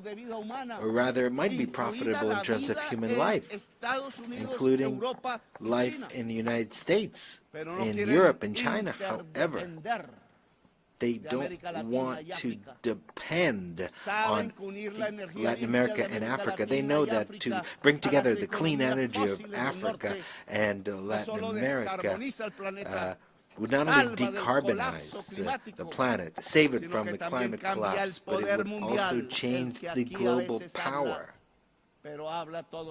which is discussed here, but that power is spoken in terms of bombs. But this would truly create a global democracy and change the means of production, because life and humanity would become the priorities, and they would edge out greed. Greed is the poison of life.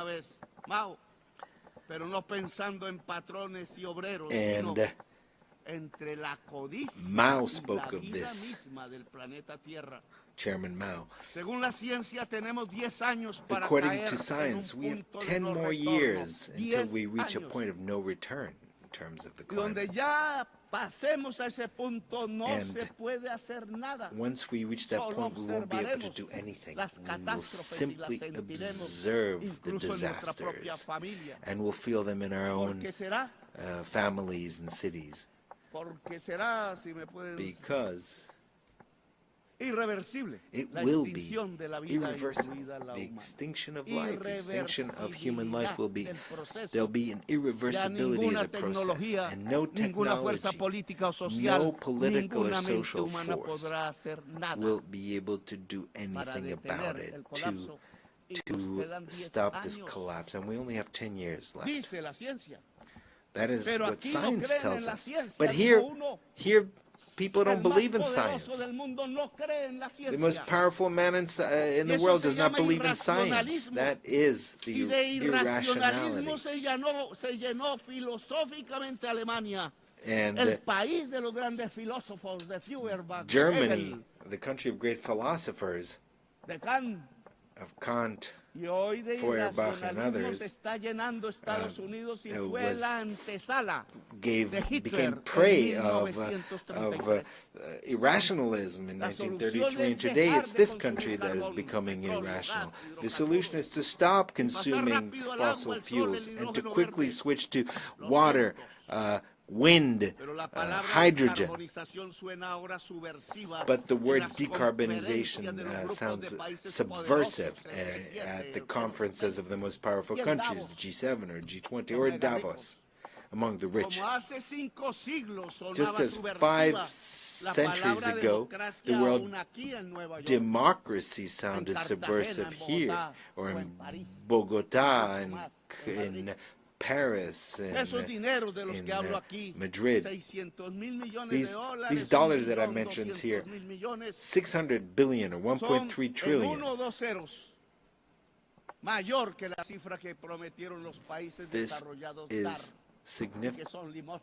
This is just a little more than what the rich countries pledged at the COP in Paris, and they have not fulfilled their pledges because they're not interested in decarbonization. And what has come is basically loans from multilateral banks, which are just small amounts compared to what is needed. The climate crisis means that in all public budgets, investment in decarbonization and adaptation should be the priority. A global financial policy is necessary that is different. The debt risk premium should be abolished. Which countries are the riskiest? They are the countries that have the highest greenhouse gas emissions, such as this one. These are the riskiest countries. Whereas the countries that absorb CO2, and we have jungles and a lot of water in the south, we absorb the CO2 of the north. But the market does not agree with that. So the debt of the poorest countries must be forgiven. There should be debt swaps for adaptation and mitigation and investment in the climate crisis. So people from the United States and those from Wall Street, from London, you want to collect the interest payments from the debt of our countries. What you will find eventually is cemeteries, because we'll all be dead. The money will be useless in the midst of all the cemeteries. Another subversive word is to plan. A global plan. The word plan has been forgotten because it was not necessary to plan, because the plan is anathema.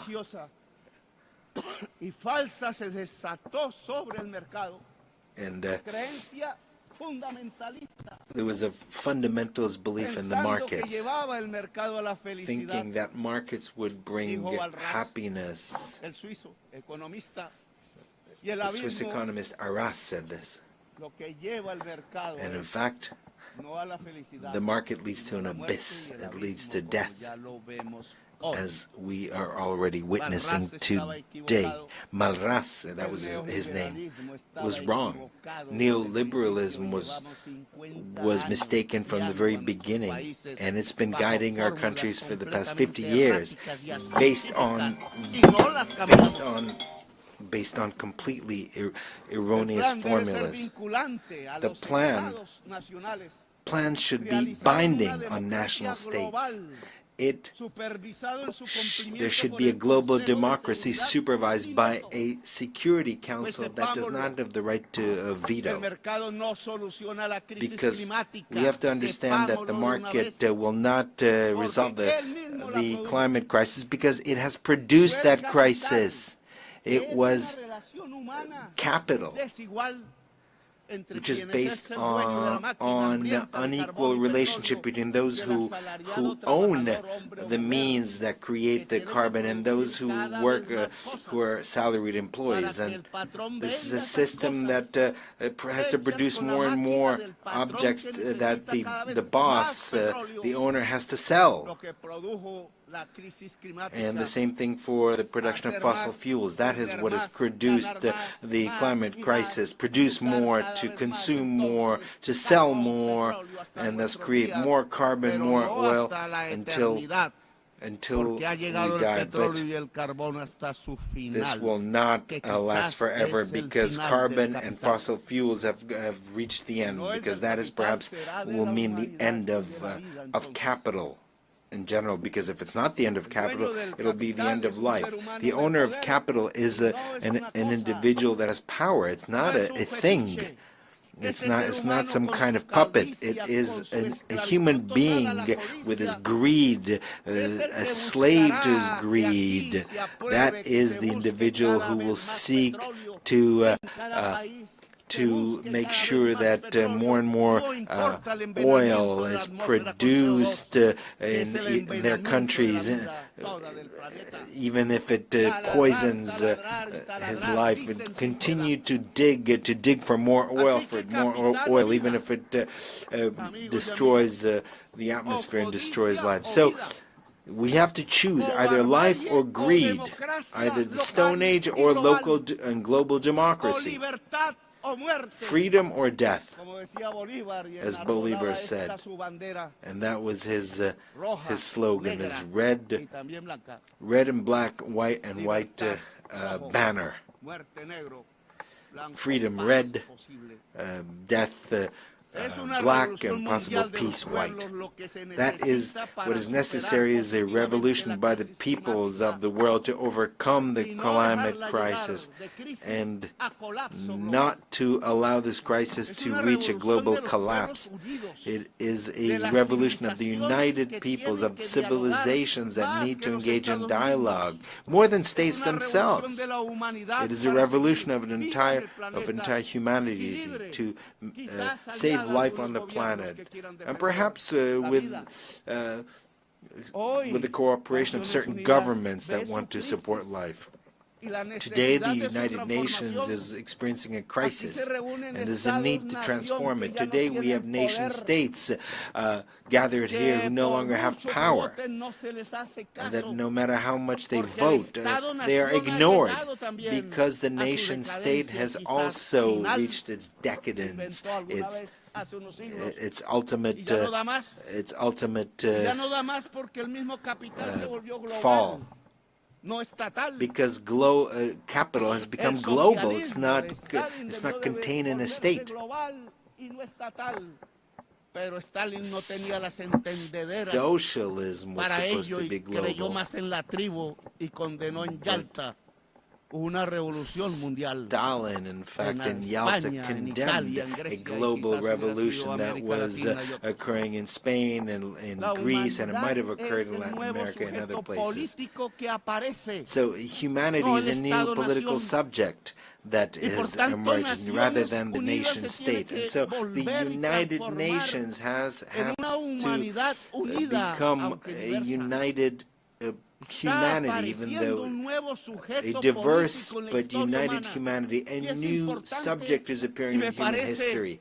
And this is very important. I think that this is wonderful, because we have to overcome the idea of a nation-state to convert, to become humanity, but that humanity must be united. For that, there needs to be democracy around the world. There needs to be permanent dialogue in the midst of diversity.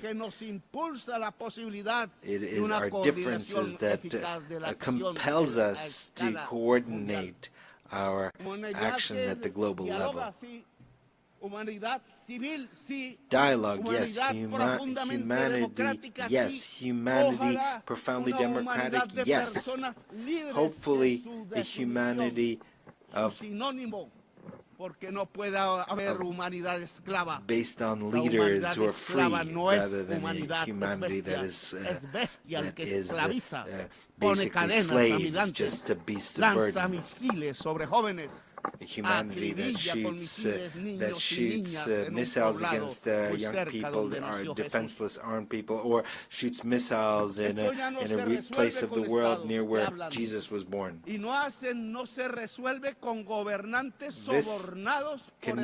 These problems cannot be resolved with governments who are bribed by oil producers, by oil corporations. So a new political subject is emerging. A united and diverse humanity, united despite its diverse cultures. Meanwhile, the old societies of Europe are collapsing, and the United States is applauding its new Hitler. It's not listening to its own young people or its older people who died in Europe in the battlefields of Europe, fighting against Hitler and against his criminal ideology. Today, the same thing is being done as Hitler did, building concentration camps for migrants. And it's stated that migrants are of an inferior race, and they blame them, just like Hitler blamed the Jews. They call them drug traffickers and thieves, whereas the majority of drug traffickers are blonde and have blue eyes, and they keep their fortunes in the largest banks in the world. And they don't live in Bogota or in Gaza. They live in Miami. They are neighbors of President Trump. They live in Dubai or in Paris or London. They don't live where there's poverty, but the missiles are fired against those where there's poverty. Tren de Aragua is a group that is considered a terrorist group, but that is not true. Migrants are not criminals. They should not be put in concentration camps, expelled and chained up. Immigration is not immigration is due to a blockade against countries like Iraq or Cuba. Immigration is a result of the impoverishment of many countries because of their indebtedness, because of wars unleashed by the United States and Europe to grab their oil. Immigration is a consequence of a climate crisis that leaves the tropics without water and destroys the environment. The solution to migration is very different from missiles or prisons or camps. There's no higher race. There's no supreme race.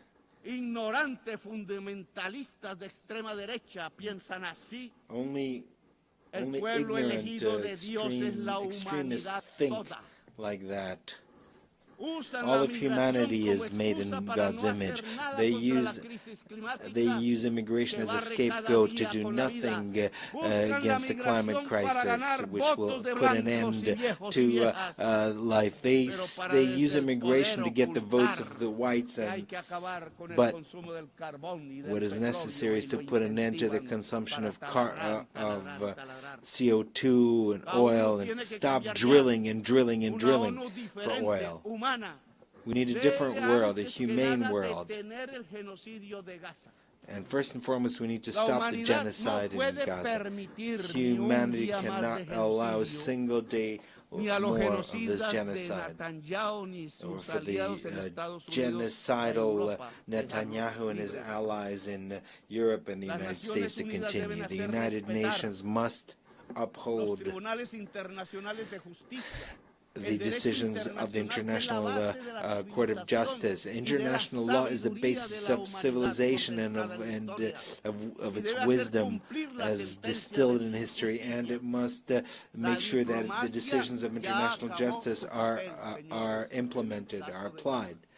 Diplomacy has been tried in Gaza. It could not resolve the situation. I'm sorry, and I'm sorry, President Macron. We can keep insisting and insisting when every single day, every single minute, a missile is fired and destroys the bodies of babies and children in the Arab state of Palestine. Every day, there are decisions, resolutions that are vetoed in the Security Council. Every day, more and more children die. More and more bombs, more and more dead.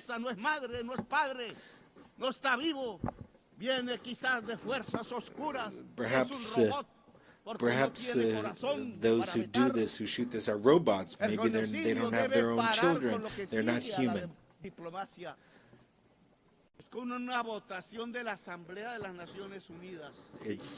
Can we stop the genocide with a vote, the General Assembly? Yes, that's what we should do rather than a vote in the Security Council, because that is vetoed.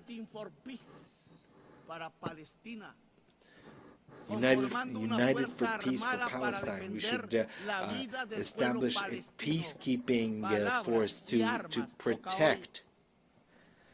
What's necessary today are words, not blue helmets that are often lack training, and they're not ready to do this. No, what we need is a powerful army of countries that do not accept genocide. That is why I invite nations of the world and their peoples, most importantly, as an integral part of humanity, to bring together weapons and armies and to defend Palestine. I invite the armies of Asia and the brave people, the brave Slavic people who defeated Hitler, and the Latin American people of Bolivar, of Garibaldi and others. I think there's enough. We've had enough words. Today, the time has come to use the slogan of Bolivar, freedom or death, because Washington and NATO are killing democracy, and they are spreading totalitarianism at the global level. We need to raise the red and black banner flag,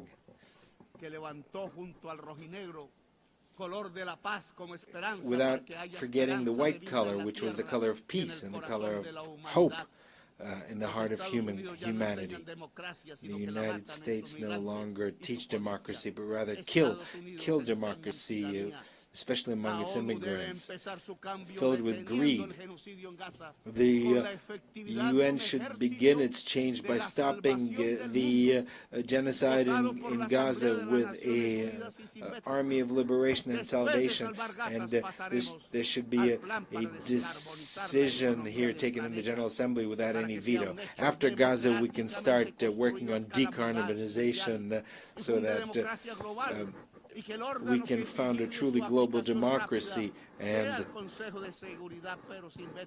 a new Security Council can be established without any vetoes and where its decisions would be binding. And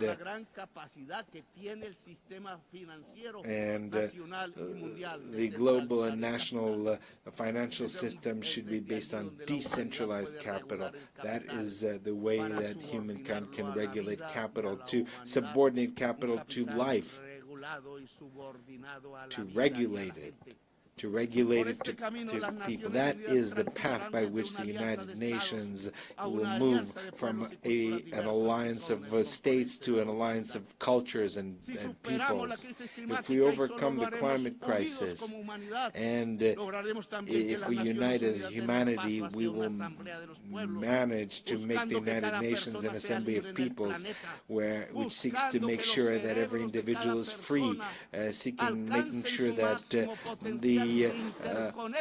every human being achieves their potential, because the intelligence of human beings, illuminated by science, will make it possible to not only save life, but to fulfill the mission of humanity by expanding life into the stars. A humanity that is united and free can look at the stars and reach the stars, as the Romans, the legionnaires, thought of Judea when they used the word astra, or star. It's the time of freedom or death. Real death from missiles, but freedom is also real in the heart of human beings and its capacity to rebel and to resist. Thank you very much.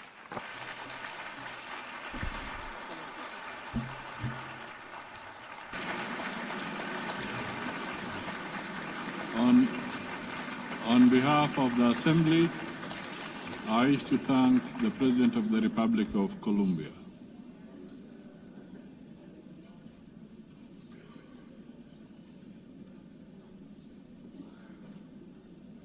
The Assembly will now hear an address by His Excellency Karol Nawrocki, President of the Republic of Poland. I request protocol to escort His Excellency and invite him to address the Assembly.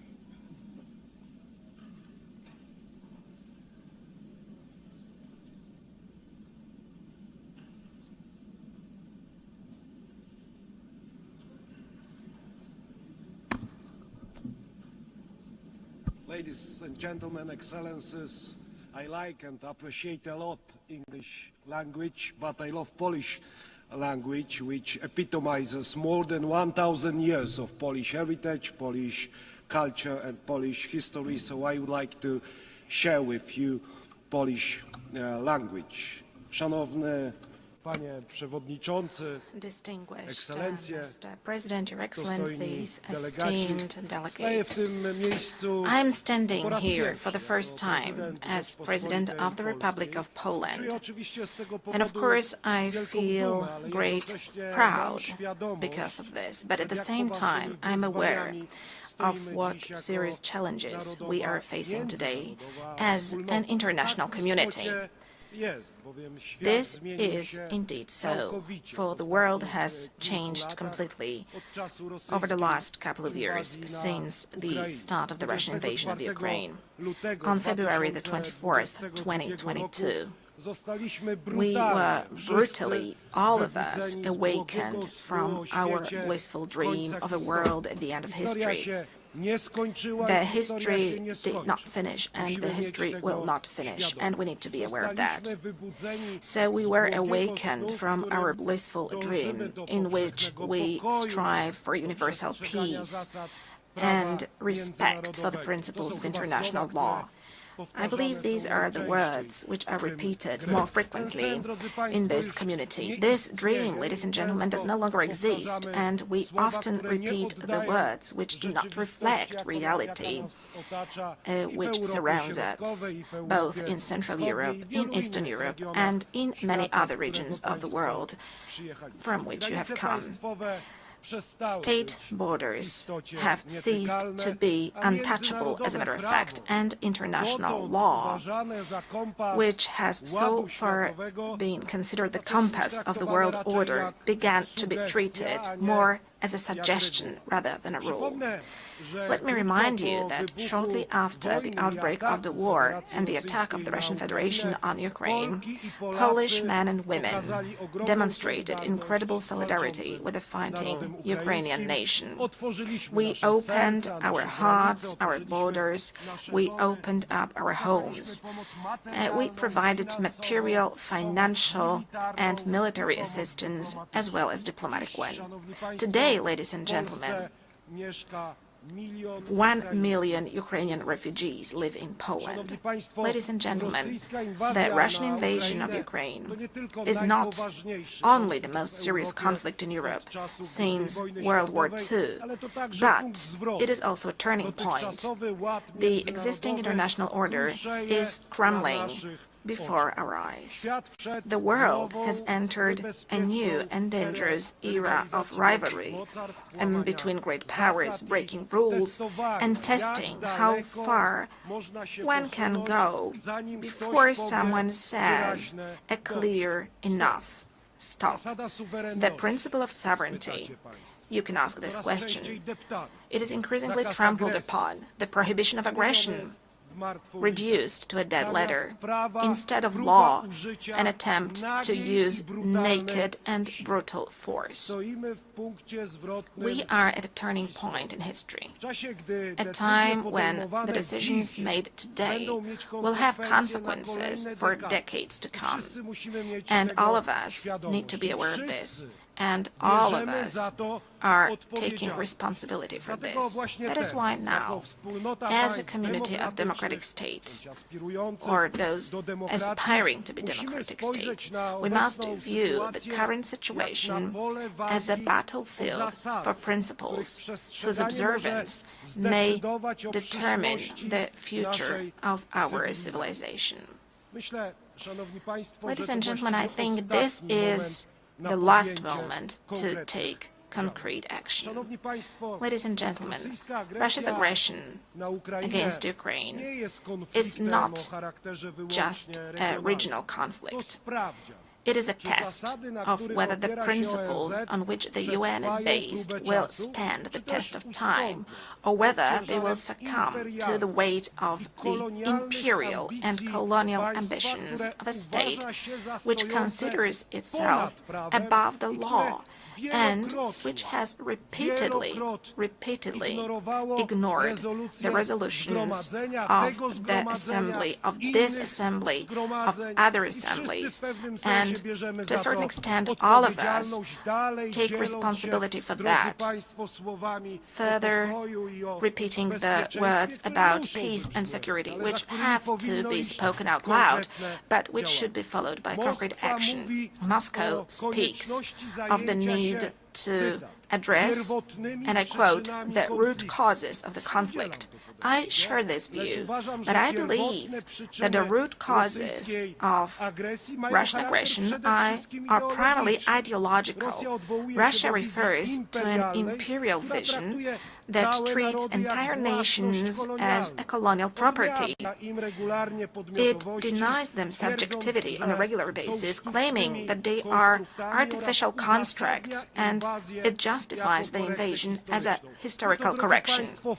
And ladies and gentlemen, in Poland, in Central Europe, in Eastern Europe, we know all of that. We have known it for at least 86 years. It is the same set of notions which appears also in the 21st century during our discussions, plenary sessions, and assemblies. To us in Central Europe and in Eastern Europe, this set of notions is nothing new. Whether we are talking about Poland, the Republic of Poland, in the first half of the 20th century, or whether we are talking about Ukraine today. As a historian, I view the present also through the lens of the past. That is natural. After centuries of conquests, wars, partitions, deportations, rapes, and crimes, in the 20th and in the 21st century, Russia has simply not abandoned its imperial ambitions. One of my great predecessors, the late President Lech Kaczyński, understood this perfectly well when he spoke in front of the Georgian parliament in 2008. His words, spoken at that time, have stood the test of time. President Lech Kaczyński said, ladies and gentlemen, today Georgia, tomorrow Ukraine, the day after tomorrow the Baltic states, and later, perhaps, it will be time for my country, for Poland. When Russia attacked Georgia, it was not clear to everyone that this was only the beginning of the Kremlin's new imperialism. Unfortunately, the wind of history, which we know and understand so well in Poland, is beginning to blow again. Once again, we are experiencing Russian imperialism also on our soil, in Poland. 2 weeks ago, on the night of September 9th to 10th, the Russian drones attacked the territory of a NATO member state. On the territory of Poland, a dozen or so drones violated my country's borders deliberately, because I assure you, ladies and gentlemen, that this was not a coincidence. It happened on orders issued in the capital of a country which is a permanent member of the Security Council. As a result, for the first time since World War II, Poland was forced to open fire on hostile objects over our territory. And rest assured, ladies and gentlemen, as Commander-in-Chief of the Armed Forces and as President of Poland, that Poland will always react adequately and it stands ready to defend its territory. Poles, ladies and gentlemen, were not scared of the Soviets in 1920, and they defended the European civilization. They defended the Soviets in 1920. Polish people and the countries of Central Europe did not give up their spirit of freedom and sovereignty for 45 years of Soviet colonialism after 1945.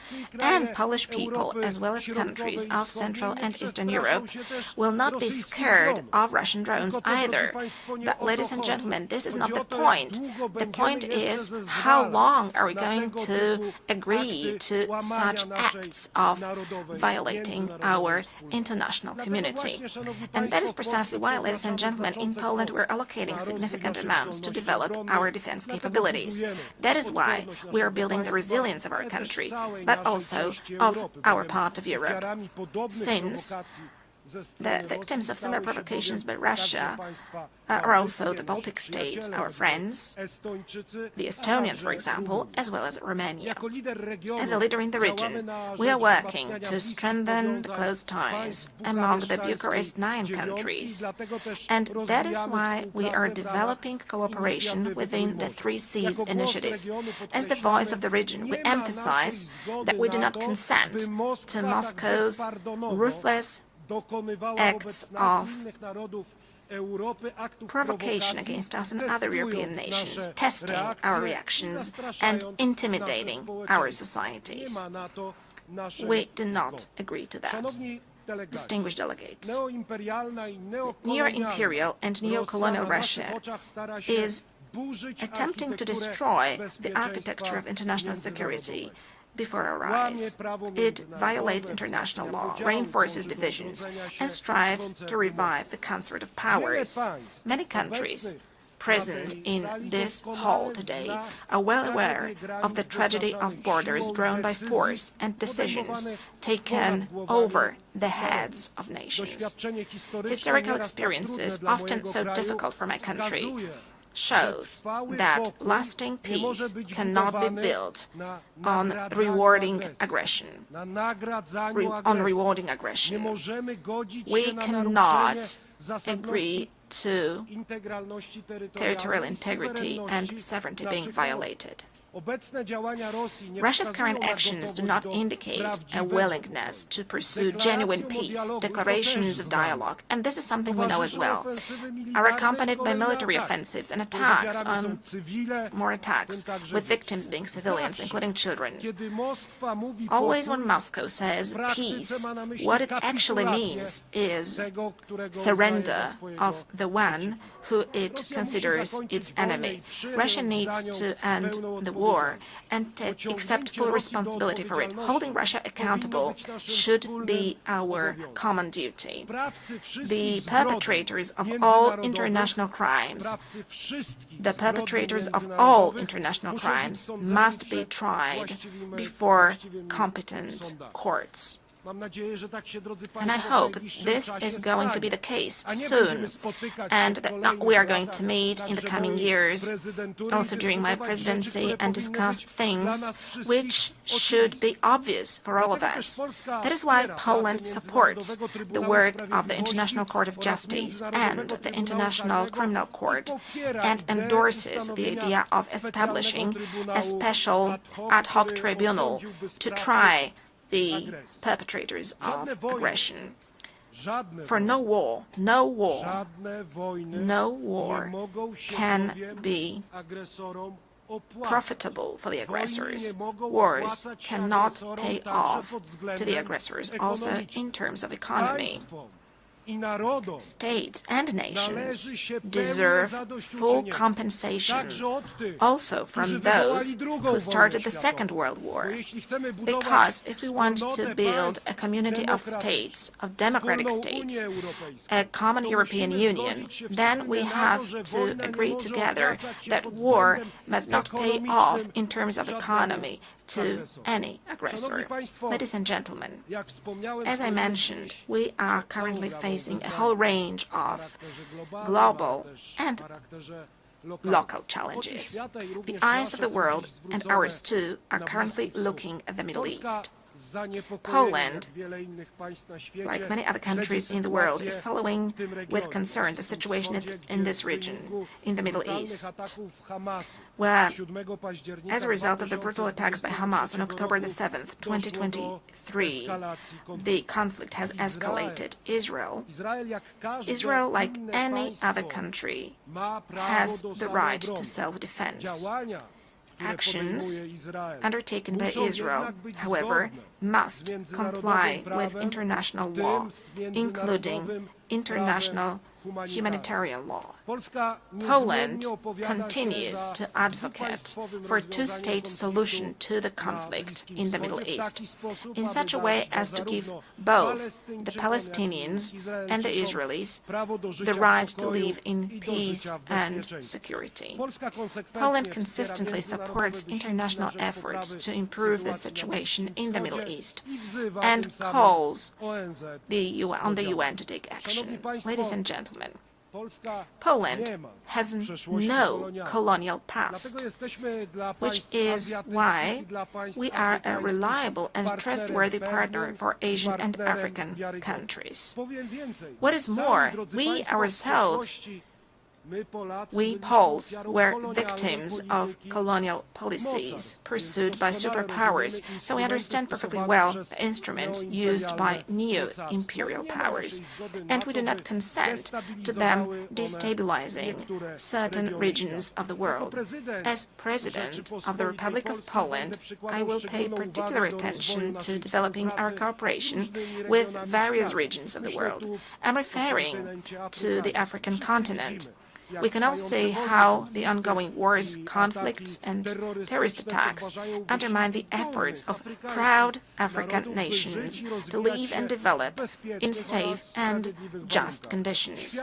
The world must stand with all those affected by insecurity and help them restore peace. We do not consent to neo-imperial powers destabilizing, for instance, the Sahel, in order to arbitrarily manage global migration flows or apply migratory pressure. Nor do we consent to international criminal groups profiting from human trafficking and slave labor. We also want, and it is obvious as Poland, to develop relations with the countries of Asia and the Pacific. The role of this region in shaping the international order in the 21st century has significantly grown. This dynamic economic development is, however, accompanied by growing geopolitical tensions, which affects stability, prosperity, and security also in other regions of the world. Ladies and gentlemen, as Polish people, we are concerned about the negative impact of global crises. But as President of Poland, I want to say openly here in front of this international community that we are also deeply concerned and we are aware of the mistakes made by our Western partners, friends and neighbors. Yes, I agree with President Donald Trump that in recent years, and that is something that we were warning against as Poles, and this was the signal sent also by Central European countries, Eastern European countries. Europe is deep in ideological madness. This led to bad decisions on migration. This led to green craziness, green madness, the Green Deal, which is destroying economic markets and also agricultural markets. Yes, the very same Europe, our friends and our partners with whom we want to build a common European Union. For many years, we're subsidizing the Russian Federation buying Russian cheap gas. Ladies and gentlemen, in Poland as well as in Central Europe, we know all of that, and we are glad whenever the leaders of the European countries, Western European countries, draw conclusions and when they listen to our voice. Ladies and gentlemen, development and humanitarian aid are an integral part of our country's foreign policy in terms of building global peace, security, and development. We see it as a joint investment in our future, security, stability, and prosperity.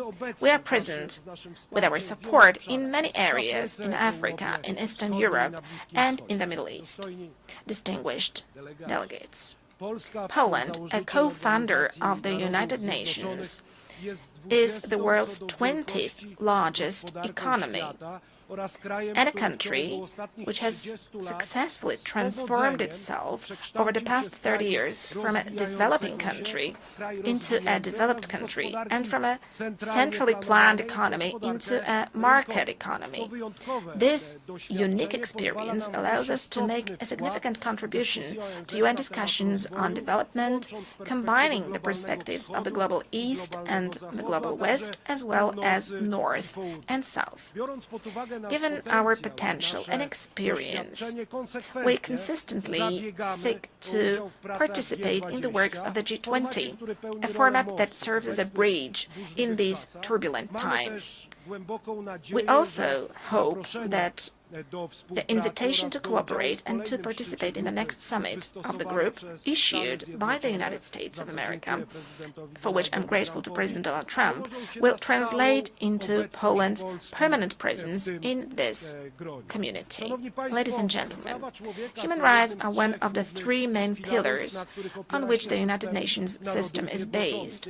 We cannot talk about true peace if we do not protect human rights of everyone, of every person without exception. Peace is not only an absence of armed conflicts, it is also justice, equality, and respect for human dignity.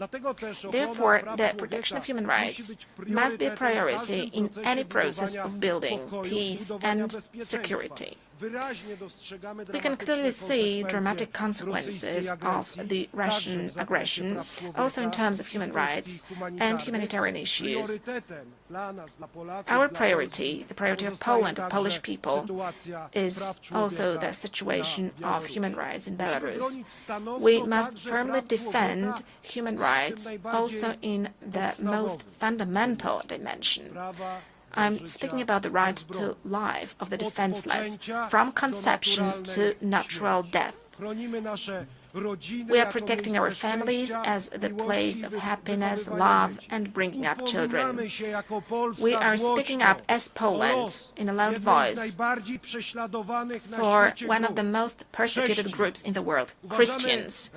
We consider the Human Rights Council to be the main human rights body within the United Nations system, playing a key role in ensuring compliance with human rights standards. That is why Poland has submitted its candidacy for membership of the Human Rights Council for the period 2029-2031. Our candidacy reflects our commitment to promoting and protecting human rights around the world. Distinguished Mr. President, Your Excellencies, esteemed delegates, the United Nations was established 80 years ago. This anniversary shows how far we have come, but also how many challenges still lie ahead. Today we know that international cooperation is not an option, it is a necessity for all of us. It is unacceptable that aggressors begin to march with impunity through other people's territories and perpetrators of war crimes sleep peacefully without accountability every day. Let me remind you that after World War II, there was no room for relativizing crimes, at least in case of the most important commanders who gave orders. There was Nuremberg, there was a court, there was a name and a family name, there was a charge and a sentence, because it was not just about revenge, it was about principles, and today it's also about principles to make sure that crime is not rewarded and that the law is never replaced by force. Today we must return to that spirit. We must build an international system of accountability that will not hesitate to call evil by its name, regardless of the flag it bears on its shoulder.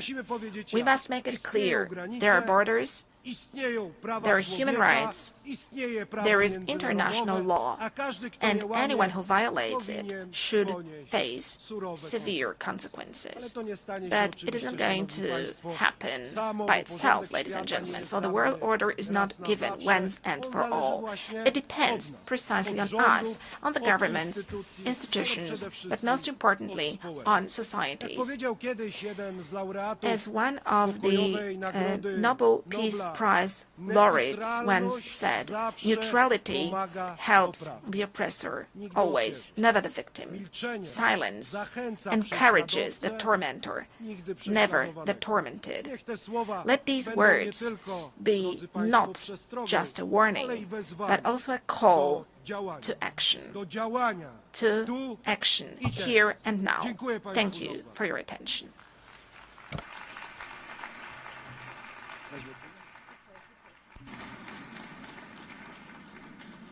On behalf of the Assembly, I wish to thank the President of the Republic of Poland.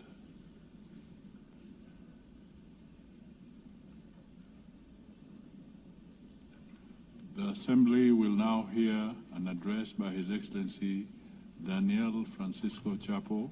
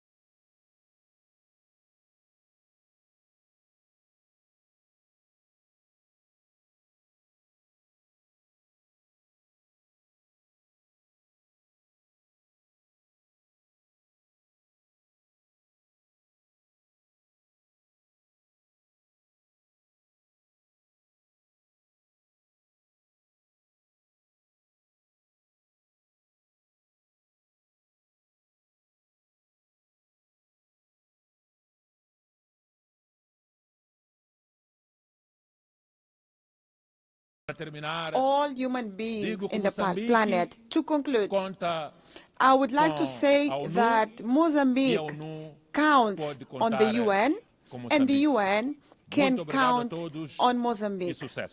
Thank you so much, everyone, and wish you success. Thank you. On behalf of the Assembly, I wish to thank the President of the Republic of Mozambique. The Assembly will hear an address by His Excellency Luong Kong, State President of the Socialist Republic of Vietnam. I request protocol to escort His Excellency and invite him to address the Assembly.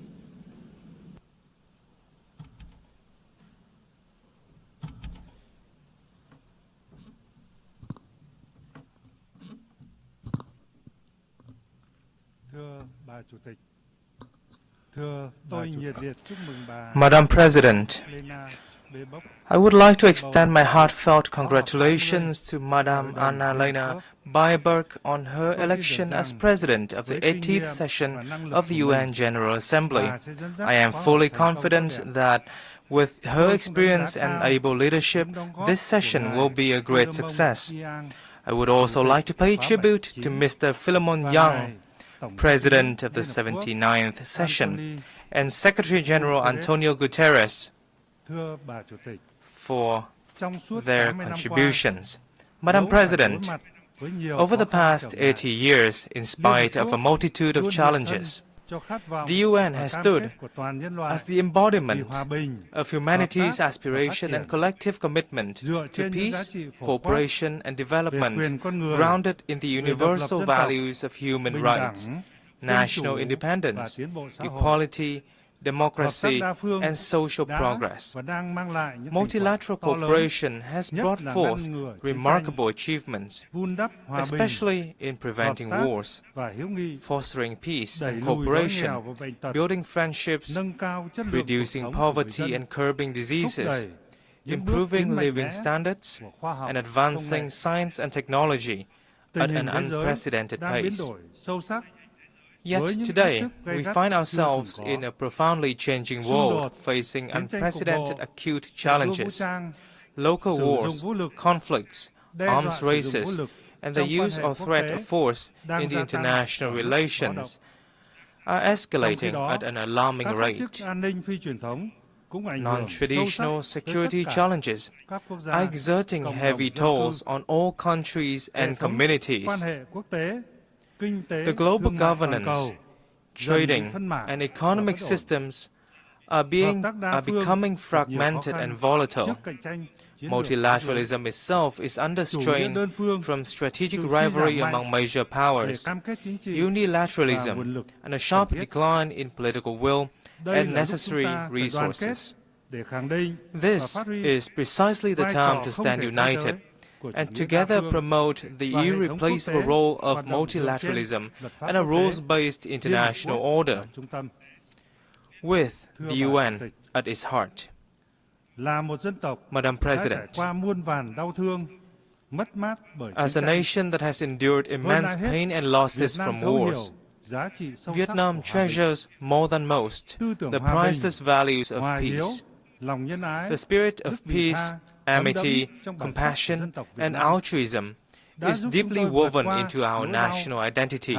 This forms the bedrock for us to overcome previous sufferings, mend old wounds, shove the past, and look towards the future with the hope to become a friend and reliable partner to all nations around the world. Peace is both the goal and the prerequisite for our journey towards a stable, just, democratic, and prosperous future. Honoring the value of peace and driving robust transformation for a sustainable future is the sincere message that Vietnam wishes to share with the international community on the occasion of the UN's 80th anniversary. In this spirit, allow me to share my reflections as follows. First, Honoring the value of peace requires concrete actions rather than just words. We must reaffirm the role and primacy of international law as the cornerstone for peace and equal relations among nations.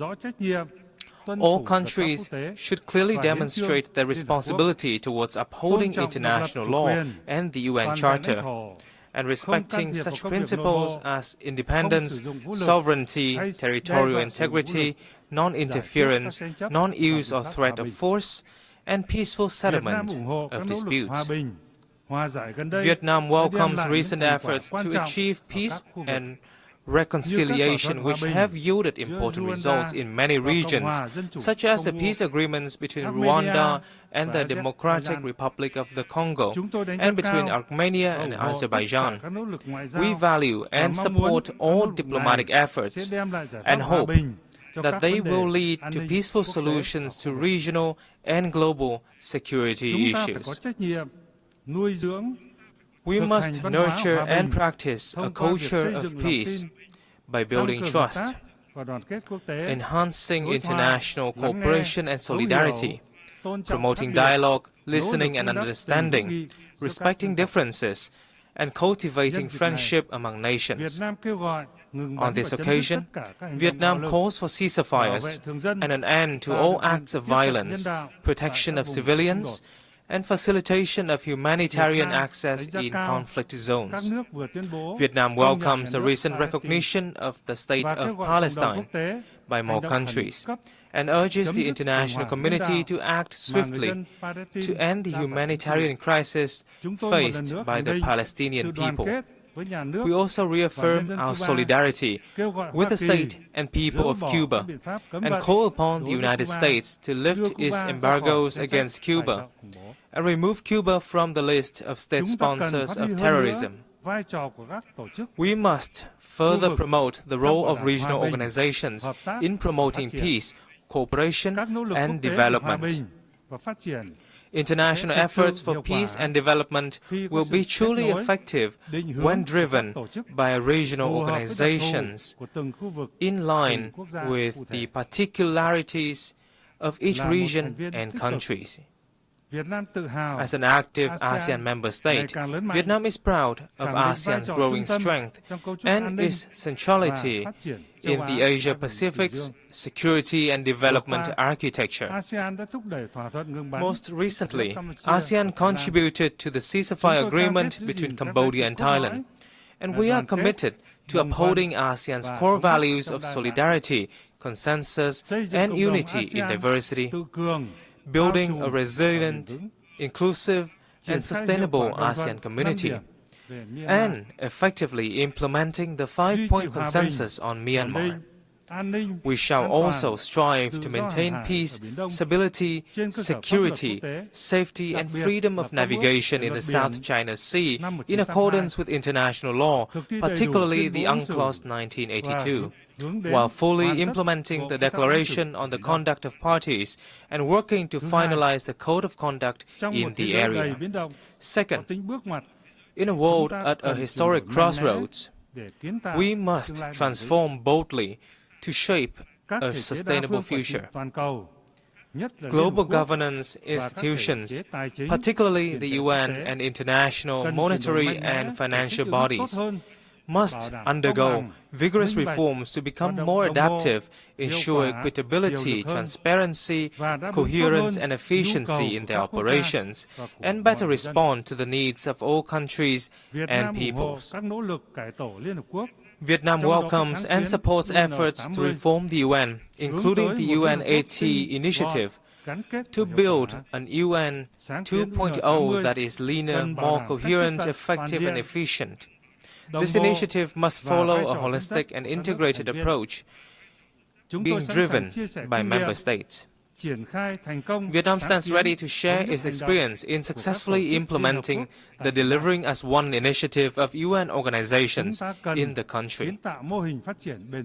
We must build sustainable development models based on digital transformation and green transition, two mutually reinforcing drivers that can spark a sweeping revolution, as they stand for convergence of scientific and technological advancements and environmental sustainability.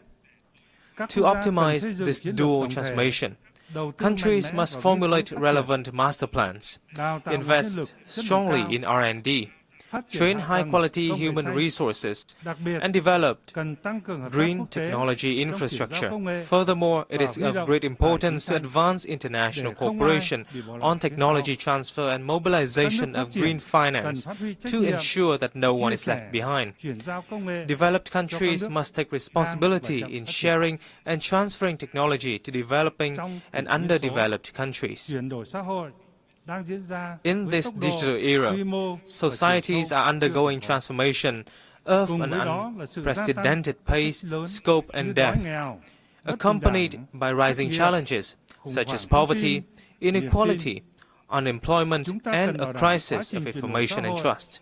We must ensure that social transformation remains a human-centered process, with focus on such priorities as comprehensively eradicating poverty, providing full and decent employment, and ensuring social justice and inclusion. Vietnam hopes that the Second World Summit for Social Development this November will deliver important outcomes and add momentum to the implementation of the 2030 Agenda for Sustainable Development. Madam President, from the ruins of wars, once poor, outdated, and isolated, Vietnam has made historic progress. We now enjoy diplomatic relations with 194 countries, strategic and comprehensive partnerships with 38 nations, and membership in over 70 international organizations. Vietnam is now among the world's 32 largest economies and top 20 trading nations. The lives of over 100 million Vietnamese citizens have vastly improved, with a sharp drop in multidimensional poverty rate. We have met the Millennium Development Goals ahead of schedule and are striving to fulfill international commitments and are on course toward two strategic centennial goals: becoming a modern, industrialized, upper-middle income developing country by 2030 and a developed high-income nation by 2045. On behalf of the state and people of Vietnam, I express heartfelt gratitude to the UN and its agencies, member states and partners who have been working with us and supported us on this journey of development.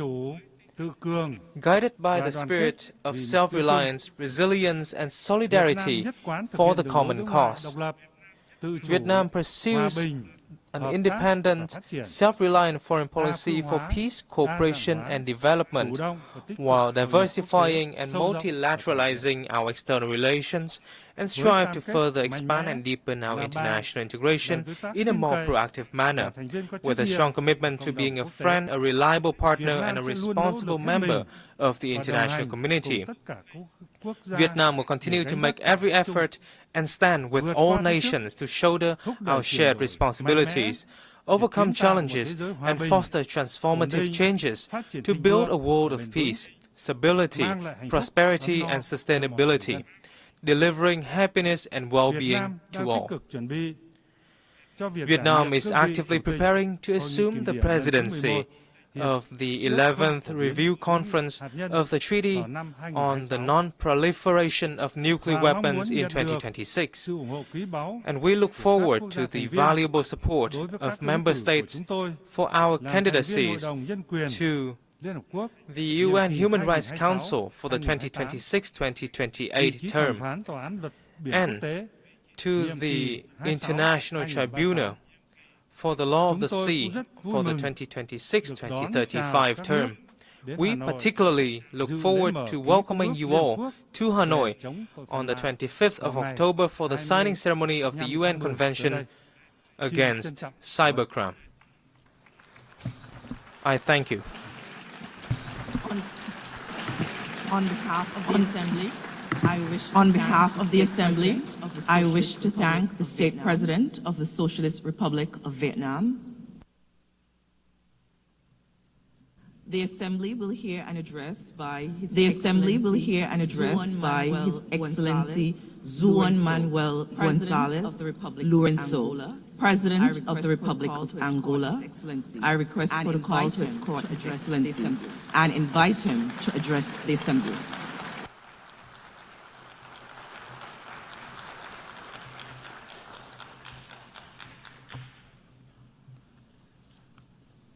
Sua Excelência, Presidente, Your Excellency, Assembleia Geral, Suas Excelências, Chefes de Estado President of the General Assembly, Your Excellencies, Heads of State and Government, Excellencies, Heads of Delegations, Ladies and Gentlemen, perante Vossas Excelências, I stand before Your Excellencies in my capacity as President of the Republic of Angola and the current chairperson of the African Union to speak about my country, to share our perspective on the evolution of the events unfolding in this increasingly troubled world, and to discuss matters concerning Africa, a continent that mobilizes our energies and efforts as we seek solutions to finally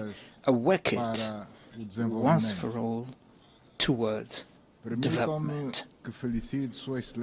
Allow me to extend my congratulations to Her Excellency Annalena Baerbock on her election to the distinguished office of President of the United Nations General Assembly, convinced that her experience and the knowledge she has accumulated through the various functions she has performed with great mastery will ensure the success of the work she has taken on since the beginning of this month of September. I also would like to congratulate her predecessor, His Excellency Philemon Yang, for the assertive manner in which he presided over the General Assembly during the past year, having devoted his utmost dedication to ensuring that this body should operate with commendable efficiency, a fact that rightfully deserves our collective recognition in light of the positive outcomes achieved throughout his tenure.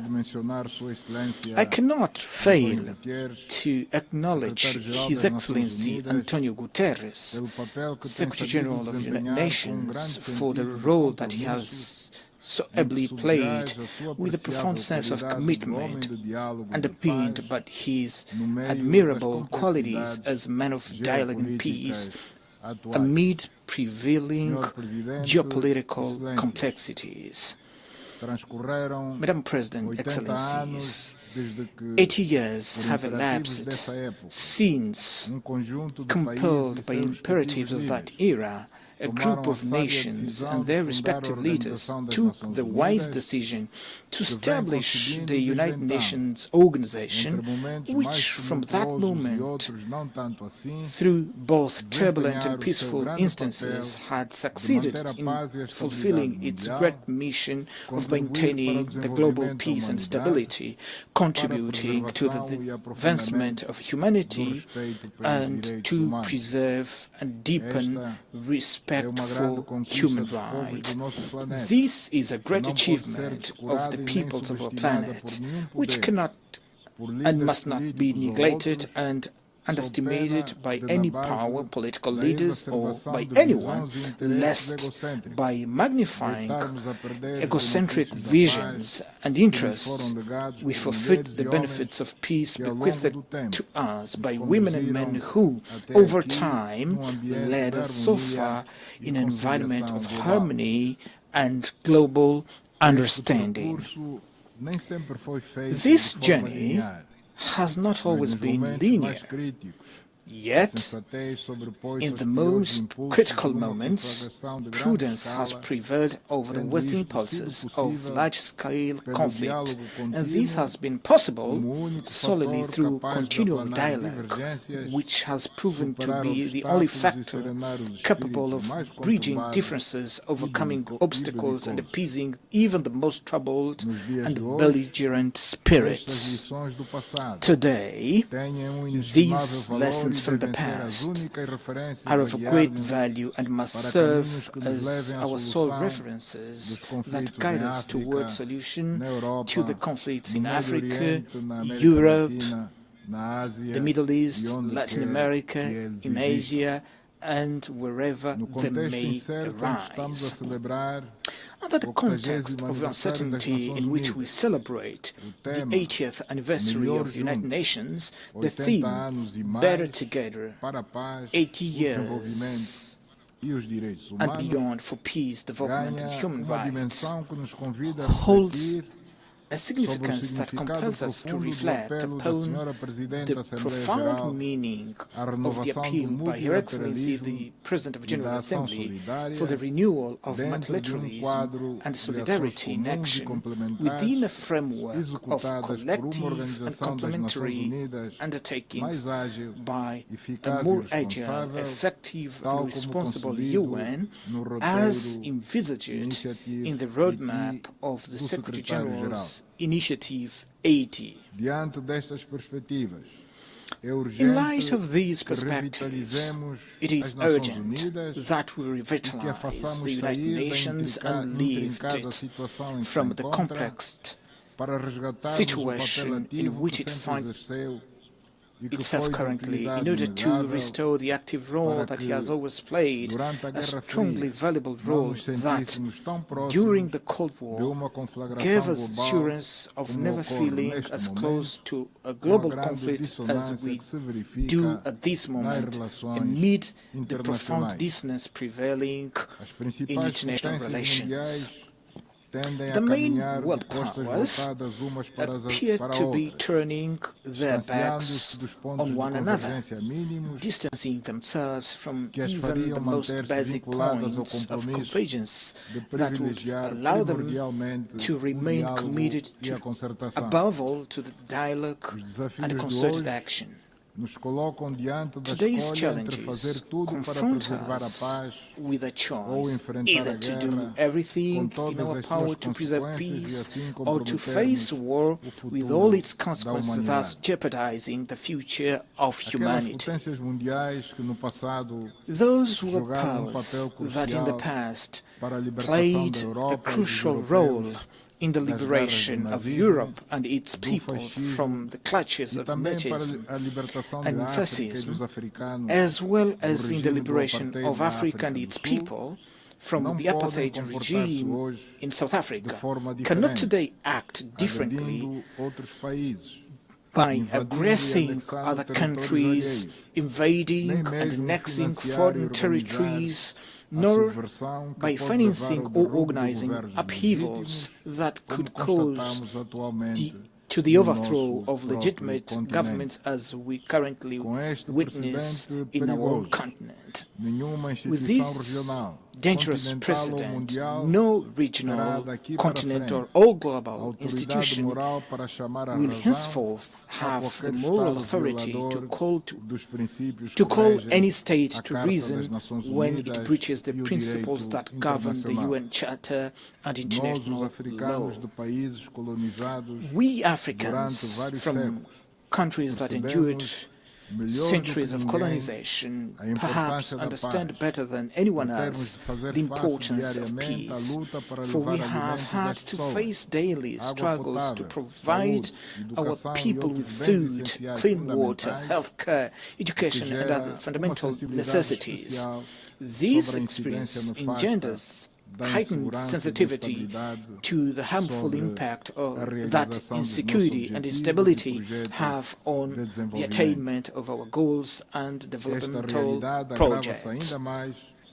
This reality is further exacerbated by numerous conflicts and wars afflicting countries and regions across the globe from which we had hoped to find cooperation and fruitful exchanges, so that together we might overcome our difficulties and contribute with our immense resources and capabilities to global prosperity. It is upon this foundation that the Republic of Angola has sought to make an earnest and genuine contribution to resolving the conflict in the Sahel region, in Sudan, and in Eastern Democratic Republic of the Congo, regarding which our efforts established a negotiation framework with a solution that regrettably did not come to fruition in December 2024 as anticipated, but nonetheless remains a valid platform for further efforts being undertaken with the aim of bringing a definitive end to that conflict. Madam President, Excellencies, that conflict and so many others that we recall are to a large extent the result of passivity of the United Nations member states, who have often revealed themselves to be ineffective in the face of invasion of third-party territories and interference in internal affairs of sovereign countries that occurred over the recent years and have not provoked a firm, resolute and assertive reaction, therefore have become fait accompli that lie at the very center of the major tensions that the world is currently experiencing. The consequences of these are very evident before our eyes in the Middle East, where the systematic failure to comply with the relevant UN Security Council resolution regarding the creation of the State of Palestine has perpetuated a conflict that worsens with each day passing and appears to have no end in sight in face of this disproportionate and violent response and retaliation by Israel, which, while having the right to exist as a state and to demand the release of those still held hostage from the tragic events of October 7th, must not, however, be allowed to pursue in Palestine, and particularly in the Gaza Strip, a policy of extermination of a whole people. The Palestinian people, who must not be conflated with Hamas, for there is no peoples and certainly no children who are terrorists, has precisely the same right to an independent sovereign state where they may assert their culture, safeguard for their future and provide predictable and secure prospects for their youth. The concerns surrounding that conflict grow ever more severely in the face of silence, hesitations and timid response of the international community, which seems to legitimize the expansion of war to other countries in the region, inexorably corroding the authority of the United Nations. There is nothing more serious than the exclusion of the delegation of Palestine from this forum, where it should rightly have the opportunity to make its voice heard as member state in accordance with the terms of the host agreement. The failure to guarantee the presence of the President of the Palestinian Authority at this General Assembly sends a profoundly negative signal as it encourages the continuation of genocide we all are witnessing helplessly and with impunity, which delays the resolution of the issue and complicates the efforts that have been made to bring an end to that intricate conflict. We strongly condemn this unilateral position, which is contrary to the principles that govern the United Nations, even as we urge unconditional lifting of the unjust and prolonged embargo against Cuba, which has dire consequences for the economy and the living conditions of the Cuban people, who struggle daily to withstand a punishment rejected by the international community as a whole. Cuba which played an important role in the struggle of African peoples, leading to the overthrow of the racist and inhuman apartheid regime in South Africa, and by virtue of this was a signatory to the New York Peace Accord of December 22, 1988, which brought freedom to the South African people and led to the independence of Namibia, cannot be arbitrarily and unilaterally considered a state sponsor of terrorism in light of the relevant United Nations resolutions. This model of conduct by a small group of countries, which does not conform to the even minimum acceptable standards of global coexistence, is at the root of the unilateral and subjective sanctions imposed also on Zimbabwe and Venezuela, measures that produce no other results other than the suffering of population who, in an act of great patriotism, ultimately unite themselves in the defense of their nations.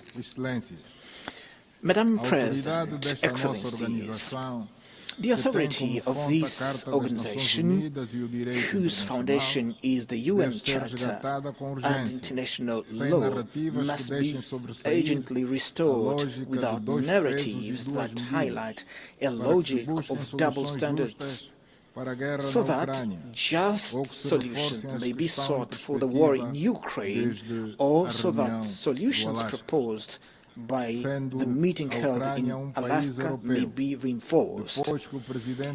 Ukraine being a European country, after President Trump met with President Putin on a pragmatic manner, and without prejudice to the need for direct negotiation between Russia and Ukraine, one would expect that European leaders, in the interest of Europe's peace and security, would likewise seek direct dialogue not only with President Zelensky, but also with President Putin.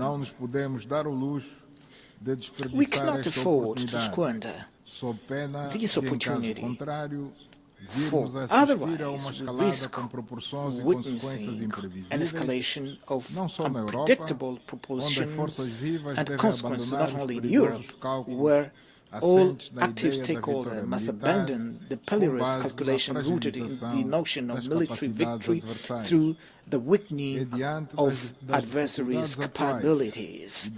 It is in the light of face of the present challenges and the ongoing global crisis that the United Nations must re-emerge and become more proactive, lest its role as the main entity for global governance be diminished and be transformed into an institution incapable of ensuring world peace. Therefore, it is our responsibility as states and sovereign nations not to allow the UN to succumb.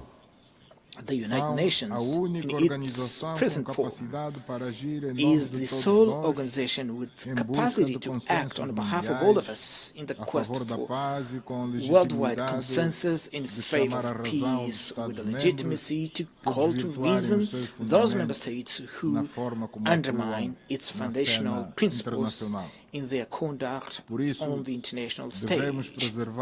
For this reason, we must preserve it at all costs and adapt it to the realities of the contemporary world through the urgently required reforms.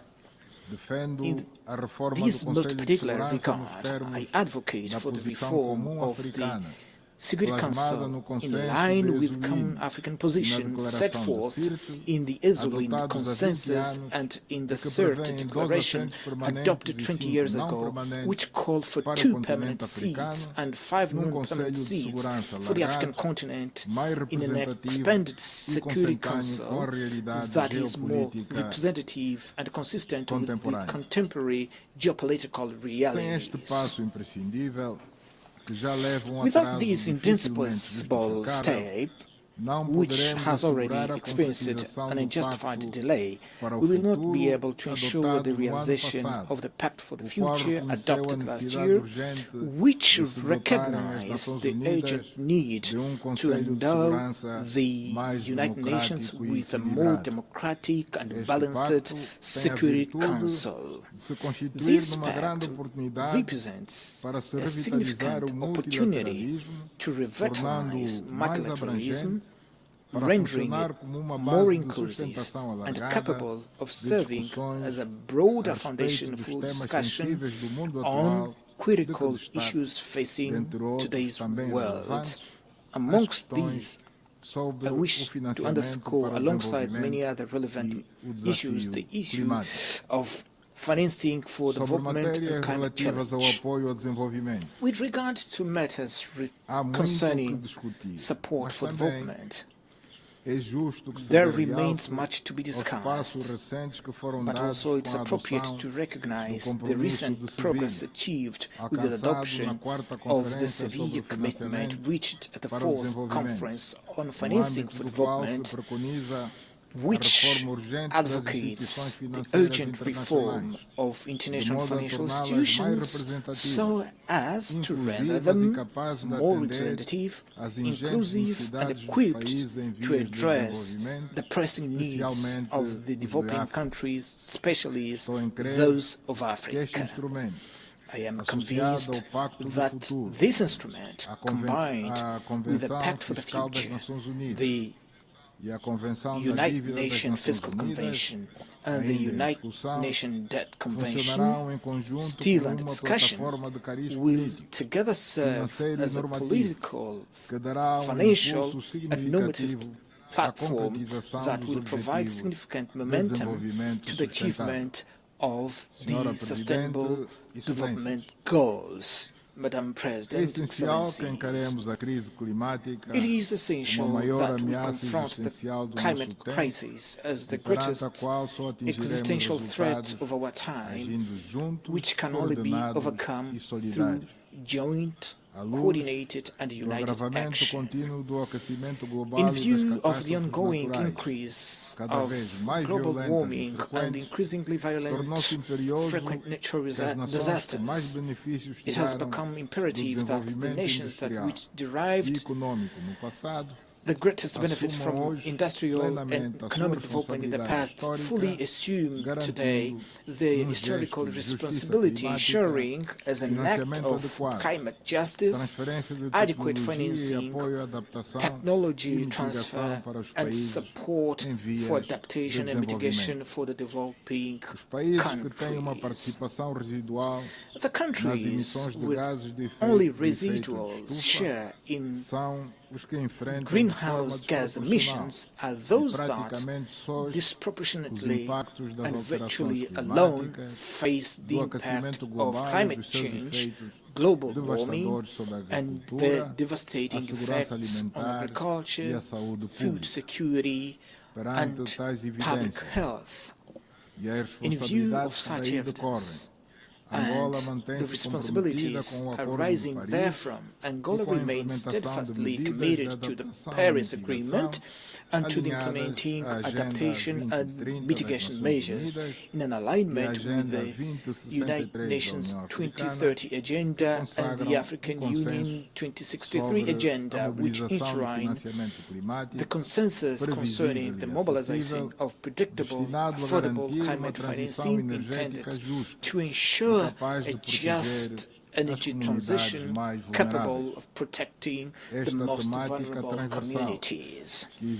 This cross-cutting theme, which demands increasingly heightened sense of responsibility, both within the scope of public agendas and among major industrial corporations, will receive due attention at the forthcoming COP30 Climate Summit to be held shortly in Brazil, which for the second time hosts an event of this magnitude, a testament to the country's commitment and engagement with environmental issues.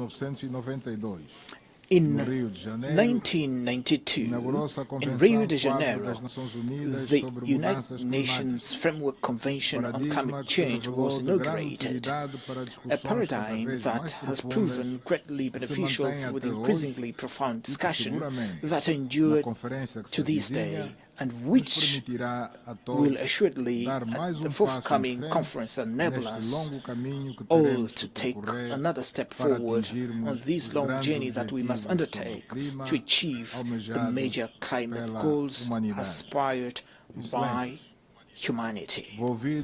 Excellencies, 80 years after the founding of the United Nations, and following the end of the Cold War, our expectation was that we would be living in a world without present uncertainties, not as perilous as that which we now witness. Until 1991, we lived in a context marked by sharp division between two ideologically opposed blocks, which nevertheless offered a more predictable framework and was less susceptible to drifting into large-scale confrontation.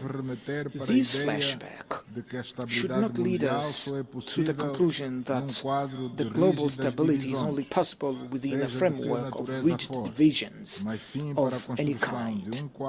Rather, it should inspire us to build a system based on balanced interest and shared concern on matters pertaining to global security that fosters complementarity and all forms of convergence within an environment of multilateralism which remains the sole pathway capable of preserving us from a true catastrophe. With these few words, I thank you for your kind attention. On behalf of the Assembly, I wish to thank the President of the Republic of Angola. The Assembly will hear an address by His Excellency Joseph Nouma Boakai, President of the Republic of Liberia.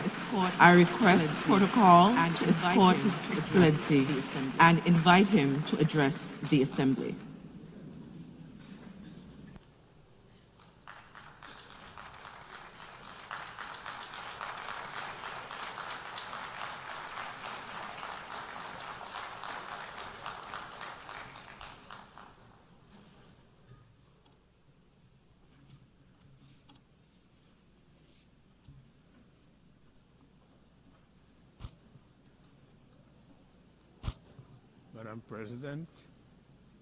Madam President, Secretary General, Mr. Secretary General, Excellencies, distinguished delegates, I'm honored to address the 80th session of the United Nations General Assembly on behalf of the people of Liberia. 8 decades after its founding, in which Liberia was involved, our country is proud that the United Nations remains the most critical multilateral platform for international cooperation and collective action. The UN continues to employ the best framework of humanity, peace, justice, security, dignity, and shared prosperity. Please accept, Madam President, the congratulations from the delegation of Liberia on your assumption of the esteemed office of President of the 80th session of the General Assembly. In your leadership, we trust in your leadership to guide the affairs of this august body. We also extend our commendation to your predecessor for his stewardship on the 79th session, and I am grateful to the Secretary General for his leadership. Excellencies, distinguished delegates, please accept the gratitude of the Liberian government and the people, the overwhelming trust demonstrated by the General Assembly, members in electing Liberia to serve on the non-permanent seat of the United Nations Security Council for the 2026-2027. This marks Liberia's first full term on the UN Security Council, 80 years after the country signed the charter in Herbst Theater Auditorium in San Francisco. Why the nameplate during this two-year term will read Liberia? The seat, however, belongs to Africa. We are committed to ensuring that Liberia's contribution to the Security Council's discussions and the decisions are shaped by hard-earned experiences in conflict resolution, as well as our successes in peace-building, democratic reform, political transition, and governance. Additionally, the collective experience of the continent will be taken into consideration. Liberia looks forward to advocating for Africa's fair representation on the UN Security Council, which can only be achieved through permanent representation as a key part of the UN Security Council reform agenda. When the UN was founded in 1945, nations came together in the belief that peace will only be secured through cooperation. After two world wars, it became a widely held conviction that nations are stronger when united than when divided. 80 years later, that conviction is being tested like never before. From wars and displacement to terrorism, threats to technological advances, climate change, and widening inequalities, today our world faces challenges that no country can solve alone. At the same time, when the world needs to strengthen multilateralism, its credibility and efficacy have been questioned. As one of the 4 African countries to sign the Charter of the United Nations, Liberia feels morally obligated to call for renewal rather than reversal of multilateralism. Reversal of multilateralism is not an option for a just and peaceful world. We call for greater inclusion, effectiveness, and respect for international law, recognizing that the credibility of the United Nations depends on our ability to act together in the service of humanity, rather than apart in the pursuit of narrow interests. Madam President, wars in Europe and Middle East and Africa remind us that peace is often fragile and must be constantly defended. Therefore, as in 1945, Liberia once again reaffirms its commitment to the dialogue, diplomacy, and the peaceful resolution of disputes. In this spirit, Liberia supports all credible mediation efforts aimed at resolving conflict between Russia and Ukraine, as well as Israel-Palestinian conflict. Liberia stands on a common African position for the realization of the two-state solution, where Israel and Palestinians can live side by side in peace and security in accordance with international law and the relevant UN resolutions. We call on the international community to act together decisively to protect civilians, hold perpetrators of atrocities accountable, and strengthen mediation efforts. Rising from the ruins of civil war, Liberia knows all too well that human cause of conflict and importance of peace. Since 2003, Liberia has experienced 3 peaceful and orderly democratic transitions, each marked by a smooth transfer of power, making our nation safer, more stable, and more secure. After over 30 years of unrest, instability, and destruction. Liberians have also worked hard to achieve this through multilateral cooperation, with support from ECOWAS, the African Union, and the United Nations. Excellency, distinguished ladies and gentlemen, for Liberia, climate change is not a distant threat, but a present reality. Rising seas, eroding our coast, wild storms and heavy rain devastate communities, threaten lives and livelihoods, and exacerbate food insecurity. Yet, we are carrying our coastal defense project, developing climate information system for early warning system, finalizing our carbon market policies, and advancing the blue economy safety. Our efforts alone are not enough. We urge implementation of the Paris Agreement, full capitalization of the loss and damage fund, and greater global investment in adaptation and mitigation.